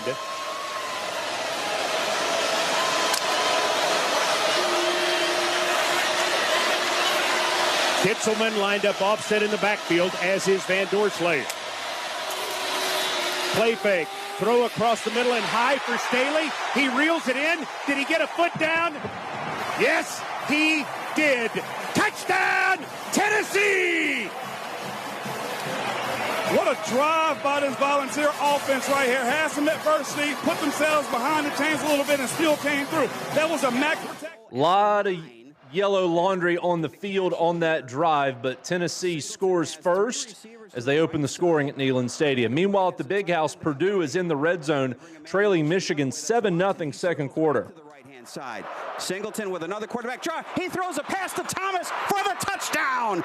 Malachi Thomas with a touchdown toss on the left side, and the Boilermakers an extra point away from tying it up, and we have a flag down. We have a flag down, and I think it's going to come back. I think it's going to come back. That play was absolutely gorgeous, except player downfield. Oh my goodness! Number 0 was covered by another eligible player, and then went downfield and went to forward. That was a pre-snap penalty. Nitro Tuggle was covered, and that makes an ineligible receiver. And what was a brilliantly designed play and touchdown is all for naught. Oh my God! No, that was a beautiful, beautiful play, and you cannot afford. It just seems like every week. It is something we have no more toes left. I know it. There are no more toes to shoot off. So now it's a 1st and goal just inside the 15-yard line, and Ryan Brown has checked back in. He's got a running back on either side. They bring Horton in motion from left to right. And Brown hands it off, coming to the near side. This is Thomas. Thomas inside the 10, and he's thrown out of bounds by Mason Curtis at about the 10, maybe the 9-yard line. That'll bring up 2nd and goal from there. Actually, they'll put him at the 8. God, the Boilers are executing at a high level. Just lineup mistakes, but they're still moving the football here and have a chance on this drive to punch it in. They bring Malachi Singleton back in. It's 2nd down and goal for Purdue at the Michigan 8. This will be the 15th play of the drive, which has already taken more than 8 minutes off the clock. Purdue trying to tie it up here, trailing 7-0 early in the second. Actually, now midway through the second. Again, Horton goes in motion from left to right. Singleton hands it off inside, and Thomas this time is slung down right at the line of scrimmage. He may have lost a yard back at the 9. And it was Dominic Nichols who made the tackle for Michigan. Yeah, I thought Malachi had another chance to get into the secondary, but Nichols was able to collapse in, and that's a guy that kind of goes unblocked. You hope he slows down and you're able to get into that second level before he gets there. Boilermakers this year, Mark, have been in the red zone 31 times. They've only scored 14 touchdowns. Yeah, this has got to change, and it's going to happen right here. I feel it. 3rd and goal at the 9. Ryan Brown back in as quarterback. He brings Tuggle in motion from left to right. Play clock is down to 2. Michigan was offside. There's the flag. Brown rolling out, throws to the end zone. The pass is incomplete. Tuggle, the intended receiver. That will be interference. So the Boilermakers should get a 1st and goal at the 2-yard line out of this one. Jair Hill was defending. Michigan was offside on the play to start with. So there should be 2 penalties here against the defense. They've been pushing the envelope all evening with their pass rush and jumping the count, and this time offside plus pass interference. The offside would be declined. The pass interference would be taken, and it would be a 1st and goal at the 2. There are 2 fouls in the play, both on the defense. Offside. Defense number 9. That penalty's declined. Pass interference. Defense number 20. The ball placed at the 2-yard line. Automatic. First down. Well, you got to get the ball in the end zone here, Mark. You got 4 shots from the 2-yard line now. Absolutely. This is time where you have got to get physical, run hard, take care of the football, no penalties here, and punch it in. Malachi Singleton checks in. Ball is on the left hash mark as Purdue will have it 1st and goal on the 16th play of the drive. And now they've got a Wildcat formation. They're going to bring a man in motion. That's Jackson. This is Harris. He's going to run it. He's down close to the goal line, and there's no signal. We're waiting. We're waiting. Touchdown. Touchdown, Boilermakers. A 16-play, 75-yard scoring drive, and Purdue is an extra point away from tying this one up. Well, Purdue hits pay dirt. Meanwhile, game we haven't discussed, but is also underway. Number 23 USC on the road in Lincoln, taking on the Black Shirts in Nebraska. Johnson vacates left, chest high snap, blitz comes, back shoulder fade, front right pylon, Key, he's got it, touchdown, Huskers, crushing over the pylon, Dane Key on a back shoulder throw. Kyle Crooks there, Husker Radio Network, as Nebraska takes an early lead 7-0 over number 23 USC. 5 to go in the first. Let's go back to Raleigh, where NC State threatening to retake the lead in a 7-all tie with number 8 Georgia Tech. But you had a pretty good explanation right there. No Justin Jolie, but how about these tight ends tonight, guys? What's that, 4 catches between the 2 of them with those 2 guys who have played a role in this. Cody Hardy, of course, 3 catches, a touchdown already. And that time, that previous play, NC State had 12 personnel on the field, 1 back, 2 tight ends, both of those big tight ends out there on the field, and they're being productive in the passing game. Yeah, Hardy had 2 grabs all year coming in. Daniels had 5 career grabs until tonight. They each have 2. And so it's 1st and goal from the 6 here live from the Lenovo broadcast booth with a 7-7 tie between the Pack and Yellow Jackets at 2:26 to play first quarter. After the break, Wolfpack 1st and goal from the Jackets, 6-yard line. And here is C.J. Bailey with Duke Scott behind him in a single back set. Under center is Bailey, right behind Jalen Grant, crouched down. Takes the snap, left hashes, play fake, deep drop, rolled out right, he's flushed that way, and then rifles the ball safely out of bounds. Smart play by Bailey, right, Johnny? Yeah, very, very smart. It was a crossing route, and he got kind of focused on the guy that was on the left, going all the way to the right back pylon. And once he flushed out, right-handed quarterback C.J. Bailey flushed out to his right, which is the preference to go to, and he just saw that there's no sense forcing it. Just throw it out of bounds and live for 2nd down. Anderson and Grimes, the receiver right. 2nd and goal from the 6. Georgia Tech shows blitz, and now a flag flies, a false start. False start. Offense, number 44. 5-yard penalty. 2nd down. Now, 2 Georgia Tech Yellow Jackets came sprinting right at Cody Hardy on the right side of the line, bearing down on him, and he flinched. Yeah. And so it will be 2nd and goal from the 11. First penalty of the game, a very costly penalty when you're down on the 6-yard line in 2nd and goal. You definitely don't want to give up 5 yards. It just makes it that much more difficult. But let's see if they can't pick things up. CJ's calling for a play right now, and they're going to try to get up to the line of scrimmage. They got to hustle. They got to hurry. 5 on the play clock now as Daniels, Jackson, and Anderson are to the right. 2nd and goal from the 11. Bailey takes the snap, tucks and runs, swerves left, eludes a tackle, touchdown. Dancing into the left end zone, barely an 11-yard run. It's 13-7 Pack, 1:59 to play here in the first quarter as C.J. Bailey caps off a 2nd touchdown tonight for NC State. Well, Bailey has just gotten off to an incredible start, Tony. I haven't seen him sharper really in any game. I know it's a short amount of time here early in this game. So we can go ahead and officially put Georgia Tech on upset watch as NC State 2 touchdowns in as many possessions late first quarter in Raleigh. The Pack back in front 13-7. We'll keep it in the ACC. Let's go catch the end of the first quarter in Tallahassee. Florida State and Wake are scoreless. On 3rd and 6, has the snap, looks to throw, waits and fires to the left side, and wide open, caught at the 50, broken tackle 40, 30, 20, 10, and out of bounds at the 7, Deuce Robinson. Almost scored it. Robinson knocked out by Braylon Johnson down the west boundary, saving a touchdown. And Larry, timing is everything. You talked about the big strike capability. There it is. Yeah, he got himself open down the left sideline, and then missed a bad angle by Karan Prunty.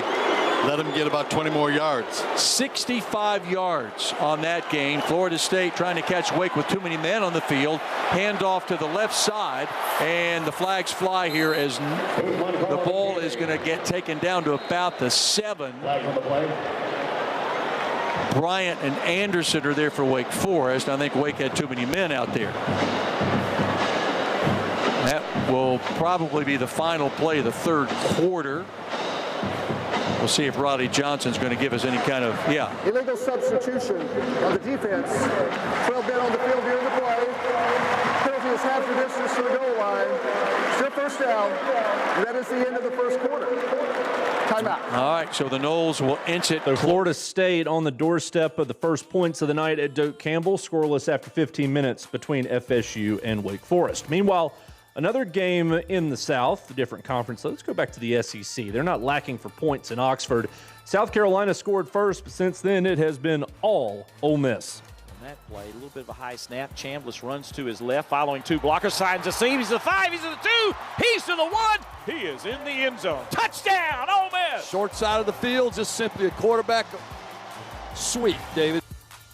17-7 now. Ole Miss leads South Carolina with 7 minutes to go in the second quarter at Vaught Hemingway. We're going to hit a quick timeout, and we'll see you in 2 minutes with more of the Blitz. Your morning shave with Barbasol is a time for self-reflection. Look in that mirror and ask yourself, can I make a real difference in this world? Of course you can. Just not today. There's football on. Barbasol. It's a can of can-do. If you can plan barbecues and weddings, you can plan to protect yourself from a natural disaster. Sign up for local alerts, prepare an emergency kit, and make a family communications plan. Get started at ready.gov/plan. Brought to you by FEMA and the Ad Council. When you're on the move and looking for nonstop college sports action, get the Varsity Network app and take the game with you everywhere. Stream live play-by-play from schools across the country right from your phone, free. Catch hundreds of weekly podcasts, including shows from your favorite teams, all in one place. From football Saturdays to midweek hoops, it's your all-access pass to the college sports world. Whether it's game day or just your daily drive, the Varsity Network app has you covered. Download now and listen live for free on the Varsity Network app. Progressive knows not all rides are smooth. Meet Peter. He loves his motorcycle. What he doesn't love is wind. Which is ironic, because wind is a big part of the whole wind-in-your-face motorcycle cliche. But nobody ever tells you how relentless a strong crosswind is, or the cliche wouldn't exist. Not every ride is smooth, but Progressive has your back. Get a quote to see if you can save with America's #1 motorcycle insurer. Progressive Casualty Insurance Company and affiliates, not available in D.C. Hey fans, this is Wayne Cook, co-host of College Sports Now. We're breaking down all the action from around the country every week during the football season. We'll look beyond the box score and keep our finger on the pulse of college football from September all the way to the national championship game in January. Listen all season long on Apple Podcasts, Spotify, or wherever you'd love to get your podcasts. And be sure to follow along on Twitter at CSNowTweets.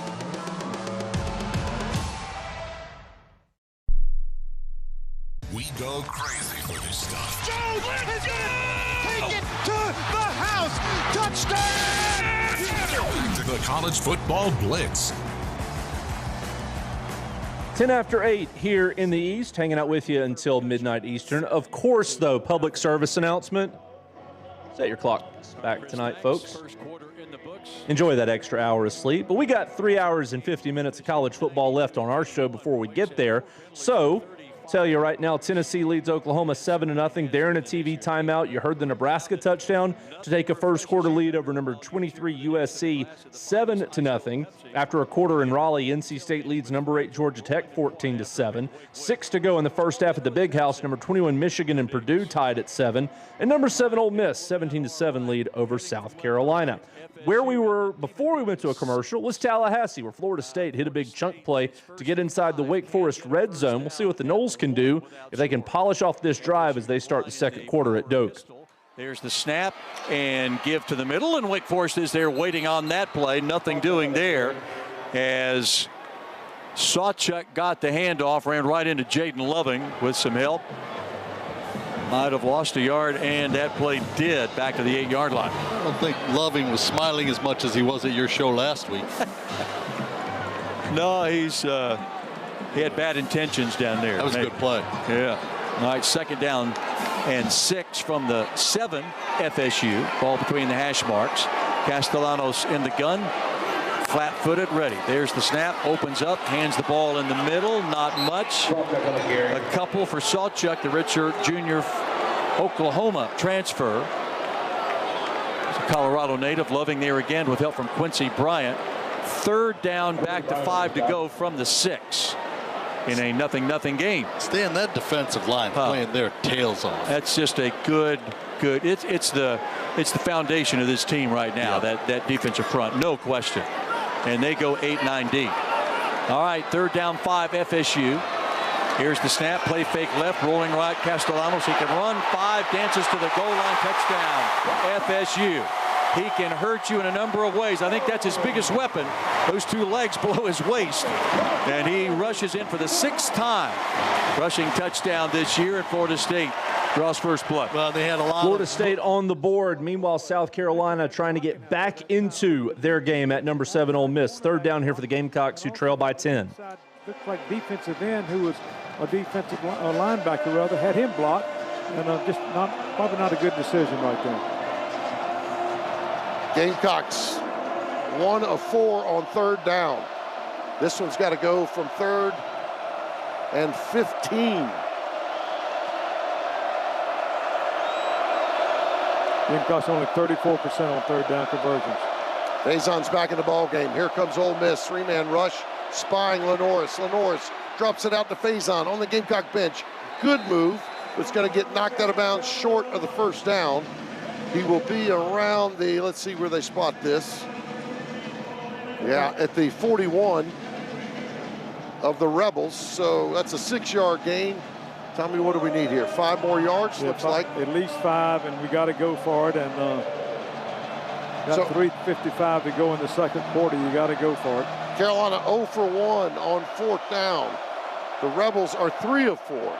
They're down 10 points. This crowd livening it up now a little bit. Faison's back in the backfield. Harbor in motion over to the left side. Lenoris calls for the football. Long snap count. Now looks back over at the sideline. I think we called timeout. No, we got a flag. We didn't call timeout. Wow. Delay game, offense, 5-yard penalty, remains 4th down.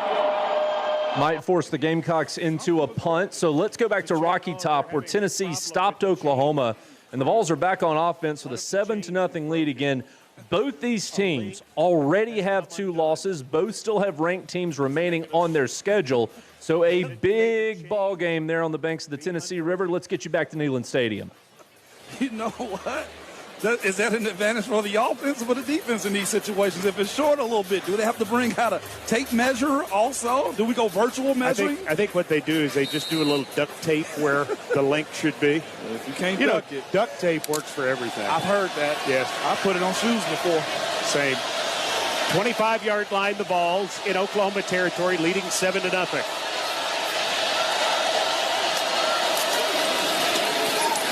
Aguilar hit, loses the ball. It's been picked up by Oklahoma. They're running the other way to the 50, to the 40, to the 30, to the 20, to the 10, to the 5, and able to get into the end zone is Thomas. There is a flag down on the far side of the field.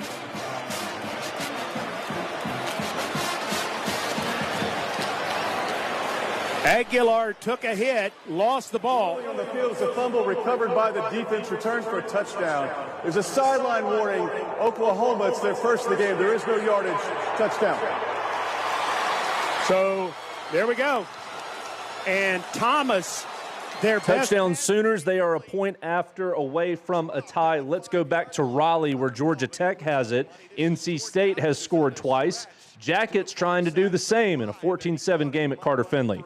Instead, it's a field goal opportunity. Kean Sloan and Kenny Soares in on the pressure to speed the operation up. And Jordan Allen is listed at 5'9". He needed just 3 or 4 more inches. He stretched out his arms. The ball went off his hands, so they're going to have to try this field goal. This is a 44-yarder from the right hashes. The snap, the hold, the kick from Aiden Burr flies through the left uprights to make it 14-10. Burr is now 17 of 18 field goals on the year. It is 13-49 first half. NC State leads Georgia Tech by 4, 14-10.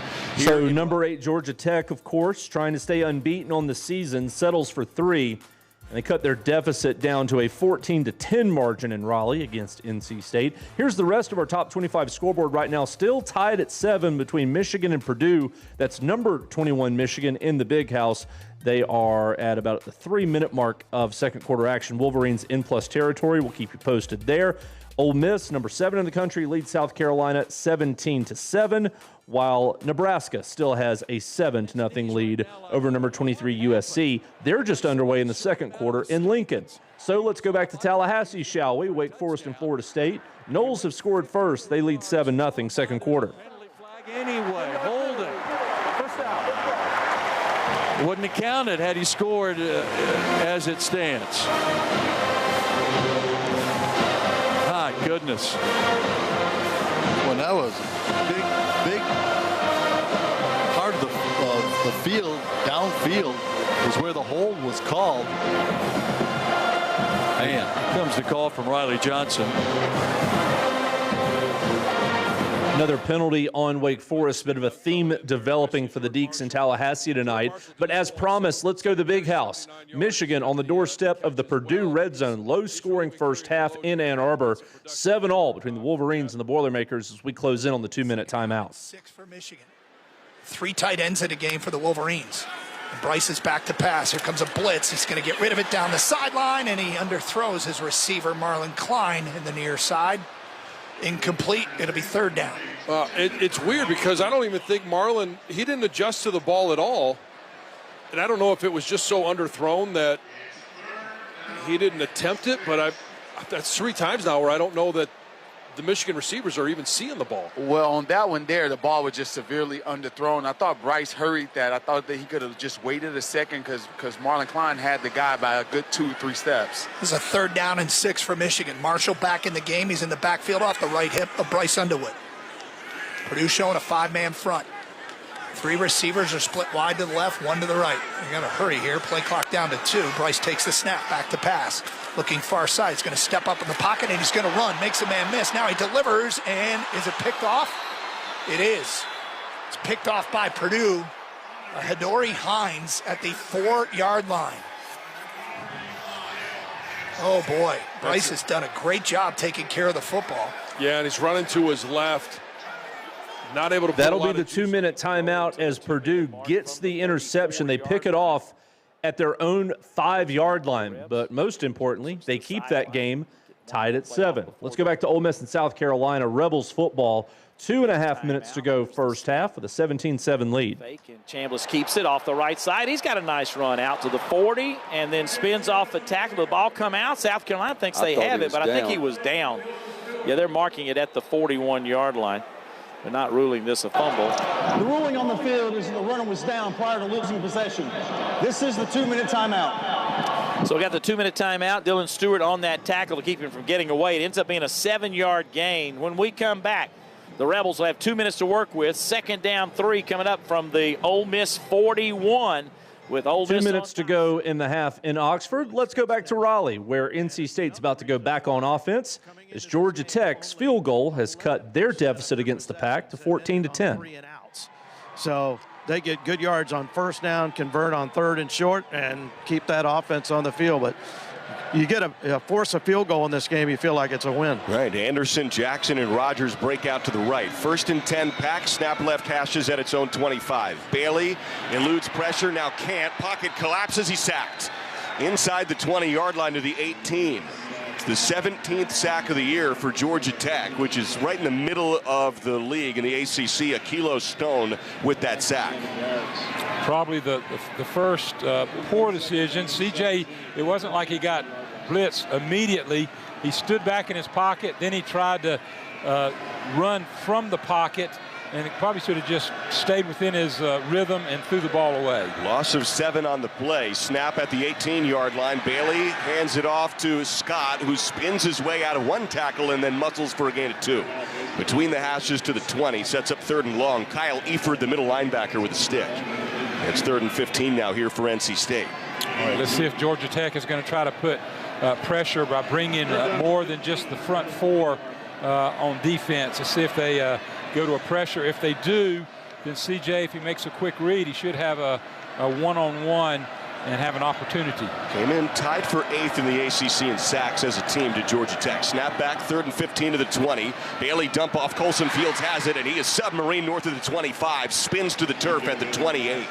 And there's an 8-yard pickup on 3rd and 15 by Tajay Butler, the tackler. Colson Fields with his first grab of the day, but Caden Noonkesser's on the punt. Normally when you pick up 8 yards on a 3rd down pass, you're going to pick up the first down and move those chains, but because of the first down sack, that's what happens. You got set, you lose 7 yards, you pick up 2 on 2nd down. That is 3rd and very long, and you can still, the 8 yards didn't help that much. Eric Rivers on to return it for Georgia Tech. He averages 14 yards a return. He's decided to return it 6 times this year. Snap to Noonkester. This boot is very short, very high as Rivers sprints up to corral it at the Georgia Tech 40. And so they'll start off with pretty darn good field. NC State was 2 for 2 in their first quarter drives for touchdowns. They go 3 and out on their first possession of the second. So as Georgia Tech takes back over, let's go back to Knoxville. Oklahoma level with Tennessee after that defensive score for the Sooners. With 6:38 to go first quarter. Heineke himself had to come out right there on that play. He's adjusting himself. What a catch and grab right there by the offense. Thomas will get a carry on the left side, cannot step out of the shoestring tackle, and is taken down at midfield by Boganowski. Sar Thomas had that corner right there. He's throwing his hands to himself, knowing that if he'd have sped up sooner, he may have had a big run right there. And you can't hesitate with this type of defense at all. You got to go. Brazel and Staley to the right, Matthews to the left. 2nd down and 9 at midfield. Aguilar throwing and completing to the 41-yard line. The pass is caught there by Staley right at the marker. It's been ruled a first down, Tennessee. Another tackle for Boganowski, and another Sooner is down. It's one of their better defensive linemen, number 56, Grayson Houghton, senior from San Diego, California. And he is down and hurting. They're already without R. Mason Thomas, who injured himself while returning a fumble for a touchdown. Today's volunteer of the game, honored by the University of Tennessee in Food City here at Neyland Stadium, U.S. Navy Captain David Harris Jr., a UT graduate, member of the Pride of the Southland Band. He was sworn into the Navy Reserve in 1975, 24 years. He served as a naval officer, retiring in 1999. Captain David Harris Jr., thank you for your service to our country. He presented a $300 Food City gift card, a special volunteer of the game. Injury timeout in Knoxville. Let's go back to Ole Miss in South Carolina. 17-7 for the number 7 Rebels as they are inside of 2 minutes to go till the break, nearing midfield. 2 high safeties, but just playing center field. That's not the guy to throw it to. That definitely was not a good decision there. Jalen Kilgore with the pick. That's his first of the year. And there were 3 guys kind of in the vicinity, so sort of a jump ball, and he went up and got it. South Carolina will have the ball at their own. We caught the tail end of an interception by the South Carolina defense. Much needed turnover for Shane Beamer's team. And we have both sides of this game. The radio feeds from Learfield. So over to the Gamecock Sports Network, former South Carolina quarterback Todd Ellis. 10 times coming into tonight's game with only 1 interception. He's put a couple in danger tonight. Well, he has, you're right. Faison's in the backfield with Lenoris. Ryan Rowe goes in motion left side. It will be Faison up the middle. Not much going, maybe a yard or two across the 20-yard line. We'll call it 3 on the play. South Carolina deep in its own territory after the pick. Let's get you back to Mike Keith and the Vol Network. Injury timeout over in Knoxville. 5 to go first quarter. Tennessee and Oklahoma tied at 7. 19 yards and a first down, Tennessee. Testament leaking out right there to the left side of that defense or to the right side of the defense. Great catch. Vols get on the ball. They're in the pistol. They run to the right. And Thomas is met in the hole and taken down for a loss by Heineke with help from Boganowski. Just want to paint the picture. This Oklahoma defense is as intense as I've ever seen the defensive unit this year. They weren't even lined up right there and found themselves in the right position as they made a tackle for loss there. They average 11 tackles per loss per game. On 2nd and 12, Aguilar in trouble, and he'll take a sack back to the 34-yard line. Okoye will get him there. They'll move the ball back to the 32 where they'll say his progress was stopped. And so the Vols will face 3rd down and 20. We spoke about it. This defense will come after you any chance that they get. So we got somebody down right now, Mike. It's David Sanders. David Sanders is down on the far side of the field.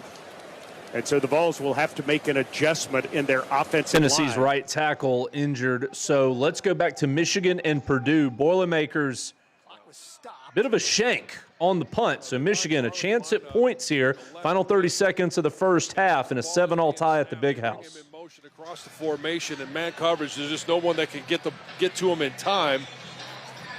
And I love the fact that he ran over. If they weren't going to spend, they actually didn't have to spend the timeout if they had a play that was ready to go, because he ran over, gave the ball to the official, and it was spotted, ready to go. They probably want to take a couple shots into the end zone here. The run is still in play with the one timeout. Yeah. And right now, I mean, let's face it, their best offensive weapons, Jordan Marshall. Yeah, the best thing that they can do is exactly what Marlon Klein did, was give the ball to the umpire, the guy that spots the ball. Yep.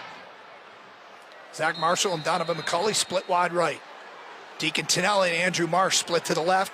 Marshall in the backfield, Jordan Marshall. And Zach Marshall goes in motion from right to left, and that's the direction Bryce Underwood's looking. He steps up in the pocket. He's going to run inside the 10, inside the 5. He takes a big hit down at the 3-yard line. Another Michigan first down. Importantly, that stops the clock with 23 seconds to go. Wolverines sprint to the line of scrimmage. They're ready to go here. Ball is snapped, handoff. Jordan Marshall up the middle and into the end zone for a Michigan touchdown from 3 yards out with 17 seconds to go in the half. And Michigan is back on top, 13-7. Wow, Michigan had bad Purdue punt gives Michigan great field position, and Sharon Moore's team takes advantage. They're in front late stages of the second quarter. Injury timeout in Knoxville over Tennessee with 3rd and long.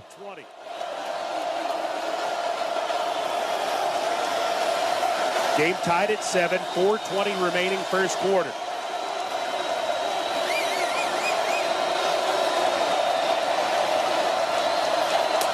Four men set to rush. Quick pass, Staley left side, 30. Breaks a tackle, but then slides down at the 26. Bowen is the man who makes the stop. So Max Gilbert is on his way in to try his first field goal since Tennessee played Arkansas 3 weeks ago. Gave him a few more yards right there as the Vols went to a quick screen again. Not much room to work with right there. This is a very aggressive Oklahoma Sooners defense right now. And I want to say that at some point the Vols take advantage of that. 45-yard kick.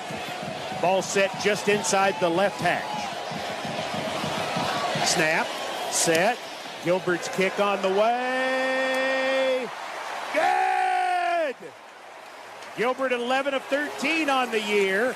And the Volunteers drive 11 plays, 48 yards, take 4:31 off the clock to get the lead back. Tennessee gets pushed back. They're still within field goal range. Field goal good, and it's 10-7 Vols over the Sooners of Oklahoma. 3 to go in the first. Let's go back to Raleigh. Second quarter action. Georgia Tech is in the NC State red zone. Wolfpack 14, Jackets 10.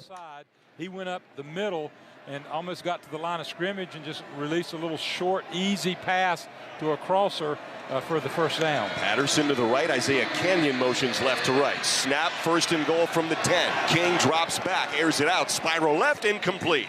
Intended for the tight end, J.T. Byrne at the left corner, and it sets up second and goal from the 10. King, after he released the pass, Matt, I watched him, and he just sort of put his head down as if to give himself a little pep talk. He knew that probably his first poor pass of the game, poor in the sense that he didn't give his receiver a chance in the end zone. First little chink in the armor for Haynes King. King now shotgun, empty backfield. Two tight ends to the right. Snap to King. It's a keeper at the 10. Rumbles downhill inside toward the 5, and he's tackled at the 6. He gets his legs chopped out by Caden Fordham on a diving tackle to make it third and goal from the 6. Before this third and goal for Georgia Tech, it is halftime in Oxford. Ole Miss 17, South Carolina 7. Maybe to get the field goal unit back out there on a big third down opportunity here for the Pack defense. It'd be a huge stop if they can, NC State can come up with a play, maybe put a little pressure on Haynes King. Third and goal from the 6. Two receivers wide side right. Snap, Haynes King under pressure. Trey Thomas heats him up, and it's thrown incomplete. Flag flies. In the back of the left end zone, right under the goalpost. That ball flutters out of bounds, but flags come out at 7:42 to play till halftime. I'm afraid it's going to be defensive pass interference, Tony, there in the back of the end zone. Yeah, I couldn't see who it was, but he grabbed the back of the jersey, and that was an easier win for the official to see. It's a shame because NC State got outstanding pressure on Haynes King and really forced him to unload. I don't think they would have connected. Defense number 19. Foul occurred in the end zone by rule. The ball is placed at the 2-yard line with an automatic first down. Yeah, definitely grabbed the back of the jersey, and that's one of those you're just not going to get away with. It's so obvious. So that's a break for Georgia Tech. NC State did everything right there, got the pressure, but again, the penalty sets the Jackets up first and goal. From the 2, left hash is Haynes King, pistol set. Running back in a crouch behind him. Snap to King, fakes the toss sweep right, rumbles up the middle. He's contacted hard by 3 Pack tacklers, nothing there. And it's second and goal from the 2. First one there was Brandon Cleveland, who last year in Atlanta tied his career high with 6 tackles. That might happen if the running back's constantly running up the middle right at you, and he's been active. Second and goal from the 2. 14-10, Pack lead. Sorry, Matt. Great stop by the interior front of NC State. King, he fakes a pitch. Nobody went to the pitch, though, so got to watch out for that in future plays. And they stop King right up the middle. Canyon, Rivers, and Allen to the right. Second and goal from the 2. Snap, King, handoff. Hosley shut down right up the middle once again. Lost half a yard. It could be a goal line stand for NC State. It's third and goal from the 2. Last 2 plays have gone nowhere. Fordham and Cleveland bring the blow together now in the center between the hashes. And if that was a read, Tony, that was a poor read by King. He had the corner if he pulls it. Maybe the tackle of the year by Fordham, too. He met him head on and knocked him backwards. Third and goal from the 2. Listen to this place. 25th straight sellout. Shotgun set for King. Play fake. Backs up, throws it over the middle, touchdown. Tight end catches it right under the goalposts. That's Brett Seether with his second grab tonight at 6:25 to play. Play fake sells well, and at 16-14 Yellow Jackets, a 2-yard hookup from Haynes King. And because King runs so well, it puts so much pressure on. So Georgia Tech back in front, 16-14. They'll go on and kick the point after. And reminder, as a part of your Sunday, make sure you catch Split Zone Duo, College Football Podcast. They'll take you deep inside the action every week of the season and get you the reporting, analysis, and fun tidbits on the sports wild coaching carousel. Hosted by Richard Johnson of CBS Sports and Alex Kirshner, he writes for Slate, The Athletic, The Ringer, and more. And you can find Split Zone Duo wherever you find your podcast. Back to Tallahassee, where Florida State leads Wake Forest 7-0. Wake has it midway through the second quarter. As he slams the ball past the 21 to the 22. Clark, the sophomore from Nashville, came into the game with just a little over 100 yards of rushing on the year. Does the job there. Change or move. First down Wake at the Demon Deacon 22. Clock at 6:40 and running here in the first half. 7-0 FSU. Let's go downstairs quickly, Dave. Hey, how often would you love to see that wide pitch to DeMond with a head of steam coming around the corner? I love that play. And a couple of blockers in front. That'll work. Clark remains in the game at running back. 1st and 10. There's the snap, play fake, dropping this time. Ashford wants to heave it deep. Going to have to run for his life now. 25-30, slides at the 33-yard line where he's touched down by one of the Seminoles. It's a gain of, well, let's wait and see where they spot it. Back to the 31. We'll keep tabs on this Wake Forest drive, but we're going back to Knoxville. We got both sides of this one, so let's go to Toby Rowland in the Sooner Sports Network as Oklahoma on offense in its own territory as they trail Tennessee 10-7. Horizontally, we get behind the puller there and some good blocking there. Wash the defensive line down, isolate the edge, let Xavier Robinson go to work. Sooners got 6 wide receivers on the field. Now Satania is going to run off. They didn't huddle up, so it's not a penalty. 5 wide on 3rd and 3. In motion, Helms. Snap, Mateer. Looks right, batted in the air, and incomplete. Was looking for the short pass, and it got deflected by Edwin Spillman on 3rd and 3, and the Sooners are going to have to kick it. Man. I don't know. Mateer hesitated there like he was maybe going to run it on a quarterback draw play or a little quarterback power, and then hesitated, then went back outside with the football there. Not sure if that was designed or just indecision by Mateer. Boo Carter deep inside its 10 again. 1:08 to go first quarter, a long first quarter. Tennessee leads 10-7. Sooners running a guy onto the field late. Peyton Bowen. Now there's another guy on the field. Snap, Grayson Miller, and a whistle. And Oklahoma might have just taken their final timeout. Let's see. Well, we had 12 on. I mean, Elijah Thomas ran on the field late as well. False start, kicking team. The 11th player came on, was not set prior to the snap. That's a 5-yard penalty. Remains 4th down. Maybe a spot. We'll see what happens here where it doesn't hurt him that bad. We'll see. 1-0-8. Grayson Miller a little more room to work now. It does lose them 5 yards, though, and if they were thinking about a fake, they're probably not anymore. Ball spotted on the 40. What else could happen in this quarter? Well, don't say that before we punt this. There's somehow still 1:08 left in it, so who knows? Snap back, Miller drops it, picks it up, got it off. High, short, headed near the near sidelines, cut sideways to the 20, and touched dead there. That's what else could happen. Yeah, there you go. Perfect snap into the hands of Grayson Miller. He dropped it, picked it up, and got a 40-yard punt off to the 20. Fortunately for us, they did not have a pressure coming after us on that one. And so Oklahoma, a bit of an adventurous punt there, but the Sooners do get it away and kick it back to Tennessee. Folks, also got to remind you tonight, Pac-12 championship game, if you will. Washington State at Oregon State. Yeah, Beavs and the Cougs from Corvallis. It's scoreless with 6 minutes to go first half, and not a whole lot to report. Field position battle here, but we can tell you, the folks at the Sickos Committee, they find games like these unconventionally appealing. So is all of their social media at Sickos Committee.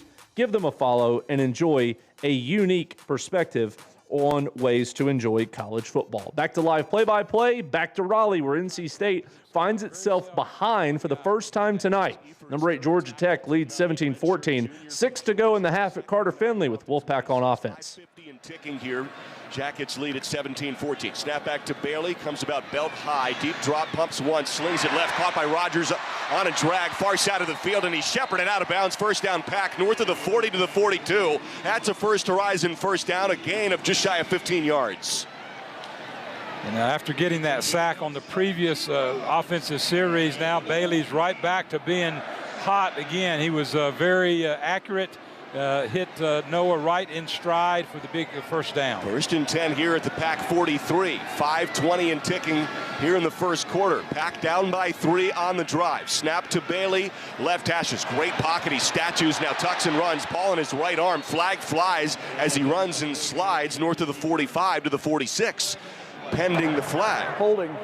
Offense number 74. 10-yard penalty. It's first down. I'll bring it back at 5:11 to play in this first half. That's Jalen Grant, the center, who's been an every game starter this year for the Pack, the Purdue transfer. 55 career games, 47 starts. This is his 48th start in his career. Super experienced kid. After the penalty, we'll have first down. It's always hard when the QB's running behind you. This is 1st and 20 now. At the Pack 33-yard line. 4 down linemen for Georgia Tech. It's a 4-man rush on the snap. Bailey snaps, sidearms it. Ball is free on a slant. It was caught by Rogers, and it's a fumble, and Georgia Tech has it.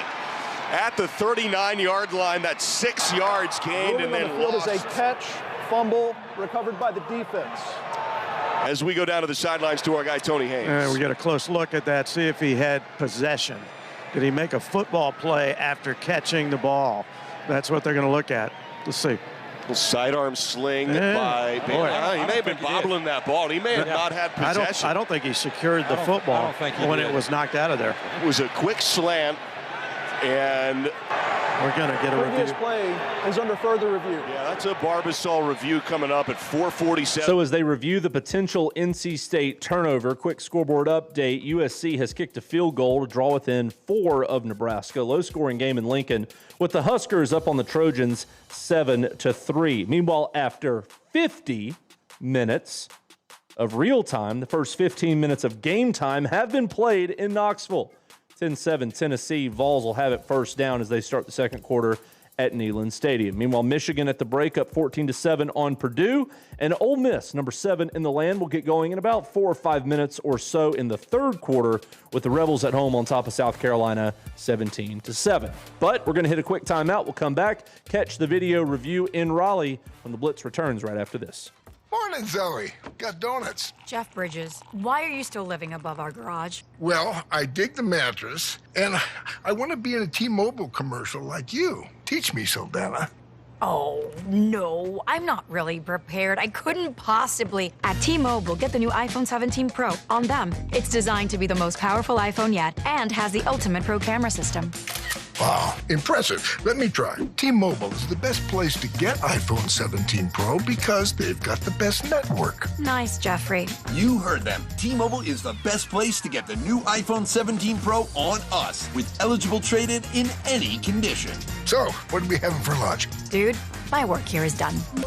The 24 monthly bill credits on experience beyond for well-qualified customers plus tax and $35 device connection charge. Credits end and balance due if you pay off earlier. Cancel. Finance agreement iPhone 17 Pro 256 gigs, $1,099.99 and new line minimum $100 plus a month plan with auto pay plus taxes and fees required. Best mobile network in the U.S. based on analysis by Ookla Speed Test Intelligence data 1H2025. Visit T-Mobile.com.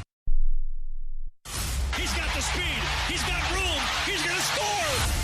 No one gets you closer to the game than Sirius XM College Sports Radio. For the win! Got it! Let's go!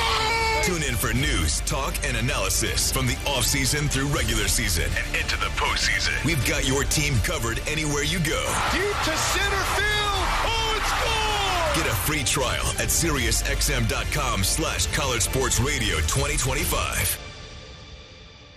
As America's #1 motorcycle insurer, Progressive has your back. Oh, like replacing my bike in case of an accident? Progressive's total loss coverage can help with that. Great. And you also agree with me that my riding club should ride to the aquarium instead of cruising around a mountain, right? Actually, we just do insurance. We don't vote in riding clubs. Nice. 2 votes for the turtle exhibit.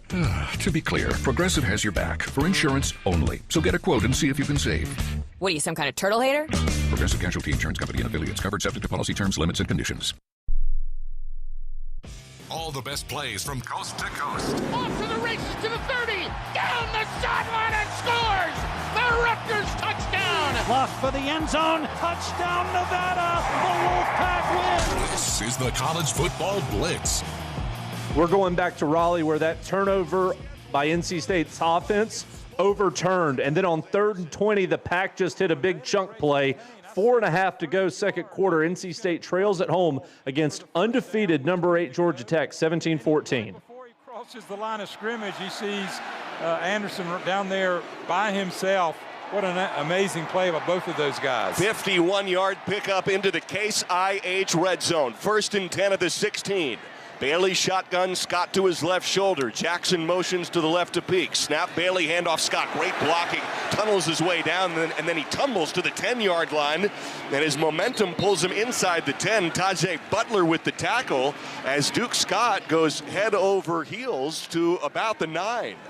Down to the sidelines, Tony Hayes. Yeah, and you got to stay with the running game a little bit, too, because Georgia Tech, for the most part in this game, has been playing with two high safeties. So the box has been relatively light, and that's allowed NC State to get some bullish runs from Duke Scott, just like the one we saw. All right, Will Wilson is in now with Darius Johnson to his left shoulder, usually the lead blocker here in this Wildcat. 2nd and 4. Snap to Wilson at the Georgia Tech 10. Wilson bounces it out left, sheds a tackle, sprints to the 5-yard line, muscles, reaches football, goal line, touchdown NC State.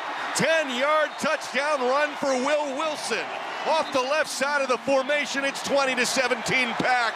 3:01 to play first half. NC State back in front against the Jackets. Tech will have some time to work with in the second quarter with 3+ minutes to go. Let's go back to Rocky Top, where Tennessee's on the move again. Mike Keith and former Vol offensive lineman Ramon Foster, the Vol Network. 12 to go first half. Tennessee in the red zone up 10-7. Kind of see that in how they're playing in the lanes right now, too. Spears Jennings continues to play around the line of scrimmage. Tennessee 10, Oklahoma 7, 12:03 to go first half. 2nd down and long.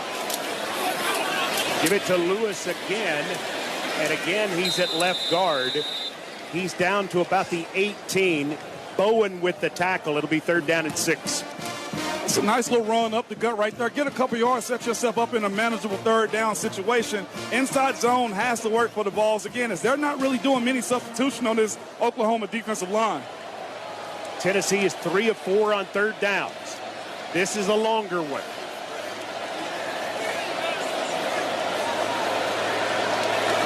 3rd down and 6. Blitz coming. Aguilar throws right side going for Brazel, and he cannot haul it in on the right side with Guillory defending. Field goal team going to come out for the Vols. Got to give a lot of credit to Guillory right there, being a freshman, man. Again, Joey Aguilar kind of floated the ball a little bit more outside, and I'm sure Brazel would have liked it happen right there. But again, good defensive play by Oklahoma. They set the Vols up for a field goal. Right hash kick. Gilbert, 37 yards. Bennett Brady to snap, Jackson Ross to hold, Max Gilbert to attempt. Oklahoma going to come after it. Snap, set, kick on the way. No good. No good. And Oklahoma sees Tennessee go. So the Sooner defense holds, and it remains 10-7 Tennessee in Knoxville. Let's go ahead and go back to NC State and Georgia Tech. You heard the go-ahead score for the Pack. PAT was good, so it's 21-17. Georgia Tech down by 4, 3 minutes to go first half. Officially statted it yet, if you will. Run up and the kick from Konochinski's out of the back of the end zone. That's a touchback. I know Rogers stood up with the ball and handed it and threw it back to the official. Okay. That doesn't mean that he didn't get it from Cody somehow. Yeah, Cody, because Cody got in there late when he saw the ball loose, and he kind of jumped into the pile. So I don't know what the official call on is. It did they give Rogers a touchdown? It's not even on here on the stat sheet yet. Yeah, I just saw the replay a couple times. I couldn't tell. They're trying to figure it out still is what they're trying to do. 1st and 10 here at the 25. 3:01 to play first half. Haynes King shotgun, takes the snap, right hashes, fakes the pass. He has great lead blocking, sprints over the 30, and then he shoulders into Caden Fordham, who has an effective 8th tackle of the first half. He has been super active, and it's a gain of 10. Fordham's career high is 15. He tied that earlier this year. He's already on pace to break that. Well, Fordham's going to have one of those kind of games because of the running quarterback. He's going to be running and making the tackle on Haynes King, and most of his tackles have been that so far. Isaiah Kenyon, the receiver, to the right. Snap to Haynes King, now handed off with a left-handed Jamal Haynes, who shimmies his way off the right side of the line, and he's brought down, gain of a couple of yards. Brandon Cleveland goes from the defensive tackle position all the way out to the boundary for that tackle. It's a gain of 2. And Georgia Tech's going tempo here with about 13 seconds before the 2-minute timeout. Sure are. 2 receivers to each side stacked up. 2:08 to play. Will they get a snap off here at the 2-minute warning? 2-minute stoppage? I don't think so. I don't think they want to. I think they were just trying for a little cheap 5-yard offsides defensively. This is the 2-minute timeout. All right, 2-minute stoppage here in a great ball game here in Carter Finley. NC State leads it. We are going to go ahead and sneak in a break of our own, so we'll come back and catch the finish of this first half. We'll see if Georgia Tech can go back in front in this back and forth opening 2 quarters at Carter Finley. We'll also get you an update from Knoxville, Tennessee, and Oklahoma, and everything else happening in the world of college football on the other side of this timeout. Morning, Zoe. Got donuts. Jeff Bridges, why are you still living above our garage? Well, I dig the mattress, and I want to be in a T-Mobile commercial like you. Teach me, Saldana. Oh, no, I'm not really prepared. I couldn't possibly. At T-Mobile, get the new iPhone 17 Pro. On them, it's designed to be the most powerful iPhone yet and has the ultimate pro camera system. Wow, impressive. Let me try. T-Mobile is the best place to get iPhone 17 Pro because they've got the best network. Nice, Jeffrey. You heard them. T-Mobile is the best place to get the new iPhone 17 Pro on us with eligible trade-in in any condition. So, what are we having for lunch? Dude, my work here is done. 24 monthly bill credits on experience beyond for well-qualified customers plus tax and $35 device connection charge. Credits end and balance due if you pay off earlier. Cancel. Finance agreement iPhone 17 Pro 256 gigs, $1,099.99 and new line minimum $100 plus a month plan with auto pay plus taxes and fees required. Best mobile network in the U.S. based on analysis by Ookla Speed Test Intelligence Data 1H2025. Visit T-Mobile.com. Hey y'all, this is Michael Felder, co-host of College Sports Now. We're breaking down all the action from around the country every week during the football season. We'll look beyond the box score and keep our finger on the pulse of college football from September all the way through the national championship game in January. Listen all season long on Apple Podcasts, Spotify, or wherever you love to get your favorite podcast. And be sure to follow along on Twitter at CSNowTweets.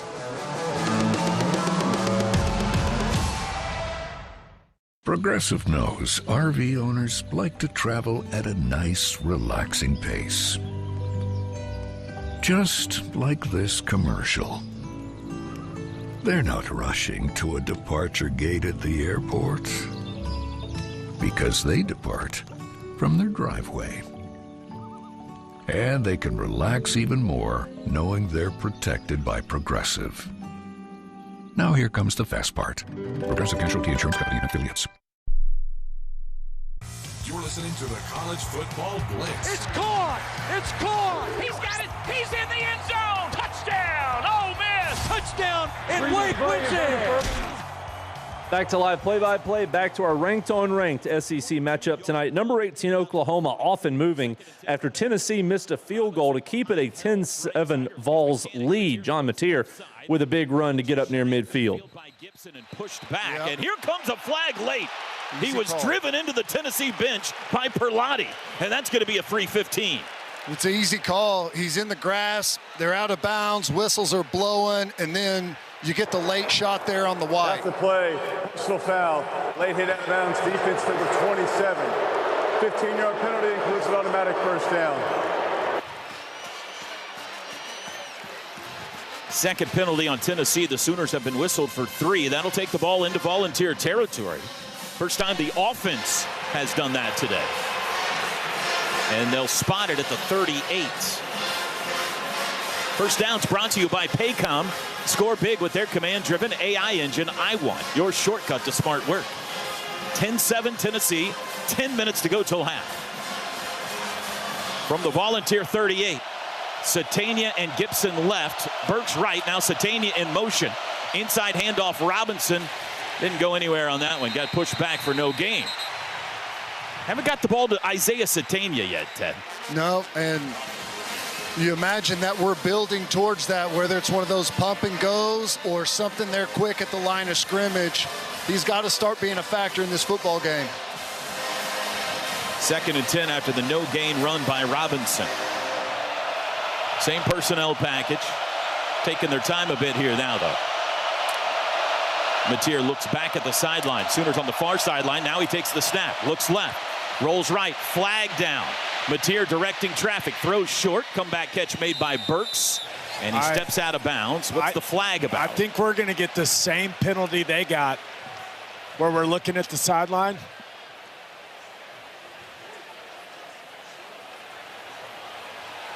They're asking BV if he wants it or not, it looks like. Well, sweet. Or they're explaining it to him, one of the two. Illegal formation, offense number 4. It's not square with the line of scrimmage. Therefore, they only had 6 offensive. We're going to bounce between drives here as Oklahoma is in plus territory, though the Sooners backing themselves up, as you heard, with that illegal formation penalty. We're going back to Raleigh. Georgia Tech in plus territory. They're inside of 2 minutes to go until the break. Jackets trail NC State 21-17. Georgia Tech has 3 timeouts. Yep, and they're in no hurry now. Georgia Tech is in good shape. They've got their timeouts. They've got field position. They don't want to give the ball back to NC State. Rivers motions now to the right, now back to the left. Shotgun set for Haynes King. Claps for the ball, 2 targets right. From the pack 36, King under pressure. He's sacked, a big loss. Back toward the 50, Caden Fordham busts through with Chaz Wallace and help.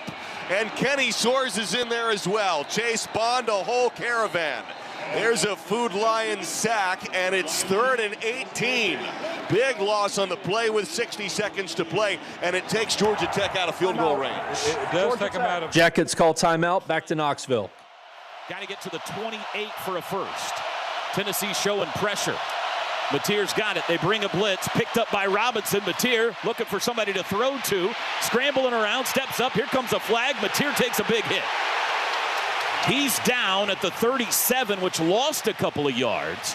Let's see if Heupel's going to make him kick a 54 or 55-yard field goal here.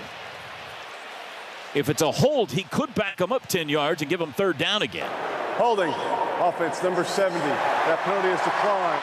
Result of play is 4th down. So he's going to let him try the long one, I would assume. And indeed, here comes Tate Sandell. Did he make the right choice there, Ted? I guess we'll find out here in a couple minutes. Yeah, I mean, college, whenever you're kicking a 55-yarder, I think as an opposing coach, you'll take your chances with that. His long is 55. This is 55 from the right hash to tie it.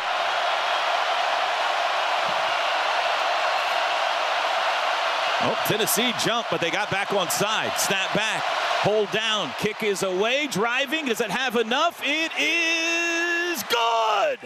Sandell, the double nickel from 55 again. So Tennessee misses a relative chip shot field goal. Oklahoma bangs one in from 55, and they're knotted up at 10 on Rocky Top early in the second. Let's go ahead and get you back to Raleigh. They're taking a station ID break, so it gives us a chance to bring you back in here and tell you you're listening to the College Football Blitz. 9 hours down, but we still got 3 more to go as we go back to Matt Chazanow on the Wolfpack Sports Network. 21-17, NC State leads Georgia Tech. Tony Haynes, what do you have, buddy? Boy, I think it's an interesting decision. Georgia Tech has so much confidence in Haynes King in this offense. I wouldn't be shocked if they went for it here on 4th and 7. I think the kicker's coming out here. I think they're going to try to kick it. You're going to try the field goal here? It's be a long one. 54 yards? 54-yarder is career long, and season long's 55. So he's done it. His only miss this year is actually a block. He had a kick block. This is from the left hash. There's a minute to play first half. Snap is down. The hold is there. The kick right to left is no good. He missed it left. It's his second miss of the year. And his first miss that wasn't blocked. And with 56 seconds left, it remains 21-17 NC State. Well, it couldn't have worked out any better for the Pack. Missing a field goal gives them great field position, as opposed to if Georgia Tech would have opted the more conservative route to punt and probably not have as great a field position. So Georgia Tech comes up empty from 54 yards, just wide to the left there, and it remains NC State 21, Georgia Tech 17. Final minute of the first half there as we go back to the Big House. Early third quarter, Purdue is moving. Boilermakers trail at number 21 Michigan by just 7 points at 14-7. Trying to get extra people in the backfield and really disrupted the Purdue run game that time. So a win for Michigan on that one, and we're in 4-down territory here you would again. think so. You're not going to kick I don't think you're going to try a 50-some yard field goal. So you've got 2 plays here to make 9 yards. 3rd down and 9 at the Michigan 34. Purdue so far tonight is 2 of 6. Let's see if Michigan brings a blitz. They've got 4 down, and they're only going to bring the 4. Brown looking. Now he's scrambling out. He's in a scramble drill. And he's going to run. He's got plenty of room. 35, 30, 25, 20. He's 25, that is. He's got the first down. Ryan Brown got the first down to the Michigan 24-yard line. Houseman chased him out of bounds, but Ryan showing a little bit of speed there. Boy, that play took about 10 seconds. Yes, Ryan Brown trying to make something happen, and then finally found that he had a heck of a lot of green grass in front of him to the sticks, and was able to get just enough yardage to get the first down. Brown picks up 10. That puts the Boilermakers at 99 yards rushing for the game, and more importantly, gives him 1st and 10 at the Michigan 24. Antonio Harris is the running back here. And they play action again with Brown. Brown looking for the wheel route, and he throws it behind him. And it's a good thing because the nickel back there, T.J. Metcalf, was not fooled, and he was stride for stride with Antonio Harris. I thought he may have taken a peek to Nitro Tuggle around the 10-yard line who ran the deep hook route, but may have had somebody in the line of sight that time. But wisely, that ball was thrown low and away, and that would not have been good. No, result. it would not, because that's going the other way for 6. That's only the 3rd incompletion tonight for Brian, who is now 14 of 17 for 99 yards. 2nd and 10 at the 24. Again, Michigan brings a blitzer. They hand it off to Harris, and Harris is stacked up. Maybe got back for a yard. It was Trey Williams again, the transfer from Clemson, who seals the play up. It'll be 3rd down and looks like 10 back at the 24. Yeah, earlier in the game, the Boilers were able to kind of beat that first wave and get into the next level in the secondary in the run game, but that time it collapsed on Antonio Harris, and now you're looking at 3rd and long again. Once again, maybe 4-down territory. We'll see. Yeah, you're in field goal range. You'd be a 41 or 42-yarder from here, but you really love to get the ball in the end zone. It's 3rd down and 10 at the 24. Play clock is at 10. Game clock at 9:15 in the 3rd quarter. Brown back. Michigan brings a blitzer. Brown circles out of one tackler, and now he throws it away. Is that going to be grounding? He's in the tackle box. I think they're going to call intentional grounding on him. And that will take it back to the 35. And there's the flag, and there's a loss of down. Yeah. So the one thing you couldn't do there, they did. Offense number 15. The Pillions have lost it down to the spot of the foul. It's 4th down. Well, here's the real situation. Now the ball's back at the 35. You might even have to bring your punter out here and try to pin him inside. We'll let you know what they decide to do quickly to Raleigh, where NC State has it in the Georgia Tech red zone, leading by 4. Final 20 seconds of the first half. Jackson's hands on the full stretch to the near side of the right end zone. 10 seconds to play first half. Tony Haynes on the sideline. That was a great route, too, by Jackson. C.J. Bailey's had it rolling tonight, but he's still a little gimpy out there. And, Johnny, that can affect your ability to throw accurately, can it not? That's right, because everything is your feet. You got to plant your feet. You step with your feet. It looks like he's favoring his left lower leg. We'll see how he comes out of halftime. 2 targets to each side. 3rd and 10 now at the Georgia Tech 17. 10 seconds to play in the first half. Snap to Bailey, pats the ball, flushed out of the pocket. Back foot throw, rifles it out of bounds safely to avoid a turnover and save a field goal opportunity. You got 3 seconds left. Pressure there from the linebacker, E.J. Lightsey. And it will be Kanoa Fine-Set's opportunity to put the Pack up by 7 points. And Bailey came right to the sidelines, took his helmet off, walked by everybody, and sat down there. I don't know if that's the training area. Maybe it's just a bench area that's covered to see if this field goal can go through. All right, left hashes. It's a 35-yarder. The snap, the hold, the Fine-Set kick left to right is good.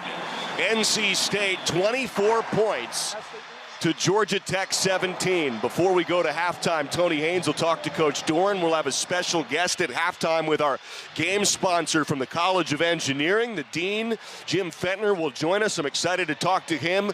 Tony Haynes will be down there with Coach Doran here in a 24-17 halftime score, Johnny. That is well executed by the Pack. All right, we'll go. Well, Tony's with Coach Doran. Go ahead, buddy. All right, Dave, in what ways has your team impressed you tonight? Playing complementary football. Yeah, we got sustained drives. We've overcome some penalties, kept the drives alive. We're scoring points. Guys are making catches. Quarterback's playing well. So their offense is really good. I mean, they're going to score some, but we've had enough stops to allow us to get a lead. All right, Dave, thanks. That's a pretty happy. That's as happy as. Not been a great October for Dave Doran. Mentioned it again earlier on the broadcast tonight. NC State opened the season 4-0. but they have dropped 4 on the trot. But through 2 quarters, looking pretty good tonight for the Pack as they lead number 8 Georgia Tech 24-17. A couple scoreboard updates to tell you about. Let's go to Lincoln first, shall we? Nebraska taking on number 23 USC. Under center, Iola, deep back Johnson. Barney in motion left to right. Snap, spin, handoff Johnson up the middle. Spears forward, 5 into the end zone. Touchdown, Huskers! Make it 14-6, Nebraska over number 23 USC. Late second quarter action in Lincoln. That was Kyle Crooks on the Huskers Sports Network. Meanwhile, more points to tell you about in Oxford as they are underway in the third quarter. Ole Miss seemingly had all the momentum in this one. So if you're South Carolina, got to get a fast start in the third quarter. We can check that off. Brown comes in motion across the face of Lenoris. Lenoris back in the backfield. Oh, Gonna go deep down the field. There's Harbor there. Caught in the back of the end zone. Touchdown Carolina. Touchdown Nick Harbor.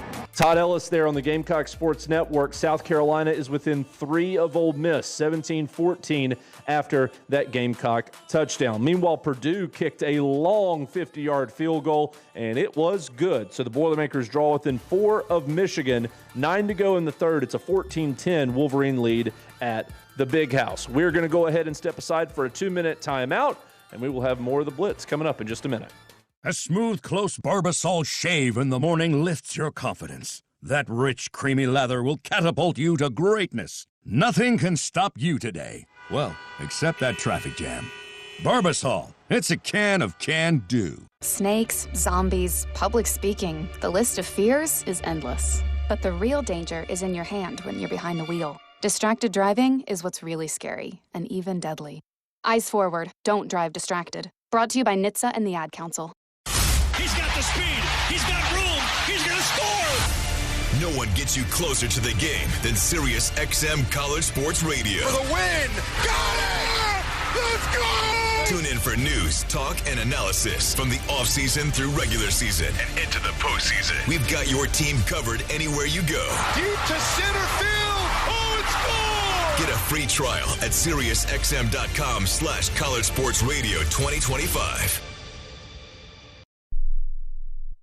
Progressive knows there are 2 things RV owners love: to travel and relax. And they like to take both nice and slow. Just like this commercial. And what's more relaxing than the peace of mind knowing their RV is protected by Progressive? Now here comes the fast part. Progressive Casualty Insurance Company and Affiliates. What's up, fans? This is Roddy Jones, co-host of College Sports Now. We're breaking down all the action from around the country weekly during the football season. We'll look beyond the box score and keep our finger on the pulse of college football from September all the way to the national championship game in January, from the East Coast to the West Coast. Listen all season long on Apple Podcasts, Spotify, or wherever you love to get your podcast. And while you're at it, be sure to give us a follow along on Twitter @CSNowTweets. From game-winning touchdowns, It's caught, and Kansas will win. Holy cow! to goal line stands. Takes the snap, hands it off to the Gators. Kept him out of the end zone. We're living it all on the College Football Blitz.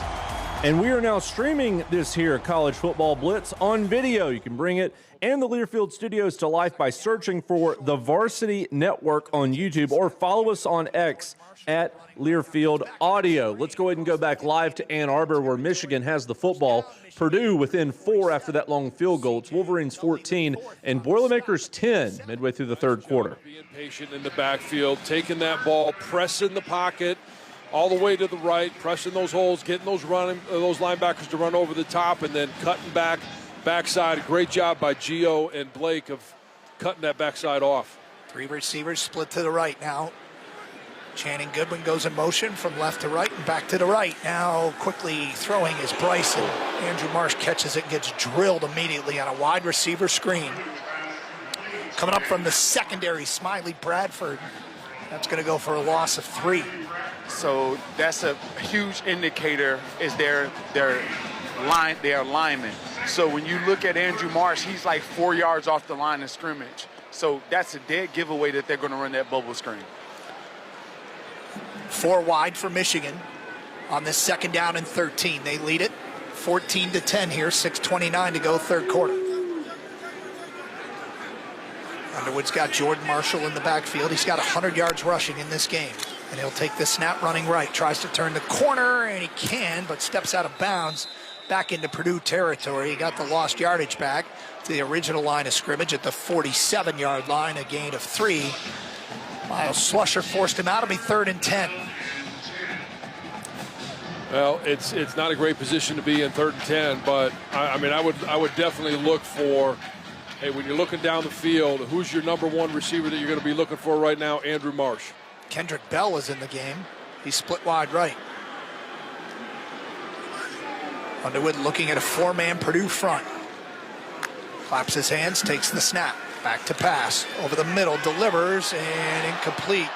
Andrew Marsh was the intended receiver, but that ball was well over his head. They're saying uncatchable, and the Wolverines are going to be forced to punt. And he was forced to throw that ball too quickly because of the pressure right up the middle. That was Ian Jeffries that basically won in the middle right away, and there's just nothing that Bryce Underwood can do with that type of pressure. Michael Jackson standing inside his 10-yard line. Hudson Hollenbeck on the punt for Michigan. I didn't see Donovan McCulley those last 2 plays. Good snap. Hollenbeck gets a low line drive off. That might have hit one of the up men. It rolls from the 30 inside the 25 and rolls inside the 20 down to the 19. Did he kick into the back of one of the up men? I think he did. I think he's taken so long to punt the ball. I'm not sure.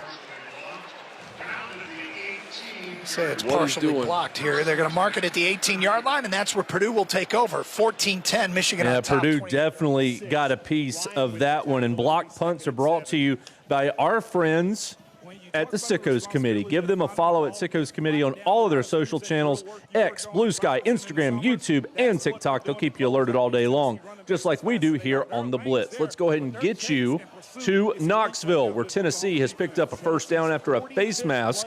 So with 4 minutes to go in the half, Vols and Sooners tied at 10, Tennessee in plus territory. Intercepted Oklahoma. Coming back is Bowen. 10, 20, 30, 40, and he's taken down by David Sanders at the 41. Coming out of center field, Peyton Bowen. And Joey Aguilar just didn't find him. Did not. One of those max protection situations right there where they saw ball being held by the quarterback. You had a safety play as perfectly as you could in that situation. Second defensive takeaway by the Sooners tonight. The first, they sacked Aguilar, forced a fumble, and ran it all the way back for a touchdown. This time the interception and a run back has Oklahoma now in business inside of 4 minutes to go first half. Here's Toby Rowland on the Sooner Sports Network. They could save hundreds on car insurance by checking Allstate first. Allstate, you're in good hands. How about that first career interception for Peyton Bowen? He's matched little brother now. And the Sooners going for the lead. 3:41 to go till half. Torrey Blaylock in for the first time at running back from their own 41. Blaylock's in motion. Mateer pulls it down, rolling right. Looking, throws far sideline, too high and out of bounds. Deion Burks was way over there. 2nd and 10. Looked like they wanted a quick hitter there, Ted, that wasn't there.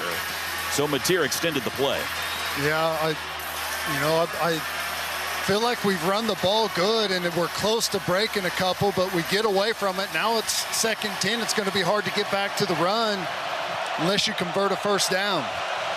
Sooners are averaging 4.7 yards a carry tonight.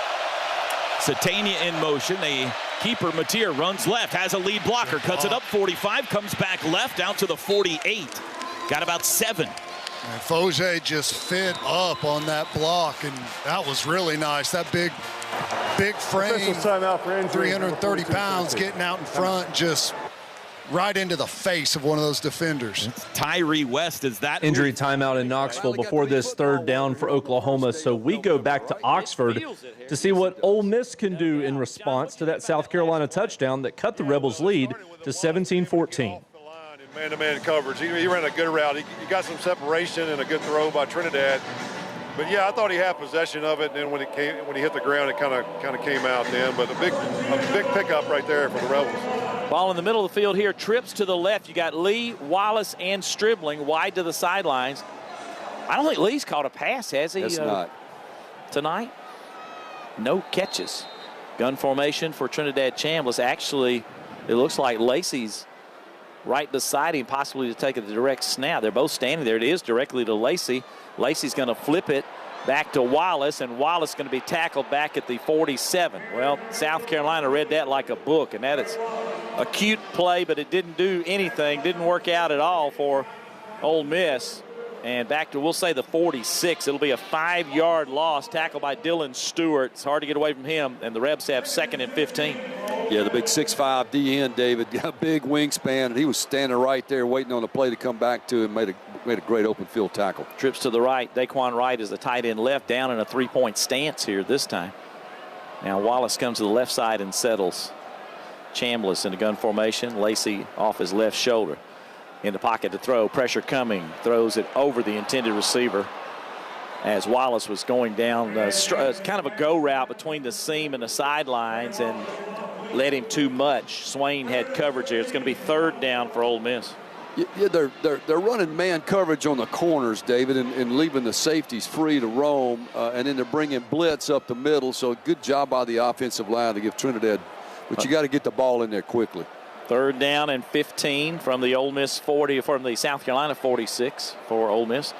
Wright, Lee, and Stribling are wide to the right. Play clock down to 8 seconds as Chambliss looking at the sidelines. Communications ended, so he's looking for hand signals now. 4 seconds, 3 seconds, 2 seconds, 1 second. Just did get the snap. Pressure up the middle. He runs to his right, looks downfield, fires. It's incomplete, intended for Lee. Lee was grabbed around the waist, but the ball had already sailed by him at the 30 on a deep out route. Lee was open. Kilgore covering. They had coming up the middle Goodwin. I'm not so sure we didn't hold him, but they had some pressure up the middle. 4th down, and boy, this drive comes to a grinding halt. And Ole Miss will have to punt away. Yes, it did. What looked like a good drive going for the Rebels just simply ran that little trick play reverse. That dropped us for a loss and did not recover from that. Oscar Bird will punt it away. 45.9 average, as long as 64 as Short has the snap. Here's the punt. Fair catch called for and dropped, and Ole Miss recovers. It goes right through the hands of the punt returner Swain, bounced through and recovered by the Rebels. And Ole Miss will have it 1st and 10 in the green zone. It's Andy Jaffe, I believe, on the recovery. 24, yes. Well, David, the Rebels gave them a gift early in the game on a muff punt. Gamecocks give it back. Fumble by Swain on a 34-yard punt. Went right through his hands, and and those are the easiest kind to catch, the end over end. Yeah, and Andy was right there. The sophomore from Tampa, Florida, has been on special teams all year. Andy Jaffe, J-A-F-F-E. What a catch. Now the Rebels have a golden opportunity to what has now kind of extended this drive.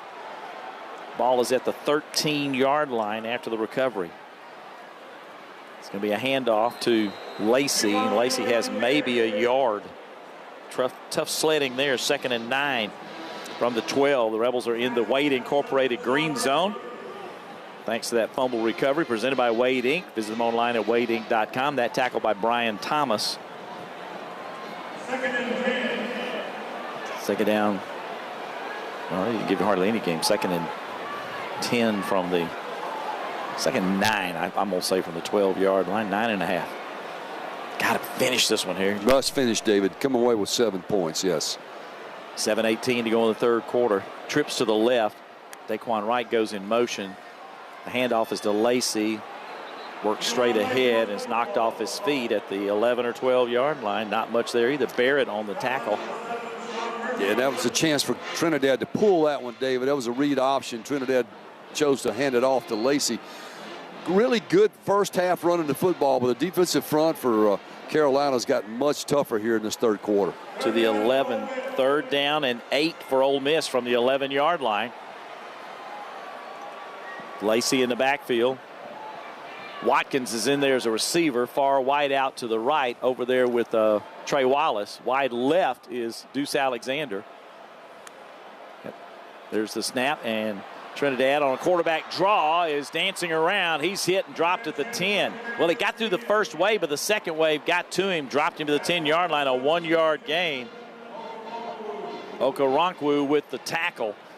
And so South Carolina's defense doing a fantastic job keeping the Rebels to virtually nothing. Yeah, and now we'll try the field goal. That's definitely a win for the South Carolina defense after the muff punt. Rebels had, first down inside the 20 in really good shape and just don't come away with a touchdown. From about the 17 or 18-yard line, 28-yard kick. The ball's right in the middle of the field. This is like an NFL PAT here for Carnero. He's 16 of 17 from this range. Has the kick, and it is good. So the Rebels will extend the lead to 20-14, 6-point advantage with 5:46 to go in the third quarter on the little chip shot field goal. But, John, it sure did look like South Carolina got some nice defensive play. So South Carolina's muff punt ends up costing the Gamecocks just 3 points, and it's now 20-14. Let's go ahead and get you to the big house. Michigan threatening against Purdue. Down at the Purdue 12-yard line. Wow.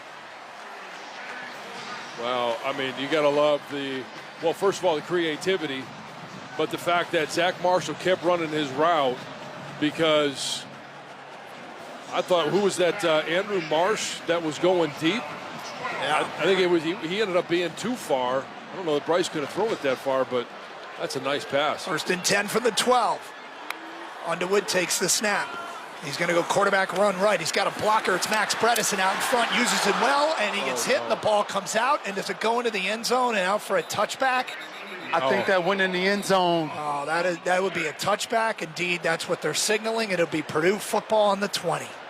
That is the second Michigan turnover in the Purdue red zone. Results in a touchback. It's 1st and 10, Purdue at the 20-yard line.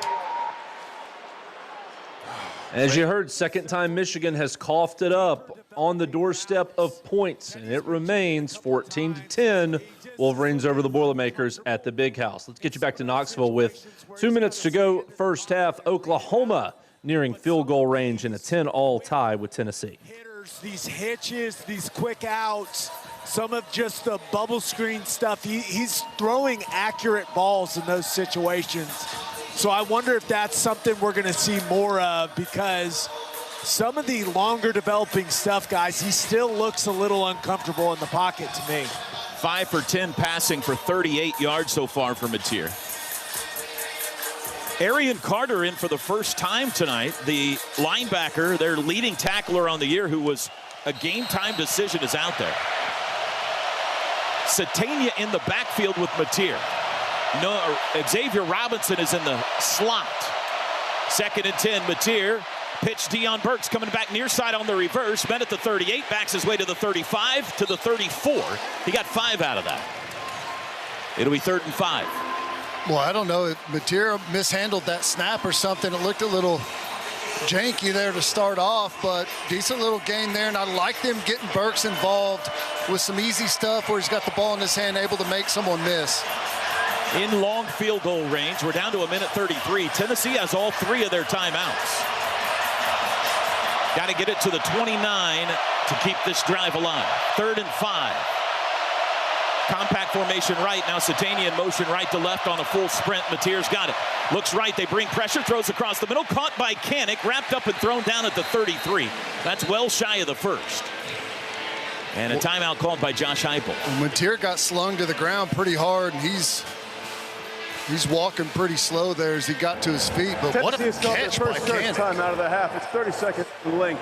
Please reset the game clock to 1 minute, 14 seconds. 1-1-4.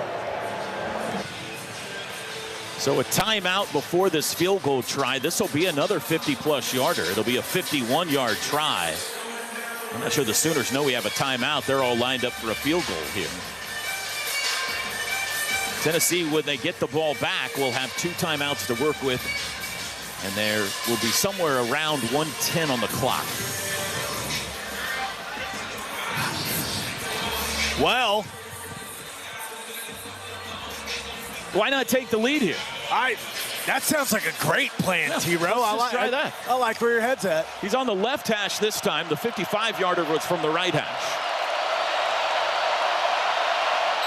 This from 51. Kick in the same direction for the lead. Snap back, hold down. Kick is away. It's got the distance, and it is good again. He did it again. Tate Sandell. Make it 2 50-plus yard field goals for Oklahoma as the Sooners have their first lead of the night in Knoxville, 13-10, with just over a minute left in the half. Let's go to Tallahassee, where Wake Forest, after a pass interference penalty on 4th down against Florida State, has the football near the FSU red zone. Noles lead 14-0. Deeks moving third quarter. Can get a first down without scoring. Ashford rather in the gun, and flags fly here. That was an odd-looking play to begin with. Prior to the snap, ball start, offense number 79. 5-yard penalty, first down. It'll be Wake's 7th flag and 55 yards total tonight. That was a huge issue in the first half. Just can't afford these kinds of mistakes when you got points that, Larry, you feel you got to have right here. Well, once again, too, though, Stan, it wasn't one person offside. There were 3 guys moving. Claiborne is in the left hip pocket of Robbie Ashford. Wake will bunch 3 receivers just outside left tackle. 1 split to the right. High snap, gets away from Ashford. Scooped up Florida State, out of bounds at the 40-yard line. Rolls the corner, runs to go get it.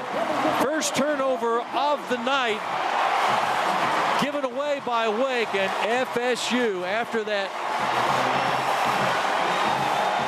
penalty first on Wake, or rather on FSU. Self-inflicted wounds, the theme of the night for Wake Forest. The turnover, as they've committed 7 first-half penalties, and now Florida State turns the Deeks away. Let's go back to Ann Arbor, where you heard Purdue's defense force that red zone turnover, ripping the ball free of Bryce Underwood and it trickling into the end zone for a touchback. Now the Purdue offense trying to get something together. Late third quarter, Michigan's lead again, just 14-10. Sean Benny at 6'4", 305, doing a little yapping with the little 6 foot, 205-pound Michael Jackson. That's a heavyweight against a featherweight. Gain of 4, second down and 5 at the 45. Here's Singleton with a quarterback keeper. He bounces off one man, gets up to midfield. It'll be short of a first down by about a yard. So Purdue will face a 3rd and 1. Benny again on the stop for the Wolverines. Michigan blitzed along the outside, hoping to catch Malachi Singleton from the backside, but he was able to get inside the tackles to get 4 yards on the play. 3rd and 1. Big play here. 3rd and 1 for the Boilermakers at midfield with 45 seconds to play in the third quarter. Singleton, Singleton stays in the game at quarterback. You have 3 receivers to the right side, a tight end on either side. Boilermakers look like they're a little bit confused here with 5 on the play clock. Singleton takes the snap, and Singleton's going to be stopped short of the first down. Mark, that play just didn't look right. Benny with the stop, but it looked like Purdue was confused. Yeah, and really didn't execute at the point of attack, and so, brings up a, 4th down situation. And they lost a yard. Yeah, lost a yard. Now you're going to have to think about it, and they'll have the quarter break to decide. It'll be 4th and 2 for Purdue at the Boilermaker 49 when we begin fourth quarter. So it'll be decision time for Barry Odom as they start the final 15 minutes at the Big House, facing 4th and short near midfield. Let's go catch the end of the first half in Knoxville, where Oklahoma's 2 long field goals put the Sooners in front of Tennessee, 13-10. 1-second run off the clock was the snap. 3rd down. What? That's why they went over to talk to Josh Heupel. That's why we wondered if it wasn't on Tennessee. What took so long? Well, there's no 10-second runoff on the defense. Here's 3rd and 1. Ball's going to ram it up in there at right guard. They've got the first down. Heineke will make the tackle at the 34 with 31 seconds to go. Ball's going to get on the ball. The snap. Aguilar throws deep down the middle, and this pass is going to be intercepted. And coming the other way, here's Oklahoma to the 50. to the 40, to the 35, and he's going to be run out of bounds at the 30-yard line with 16 seconds to go. Spears Jennings with the interception. And Aguilar with a throw that just was not very good. It was bad. Pressure got him acting outside of himself right now, man. He's continually under duress. He's got to find an answer quick, and he's attempting to go down the field. The thing is, all right, we're going to have to bounce between drives here as Oklahoma is now in business late stages of the first half as they could potentially tack on to their 13-10 lead. But we got to get to Raleigh where Georgia Tech has started the third quarter nicely. Jackets across midfield as they try to come back from a 7-point halftime hole. They were ripping his jersey off his shoulder pad. For some reason, no flag came on that one. And makes it 2nd and 6, gain of 4 yards.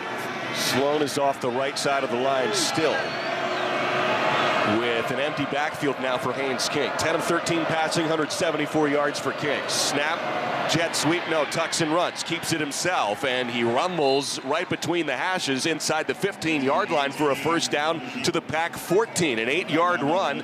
Kean Sloan, active once again, makes that stop as Haynes King is nearing 100 yards rushing tonight. He's at 75 with a lot of the game to go. And you saw a lot of defensive backs yelling at one another, trying to communicate to who's got who.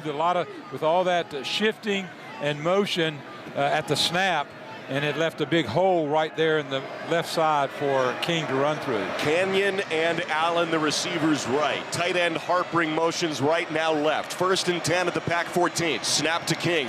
Handoff now up the middle. Jamal Haynes as he leaps inside the 10 and dives forward to the 8. A gain of 6 yards for Jamal Haynes, who has north of 600 total yards from scrimmage this year. Assad Brown with that tackle. We've talked about the push of the offensive line, and we're really seeing it on this drive. On the run plays, lots of space, lots of holes, and with these talented runners, including the quarterback, King, and also Haynes, the running back, you're going to get some good yardage when you get that kind of push. Patterson and Canyon, the receivers to the right. Jamal Haynes to the right of Haynes King. Patterson motions, now orbit motion behind the play. 2nd and 4 at the 8. King play fake in the handoff. Dump off tight end.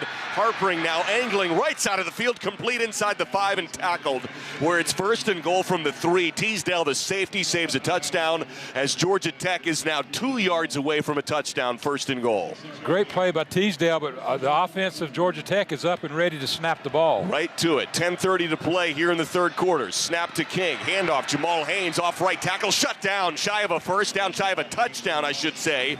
And that is Chaz Wallace, the tackle, at the right side of the formation to make it 2nd and goal from the 2. Yeah, I mean, there were some people that in the secondary that were still running across the back of the defense, trying to get to the people that are going in motion. But because of Wallace's penetration, was able to make the tackle. Joseph Adedire comes in for Sebastian Hart. 2nd and goal from the 2. That's the biggest tackle Chaz Wallace has made this year. 24-17, Pack up a touchdown, trying to keep it that way. Shotgun set for King. Snap. QB keeper runs off the right side, and he's stopped short of a touchdown by a yard. Pile stiffens up about a half yard away from the goal line at 9:36 3rd quarter. In a 24-17 Pack lead, and it's 3rd and goal from inside the 1. And you know, unless there's a penalty or a sack or something, that Georgia Tech is, if they don't make it, they're going to go for it on 4th down. This is a 4-down territory here inside the 1. 2 receivers short side right. Adedire might have been the first one in there on that tackle. Shotgun set, Haynes King. Snap to him, right hashes. Picks his way up the middle. Leans forward, depends on the spot. It's right near the goal line. Ball in his left arm, and he leans that way. 4th down, there's a stop, shy of a touchdown. And that is 3 stops inside the 2 for the Pack defense. It's 4th and goal inside the 1 upcoming. Caden Fordham there with the tackle. Ball is about half a foot from the goal line, and Georgia Tech keeps the offense out there. They're going to have to break this huddle and get this play off. They're down to 9 seconds. Huddled up still at 7. They break out quickly. 12 rush TDs this year for Haynes King. He's under center. Big boy football here. This is flags out on the snap. Listen to this place. False start. Offense number 72. 5-yard penalty. 4th down. I think the crowd had a play in that. It got so loud, and the lack of time, Tony, they were a little bit off schedule, the offense was, and so looks like they brought in the kicker. Yeah, what a big penalty. Great job by the crowd there. The band is down on that end of the field. A lot of students. Very disruptive to this Georgia Tech offense. Short field goal of 23 yards for Aiden Burr, right hashes. 8:15 third quarter. Snap is there. Hold is down. Burr's kick, right leg is good through the left uprights. What a Georgia Tech has to settle for 3 as they pulled within a 24-20 score against NC State and Raleigh, and there's 8 minutes to go in the third quarter. Meanwhile, that Tennessee interception comes back to bite the Vols as Oklahoma boots a third field goal of the first half. This one from 40-plus as opposed to the first 2 that were from 50-plus. And despite having just 99 total yards to Tennessee's 255, Oklahoma leads on Rocky Top at the break, 16-10. Let's get you quickly to Ann Arbor. Red zone opportunity here from Michigan. Last 2 trips there, they fumbled. They lead Purdue 14-10 early in the fourth. You get down to a 3rd and 2 situation here, and I'd be looking to run right behind Max Bredesen.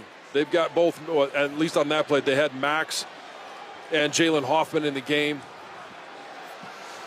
It's going to be a 3rd down and 2. They marked it at the 7. 11:35 to go. 4th quarter, Michigan up 14-10. Snap. Hand off to Marshall. Up the middle, puts his head down inside the 5, and he's got the 1st down. They blow the play dead as his forward progress was stopped at the 4. It's going to be 1st and goal, Michigan. And they run right behind senior captain Giovanni El-Hadi. Nice job by Blake Frazier, good pad level, and on his outside is those 2 guys I just mentioned, both Max Bredesen and Jalen Hoffman, doing a great job of getting their helmets inside their defender. It's tough to do that from a tight end position sometimes. You're out leveraged, but you got to get your head and hat inside and start to get some push. Michigan has 2 turnovers in the red zone tonight. They got a 1st and goal here. Hang on to the football. Snap. Bryce is going to roll out, step up in the pocket. He's in trouble, and he's going to get tackled at the 10.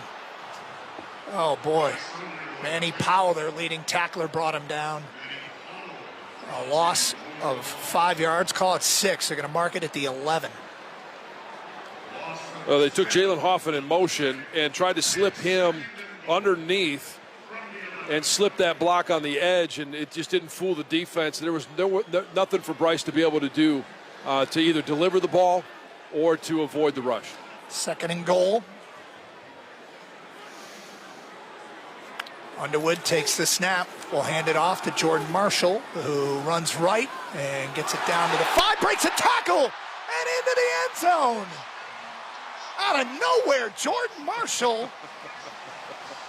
A 10-yard touchdown run, and Michigan leads it 20-10.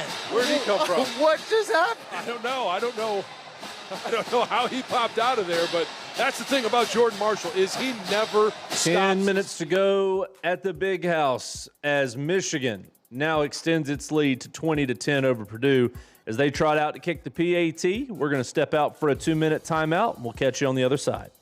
Morning, Zoe. Got donuts. Jeff Bridges, why are you still living above our garage? Well, I dig the mattress, and I want to be in a T-Mobile commercial like you. Teach me, Saldana. Oh, no, I'm not really prepared. I couldn't possibly. At T-Mobile, get the new iPhone 17 Pro. On them, it's designed to be the most powerful iPhone yet and has the ultimate pro camera system. Wow, impressive. Let me try. T-Mobile is the best place to get iPhone 17 Pro because they've got the best network. Nice, Jeffrey. You heard them. T-Mobile is the best place to get the new iPhone 17 Pro on us with eligible trade-in in any condition. So, what are we having for lunch? Dude, my work here is done. 24-monthly bill credits on experience beyond for well-qualified customers plus tax and $35 device connection charge. Credits end and balance due if you pay off earlier or cancel. Finance agreement iPhone 17 Pro 256 gigs, $1,099.99 and new line minimum $100 plus a month plan with auto pay plus taxes and fees required. Best mobile network in the U.S. based on analysis by Ookla Speed Test Intelligence data 1H2025. Visit T-Mobile.com.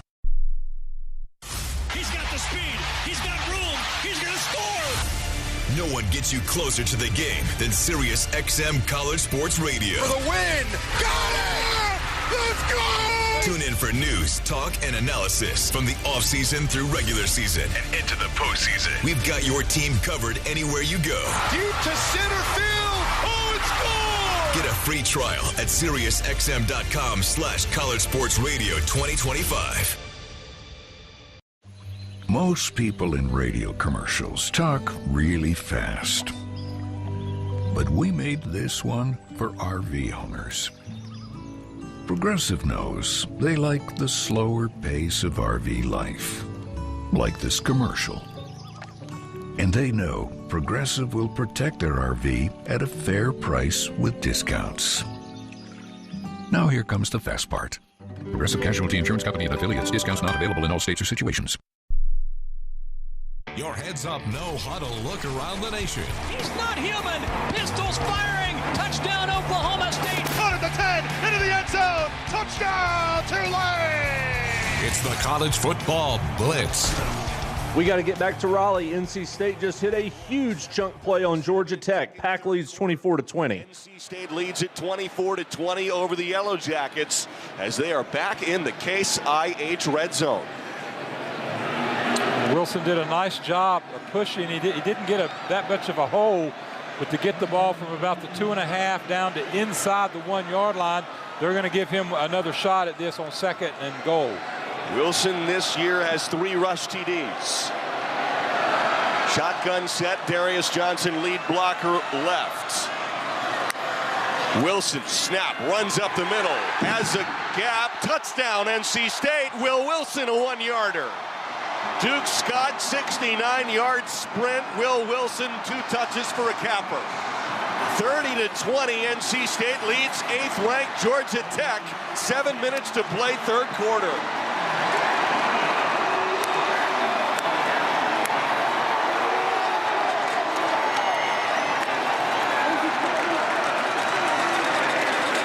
Once again, you see a lot of inspired play by a lot of different players for NC State. Duke Scott showing the speed that we've been hearing so much about, seeing it practice, seeing it scrimmages, but he displayed it for really the first time on a long run here at Carter Finley. Snap, the hold, the kick are good. John Heister scoring drive. 3 plays, 75 yards, takes 70 seconds. We got a 2-score game in Raleigh now as NC State extends its lead over Georgia Tech, 31-20. Wolfpack over the undefeated Yellow Jackets. Let's go back to Ann Arbor, where it is now or never for Purdue. After that Michigan touchdown, Wolverines now lead 21-10 with 10 minutes to go. They're trying to stay in the hunt for a playoff spot. And the Boilermakers will run it on 1st down. Thomas, 35-40, dragging a tackler. That's Hausman, the middle linebacker, who's been all over the place tonight, all the way up to the 42. That's a 9-yard pickup on 1st down. Yeah, good call there. Malachi Thomas gets up underneath the outside rusher, and they seal off the inside. Great gain on 1st down. They'll put him down right short of the 42, so 2nd down on a long yard. And Brown again hands it off to Thomas. Thomas bounces off 1. He's got the 1st down up to the 45-yard line. So Purdue keeping on the ground as Brandon Hillman makes the tackle. See if they get into a little hurry-up mode here. Yep, get into the line of scrimmage. Ryan, you can still run the ball, but get into your play call quickly. So 9:05 to play. Clock is moving. Boilermakers with a 1st and 10 at their own 45, trailing 21-10 here in the 4th quarter. Brown throwing on 1st down. Got all day. Now he throws it short. Pass is caught. Christian Earls with his first catch of the season to the Michigan 48-yard line. Zeke Berry on the stop. That'll be a 7-yard pickup. Good job of being an outlet for Ryan Brown. He was searching desperately down the field, but he eventually saw 87 in the flat, so positive gain on 1st down. 2nd down and 3. Clock is moving. Boilermakers with 2 receivers to the wide left side. They're going to hand it off to Thomas. He stumbles, but he's got a first down at the 45, the 40, the 35-yard line, all the way down to the 34-yard line. All right, Malachi into the secondary. Excellent job of keeping his feet, keeping those legs running, moving, and getting into the secondary for a first down conversion. T.J. Metcalf on the stop. So the Boilermakers moving the football down the field. They're at the Michigan 34 with 8:05 to play. Purdue trailing 21-10. Need at least a field goal, but they'd love a touchdown here to make it a one-score game.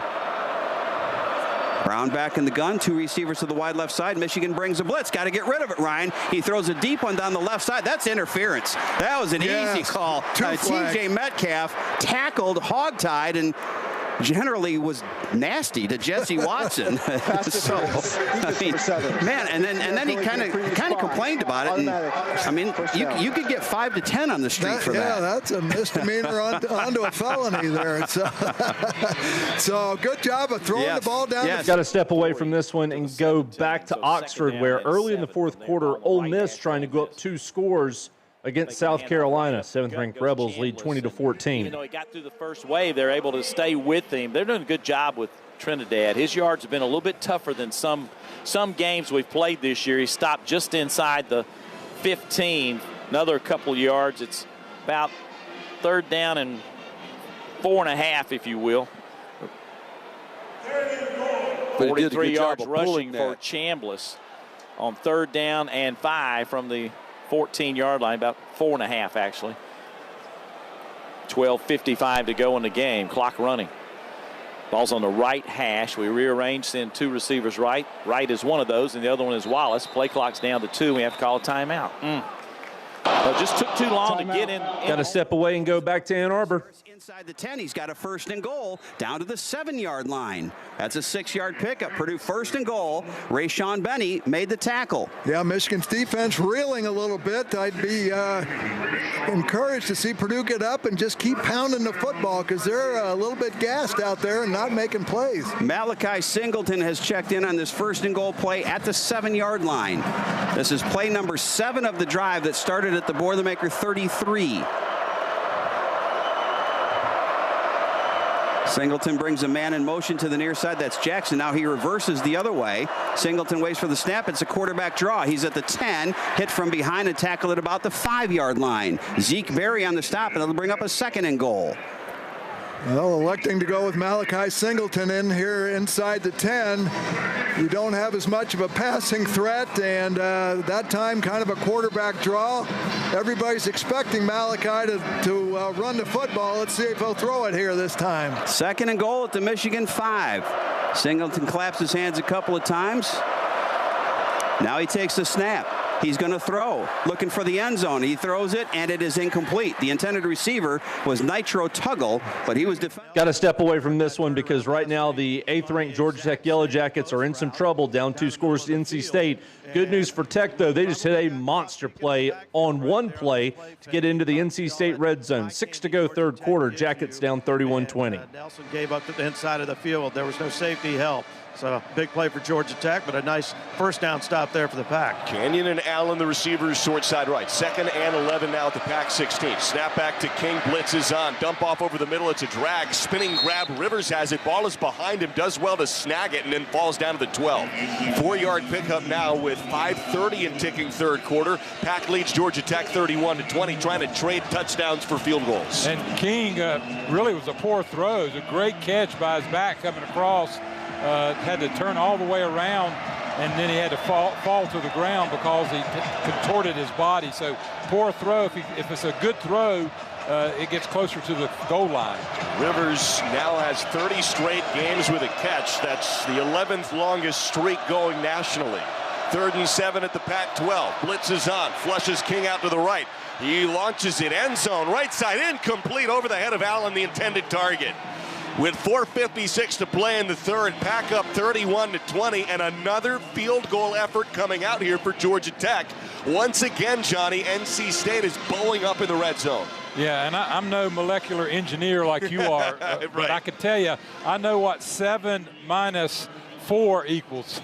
It equals 3 points, and when you trade 7 versus 3 several times during the game, which is what's happening by NC State, you're going to be ahead on the scoreboard. Here comes the field goal effort. About a short one from inside the 20. Snap, hold, and kick of 30-yard kick is good.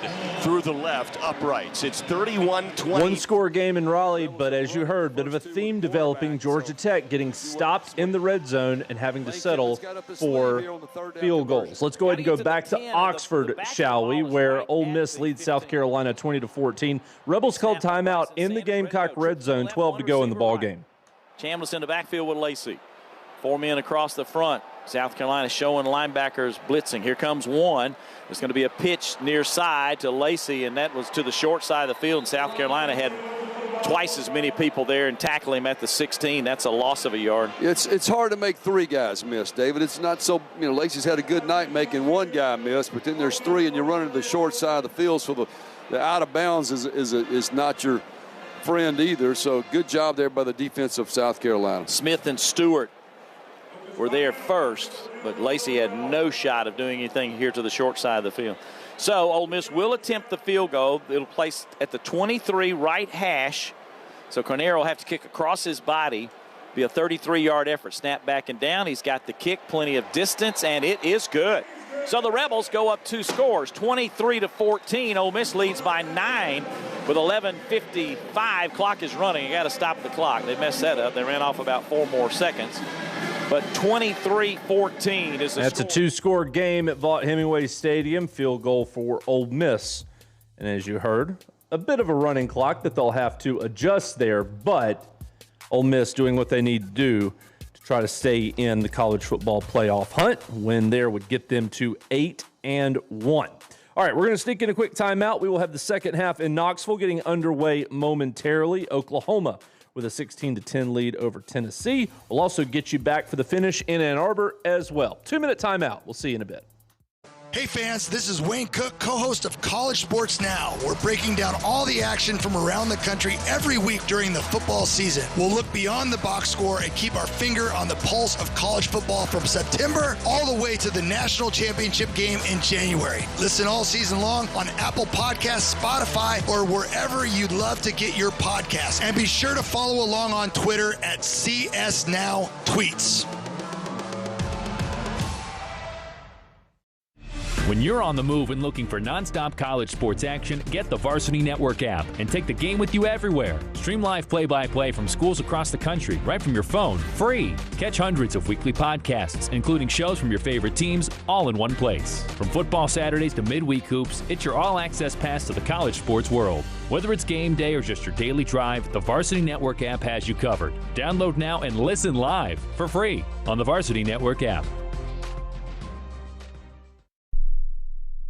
Progressive knows not all rides are smooth. Meet Sarah. She loves her motorcycle. What she doesn't love is when it suddenly rains. As she sits underneath a bridge waiting for it to stop, she grows quite fond of the graffiti on the overpass. She really likes the one with John Hart's Claire and wonders if they're still together. Not every ride is smooth, but Progressive has your back. Get an online quote in as little as 3 minutes and see if you can save with America's #1 motorcycle insurer. Progressive Casualty Insurance Company and affiliates, not available in D.C. He's got the speed. He's got room. He's going to score. No one gets you closer to the game than Sirius XM College Sports Radio. For the win. Got it. Let's go. Tune in for news, talk, and analysis from the offseason through regular season and into the postseason. We've got your team covered anywhere you go. Deep to center field. Oh, it's gone. Get a free trial at SiriusXM.com/College Sports Radio 2025. All the best plays from coast to coast. Touchdown Carolina. Shoot and score. Pass is picked off on the right sideline. 15-10-5. Touchdown Beavers. This is the College Football Blitz. We'll get you back to live action momentarily, but we got to bring you the update from Ann Arbor that we missed while we were in timeout. Here is how that Purdue drive ended. Brown claps his hands. He's back. He throws. He's got a man open. It's Thomas. Can he win the foot race? Yes, he can. Touchdown Boilermakers. Touchdown Purdue, that brought it to a 21-16 score. Now with less than 6 minutes to go, Boilermakers went for 2 and came up empty. So Michigan leads 21-16. Wolverines on offense. We're going to bounce between that game and Georgia Tech and NC State. Jackets kicked a field goal. They trailed by 8. So NC State football late in the third. Let's go back to Matt Chazanow and friends on the Wolfpack Sports Network. Rodgers short side left. 2nd and 4 pack at its own 26. Bailey takes the snap in his right holster, brings it up now and tosses it over the middle. That's caught by Noah Rodgers, shimmies his way now into a hug at the 35 and then muscles his way toward the 40, spotted at the 41. 15 yards between the hashes to Noah Rodgers. First horizon first down. Powell Lee with the tackle for Georgia Tech.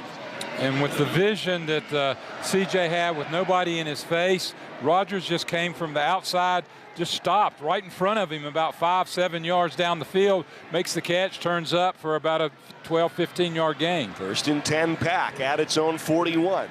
Takes the snap, does Bailey. Hand it off to Scott as he has a pause for a moment and now speeds into the tacklers at the 45. A gain of 4, good push by the NC State offensive line. And Duke Scott now has almost 120 rush yards. And he may have just over that. Braden Manley with that tackle and is down for Georgia Tech. For an injury to a defensive player. 6'2", 255-pounder. He's actually from Vanceboro. Mercer transferred to Georgia Tech. Let's take a break. No, let's pause 10 seconds. Beg your pardon. Let's pause 10 seconds. As they break for an ID, we've got 2 hours plus left here on this edition of the Blitz, and they are about to be underway in the second half in Knoxville. Oklahoma leads Tennessee 16-10. We'll go back to Toby Rowland on the Sooner Sports Network. Oklahoma on offense to start the third. John Mateer in the shotgun. Sends Satania in motion right to left. Mateer's got it, gonna throw. Looks left, looks middle, throws middle. Koenig sat down at the 30, then turns and falls forward to the 32. 7 yards on first down to Jaron Koenig. And that's a good sign for Mateer. Gets back, trusts the offensive line, goes through a couple of reads, and then delivers a strike. Tempo snap, looking left, throwing left. Caught Satania, first down, turns it up to the 40. Pushed out of bounds around the 41. I know 9 more yards. Sorry, T-Row. I know it's just 2 throws, but those 2 throws feels like that's the best rhythm we've seen from Mateer in a while. Operating with a little bit of a pace here and some confidence. First down's brought to you by Paycom. Score big with their command-driven AI engine. I want your shortcut to smart work. 1st and 10 from the Tennessee 41, from the Sooner 41, excuse me. Mateer with Robinson on his hip. Claps his hands, takes the football, fake handoff, throw across the middle. It is busted up. Looking for Gibson on the slant. Ty Redmond there in defense, met him when the ball arrived. 2nd and 10. Really good defense and a good challenge there on the football by Giovanni Gibson. But again, I like the throw there by Mateer. He threw that with some confidence and put it in a great spot. That's a little zone insert RPO, Ted. I like the way that looks. I hope we get back to that a few more times. Empty on 2nd and 10. Now in motion, Robinson behind Mateer. Mateer looks at him, now looks middle. Back it up, throws across the middle. It's knocked down, incomplete.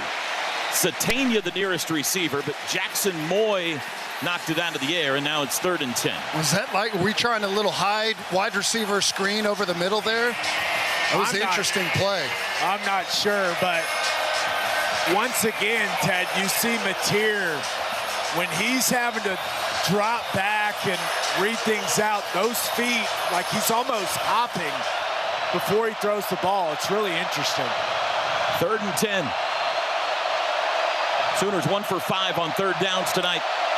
Back to pass. They bring 5, picked up. Now Mateer under pressure, and he's wrapped up and he's sacked. Tennessee picks up their 2nd sack back at the 34, and the Sooners are going to have to punt. You know, again, Mateer's back there in the pocket, and he's just floating around. Floats over there into trouble there. And Gabe said it earlier, the pocket's not going to be perfect. He's got to have some poise in there. He's on his spot, and then he just starts to kind of move over and gets himself in some trouble. Again, I like the stuff where the ball's coming out really quick, early underneath. Boo Aguilar deep to receive inside the 10. Grayson Miller, the punter. Boo Carter, excuse me. There's the boot. Line drive toward the near sideline. Fair catch called for and taken, now dropped, and Carter falls back on it at the 17. The fair catch was interesting. He had plenty of room there. So Tennessee gets the stop defensively to open the half. Vols with 3 first-half turnovers despite considerably outgaining Oklahoma, but they'll get their first crack at points momentarily. We're going to take it back, though, to Oxford. South Carolina needs points. They need them now. 10 minutes to go. They trail 23-14 against number 7 Ole Miss. Trying to strip it away. First down, Carolina. That's a big run right there by a guy that really was a good young man and really had a trouble getting in school, through some NCAA weird stuff and some places he'd been before, but we got him, glad to have him, and good run. 6th play of the drive after the Faison first down. Both backs, Faison and Fuller, in the backfield. They'll fake. Lenore's backing up. Got some time. Now's in trouble. Dumps it down. Got to throw it away. Got to get rid of it. Yeah, I didn't see anybody open, but got to get rid of it. It's -4 on the play. He was looking to go to Harbor across the middle on a deep kind of post route, and probably could have thrown it anyway, but put it up there and let Harbor fight for it. We recovered it one time and then just ate it. So tough one. Can't hold on to it that long. No, that's can't. for sure. Murph comes in. Dre Jacobs to the right. Lenoris got time, throws it out on the edge, far sideline.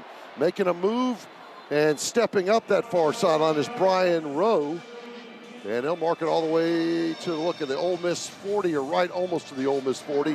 11-yard gain on the play, a manageable 3rd down and 3 upcoming. I can tell it, Tim, where he has that first step speed. I mean, strides are as long as Nick Harbor's. I mean, and he's half the size. Yeah, has great first step speed. Just really interesting. Jacobs rolls out to the right side. That's towards the Carolina bench. 3 wide receivers over to the left. Lenoris. Faison, they fake it. Here's Lenoris on the run. He's got a first down and runs out of bounds on the Gamecock bench. It's there all day long, and Lenoris gains 7 and moves the chains with 7:56 to go in the ball game. Carolina down 23-14. Nice call, nice read. Yeah, ball spotted now at the Ole Miss 33. The Rebels bring in a bunch of substitutes. I see Donovan Murph, the young freshman wide receiver, in there for Carolina. He'll come split out left side with Brian Rose. So 2 freshmen there and Brady Hunt. Jacobs over to the right side. Faison's in the backfield on the 9th play of the drive.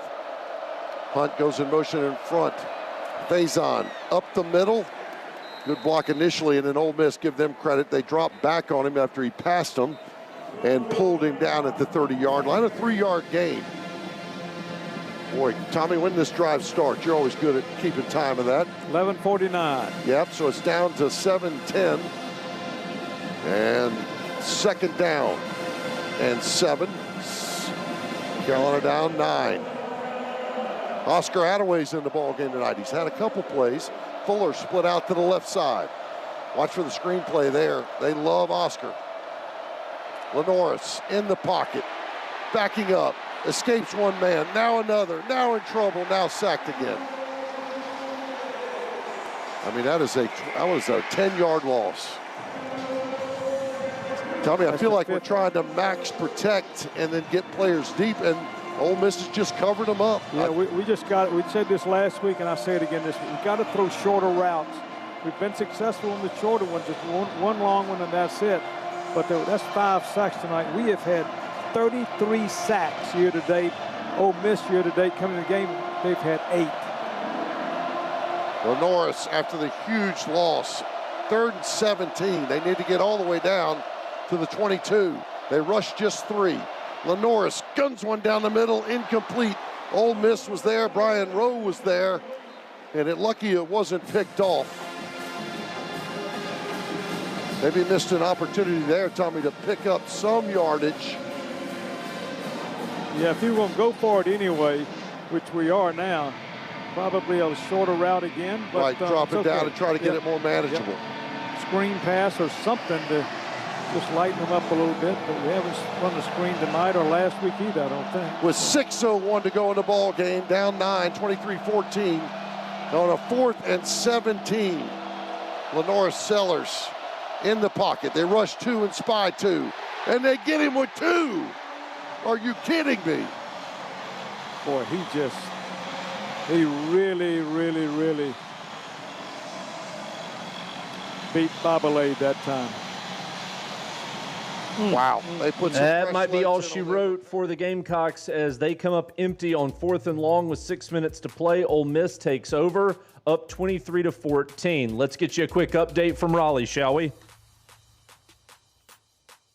3 minutes to play, third quarter. Snap 3rd and 6, Bailey, deep drop. He shuffles away from pressure, airs it out wide open. Teddy Hoffman, near sideline 30, sprints 20. Hoffman is gone. Teddy Hoffman was wide open near side of the field. 55-yarder to Hoffman, and this place is bananas. 38-23 now. NC State leads by 15 against undefeated number 8 Georgia Tech. Jackets are driving, but we got to sneak in a timeout. We're overdue for a break. Don't go anywhere. We'll get you back to all the live action in 2 minutes here on The Blitz. He's got the speed. He's got room. He's going to score. No one gets you closer to the game than Sirius XM College Sports Radio. For the win. Got it. Let's go. Tune in for news, talk, and analysis from the offseason through regular season and into the postseason. We've got your team covered anywhere you go. Deep to center field. Oh, it's gone. Get a free trial at SiriusXM.com/College Sports Radio 2025. Hey y'all, this is Michael Felder, co-host of College Sports Now. We're breaking down all the action from around the country every week during the football season. We'll look beyond the box score and keep our finger on the pulse of college football from September all the way through the national championship game in January. Listen all season long on Apple Podcasts, Spotify, or wherever you love to get your favorite podcast. And be sure to follow along on Twitter at CSNowTweets.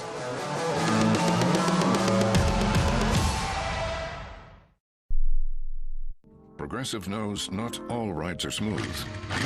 Meet Claire. She loves her motorcycle, and she's learned to love the insects she encounters on her rides. She may not know the difference between a gnat and a mosquito at 55 miles per hour, but she does know one thing.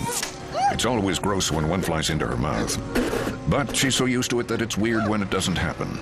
Not every ride is smooth, but Progressive has your back with comprehensive and collision coverage from America's #1 motorcycle insurer. Progressive Casualty Insurance Company and affiliates, not available in D.C.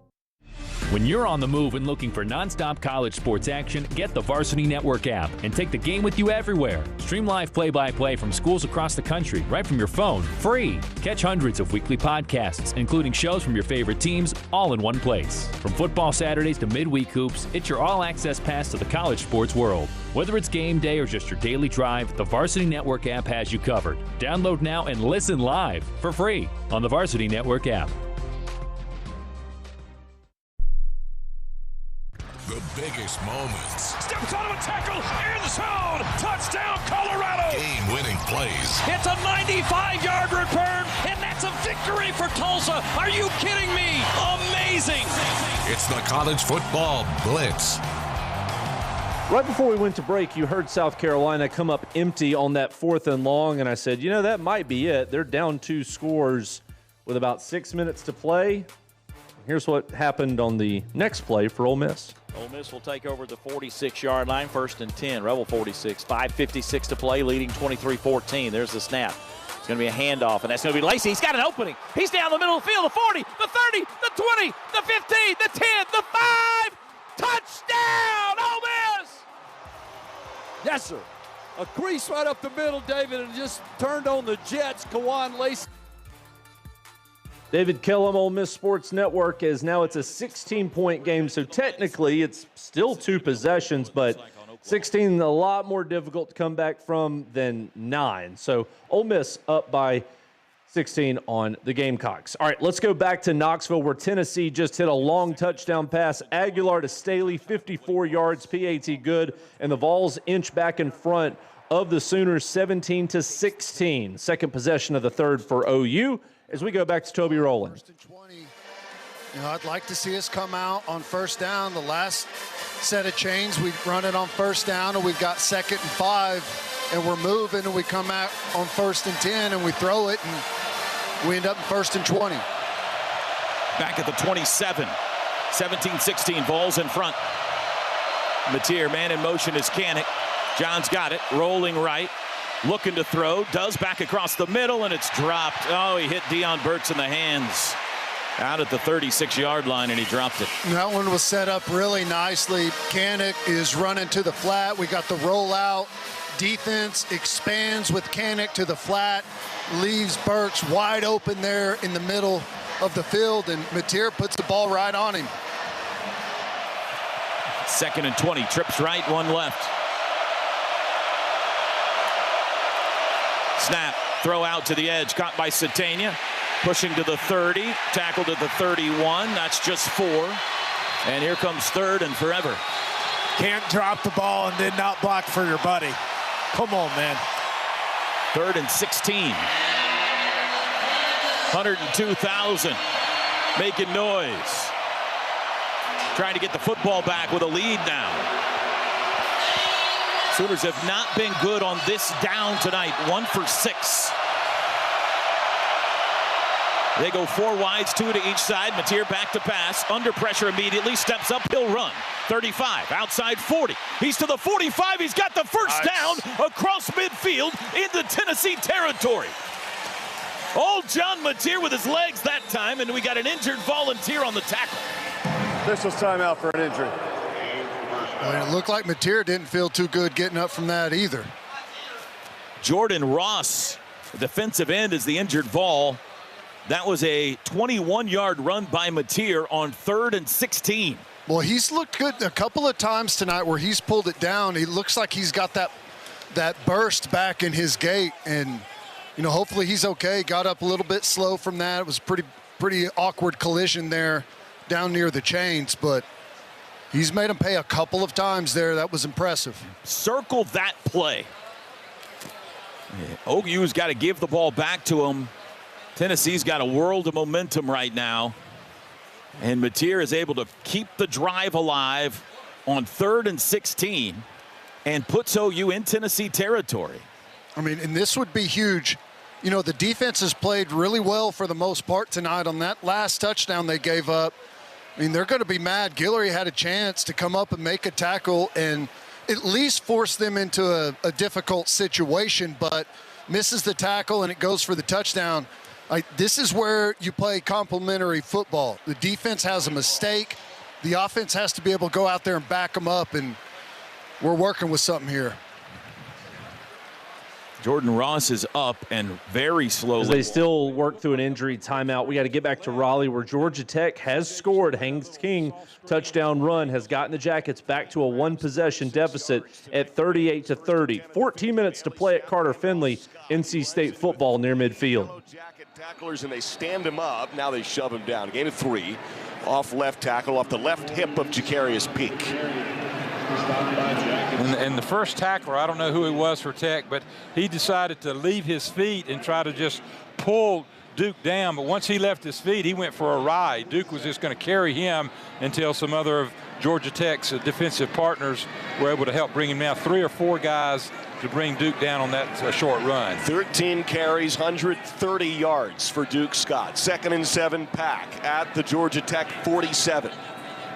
Bailey claps for the ball, shotgun. Scott to his left shoulder, deep drop, dump off. Now Scott spinning grab, met immediately, works through that tackle down to the 40-yard line, a 7-yard pickup and a first down NC State.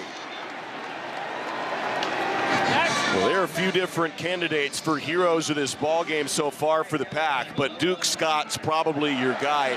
Feels like he breaks a tackle every time he touches the ball. Yeah, he's a hard guy to bring down, and that time it was getting ready for a real kind of a blind shot because he was running, had to turn back for the ball, but he just took the lick and just made more yardage. 1st and 10 at the 40. Bailey snap, handoff Scott. Lead blocker veers to the left. He loses that blocker now, moves the rugby scrum south of the 35. Turns the cleats inside to the 33 for a 7-yard Duke Scott hard running. You hear the fans. That's not boos to our listeners over the radio. That's Duke. That everybody is chanting. They are recognizing a young man sort of coming of age here in this football game. Eford in defensive end, Ronald Triplett, a UTSA transfer, combined for the tackle for the Jackets. 2nd and 3 now at the 33. They feed the beast. Bailey takes the snap, hands it off to Scott, sprints off the left side, first down, finally brought down to the 25. 8-yard pickup for Scott, who has more yardage toward the red zone. Eford's there to bring him down for the Jackets. Duke Scott's flirting with 150 yards now tonight in his start with Hollywood Smothers out with injury. Hollywood's career-high rushing is about 164 yards. He did that this year against Wake Forest. Duke Scott has a chance to best that tonight. A lot of time left, 11 minutes to play. Bailey shotgun. Colson Fields gives Scott a breather. Snap Bailey, handoff Fields. He tries to jump cut and can't. Gets right up the middle for a gain of maybe half a yard. Might have even lost half a yard on that spot to make it 2nd and 10. And of course the offense wants to score points because they know how the Georgia Tech offense has been able to score. But a field goal here would make it a 2-score game, 2-possession lead. So it's important. Hoffman and Anderson right, Rogers short side left. 2nd and 11 at the Jackets 26. Rogers takes the snap. Dump off over the middle. That's caught by Rogers. He gets planted and hangs onto the ball.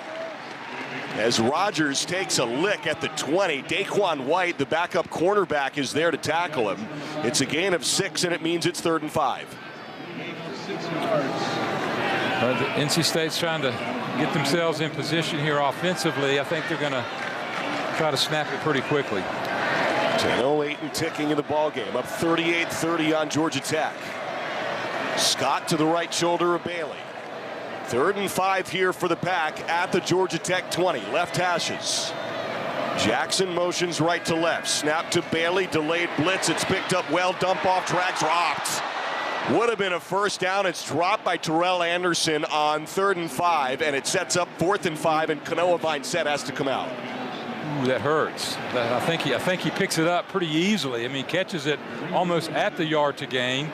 If he just can contain it, I have to believe that he was turning it head, Tony, just as the ball was coming to his hands. Yeah, all-out blitz, too. So if he catches that, turns the corner, no telling where he ends up with his running skills. He may end up in the end zone. 30. Go ahead, Tony. I'm sorry, buddy. Yeah, big kick. 37-yarder. You're right. 37-yarder up by 8. Looking for 3 more. Snaps there, well held. Kick from Vincent, right to left is good. Left uprights. 41-30. NC State leads Georgia Tech with 9:46 to play. NC State has to settle for the field goal, but it's an important one as it's a 2-score game in Raleigh with inside of 10 minutes to go. Jackets are in trouble as they try to stay unbeaten. It's 41-30 NC State. Let's go back to Oklahoma and Tennessee. Sooners, after giving up the touchdown, have moved into Tennessee territory. Third quarter action here from Neyland Stadium. In fact, midway through the third, Oklahoma trails Tennessee 17-16. This drive it feels like this is the best rhythm we've been in offensively all night long. So you hate to waste them early in the half like that, but hey, let's get into a play that we feel really good about because this is a critical drive. This is one where it feels like we absolutely have to go punch it in for a touchdown.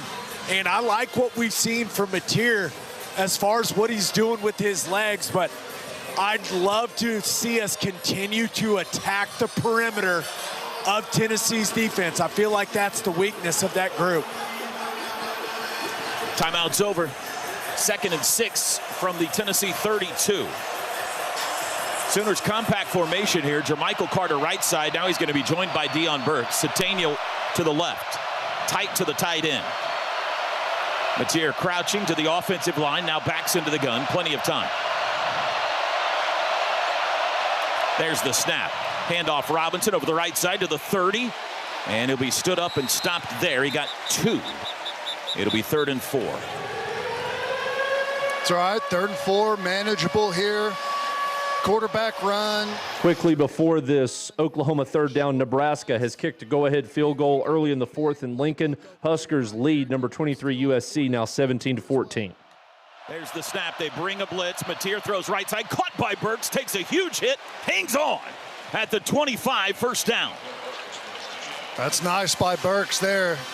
You know, he missed the early one earlier in the drive, but that one right there was the difficult one where he got smashed right as he caught it. We're all square. Caught the tough one, dropped the easy one. 1st and 10 from the Tennessee 24.5. 2 wides, 2 tights. You got Helms and Kent both out there. Mateer, handoff Robinson, runs right, has a hole, breaks a tackle to the 20, darts it up, ball's out, flag down, ball still out, Tennessee's on it. They need the flag to save them here. If not, Tennessee is recovered at the 10. Anybody got an idea about the flag? We got an injured Vol as well. 2 of them. There was one thrown back here by the back judge and then one up here near the line of scrimmage. And an injured Sooner, too. Fasusi? Just slow getting up. During the play, holding offense number 86. That penalty declined. Result plays a first down for Tennessee. Well, first turnover of the night. Oklahoma was in scoring range, and Xavier Robinson coughed it up. And a good run, too. I mean, we got a really nice chunk there. And the first half of this game was all about Tennessee's turnovers. Well, now Oklahoma has paid them back in kind with the fumble that the Vols have recovered to keep their 17-16 lead. Back from a commercial timeout, we go to Raleigh, where Georgia Tech's about to receive an NC State kickoff with the Pack on top, 41-30. And then the third time around, they faked the jet sweep, and Haynes King kept the ball up inside. So that gives you a lot of looks when you hit on a couple of jet sweeps, and then you got a quarterback that can pull it out and run it himself. Oh, here comes a direct snap. Haynes King's moved over. Snap to Jamal Haynes. They hand it off to Haynes King. He has a chance to throw it, and the Pack shuts it down. Trick play on a direct snap. They read it well. Loss of 2 on the play. Kean Sloan, Travali Price, and Kenny Soares are not fooled. Timeout for an injury to a defensive player. Kenny Soares is down with an injury with 9:33 to play. Boy, I hope he's okay. Coach Doran goes jogging out, and Kenny Soares seems to have popped up. Or is he writhing in pain? No, he's okay. He's on his seat on the turf, and they're going to take a look at him. Tony Haynes, what do you have? Yeah, it looks like right shoulder. Dr. Weicker, great orthopedic surgeon, helps out the NC State football team out there to take a look. Soares had a really terrific game last week at Pitt. He had double-figure tackles, and think about how good a game it would have been had he been able to clamp onto that interception, which probably would have turned into a touchdown against Pitt. Well, he's come on as the starter since Sean Brown went down. The last 3 games, he's had 29 tackles. And he's worked that right shoulder out, hopped up now onto his foot, and he's jogging off the field. 29 tackles over the last 3 games. Tony's spot on. He had 12 tackles last week at Pittsburgh for a career high. And now he needs to take a bit of a break. He seems to have worked the shoulder out okay. And Zane Williams is on now next to Caden Fordham. Those are the 2 linebackers out there. 2nd and 11 for Georgia Tech. 9:26 to play. It's 41-30. NC State leads by 11. Georgia Tech's 8-0 for the first time since 1966. Pack's trying to shut that down here in Carter Finley. Snap back at the 24. King under pressure. Zips it short. Incomplete. Intended for the tight end at the 40-yard line. He wanted Brett Seether up the right seam. Instead, it's 3rd and 11. Tony Haynes. Great pressure up inside by Kean Sloan. He ran a stunt, and he got right into the face of the quarterback, Haynes King. Quite frankly, Sloan also had one of the offensive linemen putting a hand to his face. It probably should have been a penalty. Kenny Soares is back into the game. Just like that, took 1 play off. 3rd and 11, 9:09 to play here in Raleigh. 41-30 Pack lead. Snap, Haynes King from the Georgia Tech 24. Flushed out of the pocket, now tucks and runs. Tracked down from behind. Kean Sloan dives and tackles. At the 24-yard line, the line of scrimmage. And Haynes King had a ton of green in front. Had that tackle not been made, it could have been a first down and then some.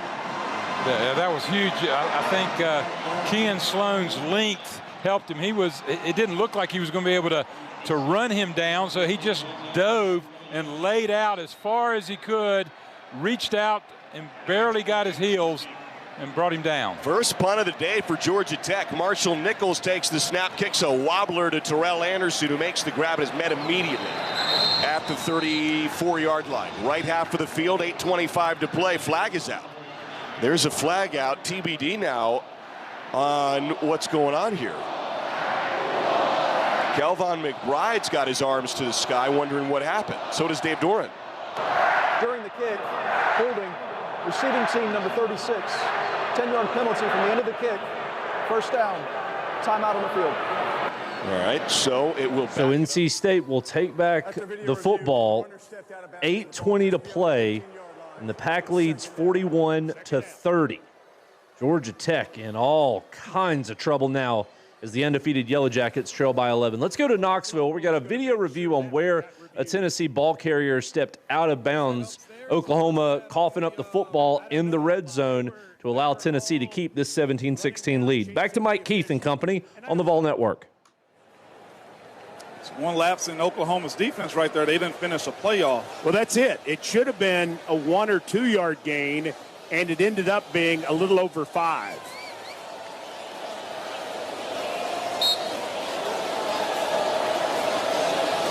Tennessee 2 penalties on the night, 20 yards. Oklahoma 7 for 64. Second down and 5. Oklahoma moving closer to the box. Thomas going to run it at left guard, being pushed forward, and he will get out to the 18-yard line. Abadaware makes the tackle. Can't miss him up the middle, man. He is low to the ground, and he is upfield each and every time.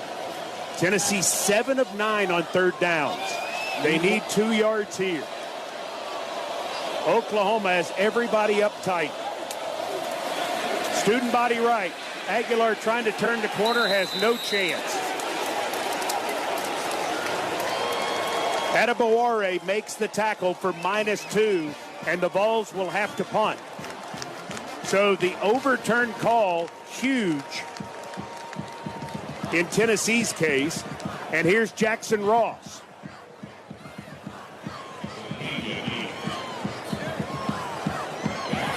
First punt of the night for Tennessee for Jackson Ross.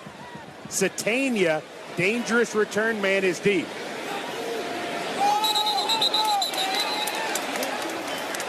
I think they're going to get the balls for start kicking team number 37. 5-yard penalty. Did he not make a noise on the Oklahoma side right there? He walked up to the man who was wide for the Vols, Bandy, and did something, and Bandy jumped. It's fascinating. Ross now standing 3 yards deep in his own end zone. Satania at his own 41.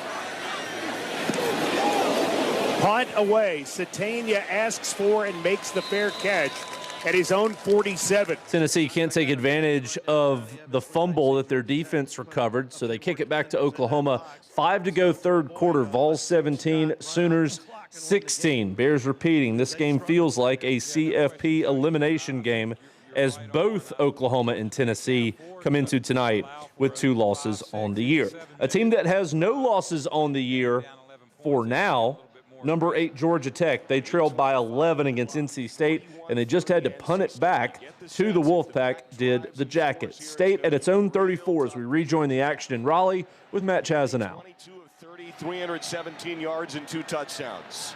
He has been masterful. 2 targets to the right. Jackson and Rogers, and Grimes now motions to the right side. Snap to Bailey, pulls it down, handoff to Scott, rumbles right up the middle, bounces off the first tackle, and then they meet him to bring him to the 30-yard line as Duke Scott has 150 yards on 16 carries. He has been punishing the Georgia Tech defense. I mean, he is getting a head of steam from being just 4 or 5 yards back in the backfield, taking those handoffs, and he's hitting it full bore, no jump cuts or anything. He is going straight ahead, and that's what you need right now. A nice 6-yard run on first down. Grimes, Jackson, and Rogers right. 2nd and 4, 7:46 to play. Pack up 11. Bailey pistol. Claps for the ball. Turns and feeds the beast. Duke Scott rumbles off the left side. Cody Hardy brings him with some help and whips him to the turf positively to the 32. Hardy might get credited for a good block there, but maybe he should get credited for 2 yards rushing because he rushed with Duke Scott, who had the ball. He carried him 2 yards. Well, this is a big third down, third and short, 3rd and 2. Let's see if they just hand it off to Duke again or going to put it in CJ's hands to try to complete a pass. 7:10 to play. 3rd and 2, back at its own 32. Takes the snap, does Bailey. Roll out right, pump fake, airs it right side, leaping grab, met, first down over the 40-yard line. Noah Rogers up to the sky, pulls it down for a gain of 11 on 3rd and short, a first horizon first down. Well, if the Pack hangs on and wins this football game, remember that big 3rd down catch conversion by Noah Rogers and a great throw by C.J. Bailey. 6:34 and ticking. Pack up 41-30 on the drive. Shotgun set, Bailey, 3 targets left. One of them's Hardy. He motions now to the line left of Peak. Bailey snap, handoff, Scott up the middle, bounces off a tackle. What's new? Backs his way north of the 45 to the 47, a gain of 4. Duke Scott has been just a beast tonight, punishing defenders in between the tackles, helping to control this game. And don't you know it's rewarding NC State really battling and winning so far against a team that playing in the same physical way that Georgia Tech beats people. NC State's doing the same to them. Snap at the 46, 2nd and 7. Bailey snap, popped up into the air, pulled down, it's caught after deflected and bobbled. Wesley Grimes rips it down as that ball got tipped on the line to the Georgia Tech 42. Clayton Powell-Lee, the safety, tackles him. That ball is tipped and Wesley Grimes snatches it. That might be the sign, boys. That might be the sign. When you get a play like that, the ball is tipped up in the air and still completed and moves the chains and, more importantly, takes off 30 or 40 seconds on the clock. Eford, the linebacker, tapped it up into the sky, and it comes to Grimes in traffic. It's 1st and 10 at the Jackets 42. Snap Bailey, handoff now to Scott as he sprints right up the middle, and he's chopped down to the 39, a gain of 3. And whistles blow. Timeout, Georgia Tech. Timeout, Georgia Tech. Jackets going to start burning their timeouts. Gives us a chance to get you an update from Lincoln. Tight formation, tight end, both sides of the line.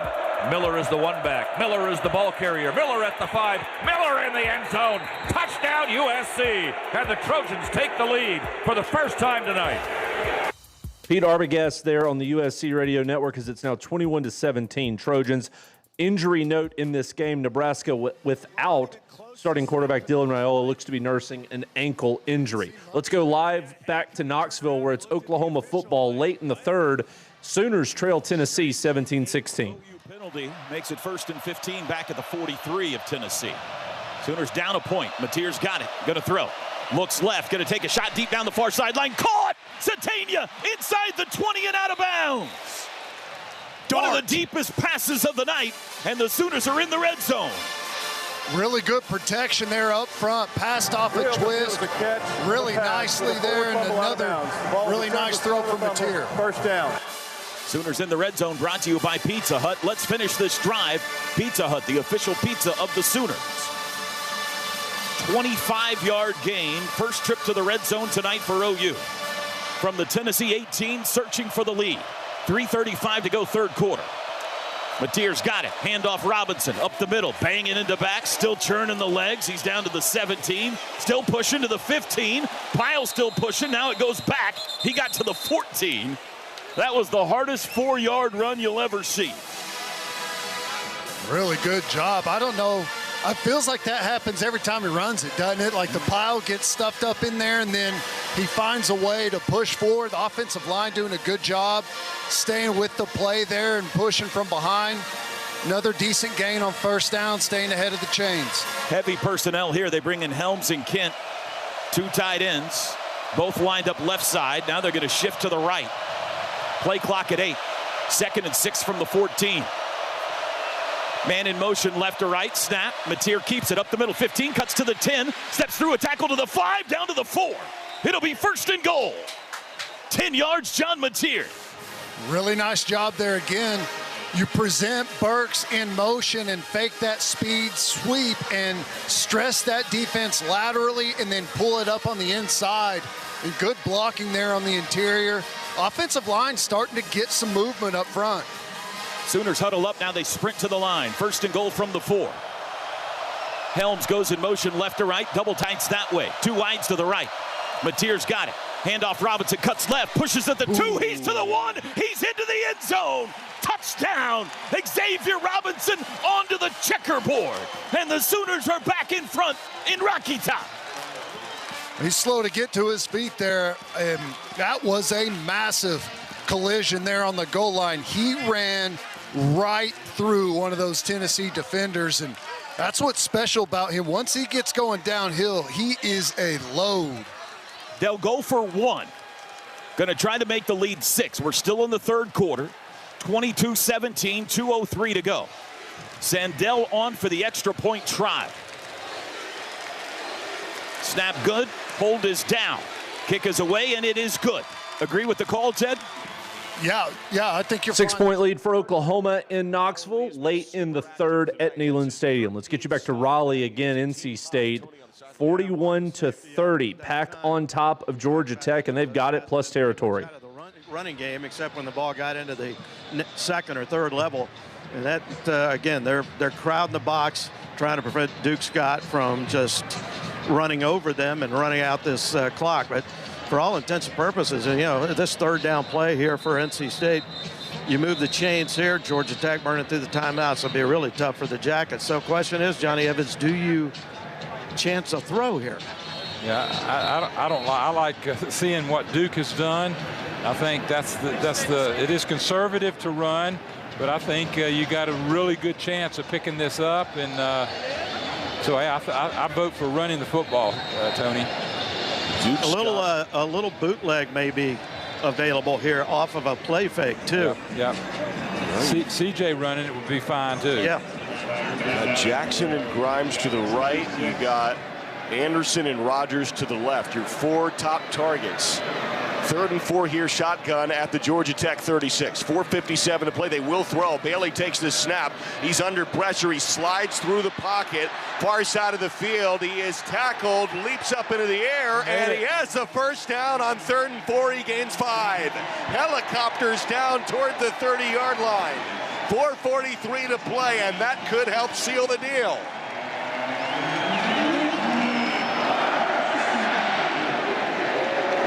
Georgia Tech 1 timeout. Bailey tucks and runs. He has 3 rush TDs last year in Atlanta and a key first down this year on the right side of things, up 11.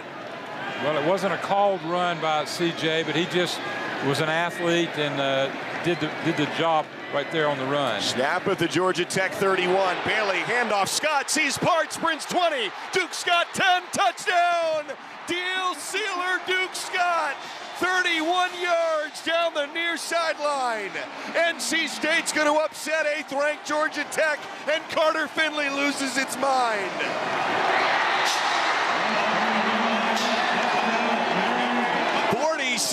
.30 Duke Scott has 192 rush yards. 4:07 to play.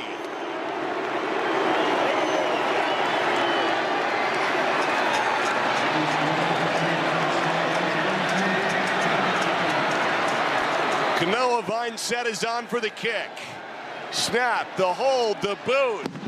It's good, left up. 48-30, NC State, who got absolutely shredded by Pitt last week, is putting it to Georgia Tech in Raleigh with 4 minutes to go. Let's go back to Knoxville. Good one brewing late in the 3rd. Oklahoma 23, Tennessee 17. Vols behind. We'll see what they do on offense. Fell down.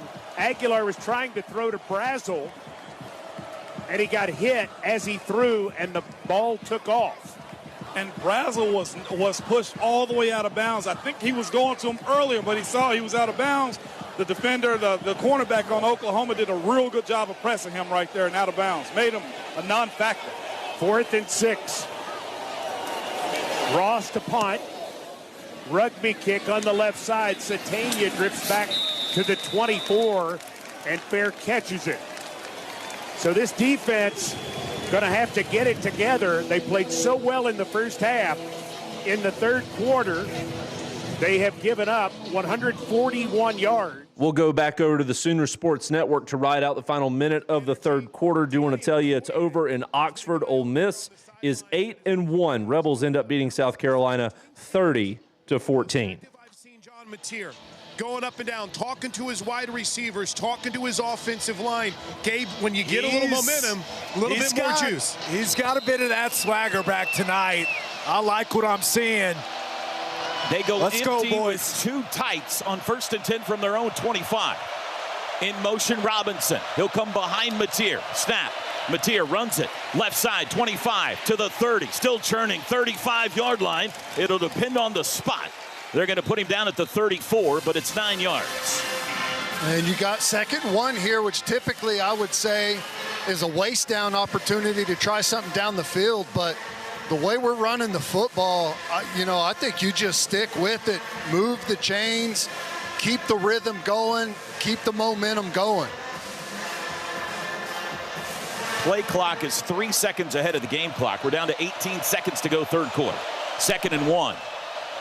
Mateer claps his hands, fakes the handoff, throws it near side, caught by Burks, first down, turns it up to the 40, out to the 45, bang down there.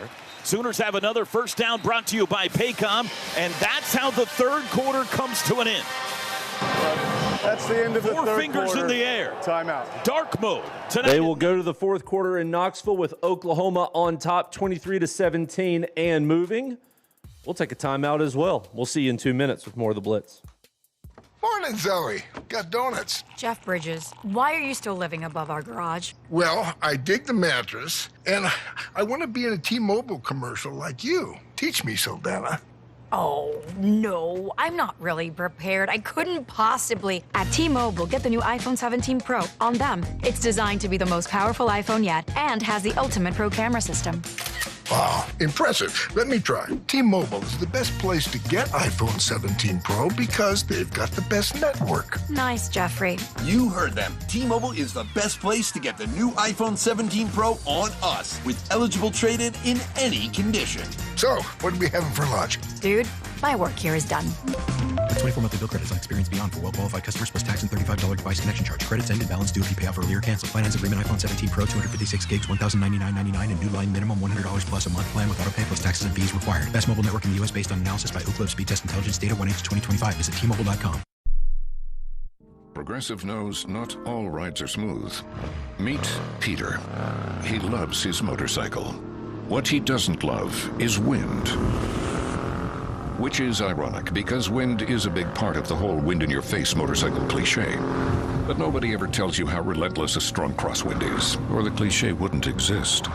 Not every ride is smooth, but Progressive has your back. Get a quote to see if you can save with America's #1 motorcycle insurer. Progressive Casualty Insurance Company and affiliates, not available in D.C. Your morning shave with Barbasol is a time for self-reflection. Look in that mirror and ask yourself, can I make a real difference in this world? Of course you can. Just not today. There's football on. Barbasol. It's a can of can-do. If you can plan barbecues and weddings, you can plan to protect yourself from a natural disaster. Sign up for local alerts, prepare an emergency kit, and make a family communications plan. Get started at ready.gov/plan. Brought to you by FEMA and the Ad Council. Record-setting performances. And that is touchdown pass number 7. Game-winning plays. The 10, the 5, touchdown, the Huskies score, one play. You're listening to the College Football Blitz. Approaching 10:45 here in the East with Brennan Beavers at the controls and Aaron Brunk, our producer. Phil Brame with you. Quick update as we've moved into the late night portion of the evening. Number 17, Cincinnati at number 24, Utah. And we got points. 2nd and 15. Dampier throws. It is caught for a first down and more. It's a touchdown. Ryan Davis made the catch and carried it into the end zone for a Utah TD. Dan Horde there on the Cincinnati radio network as Utah has scored first in Salt Lake City. 8 minutes gone in this one, 7-0 Utes over the Bearcats. Let's get you back live to Raleigh, where NC State looks to have given Georgia Tech a first down with a targeting penalty, but it's 48-30. Wolfpack in control right now. Obviously, they're hurrying to the line.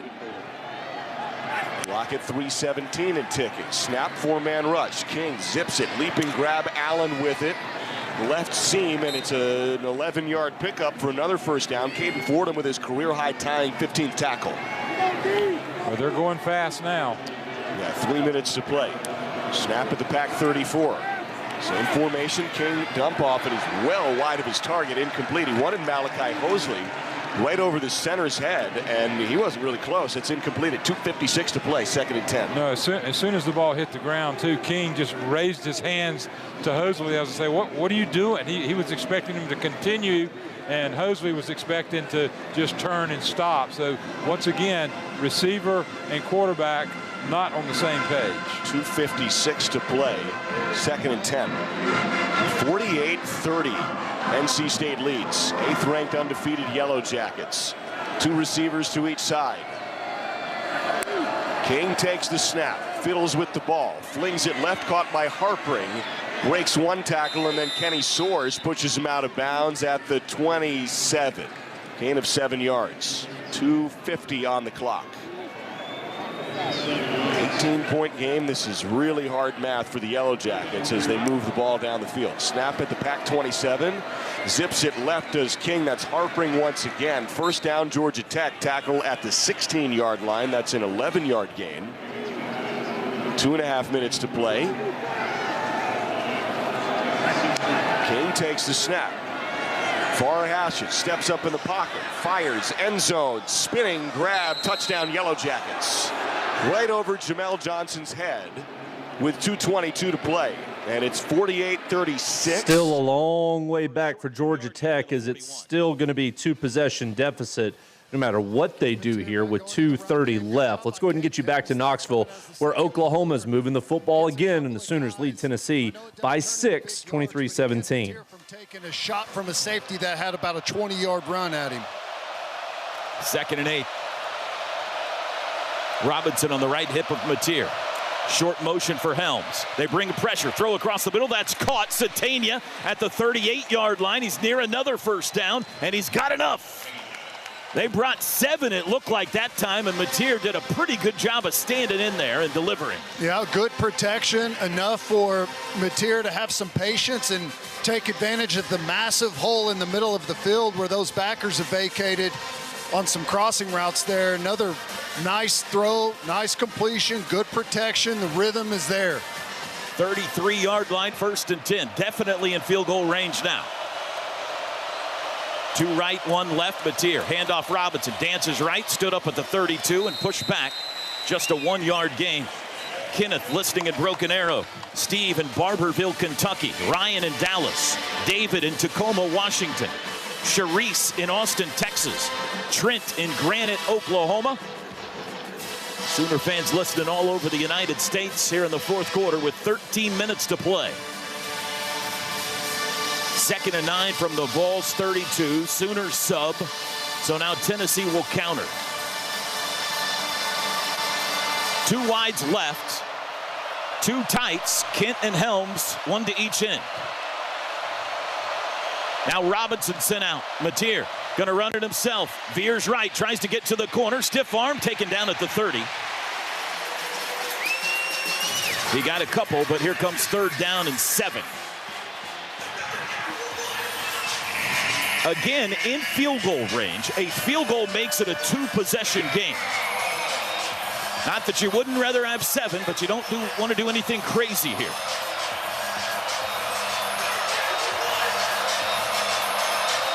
Got to get it to the Vols 23 to keep this drive alive. 4 wide receivers. They look like they're going to blitz. Mateer, palm to the ground, crouching. 5 on the play clock. Backs into the gun with 3, with 2, and now a timeout call. Sooners will use their 2nd timeout of the 2nd half. By Oklahoma. Important play coming here, and we'll take it with them. 11:52 to go. To 11 minutes and we will take it with them as we close in on 11 o'clock here in the East. We are with you until midnight Eastern. Reminder that whatever happens today, you can make sure that you catch it tomorrow On the Split Zone Duo, college football podcast that takes you deep inside the action of every week of the season and delivers reporting, analysis, and fun tidbits on the sports wild coaching carousel. It's hosted by Richard Johnson of CBS Sports and Alex Kirshner, who writes for Slate, The Athletic, The Ringer, and more. You can find Split Zone Duo wherever you find podcasts. We're going to find ourselves a timeout. We'll see you in 2 minutes. He's got the speed. He's got room. He's going to score.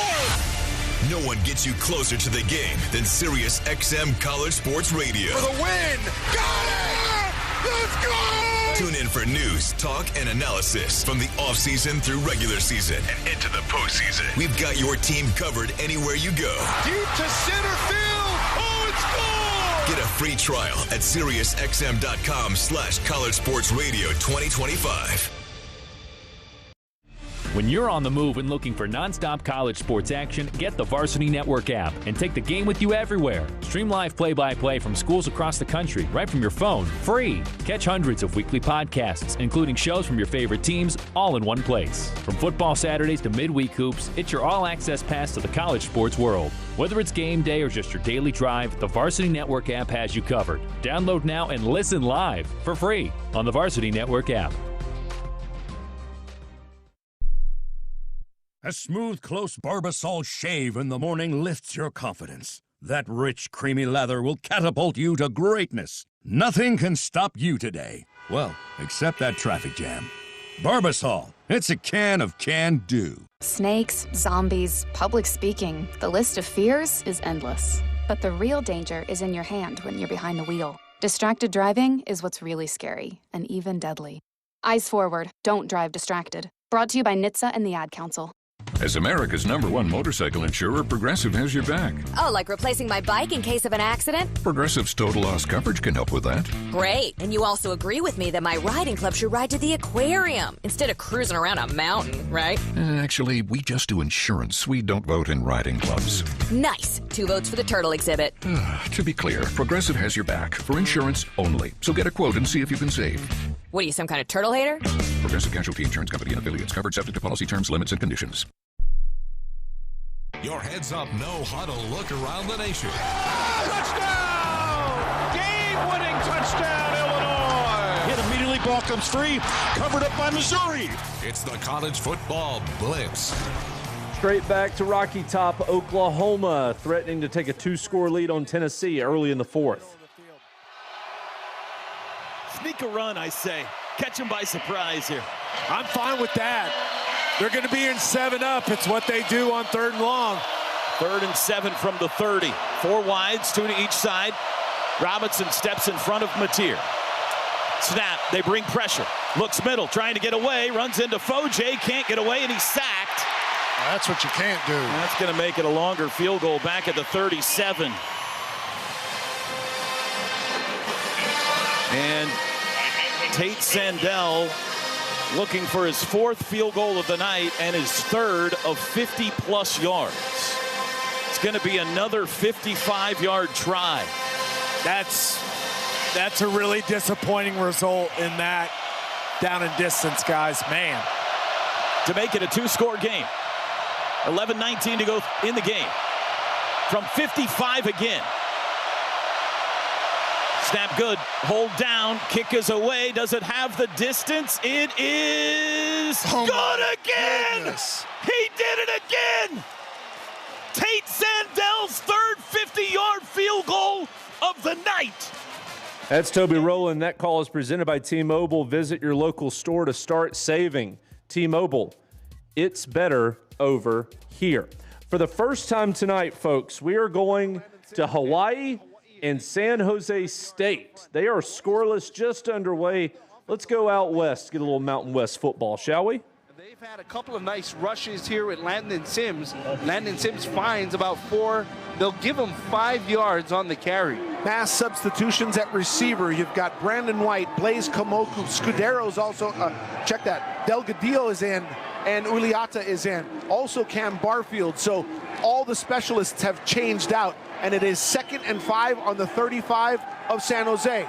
Out to Barfield in the flats. He's got the first down. He's to the 20, or at least very close to it before being brought down at about the 21-yard line. Nice flat route by Cam Barfield. Yeah, Micah Alejado understands what's going on because the pressure is coming off that right side. He sends Cam Barfield into the flat, right into the blitz, and gets the first down. 1st and 10 on the Spartans' 22. 9:09 left to play in the first quarter, scoreless ball game. Alejado, quick throw, but this is going to be blown dead. It'll be a false start on Hawaii.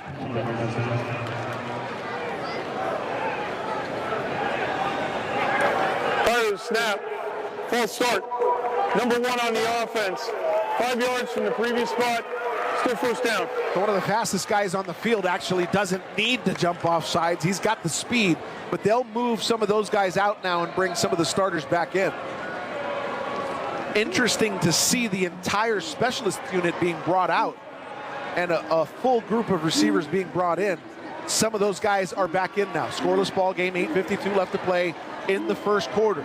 1st and 15 on the Spartans' 27. Triangle trips right. Single receiver left. Alejado drops straight back. Alejado to the end zone. He's got a guy, and this is going to go out of the back of the end zone.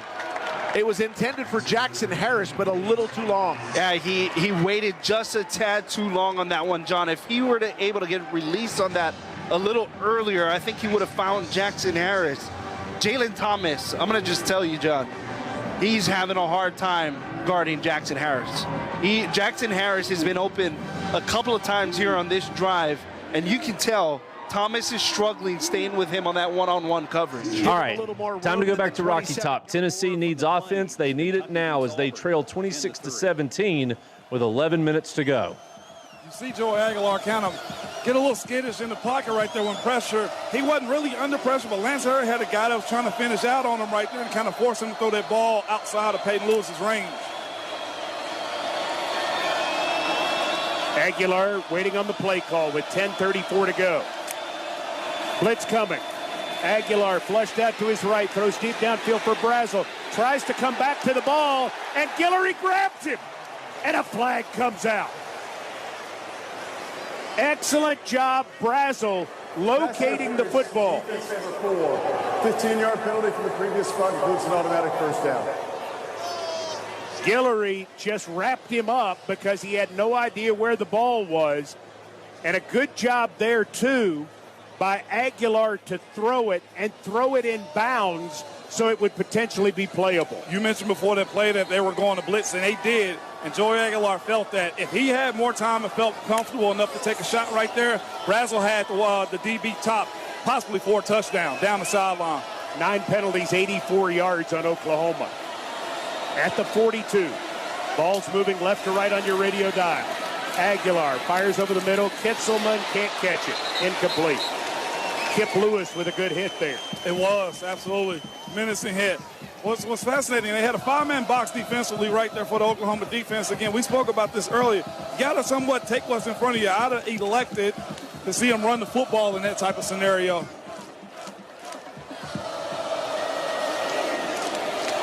Aguilar just 4 of his last 12 passing. Drops, looks, fires, caught. 50 into Oklahoma territory. It's Davis with the catch, Guillory with the tackle as Davis out of bounds at the 46 of Oklahoma, and it's a first down Tennessee. Bullet by Aguilar. Nice grab by Davis, who's having one of his best days ever as a ball. That's his 4th catch for 61 yards. Aguilar to throw it. Under pressure. Dumps it short to Lewis. One-hand catch. Lewis takes a hard hit at the 40 from Lewis. Good job just keeping that ball in his hand, because that defender was same shoulder, same foot, and laid a boom to Peyton Lewis as he brought that one in. They got to have those type of plays. This individual's winning right now. Gain of 5. Aguilar being blitzed, being hit, being smacked. Lewis will be credited with the sack along with Halton back at the 50. And it's going to be 3rd down and 14. Great blitz off the edge, well-timed. And Aguilar didn't have a chance. He didn't. It looked like Oklahoma's defense is doing a little bit of this roaming also, where they're not even set. but they're going where they're supposed to be at on the snap right there. And that's what they did right there is somewhat confusing. This volunteer offensive line and quarterback. 9 minutes and counting. Tennessee down 9. Aguilar to throw it. Look, swings it out of the backfield. Lewis 40. Steps out of a tackle, but is spun down at the 38. It'll be 4th down and 2. Heineke with the tackle. Tennessee got to go right here, down by 9. Balls are 8 of 9 on 4th downs this season. They need a little less than 2 yards. Here they come with Nathan Robinson and Van Doorslayer. It's about 1.5 yards is what they need. 8:18 and counting. It's big boy ball time right here. And because they can't get exactly what they wanted, Josh Heupel has to use a timeout with 8:12 remaining. A big 4th down. Tennessee will face 4th down. We, though, owe you an update from Cincinnati and Utah. They fake a pitch to him. Sorsby running left. A huge hole opens up, and Brendan Sorsby runs into the end zone. Touchdown, Bearcats. Masterful. Cincinnati draws even as they go 8 plays, 75 yards to tie it up with Utah in the first quarter in Salt Lake City. Back to Knoxville. Actually, they've gone to a television timeout. So we go to Hawaii and San Jose State. And that power eye successful because of the block by big Landon Sims, just punishing that linebacker as Cam Barfield takes it to the Hale for the touchdown. And that touchdown brought to you by BMW of Honolulu, the ultimate driving machine. So Hawaii successfully moving it down the field. Hawaii on the scoreboard first at San Jose State. We're going to sneak in a timeout. We'll get you back to Knoxville after this. Progressive knows RV owners like to travel at a nice, relaxing pace. Just like this commercial. They're not rushing to a departure gate at the airport because they depart from their driveway. And they can relax even more knowing they're protected by Progressive. Now here comes the fast part. Progressive Casualty Insurance Company and Affiliates. When you're on the move and looking for nonstop college sports action, get the Varsity Network app and take the game with you everywhere. Stream live play-by-play from schools across the country right from your phone, free. Catch hundreds of weekly podcasts, including shows from your favorite teams, all in one place. From football Saturdays to midweek hoops, it's your all-access pass to the college sports world. Whether it's game day or just your daily drive, the Varsity Network app has you covered. Download now and listen live for free on the Varsity Network app.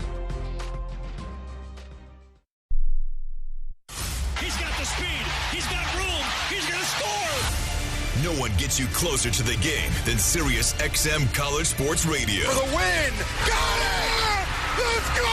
Tune in for news, talk, and analysis from the offseason through regular season and into the postseason. We've got your team covered anywhere you go. Deep to center field. Oh, it's gone! Get a free trial at SiriusXM.com/College Sports Radio 2025. Your morning shave with Barbasol is a time for self-reflection. Look in that mirror and ask yourself, can I make a real difference in this world? Of course you can. Just not today. There's football on. Barbasol. It's a can of can-do. If you can plan barbecues and weddings, you can plan to protect yourself from a natural disaster. Sign up for local alerts, prepare an emergency kit, and make a family communications plan. Get started at ready.gov/plan. Brought to you by FEMA and the Ad Council. Bringing you the best in the game today. 5 to the end zone. He's in for a touchdown, Oregon. It's going to be another long touchdown for Iowa State. It's the College Football Blitz. Back to Knoxville, 4th down here for Tennessee. Especially would have been a two-score lead for Oklahoma. Nathan Robinson is an extra tight end. He's lined up to the right. Balls have power to the right. 2 tight ends offset. Aguilar throwing out of the backfield to Van Doorslayer, who dropped it. He didn't look for it quickly enough, and the freshman is unable to handle it. He was open. The call was there. Tennessee just did not execute it. Van Doorslayer came off the block, turned his head, just did not get his hands. So with 8 minutes to go, Oklahoma has a 2-score lead and the football in Neyland Stadium. Meanwhile, we got more points in Salt Lake City to tell you about. They're going to snap it directly to the running back, Parker. He has the ball, looking to run right. Big hole right side. 30, 25, 20, pulling away and running into the end zone. A 40-yard touchdown run for Wayshawn Parker. Dan Hort again on the Cincinnati Radio Network as Utah regains the lead. It is 14-7, and it's also a field storming in Raleigh. It's over. Georgia Tech has lost for the first time this year as NC State wins 48-36. That's your final at Carter Finley. Back to Knoxville we go. Oklahoma now going to try to melt some clock here as they lead by 9 against Tennessee. Sees the guy peeking there on the edge and is able to gain the corner with a nice little 6-yard pickup on first down. Well, the Sooners just try to hammer them with X the rest of the way. Halfway through the fourth. 2nd and 5 from the 43. Kanik in front of Robinson to the left of Mateer. Now Robinson sent out in motion. Mateer runs it himself right side. Cuts it up 45. First down as he dives to midfield. Move the chains. First downs brought to you by Paycom. Score big with their command-driven AI engine, iWant. Your shortcut to smart work. Really good job. O-line really starting to cave that Tennessee defensive line down. So when that puller, that was Caden Helms, comes around the corner, there's just no one there. So we're able to get that going vertical instead of a horizontal play, increasing them. 7 minutes to go. Both teams, Tennessee has 2 timeouts. OU has 1. 1st and 10. And before the snap, somebody moved. Boje. False start. Offense, number 70. 5-yard penalty. Remains first down. That's the 10th penalty on Oklahoma tonight. 6:47 to go. The one thing that does do is they run the clock again. But it's 1st and 15 now. Sooners huddle up and break it. Carter and Satania left. Burks right. Robinson moves to the left of John. 3 to snap it. Mateer's got it. Handoff Robinson. Looking for a hole. Finds one through the 50 into Tennessee territory. Just pinballs his way off Volunteers to the Tennessee 46. 9 yards. Boy, Tennessee held their look a long time, showing 2 high safeties, but they roll into a single high and bring the other guy into the box as support late. And Xavier Robinson does a really good job. He just makes a guy miss in a gap right at the line of scrimmage and does the rest himself. That's what you always want from your back. When they outnumber you, make that guy miss and turn it into a positive gain. 2nd and 6. Sooners letting that clock drip. 5:45 to go. Robinson moves to the right of Mateer. There's the snap. Mateer runs right side 45, danced outside to the 44. He got a couple. It'll be 3rd and 4.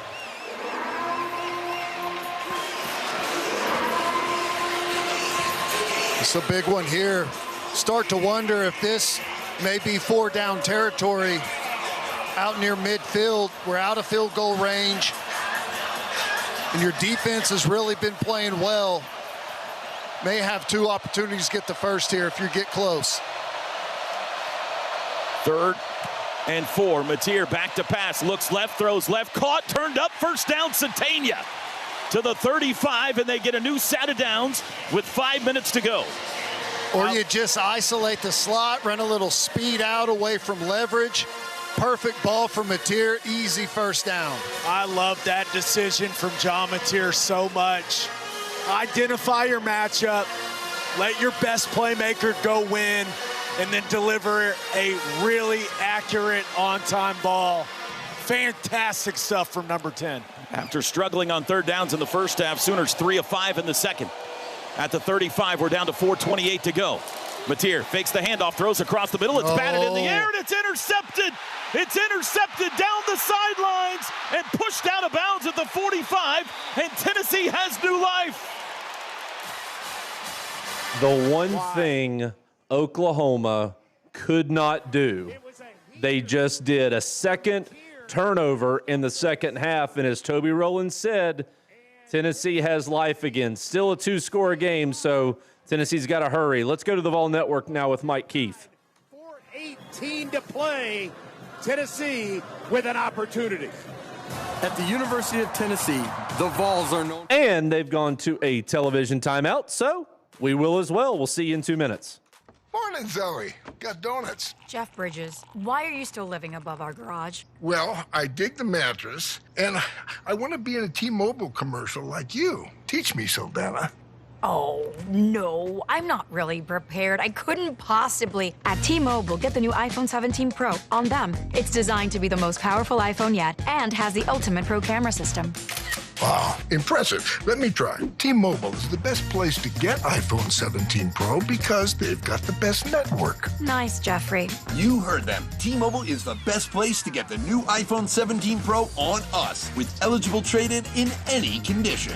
So, what are we having for lunch? Dude, my work here is done. The 24-monthly bill credits on experience beyond for well-qualified customers plus tax and $35 device connection charge. Credits ended. Balance due if you pay off earlier. Cancel. Finance agreement iPhone 17 Pro 256 gigs, $1,099.99 and new line minimum $100 plus a month plan with auto pay plus taxes and fees required. Best mobile network in the U.S. based on analysis by Ookla Speed Test Intelligence data 1H2025. Visit T-Mobile.com. He's got the speed. He's got room. He's going to score. No one gets you closer to the game than Sirius XM College Sports Radio. For the win. Got it! Let's go! Tune in for news, talk, and analysis from the offseason through regular season and into the postseason. We've got your team covered anywhere you go. Deep to center field. Oh, it's gone! Get a free trial at SiriusXM.com/College Sports Radio 2025. What's up, fans? This is Roddy Jones, co-host of College Sports Now. We're breaking down all the action from around the country weekly during the football season. We'll look beyond the box score and keep our finger on the pulse of college football from September all the way to the national championship game in January, from the East Coast to the West Coast. Listen all season long on Apple Podcasts, Spotify, or wherever you love to get your podcast. And while you're at it, be sure to give us a follow along on Twitter @CSNowTweets.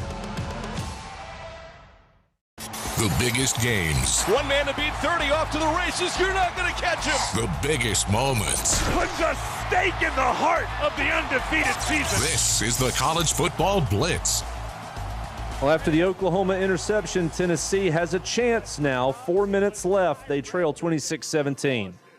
He's played the slant pattern really well tonight. He's done a great job not grabbing and having any interference situations, but he's really come over the top and done a really nice job defending that slant. He created that play there for Spillman. This is Ty Redmond, for a guy who's hit a freshman wall at some points this season. He's played really well tonight, particularly on that slant stuff. Yeah, was going to Carter there in traffic, and Redmond got a hand in, batted the ball, and Spillman made a great catch. Ball's at the 45. Play fake. Aguilar throws short. Got it to Davis, who will be taken down after he picks up 1 yard. Omasiko made the tackle. These guys just close quick on the ball right here. Omasiko was instantly on Ethan Davis right there for a tackle. Second down and 9. Aguilar stepping up, racing to his right under pressure, trying to run it. Will get to the 50, stays on his feet, dives forward, very close to his first down at the 45. Great effort, Aguilar. It is a first down.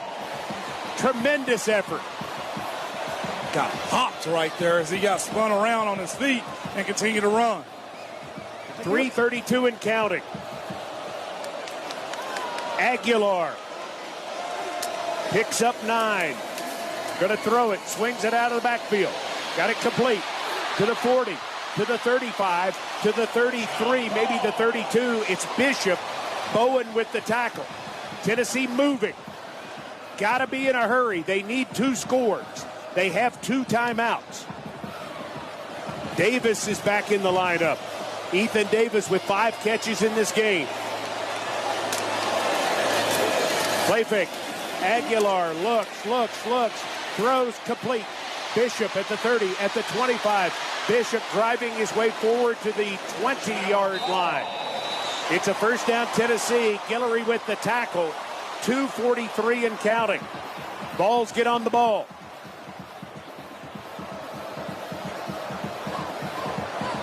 They will snap it with 2.5 minutes to go.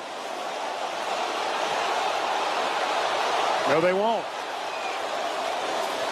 Looked like the quarterback, Aguilar, was going to call for it. Instead, he lets it run to 2:18. He looks. He steps up. He'll run it. Aguilar to the sidelines. Will race out of bounds at the 15, stopping the clock with 2:08 to go, being chased by Omasigo. Smart play by Joey right there. Took what was in front of him. I did think if he wasn't past the line of scrimmage, the offensive line wasn't down the field, he would have been able to hit Ethan Davis as he was crossing over right there. What? The 2-minute timeout has hit as the clock rolls after the out-of-bounds play. We will hit the 2-minute timeout as well, and we'll get you back to Neyland Stadium for the finish right after this. Progressive knows there are two things RV owners love: to travel and relax. And they like to take both nice and slow. Just like this commercial. And what's more relaxing than the peace of mind knowing their RV is protected by Progressive? Now here comes the fast part. Progressive Casualty Insurance Company and Affiliates. Which schools will take home the prestigious Learfield Directors Cup for the top college athletic programs for the 2025-26 college athletic season? Check out the criteria and follow the year-long standings of your favorite team at L Directors Cup on the X platform or online at thedirectorscup.com. Trophies will be awarded in June 2026 to the winning institutions in all college sports divisions. The Learfield Directors Cup, powered by NACDA, the crowning achievement in college athletics. A smooth, close Barbasol shave in the morning lifts your confidence. That rich, creamy lather will catapult you to greatness. Nothing can stop you today. Well, except that traffic jam. Barbasol, it's a can of can-do. Snakes, zombies, public speaking. The list of fears is endless. But the real danger is in your hand when you're behind the wheel. Distracted driving is what's really scary and even deadly. Eyes forward, don't drive distracted. Brought to you by NHTSA and the Ad Council. He's got the speed. He's got room. He's going to score. No one gets you closer to the game than Sirius XM College Sports Radio. For the win. Got it. Let's go. Tune in for news, talk, and analysis from the offseason through regular season and into the postseason. We've got your team covered anywhere you go. Deep to center field. Oh, it's gone. Get a free trial at SiriusXM.com/College Sports Radio 2025. Inside the 5, to the goal line. Touchdown, Wolverine. Flings it wide open, caught. Touchdown, Texas. You're listening to the College Football Blitz. Preparing to send you back to Neyland Stadium, where Tennessee and Oklahoma trying to finish things out. Oklahoma throwing the interception to let Tennessee have a second chance in this one. 26-17, Sooners up. Vols are in the red zone. They have 2 timeouts to work with as they are coming out of the 2-minute timeout. Elsewhere in the top 25, only other game right now in action, number 24, Utah. You heard the go-ahead score as they take the lead at home over Cincinnati. Bearcats unbeaten in the Big 12 at 5-0, but they trail in Salt Lake 14-7. All right, let's go ahead and get you back to Mike Keith, Vol Network here. Because they need to, if they can't get it in, go ahead and kick the field goal to get it down to a 6-point game. Absolutely. Time is the most precious thing here. So you can't score, touchdown, kick the field goal, onside kick.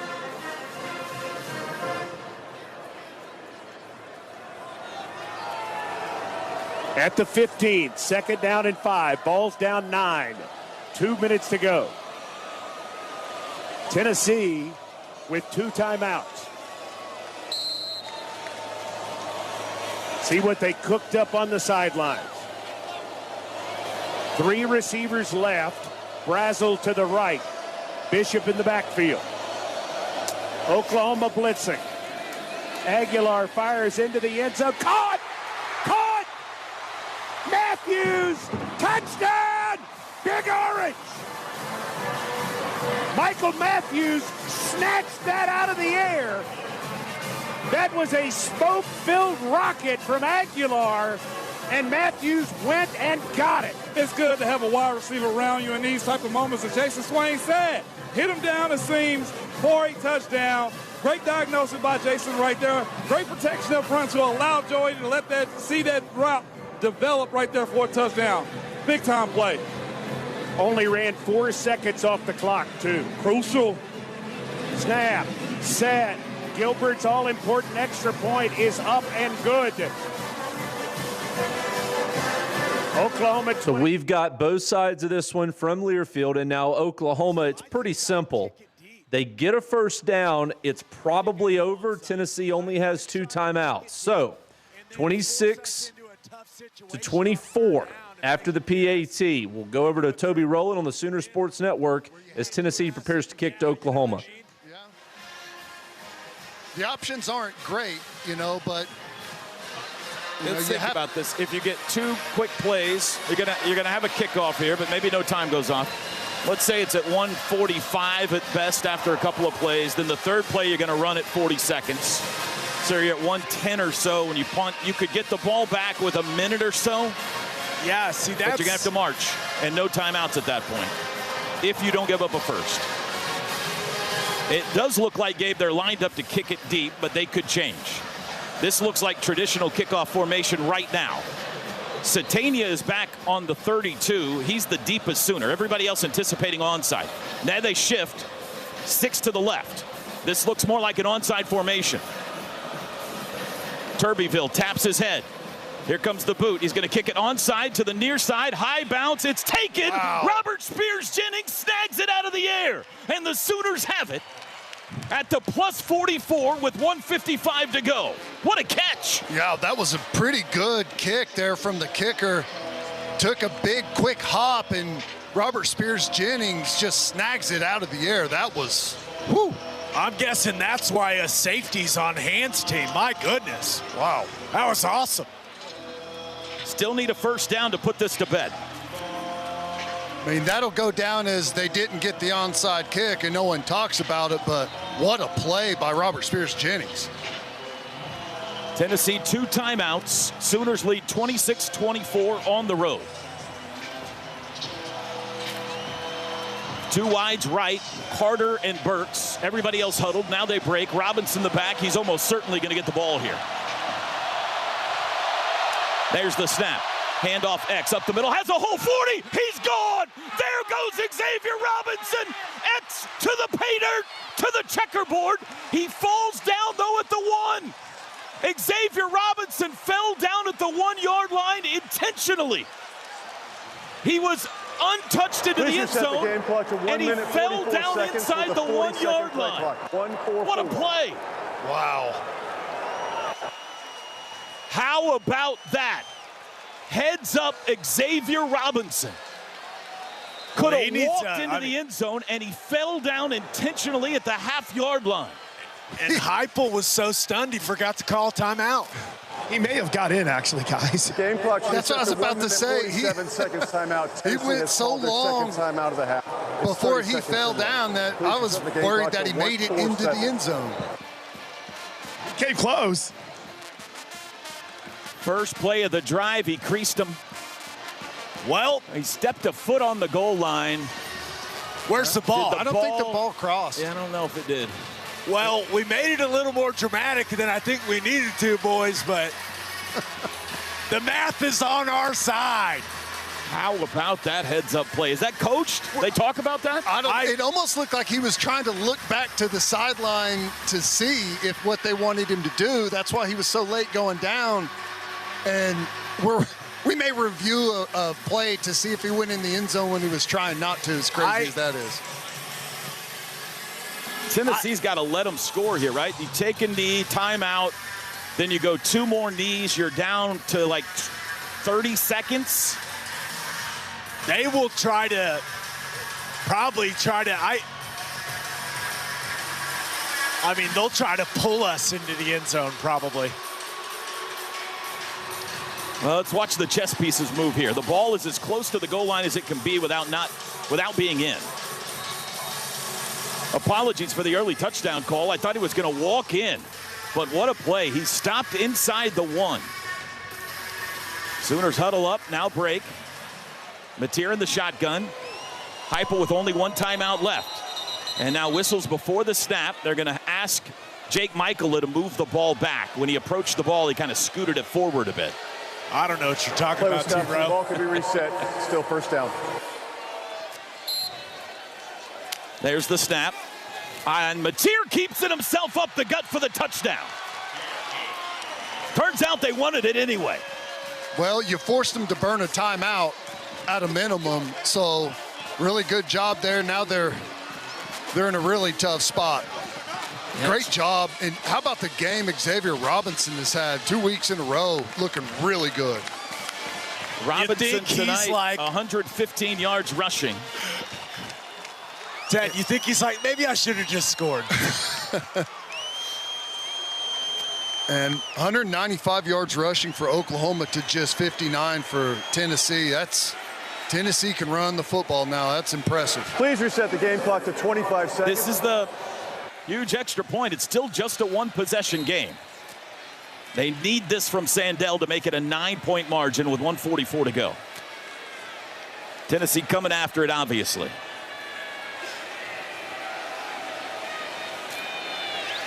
Snap back, hold down, kick away. Tate Sandell, money. And with 1:44 to go and 1 timeout, it's now 33-24 Sooners. Touchdowns brought to you by Air Comfort Solutions, your total home solution for plumbing, heating, air conditioning, and electrical. Make the winning call today. For the first time in the SEC, Oklahoma has put more than 30 points on the board.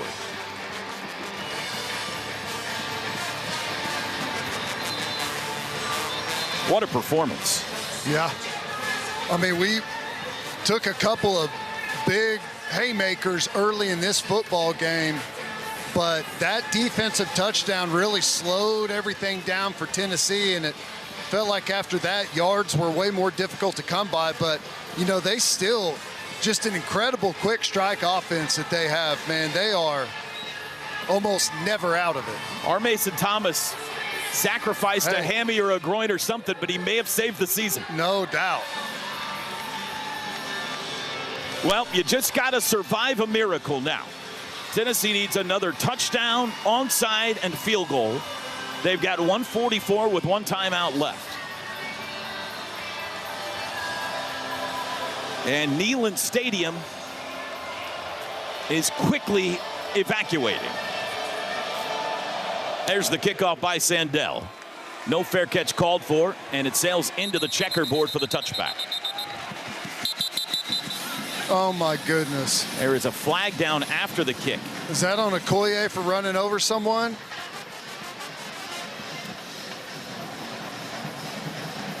Flag down on the far side. At the play, personal foul, grasping the face mask. Oklahoma number 16. The 15-yard penalty will be added to the touchback spot. First down, Tennessee. That'll move it to the 40. Grabbing a face mask on a touchback? I don't know if I've said it today.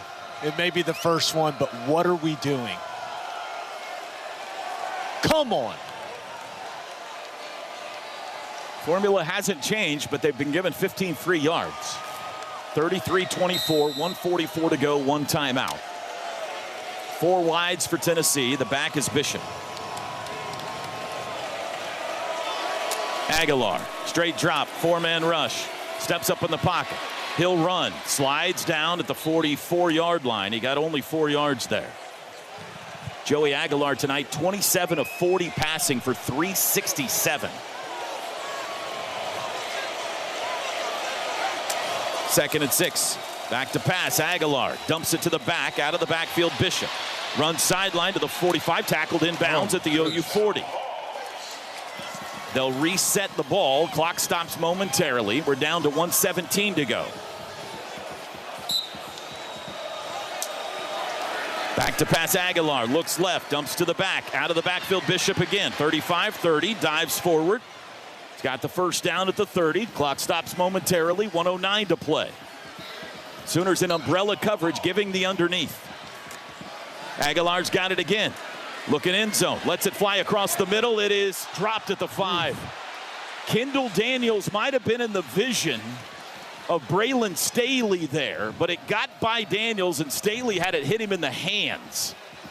Couldn't hang on. Little out in front of him.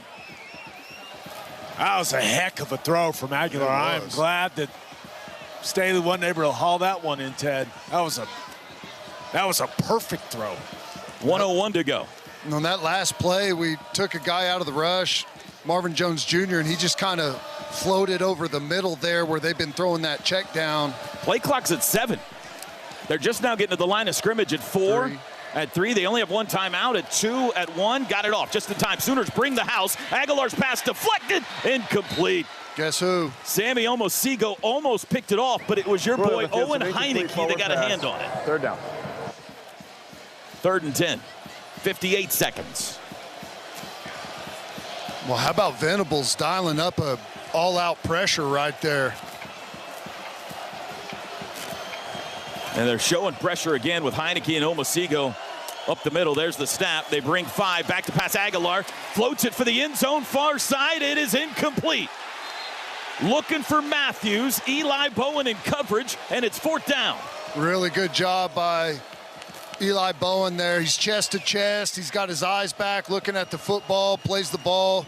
Really good job. They're going to try the field goal here with 52 seconds, and then they'll have another chance at an onside. They did not use their timeout there, but they got to have this or the game's over. This from 48. Gilbert has missed tonight once. He's 1 for 2. Snap back. Hold is down. Kick is away. He pulled it again a little bit, but this time it's good. And with 47 seconds, it's now 33-27, and we got one more onside kick to survive. How's everybody doing? I'm great.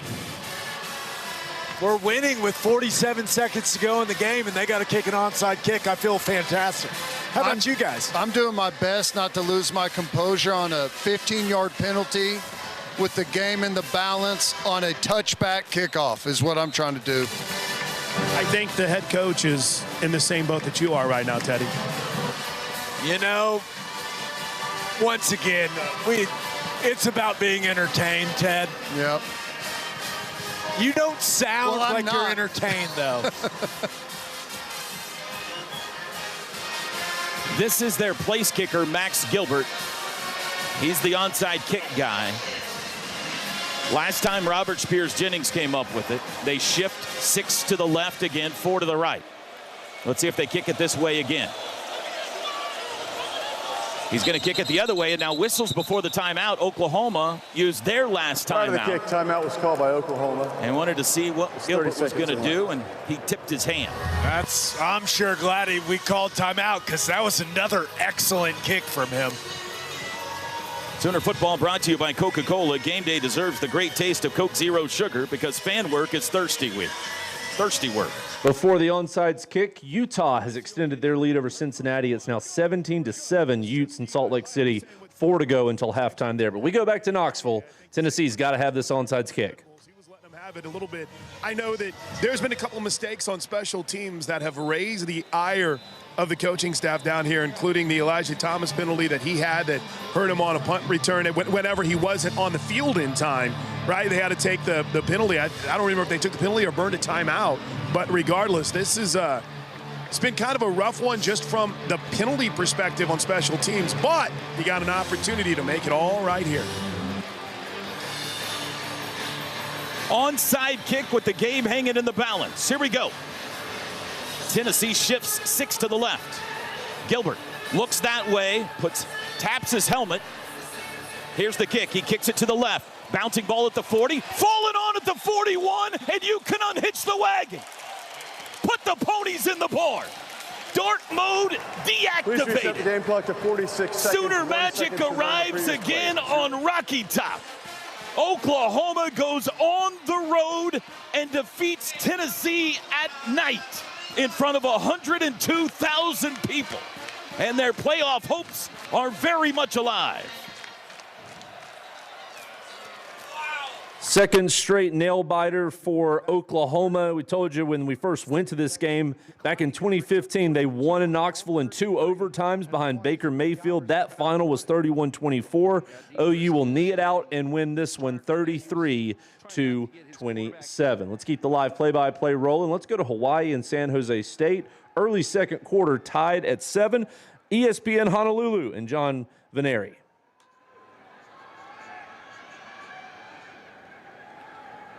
Jalen Thomas set to receive the Gowers punt.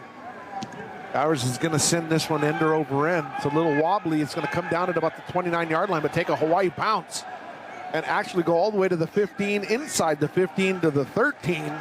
That's a great punt by Billy Gowers. I always wondered how you can angle it in a way in which you can get that end over end bounce.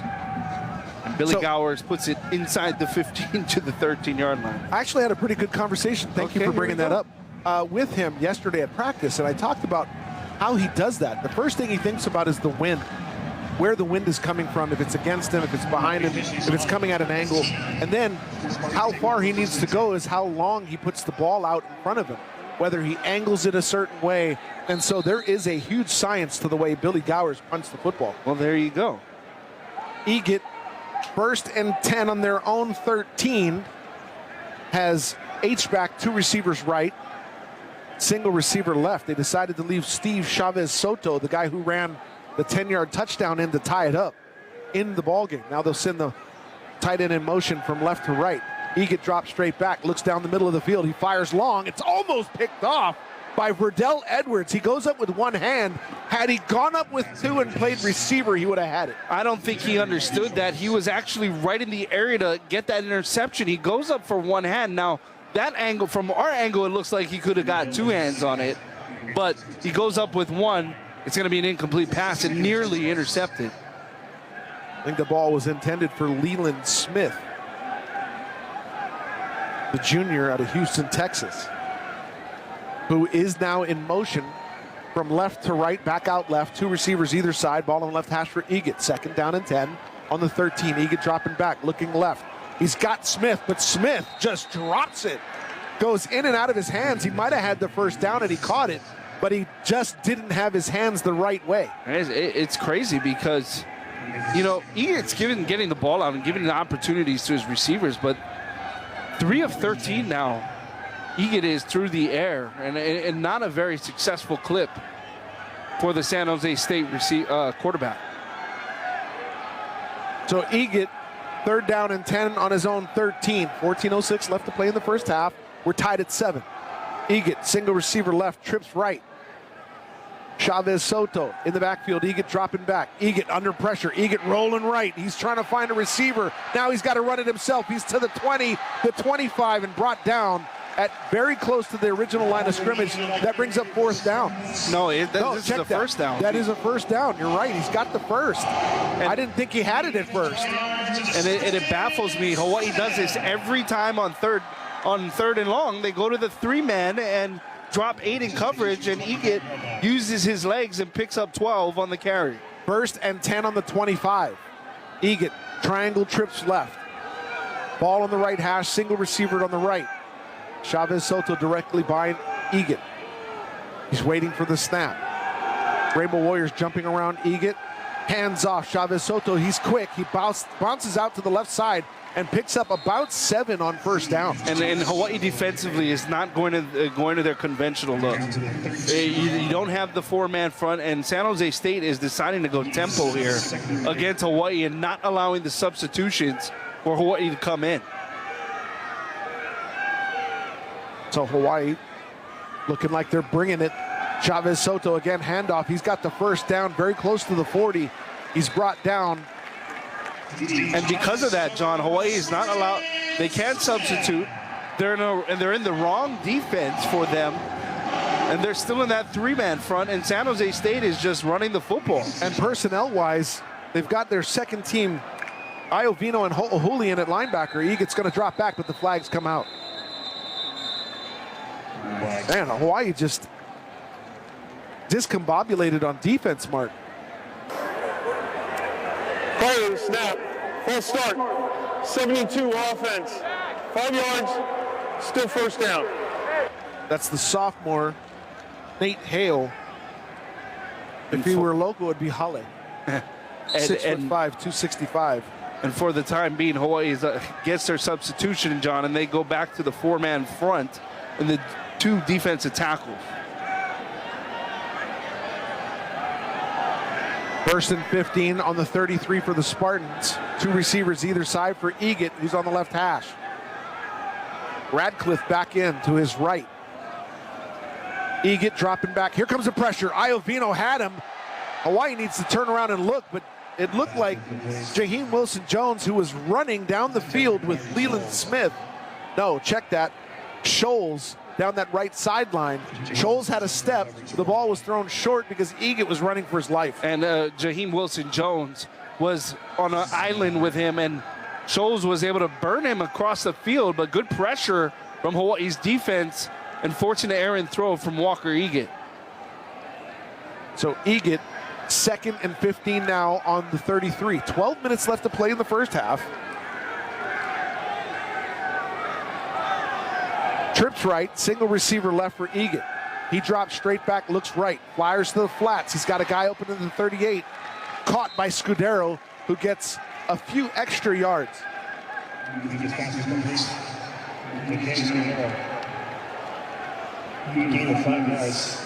San Jose State actually has 5 drops, but Scudero is sure-handed on that one. I like how they put that up on the board. They put Scoo. Well, it brings up a big 3rd down and 8 for Hawaii's defense. On the 40 of the Spartans, ball on the right hash. Receivers jumping around a bit, not sure where to line up, but they go trips left, single receiver right. It's Radcliffe in the backfield. Scudero in motion. Fake handoff, under pressure. Here comes the Hawaii defense. And Egett throws this one downfield. They're saying it's caught. I have no idea how Scholes came down with that inbounds. They will take a look at it, but the referee there on the sideline says it's a catch, and the Spartans are quickly back to the line of scrimmage, and now the referees will hold it up real quick. They're saying it's a catch, Mark. I don't know They won't about even look at it. It's 1st and 10 now in the Hawaii 32. And they got the playoff in time. Egett runs it around the left end, and he's smothered. He'll gain 2, but he's hit hard. And it's just these jump balls, John. It's literally these jump. Oh, that's close. Yeah, I mean, he caught it. He had 2 tippy toes inside the white line. You only need one. Yeah, you only need one. So I think he may have had that. But Hawaii on an island. And it's just it's jump ball football. That's basically what it is. Throwing it downfield. 9-play drive for the Spartans. 2nd down and 8 on the Hawaii 30. 2 receivers left, H-back and receiver right. Egett fakes the handoff, gets it out to the right sideline, and it's caught by Scholes, who gets up the field for a 1st down. He's very close to being in the red zone. This is not good for Hawaii. No. That single coverage, they're going to pick on it because Jaheim Wilson-Jones is playing off. So now they're looking to exploit that a little bit more. 2 receivers in tight on the left, single receiver right. Chavez Soto with Egett, man in motion. Chavez Soto right side. He's got running room. He's to the 10. 5. Spartans touchdown. Way too easy for San Jose State. Not just on the drive, but on that last play. Yeah, and they go outside zone. They seal it, and then just getting down the field. And again, John, Hawaii is just deciding to go with that 3-man front. Look, you got Dejon Benton, Quinn Williams, Stoklinski. You got to stay in that forefront to respect and honor the run that has actually been killing you. The back end and the secondary has been doing relatively well, and the passing game hasn't hurt you.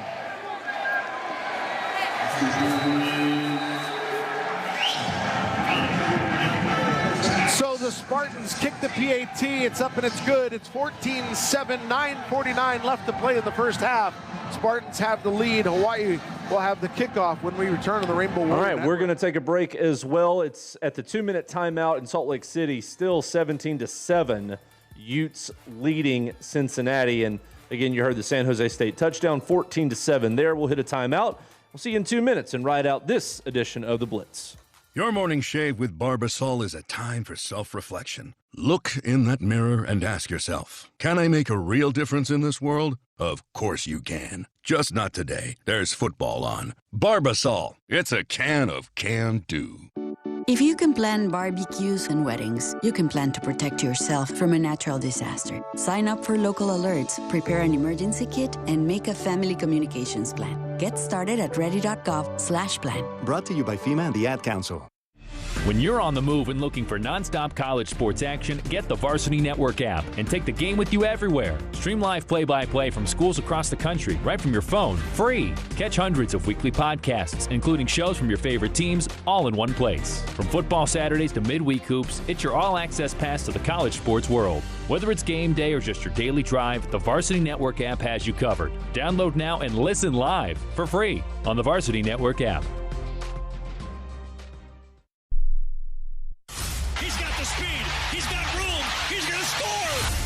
No one gets you closer to the game than Sirius XM College Sports Radio. For the win! Got it! Let's go!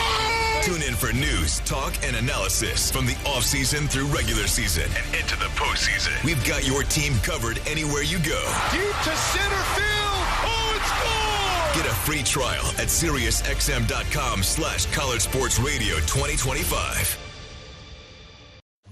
Most people in radio commercials talk really fast. But we made this one for RV owners.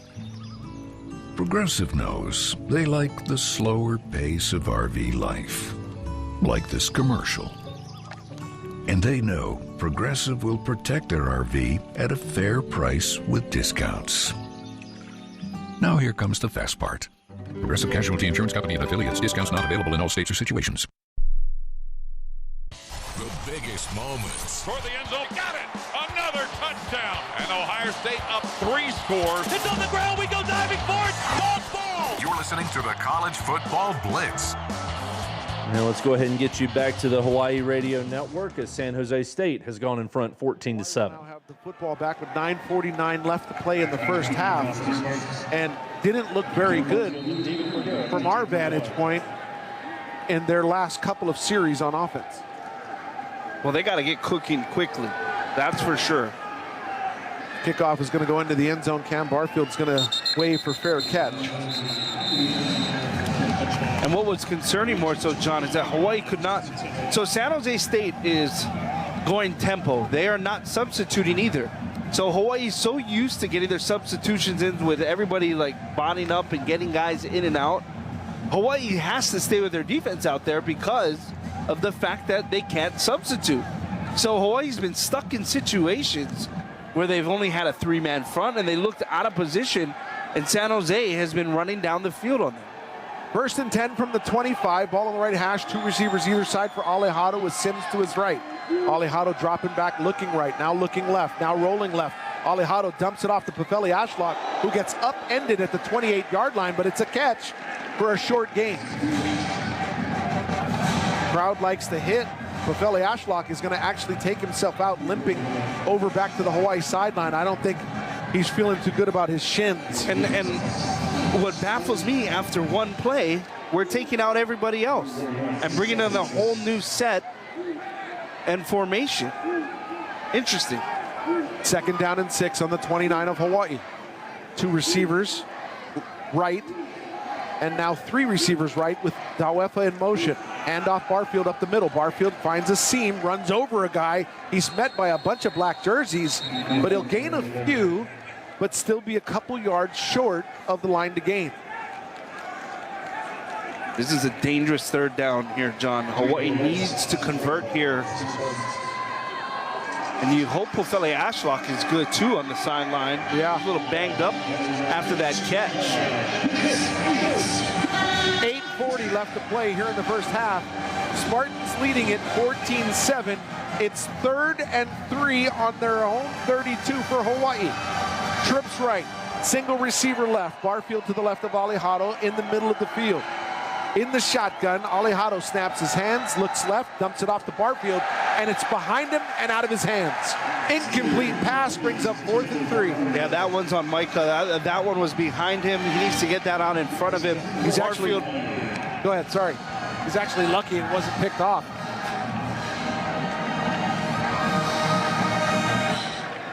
Latu was in coverage. And now Mark, Billy Gowers has to punt this one away again.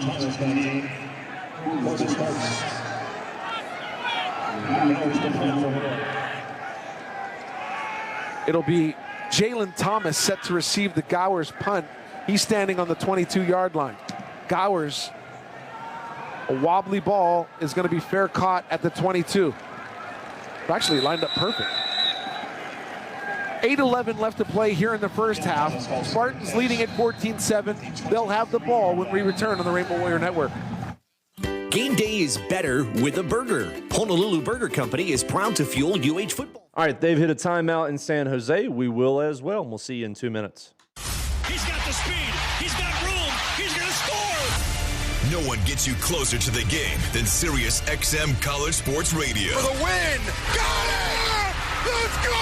Tune in for news, talk, and analysis from the offseason through regular season and into the postseason. We've got your team covered anywhere you go. Deep to center field. Oh, it's gone. Get a free trial at SiriusXM.com/College Sports Radio 2025. Hey, y'all, this is Michael Felder, co-host of College Sports Now. We're breaking down all the action from around the country every week during the football season. We'll look beyond the box score and keep our finger on the pulse of college football from September all the way through the national championship game in January. Listen all season long on Apple Podcasts, Spotify, or wherever you love to get your favorite podcast. And be sure to follow along on Twitter at CSNowTweets.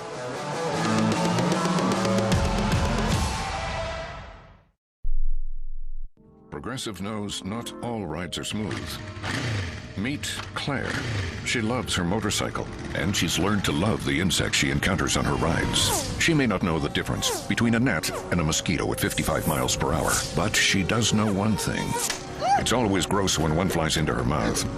But she's so used to it that it's weird when it doesn't happen.